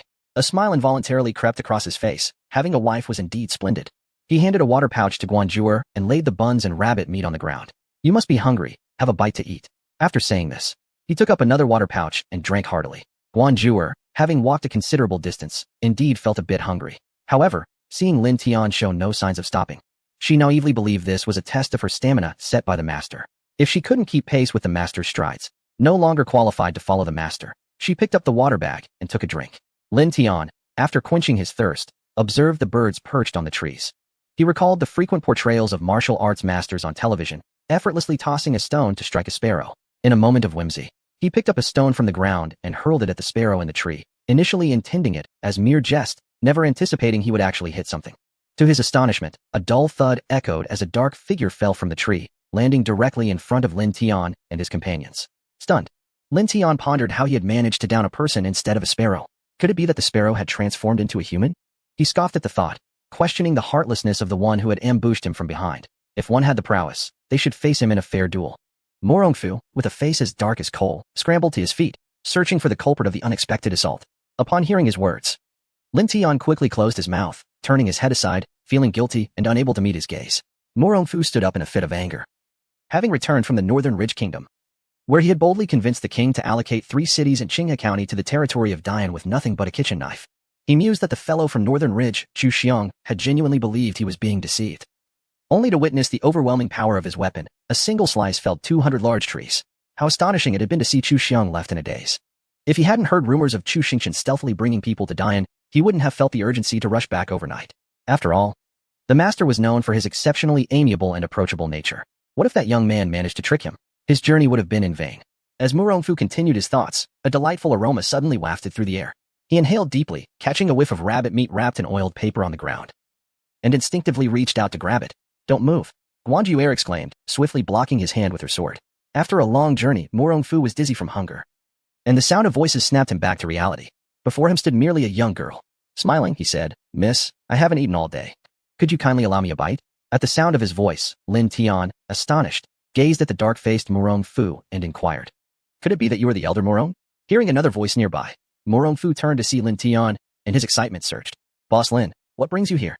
Lin Tian, amused by his comical demeanor, replied, "Oh, just exploring the mountains and doing a bit of hunting. But what about you, elder? Why are you here in such a state?" Just as Guan Zhuer prepared to act, she noticed that this man was acquainted with the master, and she sheathed her sword. Murongfu thought to himself that he must have been discovered by the master earlier.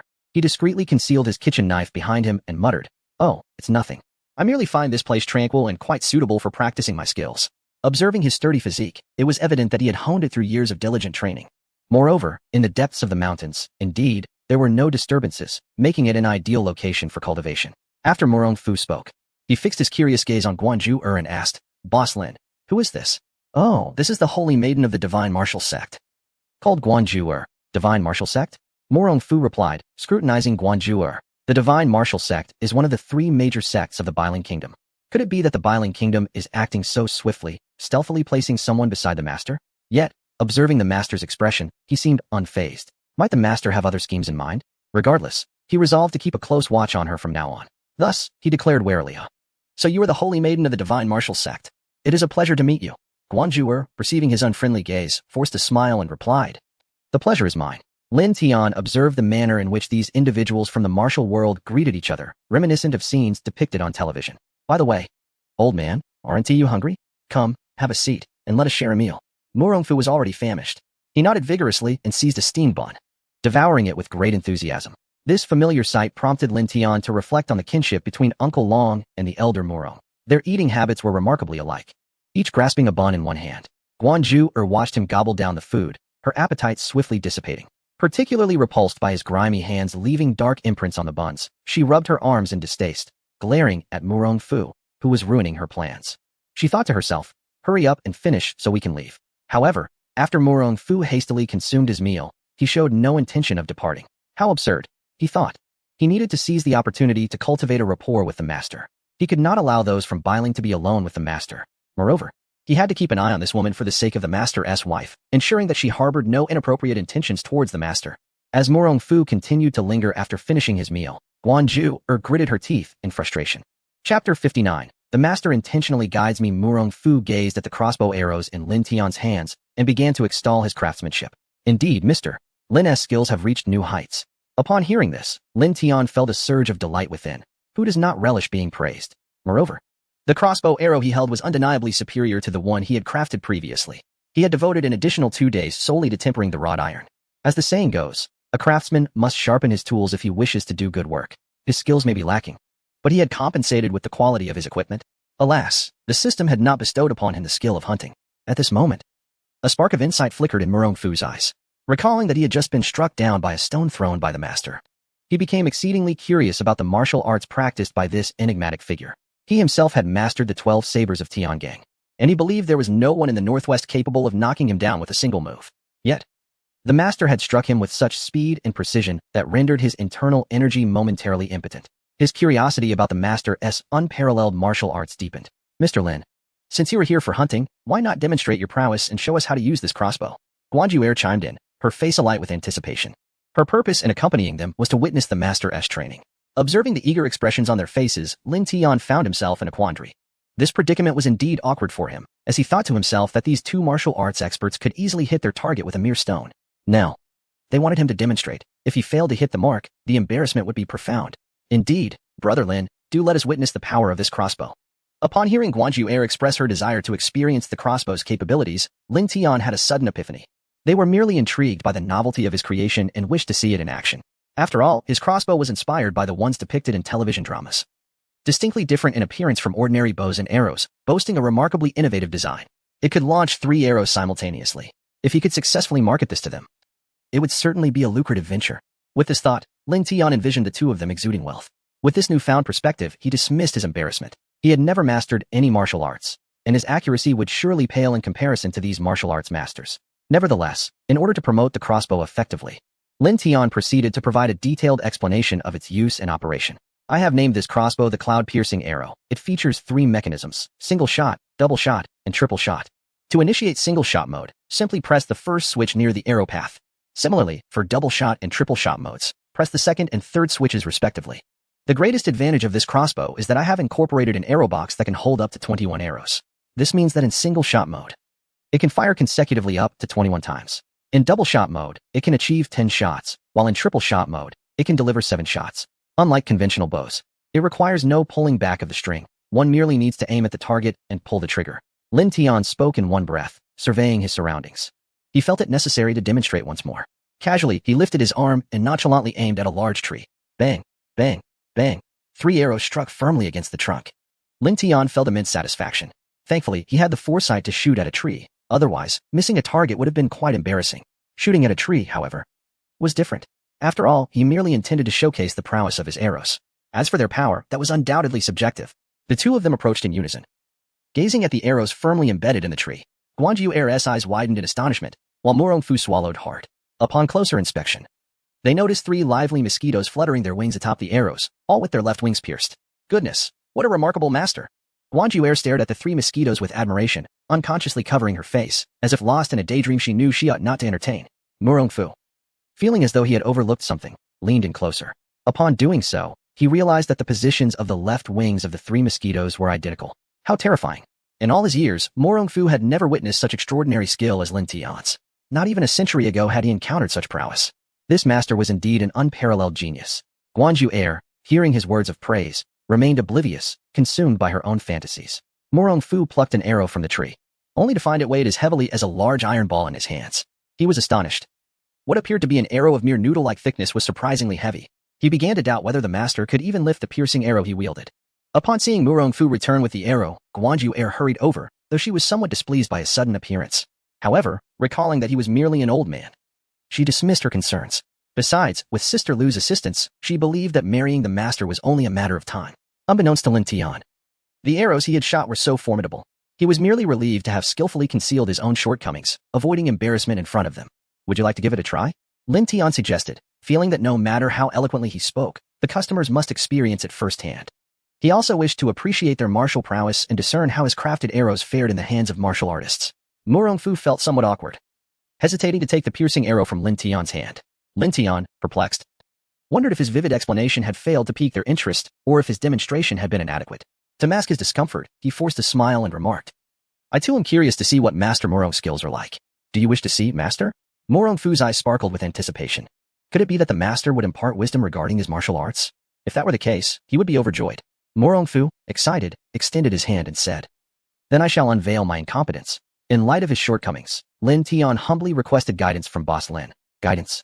Lin Tian perceived that the venerable Mr. Morong was merely jesting. After all, he possessed no martial arts prowess. How could the old gentleman offer him counsel? He dismissed it as mere pleasantries. Yet, the old gentleman insisted, encouraging him to inquire should he encounter any uncertainties during usage. Indeed, Morongfu eagerly seized the Chuanyan arrow. However, as soon as Lin Tian relinquished his grip, he realized its considerable weight. What a formidable weapon! Morongfu had not anticipated that it would appear so unremarkable in the hands of a master. Yet, when he grasped it himself, he found it nearly impossible to lift, not to mention raising it with one hand. Even with both hands, he struggled. The Chuanyan arrow seemed imbued with an inexplicable force, gradually sapping his inner energy. In mere moments, he was drenched in perspiration. Noticing his hesitation, Lin Tian initially assumed he had forgotten the introduction, uncertain of how to wield it. Thus, he stepped forward, gently lifting Morongfu's right hand, reiterating, Esteemed elder, this is how you must wield the Chuanyan arrow. Lift it, aim, and shoot. If you find this position uncomfortable, feel free to adjust your stance. For instance, Lin Tian subtly inclined his shoulder backward by 30 degrees and gently nudged his heel. Morongfu was taken aback. The Chuanyan arrow, which he had previously struggled to lift, was now elevated with the master's assistance. Moreover, it appeared that the master was teaching him how to channel his energy. The inner force that had been dissipating abruptly stabilized. Indeed, the master's martial abilities were profoundly inscrutable. The weapons he forged were not meant for just anyone to wield. Recalling the treasured blade, which still lay unsheathed in the vault, Morongfu felt an exhilarating surge of anticipation.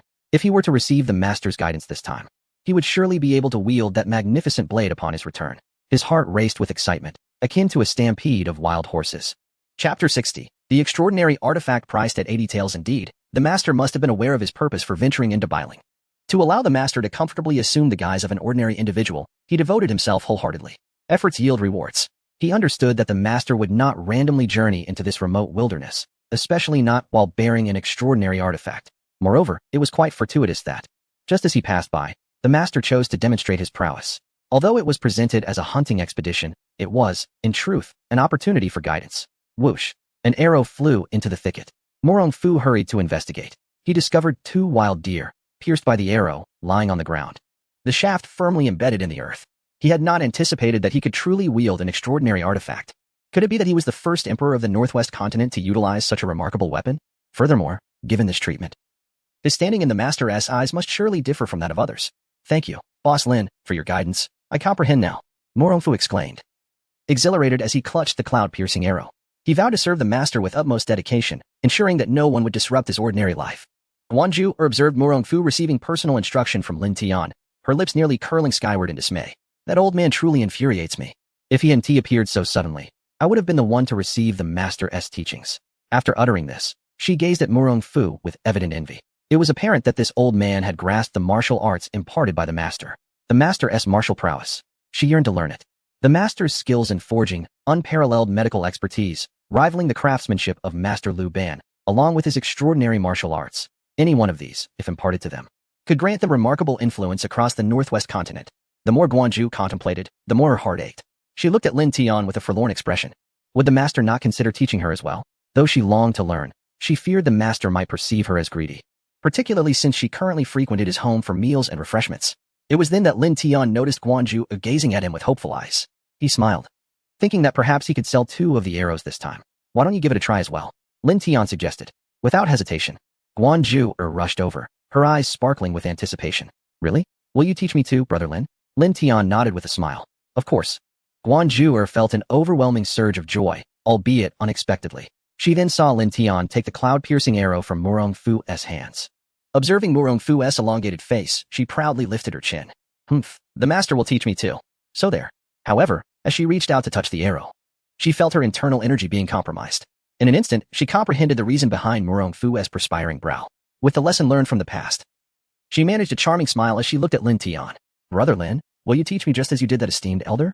Lin Tian was taken aback. His previous actions, though innocuous between men, felt inappropriate in the company of a woman. After all, he was now a married man. Such behavior might not be advisable. Is it not feasible, Brother Lin? Guanju asked innocently, tilting her head as she gazed at him. Lin Tian responded with a faint smile. He thought to himself that as long as his heart remained untainted, all would be well. He then gently lifted her right hand. Guanju felt a powerful force elevating her arm. The once heavy arrow transformed into a feather-light presence. Still astonished, she heard Lin Tian's magnetic voice beside her. Withdraw your shoulders slightly, step back with your left foot, and angle your right foot outward. Tighten your abdomen, relax your arms, and fix your gaze upon your target. At that moment, Guanju's heart began to race fervently. Whoosh! The arrow burst forth from the bowstring, its tip slicing through the air. It spiraled with such precision that the surrounding atmosphere turned frigid. Thud! The arrow struck the tree trunk firmly, leaving only a small hole behind. Guanju was momentarily taken aback. She had not anticipated that a mere adjustment in her posture could alter the trajectory of her internal energy so drastically. She had always believed that internal energy resided solely in the Dantian. However, under the master's guidance, she discovered that the true Dantian was actually an inch above that point. With force emanating from there, her internal energy flowed seamlessly, unfettered by the meridians, and there was an exhilarating sense of ease with each exertion. Thank you, Brother Lin. I understand now. Guanju exclaimed, filled with excitement. You comprehend it all? Lin Tian replied with a smile. That is splendid. Do you both desire this arrow?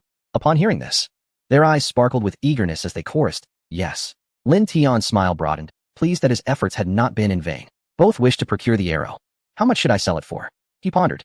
Crafting such a crossbow arrow required iron thrice the usual amount, and his supply of wrought iron had dwindled. To forge another, he would need to find time to acquire more iron ore, which would require a substantial sum of silver. Reflecting on this, Lin Tian remarked, though you both desire it, I have only forged one thus far, and my iron supply is insufficient for another. So, let us see who can wait a little longer. Guanju and Morongfu exchanged glances. Morongfu declared, stop looking. This arrow is mine. Guanju retorted, you wish. The two locked eyes, neither willing to yield. Lin Tian scratched his head and suggested, how about this? I shall give this arrow to old Master Morong first. Guanju, since you are closer to me, you may wait a while longer for me to craft another for you. Upon hearing this, Morongfu cast a triumphant look at Guanju, as if to say, see. The master favors me more. Guanju drooped her head, visibly displeased. Observing her demeanor, Lin Tian attempted to console her, saying, do not be upset. I will also gift you something special later. The notion of receiving a gift instantly lifted Guanju's spirits, her face glowing with joy and anticipation as she looked at Lin Tian. Brother Lin, you must keep your promise, she urged. Lin Tian nodded, replying with a smile. I assure you, I will. He had not anticipated that a venture into the mountains would yield such unexpected rewards. If he were to sell these 2 crossbow bolts, he could indulge himself and perhaps purchase a pig for his wife. With this thought, he could not help but remark, gentlemen, these 2 piercing arrows required a considerable investment of my time and effort, and the iron utilized is threefold that of ordinary implements. Hence, the price will be somewhat elevated. Here it comes again. Morongfu was already accustomed to the master's methods. He chuckled, Boss Lin, please state your price directly. Lin Tian's smile broadened. He relished the sight of the venerable Murong displaying such extravagant generosity. Having known each other for so long, an offer of 80 taels would suffice. Murong Fu promptly untied his money pouch from his waist and counted out 80 taels. Ever since he had encountered the master, he always kept a stash of silver coins on hand, ready for when the master felt inclined to sell him something. Beside him, Guanzhou had never witnessed such a scene before and was utterly incredulous. The unparalleled artifacts bestowed upon them by the master were being sold for merely 80 taels? Good heavens! She would not believe it even if her life depended on it. Was the master jesting with them? Observing her reaction, Murong Fu felt an even greater sense of pride. He delighted in her naivety, for he alone understood the master's cunning. Humph, little one. You still wish to compete for his favor. You are far too inexperienced. Chapter 61. Purchasing land to cultivate rice. The originally planned mountain patrol concluded after Lin Tian successfully sold 2 crossbow arrows in the hills of the small ravine. The 3 of them laughed and chatted as they made their way back. Murong Fu cherished his crossbow arrow, admiring it repeatedly. However, despite the merriment, Guanzhou remained perplexed. The master had guided them and intended to gift them a divine artifact. Yet, why was there still a fee involved? She pondered this throughout the journey, unable to grasp the reasoning. Suddenly, a rumble of thunder startled her, jolting her from her gloomy thoughts. Lin Tian carried 2 wild boar carcasses in his hands, and the villagers, upon seeing him, cast furtive glances his way. Sister Wang's envy was palpable, and her words were so foul they could suffocate. Are you planning to deplete all the game in our mountains? Lin Tian frowned at her remark. Before he could respond, Guanzhou, already irked, could not hold her tongue. There is an abundance of game in the mountains. It's absurd to think I could consume it all. Perhaps it's you who, with your insatiable greed and lack of skill, are merely envious. Sister Wang was taken aback by Guanzhou's sharp retort. Pointing a finger, she scolded. I am speaking to Lin Tian. What business is it of yours? You, a young girl, constantly associating with men, are you hoping to become someone's concubine? Guanzhou, blindsided by this accusation, felt her cheeks flush. What nonsense are you spouting? Sister Wang, seeing her flustered expression, smirked with triumph. Nonsense. Then explain this. With so many men in our village, why do you cling so tightly to Lin Tian? Unable to provide a clear answer, are we? You claim there is nothing between you two, yet who would believe that? Upon hearing this, the villagers began to point and whisper about Guanzhou. She felt exhausted by the gossip, preferring not to explain herself. Drawing her sword, she declared, if you dare utter another word of nonsense, I shall sever your tongue. Lin Tian watched her with admiration. Indeed, she was a heroine who preferred action over idle chatter. At the sight of the drawn sword, Sister Wang trembled in fear. Help! This new girl is going to kill me. Someone save me. Her screams were more grating than a pig's squeal. Guanzhou, maintaining her icy demeanor, warned. Your mouth is meant for nourishment, not for spewing filth. Should I hear another lie from you, I will. With a swift motion, she slashed her sword, cleaving Sister Wang's basket in 2. However, a foul odor soon wafted through the air. Upon closer inspection, Guanzhou realized that Sister Wang had been so frightened she had wet herself. Disgusted, she took a step back, wary of the yellow liquid. Look, Sister Wang has wet herself. Ha! As the villagers processed the scene, they found no fear in Guanzhou, nor did they believe she acted wrongly. Instead, they burst into laughter at Sister Wang's expense. In Lin Tian's eyes, it was clear that only someone of Guanzhou's caliber could handle a vile woman like Sister Wang. She only then realized that the master was still beside her. Had she perhaps appeared too fierce moments ago? Alas, the master favored women as gentle as water, akin to Sister Lu. In her moment of anger, she had completely reverted to her true nature. It was all this village woman's fault. Guanzhou glared fiercely at Wang Sa. Lin Tian felt a sudden chill upon his face, realizing that rain was imminent. He hurriedly said, let us depart. Thanks to Lord Murong, we shall dine on dry pot chicken tonight. Dry pot chicken? Neither of them had ever heard of it. The specific chicken mattered little. What was crucial was that they could again enjoy a meal at the master's home. Observing the excitement in their eyes, Lin Tian could only shake his head in resignation. It appeared he would need to cultivate more rice in the future. Recently, the rice at home was depleting at an alarming rate, with guests arriving nearly every day for dinner, and they consumed quite a lot. Nevertheless, Lin Tian considered how inexpensive rice was per pound. These individuals came to purchase his ironware, from which he could earn a considerable profit. What did a few meals matter? Upon reaching his doorstep, Lin Tian spotted 3 familiar figures, his lips twitching slightly. Hu Ba and Long Outyin dashed over with excitement. Long Outyin exclaimed, Little Tian, did you not say you would be away for 2 days? We feared Yanran would be unsafe alone at home, so we came to check on her. Long Outyin explained, seeking to demonstrate loyalty to the master, eagerly anticipating praise. However, upon seeing Long Outyin, Murong Fu's expression darkened further. What? Little Tian, how long had he been gone? And this old fellow Long Outyin had already become so familiar with the master? He could hardly believe it. Witnessing Murong Fu's discomfiture, Long Outyin felt an indescribable thrill. Little Tian, have you been hunting in the mountains? He called out affectionately, deliberately so. Upon hearing their words, Lin Tian privately reflected on his own narrow perspective. He smiled and said, I truly appreciate your concern. However, in the future, If I am away, you may enter and sit inside. It is quite odd to linger at the door. Hu Ba interjected, not at all strange. If we, a few grown men, were to enter, it would only provoke unwarranted speculation among the villagers. It is better to remain outside. Without the master present, would they dare to enter his shop casually? Moreover, they would not disclose that they had only come upon seeing the master return. They were not fools. The master wished to masquerade as an ordinary person, yet in truth, he was anything but. Even if they had 100,000 times the courage, they would not dare. The consequences of offending the master were too terrifying to even contemplate. Lin Tian observed that there were 5 more individuals joining for lunch that afternoon. He made a decision. He needed to acquire an additional acre of land for rice cultivation. Otherwise, his household's rice supply would surely be insufficient. In Dian, rice remained quite expensive, costing 12 won per pound. Ordinary families typically consumed millet, potatoes, or sweet potatoes. Those of slightly better means would mix some sweet potatoes or corn into their white rice. However, Lin Tian found such combinations unpalatable. Thus, he dedicated his acre of land entirely to rice cultivation. Not to mention, the yield was indeed quite impressive. An acre of land yields 1,200 pounds. For one person, it suffices for sustenance, with a little surplus for sale. However, the crux of the matter lies in the influx of additional mouths to feed. Given their voracious appetites, consuming 3 to 5 bowls per meal, it will not be long before the rice supply in his household dwindles to nothing. 5 individuals entered the room, exchanging glances in bewilderment. Compared to their first visit, each seemed more at ease. Yet, upon noticing the crossbow in Murong Fu's hand, Long Outyen's composure faltered. This crossbow, whose grade he could not discern, was an unparalleled artifact. Long Outyen had not anticipated that merely a day without the master's guidance would allow Murong, the old man, to seize the opportunity. Regret washed over him. Had he known, he would have stealthily followed along. But the repercussions of such stealth, he shuddered at the thought. Once again, he gazed longingly at that extraordinary divine crossbow, resigned to merely feast his eyes upon it. Lu Yanran emerged from the inner room, drawn by the commotion. Upon seeing Lin Tian, she was momentarily taken aback. My dear, did you not say you would be gone for 2 days? Why are you back so soon? After noticing the 5 individuals behind him, her surprise deepened. What brings you all here? Lin Tian smiled, his lips curving into a grin. I'll explain the situation later. For now, let us prepare the meal. Hu Ba volunteered to handle the wild game, while Long Outyen went to fetch water from the well. Observing this, Murong Fu hurried to gather firewood. Kong Xingyun was left in a daze, uncertain of his role. Thus, he silently picked up a cloth hanging in the courtyard and began to wipe down the stone table and benches. Guanjuer could not help but chuckle at the antics of the 4. Sister, let me assist you, she said, linking her arm with Lu Yanran's as they headed into the kitchen. Long Outyen watched them leave in silence, his instincts telling him that this woman from the divine martial sect harbored ulterior motives towards the master. Chapter 62, all misunderstood in the kitchen. Lu Yanran gazed at her in utter confusion. Quickly, tell me what on earth is going on. Guanjuer pouted in dissatisfaction. It's all because of that old man, Murong.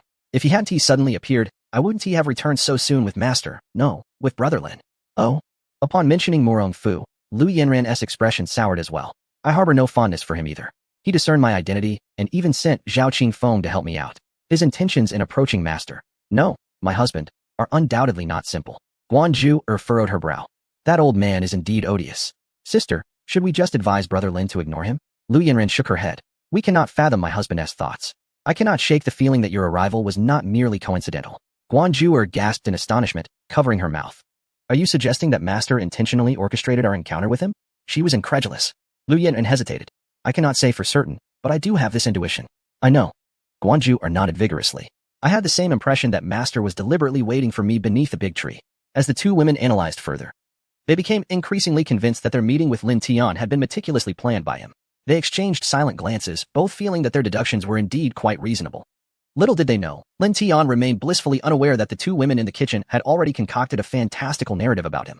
Meanwhile, he was preoccupied with worries about where to buy land. The prices nearby were prohibitively high, and their vegetable patch was frequently pilfered. In this small ravine, any decent produce was snatched away at night. Thus, as the rice approached maturity, he had taken to constructing a straw shelter by the field, keeping watch during the day and sleeping there at night. However, with a wife now, things were different. He had no desire to be besieged by mosquitoes each night. Moreover, the constant vigilance was exhausting. With a sudden spark of inspiration, he considered waiting until the house renovations to purchase the adjacent old lady's property, as she was set to move to the city next month to live with her son. The house and yard encompassed a good 7 or 8 acres. He envisioned transforming the neighboring plot into a greenhouse, alleviating their concerns about sustenance. The 4 of them observed Lin Tian's alternating expressions of furrowed brows and laughter, mistakenly believing he was displeased with their work. Long Outyen, eyeing the firewood in Murong Fu's hands, muttered, Master must think your firewood is too coarse. Murong Fu retorted angrily. You're talking nonsense. Master is dissatisfied with the amount of water you fetched. Long Outien glared at the wooden bucket. Is this too little? It's filled to the brim, for goodness sake. Are you blind? Their gazes clashed with sparks of contention as they simultaneously turned their ire towards the two bystanders, threateningly declaring, "It must be your fault. Hu Ba, Kong Xinyun." Were they really caught in the crossfire? Just then, Mo Rongfu triumphantly pulled out a small box from his pocket. Although he went to Biling this time to show off, he did not forget to bring a gift for the master. Long Outyen was filled with frustration, pondering why he had not thought to bring a gift himself. After uttering this thought, he cast a fierce glare at Kong Xinyun, blaming him for not reminding him. Meanwhile, Mo Rongfu gleefully approached Lin Tian, prompting the other two to gather around. Mo Rongfu revealed a dark green box, which, despite its simple square shape, hinted at the valuable item contained within. "Boss Lin, I stumbled upon this treasure during a recent outing and thought it would look splendid on Madam," he remarked as he slowly opened the box. Inside, resting delicately, was a pearl necklace. Each pearl was large, plump, and exhibited a brilliant luster, clearly indicating its considerable worth. Mo Rongfu had long recognized the master's affection for his wife. This necklace, crafted from the rare South China Sea pearls, was among the most treasured possessions of the Biling Kingdom. Remarkably, this strand boasted 68 pearls, an unparalleled find on the entire northwest continent. While it may not compare to the myriad treasures within the master's abode, Mo Rongfu believed that the master's happiness stemmed from his wife's joy. Consequently, if the master was content, Mo Rongfu would share in that joy. This thought made him smile even wider. Lin Tian was taken aback by the magnificent necklace. Given that Dian was situated in the central northwest, far removed from the sea, he found the pearls exceedingly precious. He mused that even if he wished to purchase them, they would surely be exorbitantly priced. Could it be that Mo Rongfu intended to recoup the 80 taels of silver he had just earned? Truly, a shrewd businessman, adept at making a profit, had set his sights on his wife. Yet, one could not deny the effectiveness of his strategy. As Lin Tian felt a stirring in his heart, it had been quite some time since their marriage, and he had yet to present Lu Yin and with a gift of worth. He felt a twinge of guilt. This pearl necklace was certainly more appealing than any jade. Moreover, it was said that wearing pearls could enhance beauty and expel dampness from a woman's body. He believed this gift would delight his wife. However, he hesitated to part with his hard-earned silver, as he intended to use it to build a greenhouse. After a moment of contemplation, a clever idea struck him. "Old sir, you are too kind. As an elder, please do not always refer to me as Boss Lin. Simply call me Xiao Tian, like the others," he suggested with a smile. Mo Rongfu, upon hearing this, thought to himself that his tactic was indeed effective. Look, the master immediately changed his form of address. "All right then. I shall shamelessly call you Xiao Tian," he exclaimed with excitement. "Not at all," Lin Tian replied, gazing at the pearl necklace. Mo Rongfu quickly presented the box to him with utmost care. A mischievous glint sparkled in Lin Tian's eyes as he smiled broadly, asking, "Old sir, are you giving this to me?" Mo Rongfu rubbed his palms together, his eyes squinting with delight, nodding vigorously in affirmation. Lin Tian's eyes glimmered with increasing anticipation. He chuckled, remarking that this pearl necklace would surely delight Yin Ran, and he would like to express his gratitude to the old master on her behalf. After speaking, he gestured towards some iron artifacts on the knife rack. "Since the old master has gifted me a present, I cannot accept it without reciprocation. There are some trinkets on the knife rack. Perhaps the old master might find something to his liking and choose one." "Choose one?" The three were rendered speechless, staring at Lin Tian in disbelief, convinced their ears had not deceived them. Could it be that a mere string of pearls could secure a weapon from the master? Long Outyen lamented his earlier decisions. He envisioned the prized weapon slipping away into Mo Rongfu's embrace. Regret came too late. Through this incident, Long Outyen had also gleaned Mo Rongfu's tactics. Bestowing gifts upon the master's wife could enhance the master's fondness. Indeed, when the master was in high spirits, he might bestow upon them unparalleled treasures. Long Outyen glanced at Hu Ba, as if conveying that henceforth the task of selecting gifts would fall to him. Hu Ba nodded, indicating that he would take care of it, assuring him not to worry. Lin Tian was particularly pleased, his heart brimming with joy. The items on the knife rack held little value. The most expensive among them was merely an iron pot, worth at most 4 taels of silver. He chuckled to himself, feeling increasingly inclined toward the role of a shrewd merchant. Yet, he prided himself on being a conscientious trader. In light of their generosity, he resolved that his doors would always be open to them. Not only meals would be offered, even feasts of meat would be readily available without hesitation. Chapter 63. Master, we all know you are just an ordinary person in the imperial palace of the northern Ling Kingdom, within the prince's main hall. Emperor Chu Xiong's countenance was enveloped in an icy fury. At that moment, he raised his hand and shattered the table beside him.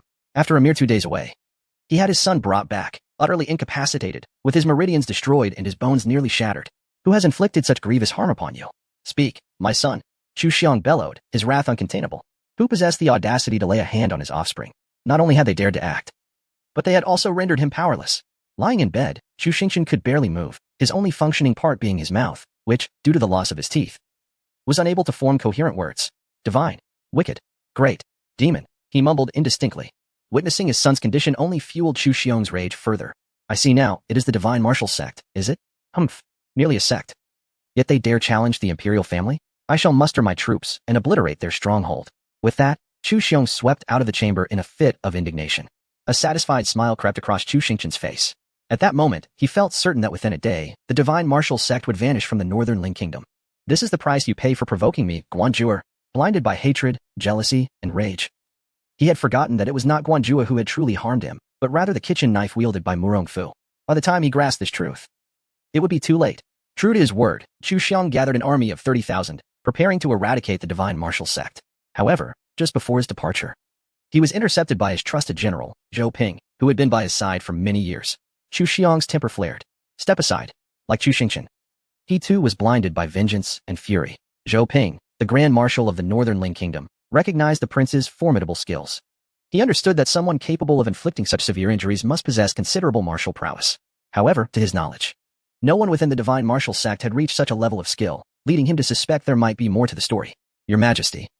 Zhou Ping addressed respectfully, I believe the prince is indeed a remarkable fighter, and as far as I know, no one from the Divine Martial Sect has the capability to harm him. Perhaps there are aspects we are unaware of. Chu Xiong dismissed him with a furious retort. What other aspects could there possibly be? My son has told me himself that the Divine Martial Sect is behind this.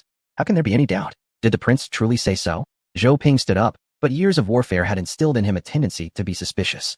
After all, a moment's carelessness on the battlefield could lead to fatal consequences. Noticing Zhou Ping's silence, Chu Xiong scoffed. If there is nothing else, step aside.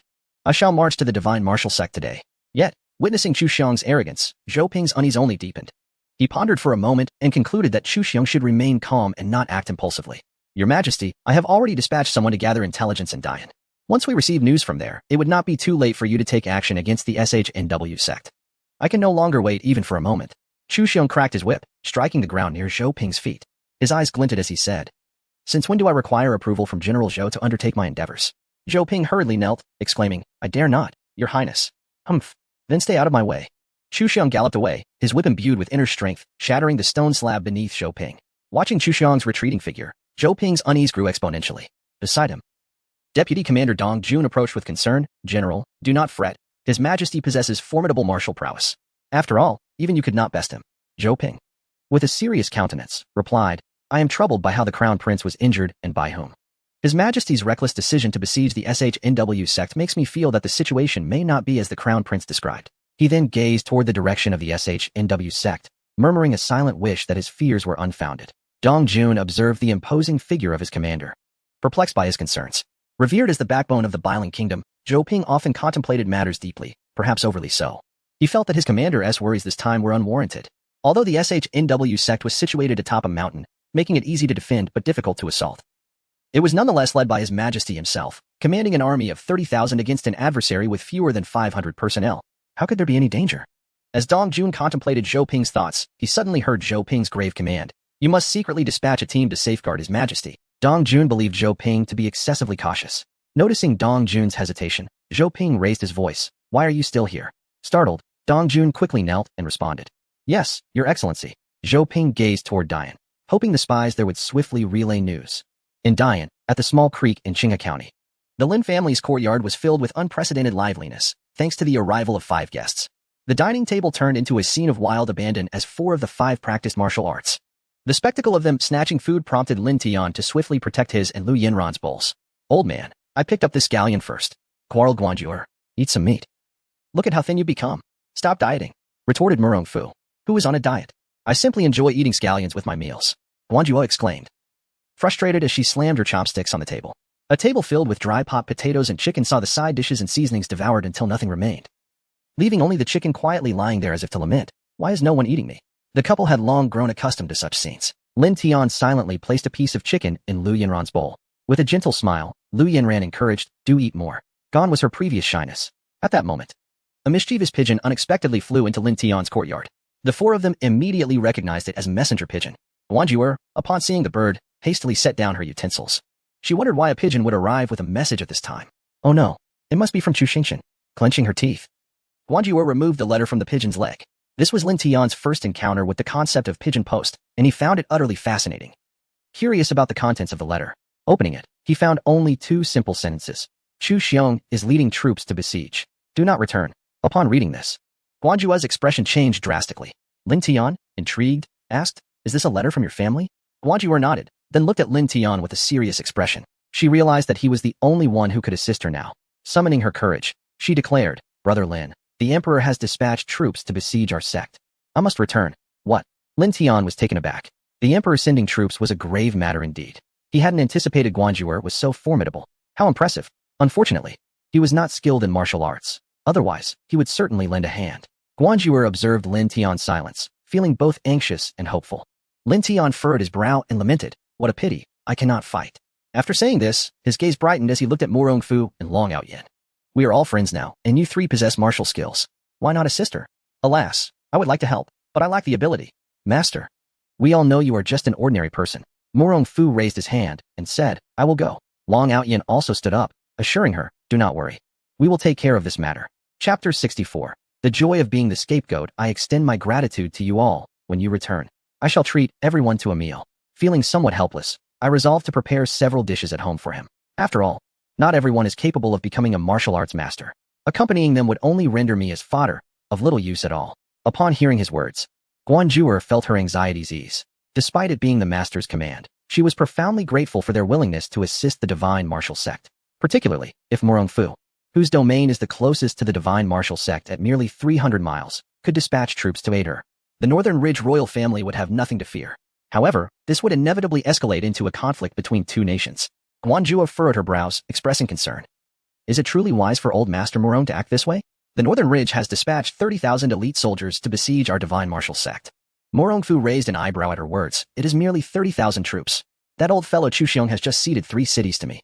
If my memory serves me right, the divine martial sect is quite near the Yemen Pass, isn't it? She was left speechless, unable to fathom how the Northern Ridge could cede territory to Great Yin. It is crucial to note that the Northern Ridge is far larger than Great Yin, perhaps tenfold. It is inconceivable for a powerful nation to cede land to a smaller one.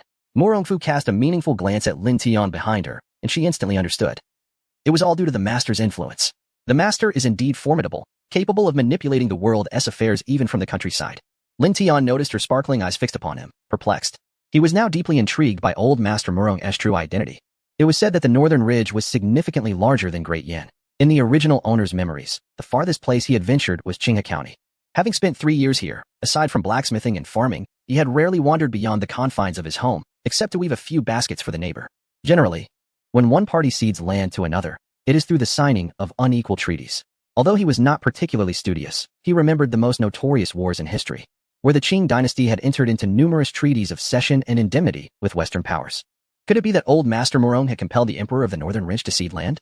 Was he, perhaps, the Emperor himself? As this thought crossed his mind, he glanced at Morong Fu, who was looking at him with a beaming smile, almost as if acknowledging his identity. Goodness! Lin Tian could hardly believe that the wealthy figure he had perceived was, in fact, an emperor. Moreover, he called him old master so casually. He instantly felt a rush of embarrassment. Yet, it seemed that Morong Fu genuinely enjoyed dining at his home, devoid of any imperial airs. Lin Tian realized that throughout history, emperors were often lonely figures. Within the palace, no one dared to approach him, let alone engage in friendly games. Thus, he must have deliberately concealed his identity. With this realization, he turned his gaze toward Long Outyin, pondering whether this person too possessed an extraordinary identity that they were reluctant to disclose. Perhaps he would continue to feign ignorance while requesting assistance from them. Would this assistance not lead to war between the two nations? Contemplating this, Lin Tian felt that his unintentional remark might cost many lives. He hurriedly clarified, I believe while we are willing to help, it is prudent to avoid violence. It is best if we can resolve this peacefully. Upon hearing this, Morong Fu realized that the master was subtly reminding them of his aversion to bloodshed. He immediately nodded and reassured, "Rest assured, we shall not resort to killing. We value harmony above all." Long Outyin chimed in with a smile, "With me accompanying you, the situation will be more easily resolved." He then turned to Morong Fu, saying, "Old fellow, since you've said that, why not issue the command promptly? Haven't you heard that that rascal Chu Xiong is personally leading his troops?" Morong Fu shot him a glare. "Do I need your reminder?" With that, he stood up and declared, "Miss Guan, let us set forth." Guanjuer, anxious and unable to remain seated, quickly rose and respectfully said, "Brother Lin, we shall take our leave now." Lin Tian nodded and stood to see them off. As they passed through the main hall, he retrieved a few daggers from the rack. He stated nonchalantly, "I have little else to offer, but take these daggers for your protection." Guanjuer was taken aback, realizing the master was gifting her potent weapons. Instantly, she exclaimed, "Brother Lin, Are you truly giving these to me? Lin Tian smiled warmly. Do not disdain them. Guan Zhuer quickly shook her head. How could I ever disdain them? I am immensely grateful. With these daggers, our divine martial sect will be saved. Lin Tian felt that Guan Zhuer was remarkably adept at offering comfort. His mere provision of a few daggers seemed to elicit such a heartfelt response from her, enhancing his fondness for her. He chuckled. Just a few daggers. I am pleased to hear you say that. Please ensure your safety on the journey. I shall await your safe return at home. Guan Zhuer nodded earnestly. He watched as the five departed, feeling a wave of emotions wash over him. How wonderful it would be if he possessed martial skills. Lu Yin observed him from the side, mistakenly believing he was worried about their safety. My dear, do not fret. They will return safely, she reassured. Lin Tian nodded, embracing her with a gentle smile. It seems you are more anxious than I am. Are you worried about that girl Jewel? Lu Yinran's concern was evident as she frowned. I am indeed quite worried. Bailing is a powerful nation. Mobilizing troops to besiege a sect presents significant dangers. Lin Tian playfully pinched her nose, laughing. Look at you. Your brow is nearly furrowed into a dumpling. Fear not. With old Master Murong present, the divine martial sect will be fine. It is no jest. Murong Fu is the emperor of Dian. He has the power to negotiate with Bailing. Surely he can handle matters concerning the divine martial sect. Moreover, that Uncle Long also mentioned that with him involved, things would be easier, indicating that his status was not far inferior to Murong Fu's. In that moment, Lin Tian felt as though he were dreaming. To befriend an emperor, how splendid. Yet, this feeling was somewhat intoxicating. Overthinking can lead one astray. Moreover, those who choose to befriend themselves may simply wish to indulge in a life of ease and freedom, if one truly desires to forge connections with them. As an ordinary commoner, provoking their ire could have dire consequences. Alas, having briefly tasted the sensation of being on cloud nine, one finds themselves suddenly back on solid ground. Never mind, it is better to feign ignorance. He is merely a blacksmith, and as long as he remains diligent in his duties, that is sufficient. As for everything else, he knows nothing. Upon exiting the shop, Long Aotian eagerly fixated on the dagger in Guan Zhuer's hand and exclaimed, My dear girl, the master has bestowed upon you 3 daggers, which you cannot possibly wield all at once. Might you spare one for me? Guan Zhuer hesitated, reluctant to part with the precious gift.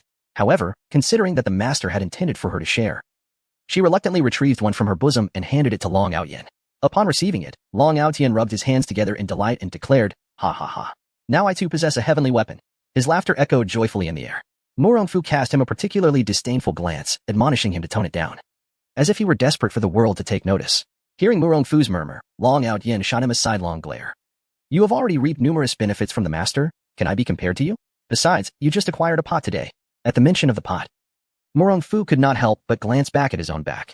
The feeling of being the scapegoat is rather gratifying, he thought, raising an eyebrow in self-satisfaction. Chapter 65. All thanks to the master, it is undeniable that Murong Fu's efficiency in handling affairs is remarkably high. The royal pigeons he raised are indeed extraordinary.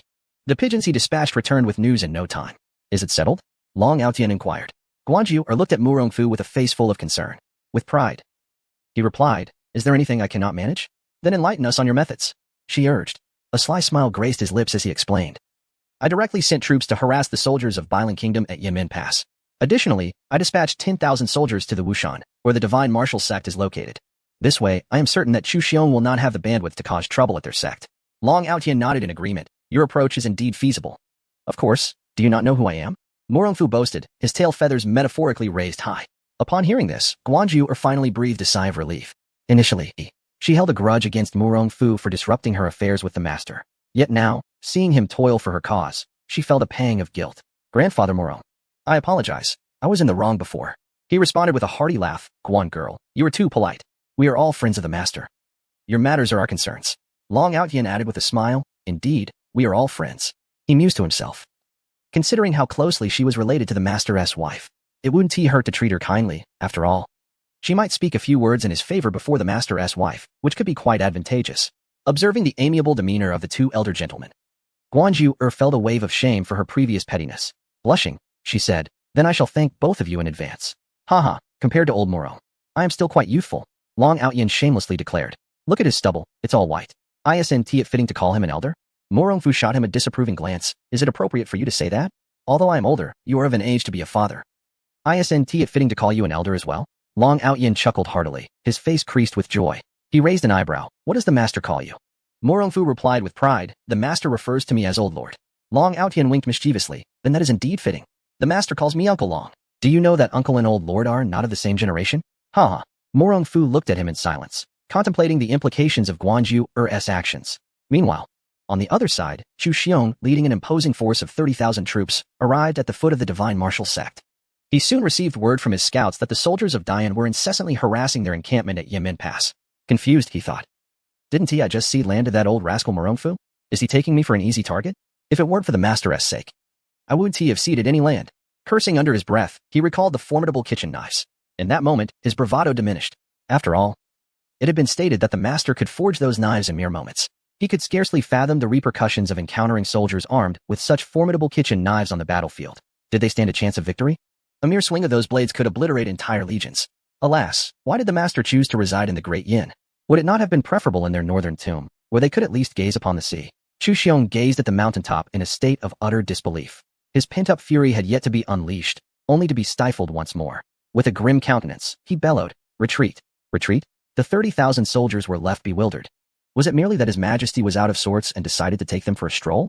30,000 men ran 40 miles, only to return from whence they came.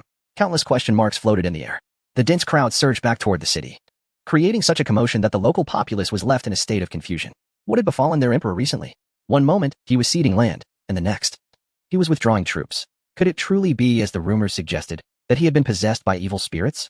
Meanwhile, the 5 who were still en route finally reached the divine martial sect just before dawn. Upon seeing Guanju return, the guarding disciples rushed to relay the news. By the time the group arrived at the palace entrance, Guanhai had already been waiting at the door to greet them. "Father, I'm back," Guanju exclaimed, rushing towards him with excitement. Guanhai gazed at his daughter with elation. "Didn't I tell you not to return? Why do you never listen?" His tone was laced with reproach, yet his expression radiated concern. Noticing the several individuals accompanying her, he couldn't help but inquire, "Guanju, who are these esteemed guests?" Guanju quickly introduced them. "Father, this is His Majesty Murong from the Great Yin, and this is His Majesty Long from the Great Yin. This is General Kong and Master Hu, the Emperor of the Great Yin. The Emperor of the Great Yin." He had not anticipated that his daughter possessed such capabilities to invite both emperors to their sect as guests. He quickly knelt down, solemnly stating, "Guanhai was unaware of your exalted status. I beg your forgiveness, your majesties." Murong Fu, standing closest to him, graciously assisted him up, smiling warmly. "There is no need for such formality, Sectmaster Guan. We are friends of the young lady." Upon hearing that Chu Xiong had the audacity to bully her, "We couldn't stand idly by, so we accompanied her here." Guanhai, observing Murong Fu's smile, sensed that the matter was not as simple as it appeared. Nevertheless, the reason for Chu Xiong's retreat was undoubtedly tied to these 2 emperors. He respectfully addressed them, "Your Majesties, I appreciate your arduous journey alongside everyone. Please do not hesitate. Allow me to escort you inside for a brief respite. I have arranged accommodations and breakfast for you." As he spoke, he bowed and led the way. In doing so, he finally caught sight of the kitchen knife concealed behind Murong Fu. A closer inspection revealed that Long Outyin was also discreetly carrying a weapon resembling a dagger. Gasped. If he was not mistaken, both of these weapons were indeed celestial artifacts. With this realization, he understood everything in an instant. Why have these individuals come to assist them? Surely, it must be the master. Has the beauty trap succeeded? He gazed at his daughter with delight. Guanju found his gaze perplexing, wondering why her father appeared so lecherous in his mirth. She rubbed her arms, feeling that he seemed more natural without the smile. Murong Fu had shared a simple meal with Long Outyin, rested for a while, and changed into a fresh outfit. They then rose to prepare for a visit to the Biling Palace in search of Chu Xiong. This matter indeed required the attention of both sovereigns. Guanhai escorted them to the door. Murong Fu, with a beaming smile, remarked, "Master Guan, you are too courteous. We shall gather again when the opportunity arises." Guanhai watched the departing figures, and only then did his anxious heart find solace. As he watched them vanish from sight, he turned to Guanju with uncontainable excitement. "My dear daughter, the finest achievement of my life is having you as my cherished daughter." "Ah?" Guanju, taken aback by the sudden compliment, momentarily failed to comprehend. After a brief pause, she responded with a radiant smile. "Father, given the gravity of the situation, how could you possibly wish for me not to return? You truly are something else. Had I delayed any longer, I fear I might not have seen you at all." Pouting, she expressed her dissatisfaction. Guanhai quickly replied, all right. This time it is indeed my fault.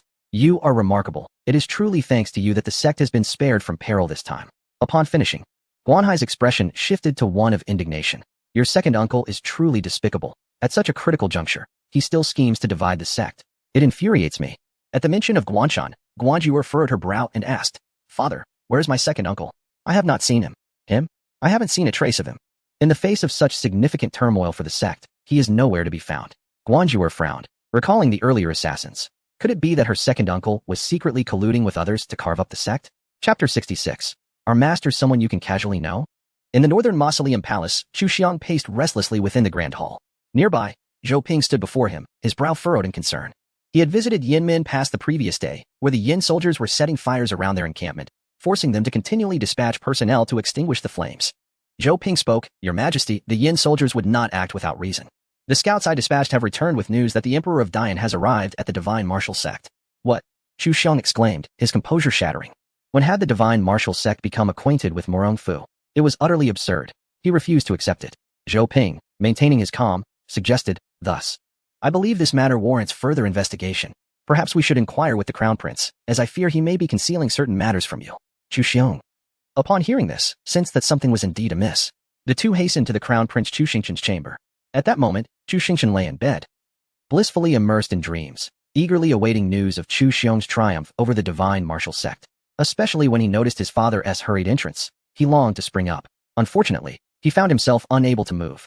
"Your Highness," Chu Xiang expressed with concern, "please, tell your father the truth regarding your relationship with Guanjuer." Chu Xingqian hesitated, taken aback by the inquiry. "And no, there is nothing to speak of." Zhou Ping observed the evasive glint in his eyes, unable to meet Chu Xiang's gaze. He pressed on, "Crown Prince, are you certain there is nothing between you and Guanjuer? If I may ask, who inflicted such wounds upon you?" Realizing Zhou Ping had uncovered something, Chu Xingqian's mind raced. Known as the god of war of Bailing, he had achieved great military success.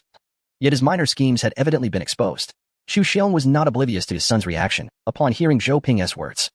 He became acutely aware of the gravity of the situation. "At this point, you still refuse to speak the truth?" he exclaimed, a note of anger in his voice. Turning to Zhou Ping, he demanded, "Do you know something? Speak quickly." "Indeed," Zhou Ping replied calmly. "According to the information relayed by my scouts, Your Majesty." "Do not be startled. It is said that the Crown Prince's injuries were inflicted by a martial arts master wielding a kitchen knife. I have also uncovered the identity of this martial artist." "A martial arts master?" Chu Xiang's brow furrowed slightly. If it were indeed a martial arts master, it would have no connection to the Divine Martial Sect. He remained unconvinced, asking languidly, "And who might that be?" Zhou Ping, observing his expression, offered a bitter smile. "It is none other than the Emperor of Dian, Long Outyin." With that revelation, Chu Xiang nearly lost his balance, nearly collapsing to the floor. "Didi Dian?" he stammered. "What did you just say? I did not hear you clearly. Please repeat." Zhou Ping took a deep breath. "What I meant to say is that the one who injured the Crown Prince is the Emperor of Dian, Long Outyin." At this, Chu Xiang was utterly dejected. Witnessing his state, Zhou Ping shook his head, his smile growing even more bittersweet. "Moreover, Your Majesty, even if Long Outyan's martial prowess is formidable, it is inconceivable that he could inflict such wounds upon the Crown Prince. What truly inflicted such harm upon the Crown Prince was the kitchen knife he wielded." "A kitchen knife?" Upon hearing this, Chu Xiang was rendered even more perplexed. It was indeed a kitchen knife, which implied that Long Aotian had acquired a divine weapon from the master. This suggested that both of them were affiliated with the master. Chu Xiang was filled with regret. He had offended the master for the sake of an unworthy son. He found it strange, however, how Guanjuer ended up in Dian, while Mu Rongfu had reappeared at the Divine Martial Sect. The two must be connected to the master. Otherwise, how could it be explained? Coming to this realization, he longed to drag his unfortunate son from the bed and give him a thorough beating. "You little rascal. Why did you provoke Guanjuer? There are plenty of women in the world. Are you trying to bring ruin upon your father?" Chu Xingqian was bewildered. What was wrong with his father? Why was he suddenly unleashing such fury upon him? He was his beloved son. When had he ever shouted at him like this? Furthermore, how had he harmed him? Observing the look of confusion on his face, Zhou Ping sneered. "It appears the Crown Prince is still unaware of the master's affairs." "The master?" At the mention of this term, Chu Xingqian furrowed his brow. That charlatan wielding a fake divine artifact? He was about to assert that they had been deceived. That such a person could not possibly be the master. However, Zhou Ping's subsequent words left him utterly stunned. "Your Highness, if my information is not erroneous, the Emperor of the Yin is on his way here. Moreover, it seems you have unwittingly attracted a deadly calamity from Beiling." Hearing this, Chu Xiang panicked. "Zhou Ping, what should we do now? Those two are likely acting upon the master's orders. I have learned that the saneness of the Divine Martial Sect shares an extraordinary connection with the master. As for our current predicament, in my humble opinion, the one who tied the knot must also untie it. We must have the Crown Prince make an appearance." Chu Xingqian was bewildered. How had he brought about such a calamity for Beiling? He had done nothing at all. Furthermore, what two emperors? What was wrong with Dian? Would Beiling fear it? At this moment, Chu Xingqian was still unaware of Chu Xiong's territorial concessions. He naively believed that all of this was mere fabrication. Yet, when he was brought before the two, he was left speechless. Chu Xiong, upon seeing the two who had come together, broke out in a cold sweat. He had just received a notification from the palace and hurriedly returned with Zhou Ping, also taking Chu Xingqian along as per Zhou Ping's suggestion. Thus, when Chu Xingqian recognized Long Aotian at first sight, he struggled to rise. Long Aotian disdainfully remarked, "The son you raised, Emperor Chu. lacks decorum, and has offended a friend of the master. I shall administer some discipline. You have no objections, I trust? With that, he deliberately slammed a dagger onto the table. Meanwhile, Huba, standing nearby, revealed the kitchen knife at his waist. Heavens! For divine weapons! Each one capable of inciting a bloody storm. The sight of these four made him swallow hard. The faint aura emanating from the knives instilled a fear that kept him at bay. The aura was unlike anything he had ever witnessed on any weapon before. Fortuitously, in this lifetime, he had glimpsed four of them. Yet, simultaneously, a wave of despair washed over him.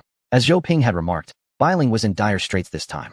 Murong Fu observed the distressed expression on his face and promptly quipped, "Old Chu, do not wear such a mournful countenance. Every family has its troublesome child. Yours is merely more conspicuous." Indeed, he acknowledged. What the Emperor of Yin stated is utterly correct. This lad is a rascal. He has offended the Grand Master. And I have already given him a severe reprimand. Long Outyin fixed him with a gaze, a sardonic smile gracing his lips. He is indeed quite the rascal.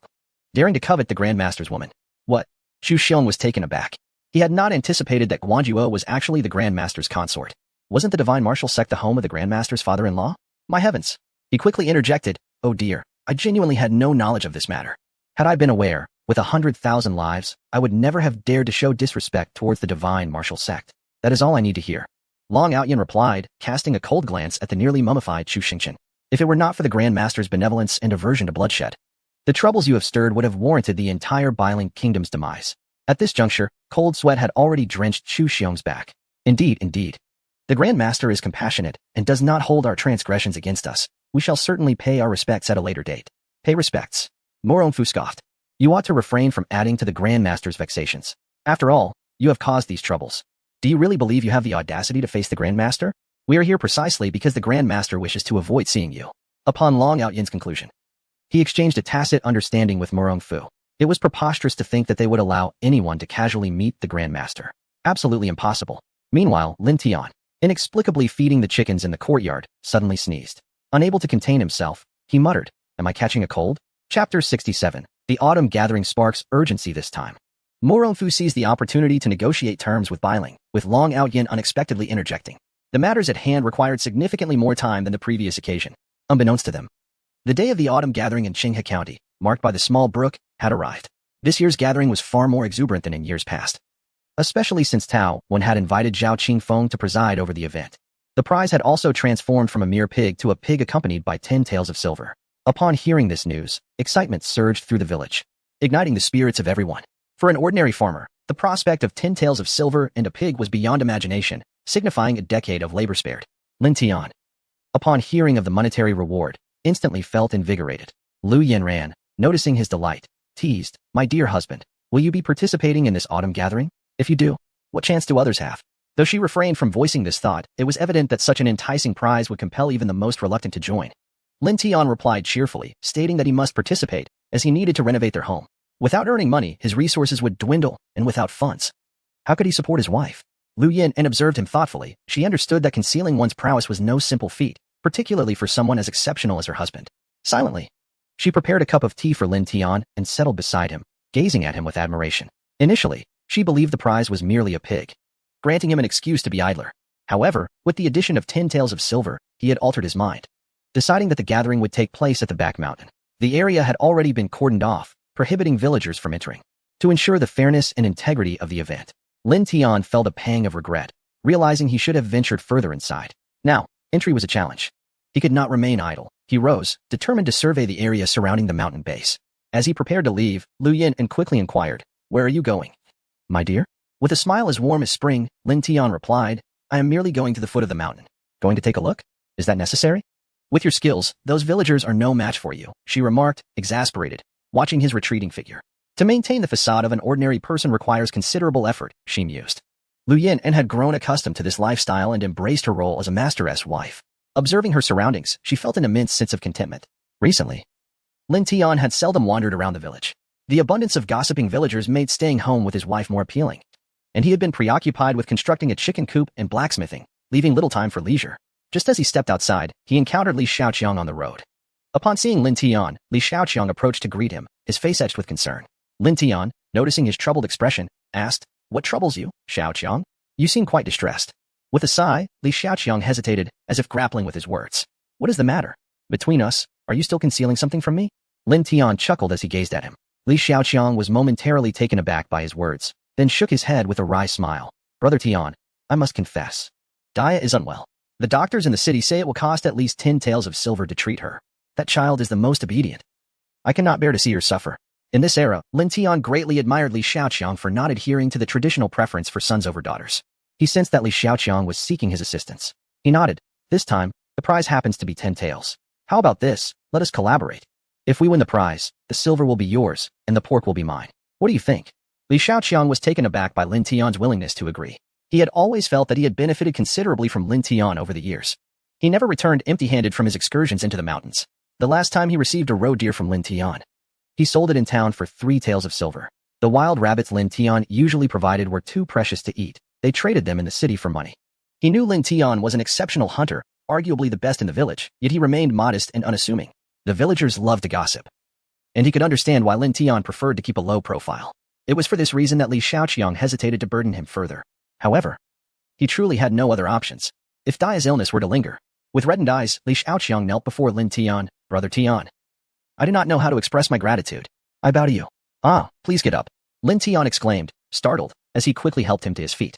With an elegant smile, he said, do not thank me just yet. It's uncertain whether we will secure the prize. There are many skilled hunters in the village.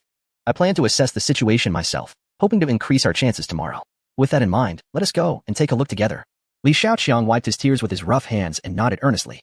The two made their way to the foot of the mountain. Upon arrival, Lin Tian began to survey the area and soon discovered a multitude of large footprints. However, he frowned. The animal tracks resembled those of a cat's paw. If he was not mistaken, these were bear prints, and there was more than one. The scattered footprints suggested that at least 4 bears were nearby. 4 bears. Lin Tian inhaled sharply. At that time, there would be no fewer than 100 people gathered in the autumn harvest. The allure of the prize was so tempting that many who were not even hunters had signed up, driven by the hope of a fortunate find. If 4 bears were indeed roaming about, those lacking experience would find themselves in grave danger. Noticing Lin Tian's serious expression, Li Xiaoqiang began to grasp the gravity of the situation. He swallowed hard and said, Brother Tian, what should we do? These bears must have come down in search of food as the harvest approaches. With so many bears, our village has only 3 true hunters. If we encounter this many bears, we will be utterly helpless. Moreover, judging by these tracks, each bear weighs no less than 400 pounds. Together, we might struggle to deal with just one, let alone 4. Lin Tian nodded, affirming your point. Henceforth, our priority is to inform the village chief that the timing of the autumn gathering has been altered. Although Li Xiaoqiang was preoccupied with the idea of a reward, the current situation left him with no choice but to lament Dia's unfortunate fate. He clenched his fist in silence. Lin Tian noticed the veins bulging on the back of his hand and reassured him, do not fret, I possess 10 taels of silver. Take this to cover Dia's medical expenses. We cannot gamble with our lives over the autumn gathering. Upon seeing the gleaming silver offered by Lin Tian, Li Xiaoqiang stared wide-eyed, hesitating to accept. No, Brother Tian, I cannot take your money. With a smile, Lin Tian insisted, take it. I'm not giving it to you for free. Consider it a loan, and you may repay me when you are able. Repay? Li Xiaoqiang chuckled bitterly. He had already benefited far too much from Lin Tian's generosity, fearing he might never be able to repay it in this lifetime. Brother Tian, from now on, I shall work tirelessly for you. Even if you demand my life, I would not hesitate. Lin Tian patted his shoulder, saying, do not overthink it. Everyone encounters hardships at times. My capabilities are limited as well. Should you require assistance, do not hesitate to ask. Having been raised solely by his grandmother, Lin Tian was acutely aware of the fickleness of human relationships. He had experienced the struggles of making ends meet, realizing that even a single coin could thwart a hero. Thus, he treated others with the principle of reciprocity. Respect begets respect. Li Xiaoqiang was one of his few friends in the village, and he took joy in being able to assist him. Money was something he could always earn again. Chapter 68. Youngster, you lack insight. The two recounted their concerns to the villagers, claiming a bear pack was nearby and proposing the cancellation of the autumn hunt. However, to their surprise, no one seemed to heed their warning. Lin Tian observed the villagers with an icy gaze. Humph. Lin Tian, you've recently hunted so much that you don't want us to join in, do you? Jir Juzi, the husband of Wang Sa. A bear pack? Last I saw, you were lugging back a bear paw of considerable size. Could it be that this bear pack is here seeking vengeance for its fallen comrade? Upon hearing this, the crowd began to murmur. It's true, I witnessed him with that enormous bear paw too. Perhaps this bear pack was indeed summoned by him. Another villager chimed in. In my opinion, Lin Tian has hunted excessively in the forest, leaving the bears without food, which is why they've descended to prey upon us. This calamity is all his doing. Li Xiaoqiang, enraged by their slander, retorted, what nonsense are you spouting? Brother Tian only hunts small game. That bear paw was a gift from a friend. Oh, a friend? Had you not mentioned it, we might have remained unperturbed. Those affluent friends of his come here, hunt bears, and now, when the bears retaliate, we're expected to bear the brunt of the consequences? Lu Matzi derisively commented. This autumn hunt boasts such a lucrative prize. It seems Lin Tian cannot stand to see us thrive and is deliberately concocting tales of a bear pack to thwart our chances.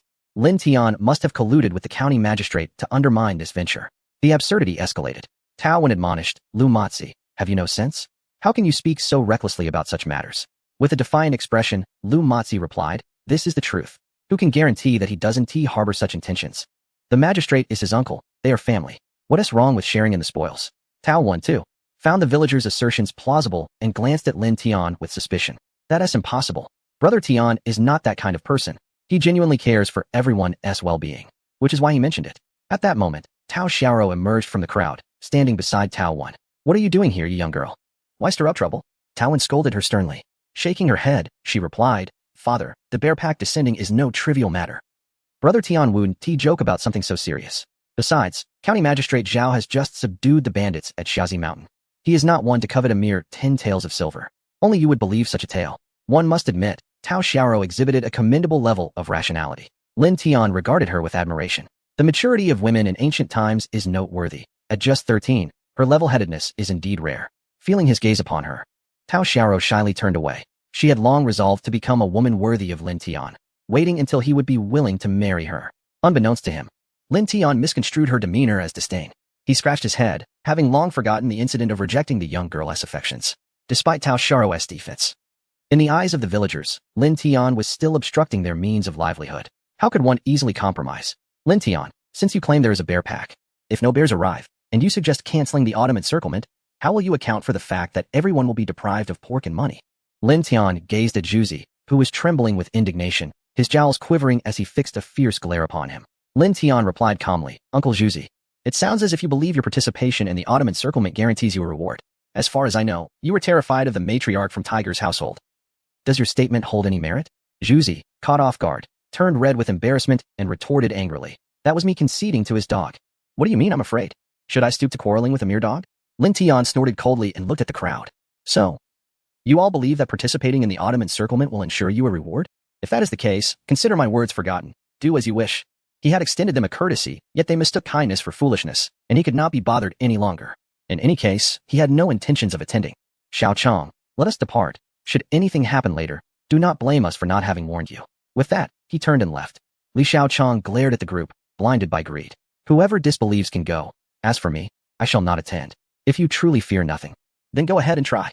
With a huff, he hurried to catch up with Lin Tian. Upon returning home, Lu Yinren noticed his sullen expression and looked up at Li Xiaochong, puzzled. What has happened to him? Li Xiaochong, filled with indignation, clenched his fists as he sat on a bench, shaking his head in frustration. Sister-in-law, it's like this. Earlier, Brother Tian and I went to the back mountain and discovered a bear pack lurking. Brother Tian, out of goodwill and concern for everyone's safety, proposed canceling the autumn encirclement. Yet, unexpectedly, those people failed to appreciate his intentions and instead slandered him. Isn't that infuriating? Lu Yinran's beautiful face furrowed with concern. She understood that Master Tian was compassionate. Even after the significant incident with the Guanju family, he had urged Murongfu to refrain from bloodshed and resolve matters peacefully. How could these villagers, living alongside him, fail to recognize his kindness? However, their lack of gratitude would surely sadden him. Gently, she placed her hand on Lin Tian's back in a comforting gesture, saying, My dear, do not be angry. They will eventually come to understand your intentions. Feeling the soft touch on his back, it soothed his troubled spirit, restoring his calm. Indeed, he had said all he needed to say, and there was no reason for him to feel upset because of them. He patted Lu Yinran's small hand and replied, Wife, I am not angry. If I were to waste my energy being upset, I would rather sit with you in the courtyard, sipping tea and chatting. Speaking of tea, Lin Tian recalled the abundance of jasmine flowers in his backyard. Xiao Chong, let me fetch some jasmine flowers for you. Your sister-in-law claims they are more delightful than tea. Li Xiaochang was about to decline when Lin Tian added with a smile, It's not a rare treasure, so there is no need for formality. Do you truly find it unworthy? No, that's not what I meant. Li Xiaochang stammered, momentarily at a loss for words. Upon witnessing the scene, Lu Yinran covered her mouth and stifled a giggle. That was premium jasmine tea, a gift only her husband would bestow upon others. Yet he worried it might be deemed unworthy. If the recipient were to realize its value, they would undoubtedly express their profound gratitude. It is important to note that this exquisite jasmine tea possesses the power to neutralize numerous toxins. Such a rare flower is scarcely found in the world. Yet her husband treated it as mere tea, brewing it daily and expressing disdain. Before long, Lin Tian fetched a small bamboo basket and filled it with a jar. Li Xiaoqiang, feeling somewhat embarrassed, accepted it with trembling hands, unsure of how to respond. It was merely an inconsequential item, once consumed. He could return to her home for more. Lu Yanran gazed at the bamboo basket with a look of reluctance. She was loath to part with such a beautifully crafted piece. Li Xiaoqiang, cradling the basket, couldn't help but compliment. Tiangu, your hands are truly skilled. This bamboo basket is exceptionally lovely. How could it not be? Who else in the world could weave such a basket? Only someone of her husband's extraordinary talent could create such a masterpiece. Chapter 69, Collecting Disciples for the Master. Regrettably, the other party lacks discernment. And it is evident to him. Such a waste. Lu Yanran felt an overwhelming sense of heartache. However, when she surreptitiously observed Lin Tian, he appeared utterly unfazed. As if he were merely giving away cabbages. She believed Lin Tian was testing her patience. Each time she witnessed him bestowing so many treasures. An impulse to snatch them back surged within her. Yet, she refrained, for her husband was a master, an unparalleled virtuoso. She could not critique the actions of the master, lest she provoke his displeasure. The mere thought of him dismissing her sent shivers down her spine. Lin Tian escorted Li Xiaoqiang to the door and turned back to find Lu Yanran's expression clouded with distress. He gently cradled her small face and asked with concern, "Dear wife, what troubles you? You seem unwell." Upon hearing his words, Lu Yan instinctively wrapped her arms around his waist. The mere thought of him abandoning her rendered her breathless. "Husband, I will be obedient. Please don't cast me aside. Why speak such nonsense? You are my wife. I could never forsake you," he replied, affectionately. Lin Tian tenderly embraced her, turning her face to meet his gaze. "Do you see?" Lu Yanran gazed into his brilliant eyes, which were as deep as a tranquil spring, and found herself irresistibly entranced. "See what?" she murmured. Lin Tian leaned closer, their noses almost touching, then gently brushed his against hers. With a voice that could melt hearts, he whispered, "Do you not see? My eyes are filled with you." Her heart raced wildly at his words, and her body softened further under his intimate proximity. As her legs threatened to give way, Lin Tian swiftly caught her in his arms, encircling her delicate waist, unable to suppress his desires. He leaned closer to her ear, and Lu Yan felt a rush of warmth flood her cheeks at his unique scent, unbeknownst to her. Her demeanor nearly drove Lin Tian to lose control right then and there. However, it was daylight, and he couldn't help but glance at the bustling crowd, fearing an unexpected visitor. The thought of being interrupted in a moment of passion was unbearable. "Don't move." Lu Yanran felt electrified, acutely aware of Lin Tian's burgeoning excitement. She dared not stir, willingly remaining in his embrace. Truly, she was a captivating little enchantress. Lin Tian, feeling helpless, pressed her even more closely to him and inhaled the fragrant scent of her neck before reluctantly releasing her. Realizing the gravity of the situation, Lu Yanran blushed and scurried away. "I'll go to the kitchen to fetch some leftovers for the chickens." Lin Tian watched as his little wife hurried off, reminding himself that evening would soon arrive. In the imperial palace of Bailing Kingdom, Morong Fu gazed at Chu Xiong with satisfaction. Once again, this old rascal has ceded 10 cities to the Great Yin. Consequently, the territory of Great Yin now resembles that of the Northern Ridge Kingdom. Moreover, these cities radiate outward from Qinghe County. In the words of Morong Fu, all of this aligns with the master's intentions. Of course, Chu Xingshan is reluctant to concede land. 13 cities. In an instant, Northern Ridge has transformed into a nation with territory comparable to that of Great Yin. What is even more unacceptable to him is that Long Out Yin has reached a consensus with Morong Fu. Henceforth, the two nations will form an alliance.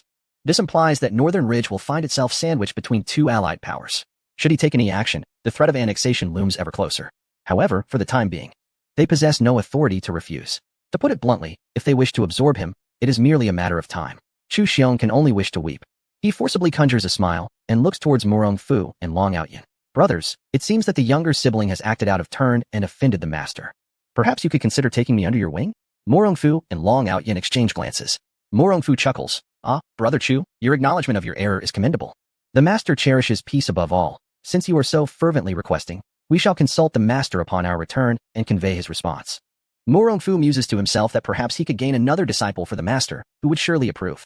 "Indeed, I would be grateful if you could speak favorably on my behalf in front of the master. Chu Xiong's sole concern is to preserve Northern Ridge. Should it fall into ruin under his watch, he would be unworthy to face his ancestors." "Very well. You must keep an eye on your son. Prevent him from causing further trouble. If he offends the master again, you know the consequences."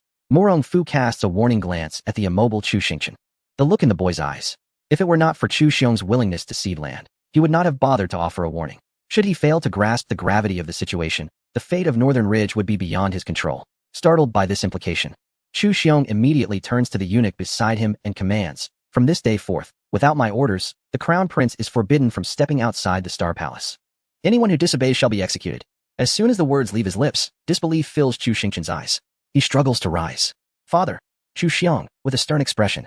Bellows, take the crown prince back to the Star Palace immediately. He is unwell. Witnessing Chu Xingchen being escorted away, Morong Fu rises and stretches. Well, we have been out for several days. It is time to report back to the master. Let us conclude our business here. Indeed, please travel safely. Chu Xiong sees them to the door. No need for further escort. Morong Fu waves his sleeve and climbs into the carriage with Long Outyin. Finally, they depart. Zhou Ping's eyes brim with helplessness. The Northern Ridge Kingdom he has devoted himself to protecting has fallen into disarray because of this incompetent crown prince. Though anger simmers within him, there is nowhere to direct it. As it stands, Northern Ridge exists in name only. As Chu Xiong observed the departing figures, he seemed to age by 2 decades in an instant. Strands of white hair quietly emerged at his temples. With a feeble wave of his hand, he addressed Marshal Zhou, urging him to cultivate a strong rapport with the divine martial sect, for this was paramount to the safety of the nation's populace. Zhou Ping nodded, affirming, "Your humble servant understands." Chu Xiong sighed deeply, his heart heavy with sorrow, lamenting, 13 cities, indeed. That amounts to a total of 13 cities. Overcome with anger and despair, he could not suppress the surge of blood that erupted from his mouth. Zhou Ping knelt, beseeching, "Your Majesty, please take care of your health." Blood dripped onto the stone floor as Chu Xiong staggered, gesturing dismissively, rejecting the offers of support. It is all because of that unfilial son. Were it not for his audacity to provoke even the master's women, how could Bailing have fallen into such dire straits? Noticing the gravity of his condition, Zhou Ping sought to console him, saying, "Your Majesty, although the crown prince has committed a grave error, he was unaware of the master's true identity. Furthermore, from what we observe, the master harbors no intent to harm us. If we proceed with caution and foster relations with Morong Fu and Long Outyin, it may ultimately prove beneficial for Bailing. Do you not agree?" Chu Xiong clung to this notion as if it were a lifeline. Zhou Ping nodded earnestly, stating, "Indeed, Your Majesty. Aligning ourselves closely with these 2 individuals equates to aligning ourselves with the master. Viewed from another perspective, Bailing will gain a formidable ally. Yes, you speak the truth. I share your sentiments." In his state of emotional turmoil, Chu Xiong felt a flicker of hope ignite within him. Realizing that perhaps he was not the pariah of Bailing he once believed himself to be. With Zhou Ping's words, he dared to envision an opportunity to become the most illustrious emperor in Bailing's history, should the master grant him a chance. Chapter 70. Do not make a fool of your father at the divine martial sect. Thus, the situation unfolded. Guan Hai was filled with profound reflections, nodding repeatedly as he remarked, "Since the master's wife holds you in such high regard, you must strive to make an excellent impression and never show her any disrespect. A person of the master's stature, who is able to marry a legitimate wife, clearly holds her in significant esteem. As you mentioned, the master wishes to lead the life of an ordinary person. Therefore, your every word and deed must reflect that of a common individual, and you must refrain from recklessly employing martial prowess. The royal family of Bailing no longer dares to covet the divine martial sect. With the master as their ally, none in Bailing would dare to threaten them." Guan Hai exhaled a sigh of relief. However, he had neglected the Holy Dragon sect. Lu Wenzhou had been summoned by Chu Xingchen, and with his demise, the Holy Dragon sect would not let the matter rest. Currently, your second uncle is secretly colluding with the Holy Dragon sect. It seems they intend to seize this opportunity to eliminate us. The disciples from the north have reported sightings of several small groups of 3 individuals appearing in the mountains. I suspect these are members of the Holy Dragon sect." Guan Hai stated gravely. The master's decision to send Morong Fu and the others must be to assist in resolving these matters once and for all. Surely, she can enlist their help? The mention of the Holy Dragon sect caused Guan Hai to fall into deep contemplation, murmuring its name. Reflecting on the time she spent with the master, perhaps she had conceived a solution. Without the master's assistance, they would have long been obliterated. Now, they merely faced the additional complication of the Holy Dragon sect. If the master could resolve issues with the royal family of Bailing, a mere Holy Dragon sect should not pose an overwhelming concern. "Father, I suspect that Chu Xingchen did not inform the Holy Dragon sect of the master's existence. Furthermore, he likely portrayed Lu Wenzhou's death as our doing, which is why the Holy Dragon sect now dares to act against us." Guan Hai nodded, agreeing with her reasoning. If the Holy Dragon sect were aware of the master's presence, they would not have the audacity to provoke them. The only explanation, as Guan Zhuer suggested, was that the Holy Dragon sect had been manipulated by Chu Xingchen. Chu Xingchen, a self-serving and arrogant individual, wielded his status as prince with disdain. Infuriating the master without incurring the wrath of Bailing was a testament to the master's mercy. Perhaps, at the master's level, his perspective on the world diverged significantly from theirs.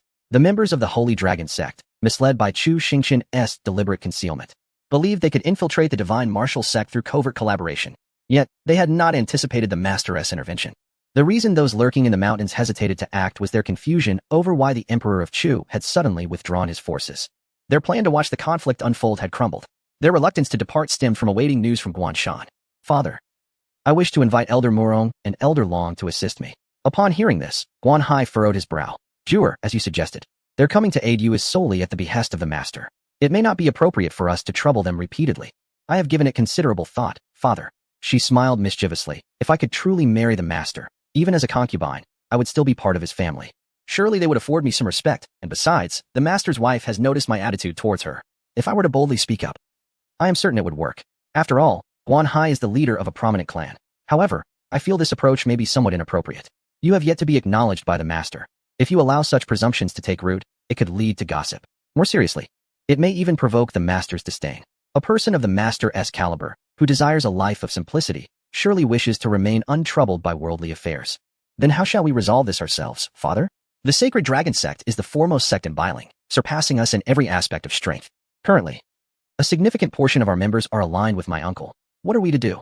Guan Zhuer truly could not conceive of a better solution. If it were merely internal strife, they might manage it. But now, with the Sacred Dragon Sect's involvement, they stand no chance of resistance. Allow me a moment to ponder. Guan Hai reflected for a moment and said solemnly, perhaps we could consult with Emperor Chu to see if he would be willing to assist us. He remarked that after the pressure from the previous two emperors, he must be aware of the master's identity. Moreover, from a long-term perspective, even if he does not marry you, you and the master will still be friends. Considering the master's sentiments, he would certainly be inclined to offer us assistance. Indeed. I agree with your assessment, father. When shall we approach Emperor Chu regarding this matter? No rush, let me think it through. At that moment, Guan Hai noticed the dagger at her waist. He inquired, this must also be a gift from the master, correct? She nodded and respectfully removed the dagger for her father to examine. It was his first encounter with a heavenly artifact. The silver blade gleamed with an extraordinary aura. Just holding it, one could feel the entirety of their inner power being drawn by this dagger. The master gifted you such a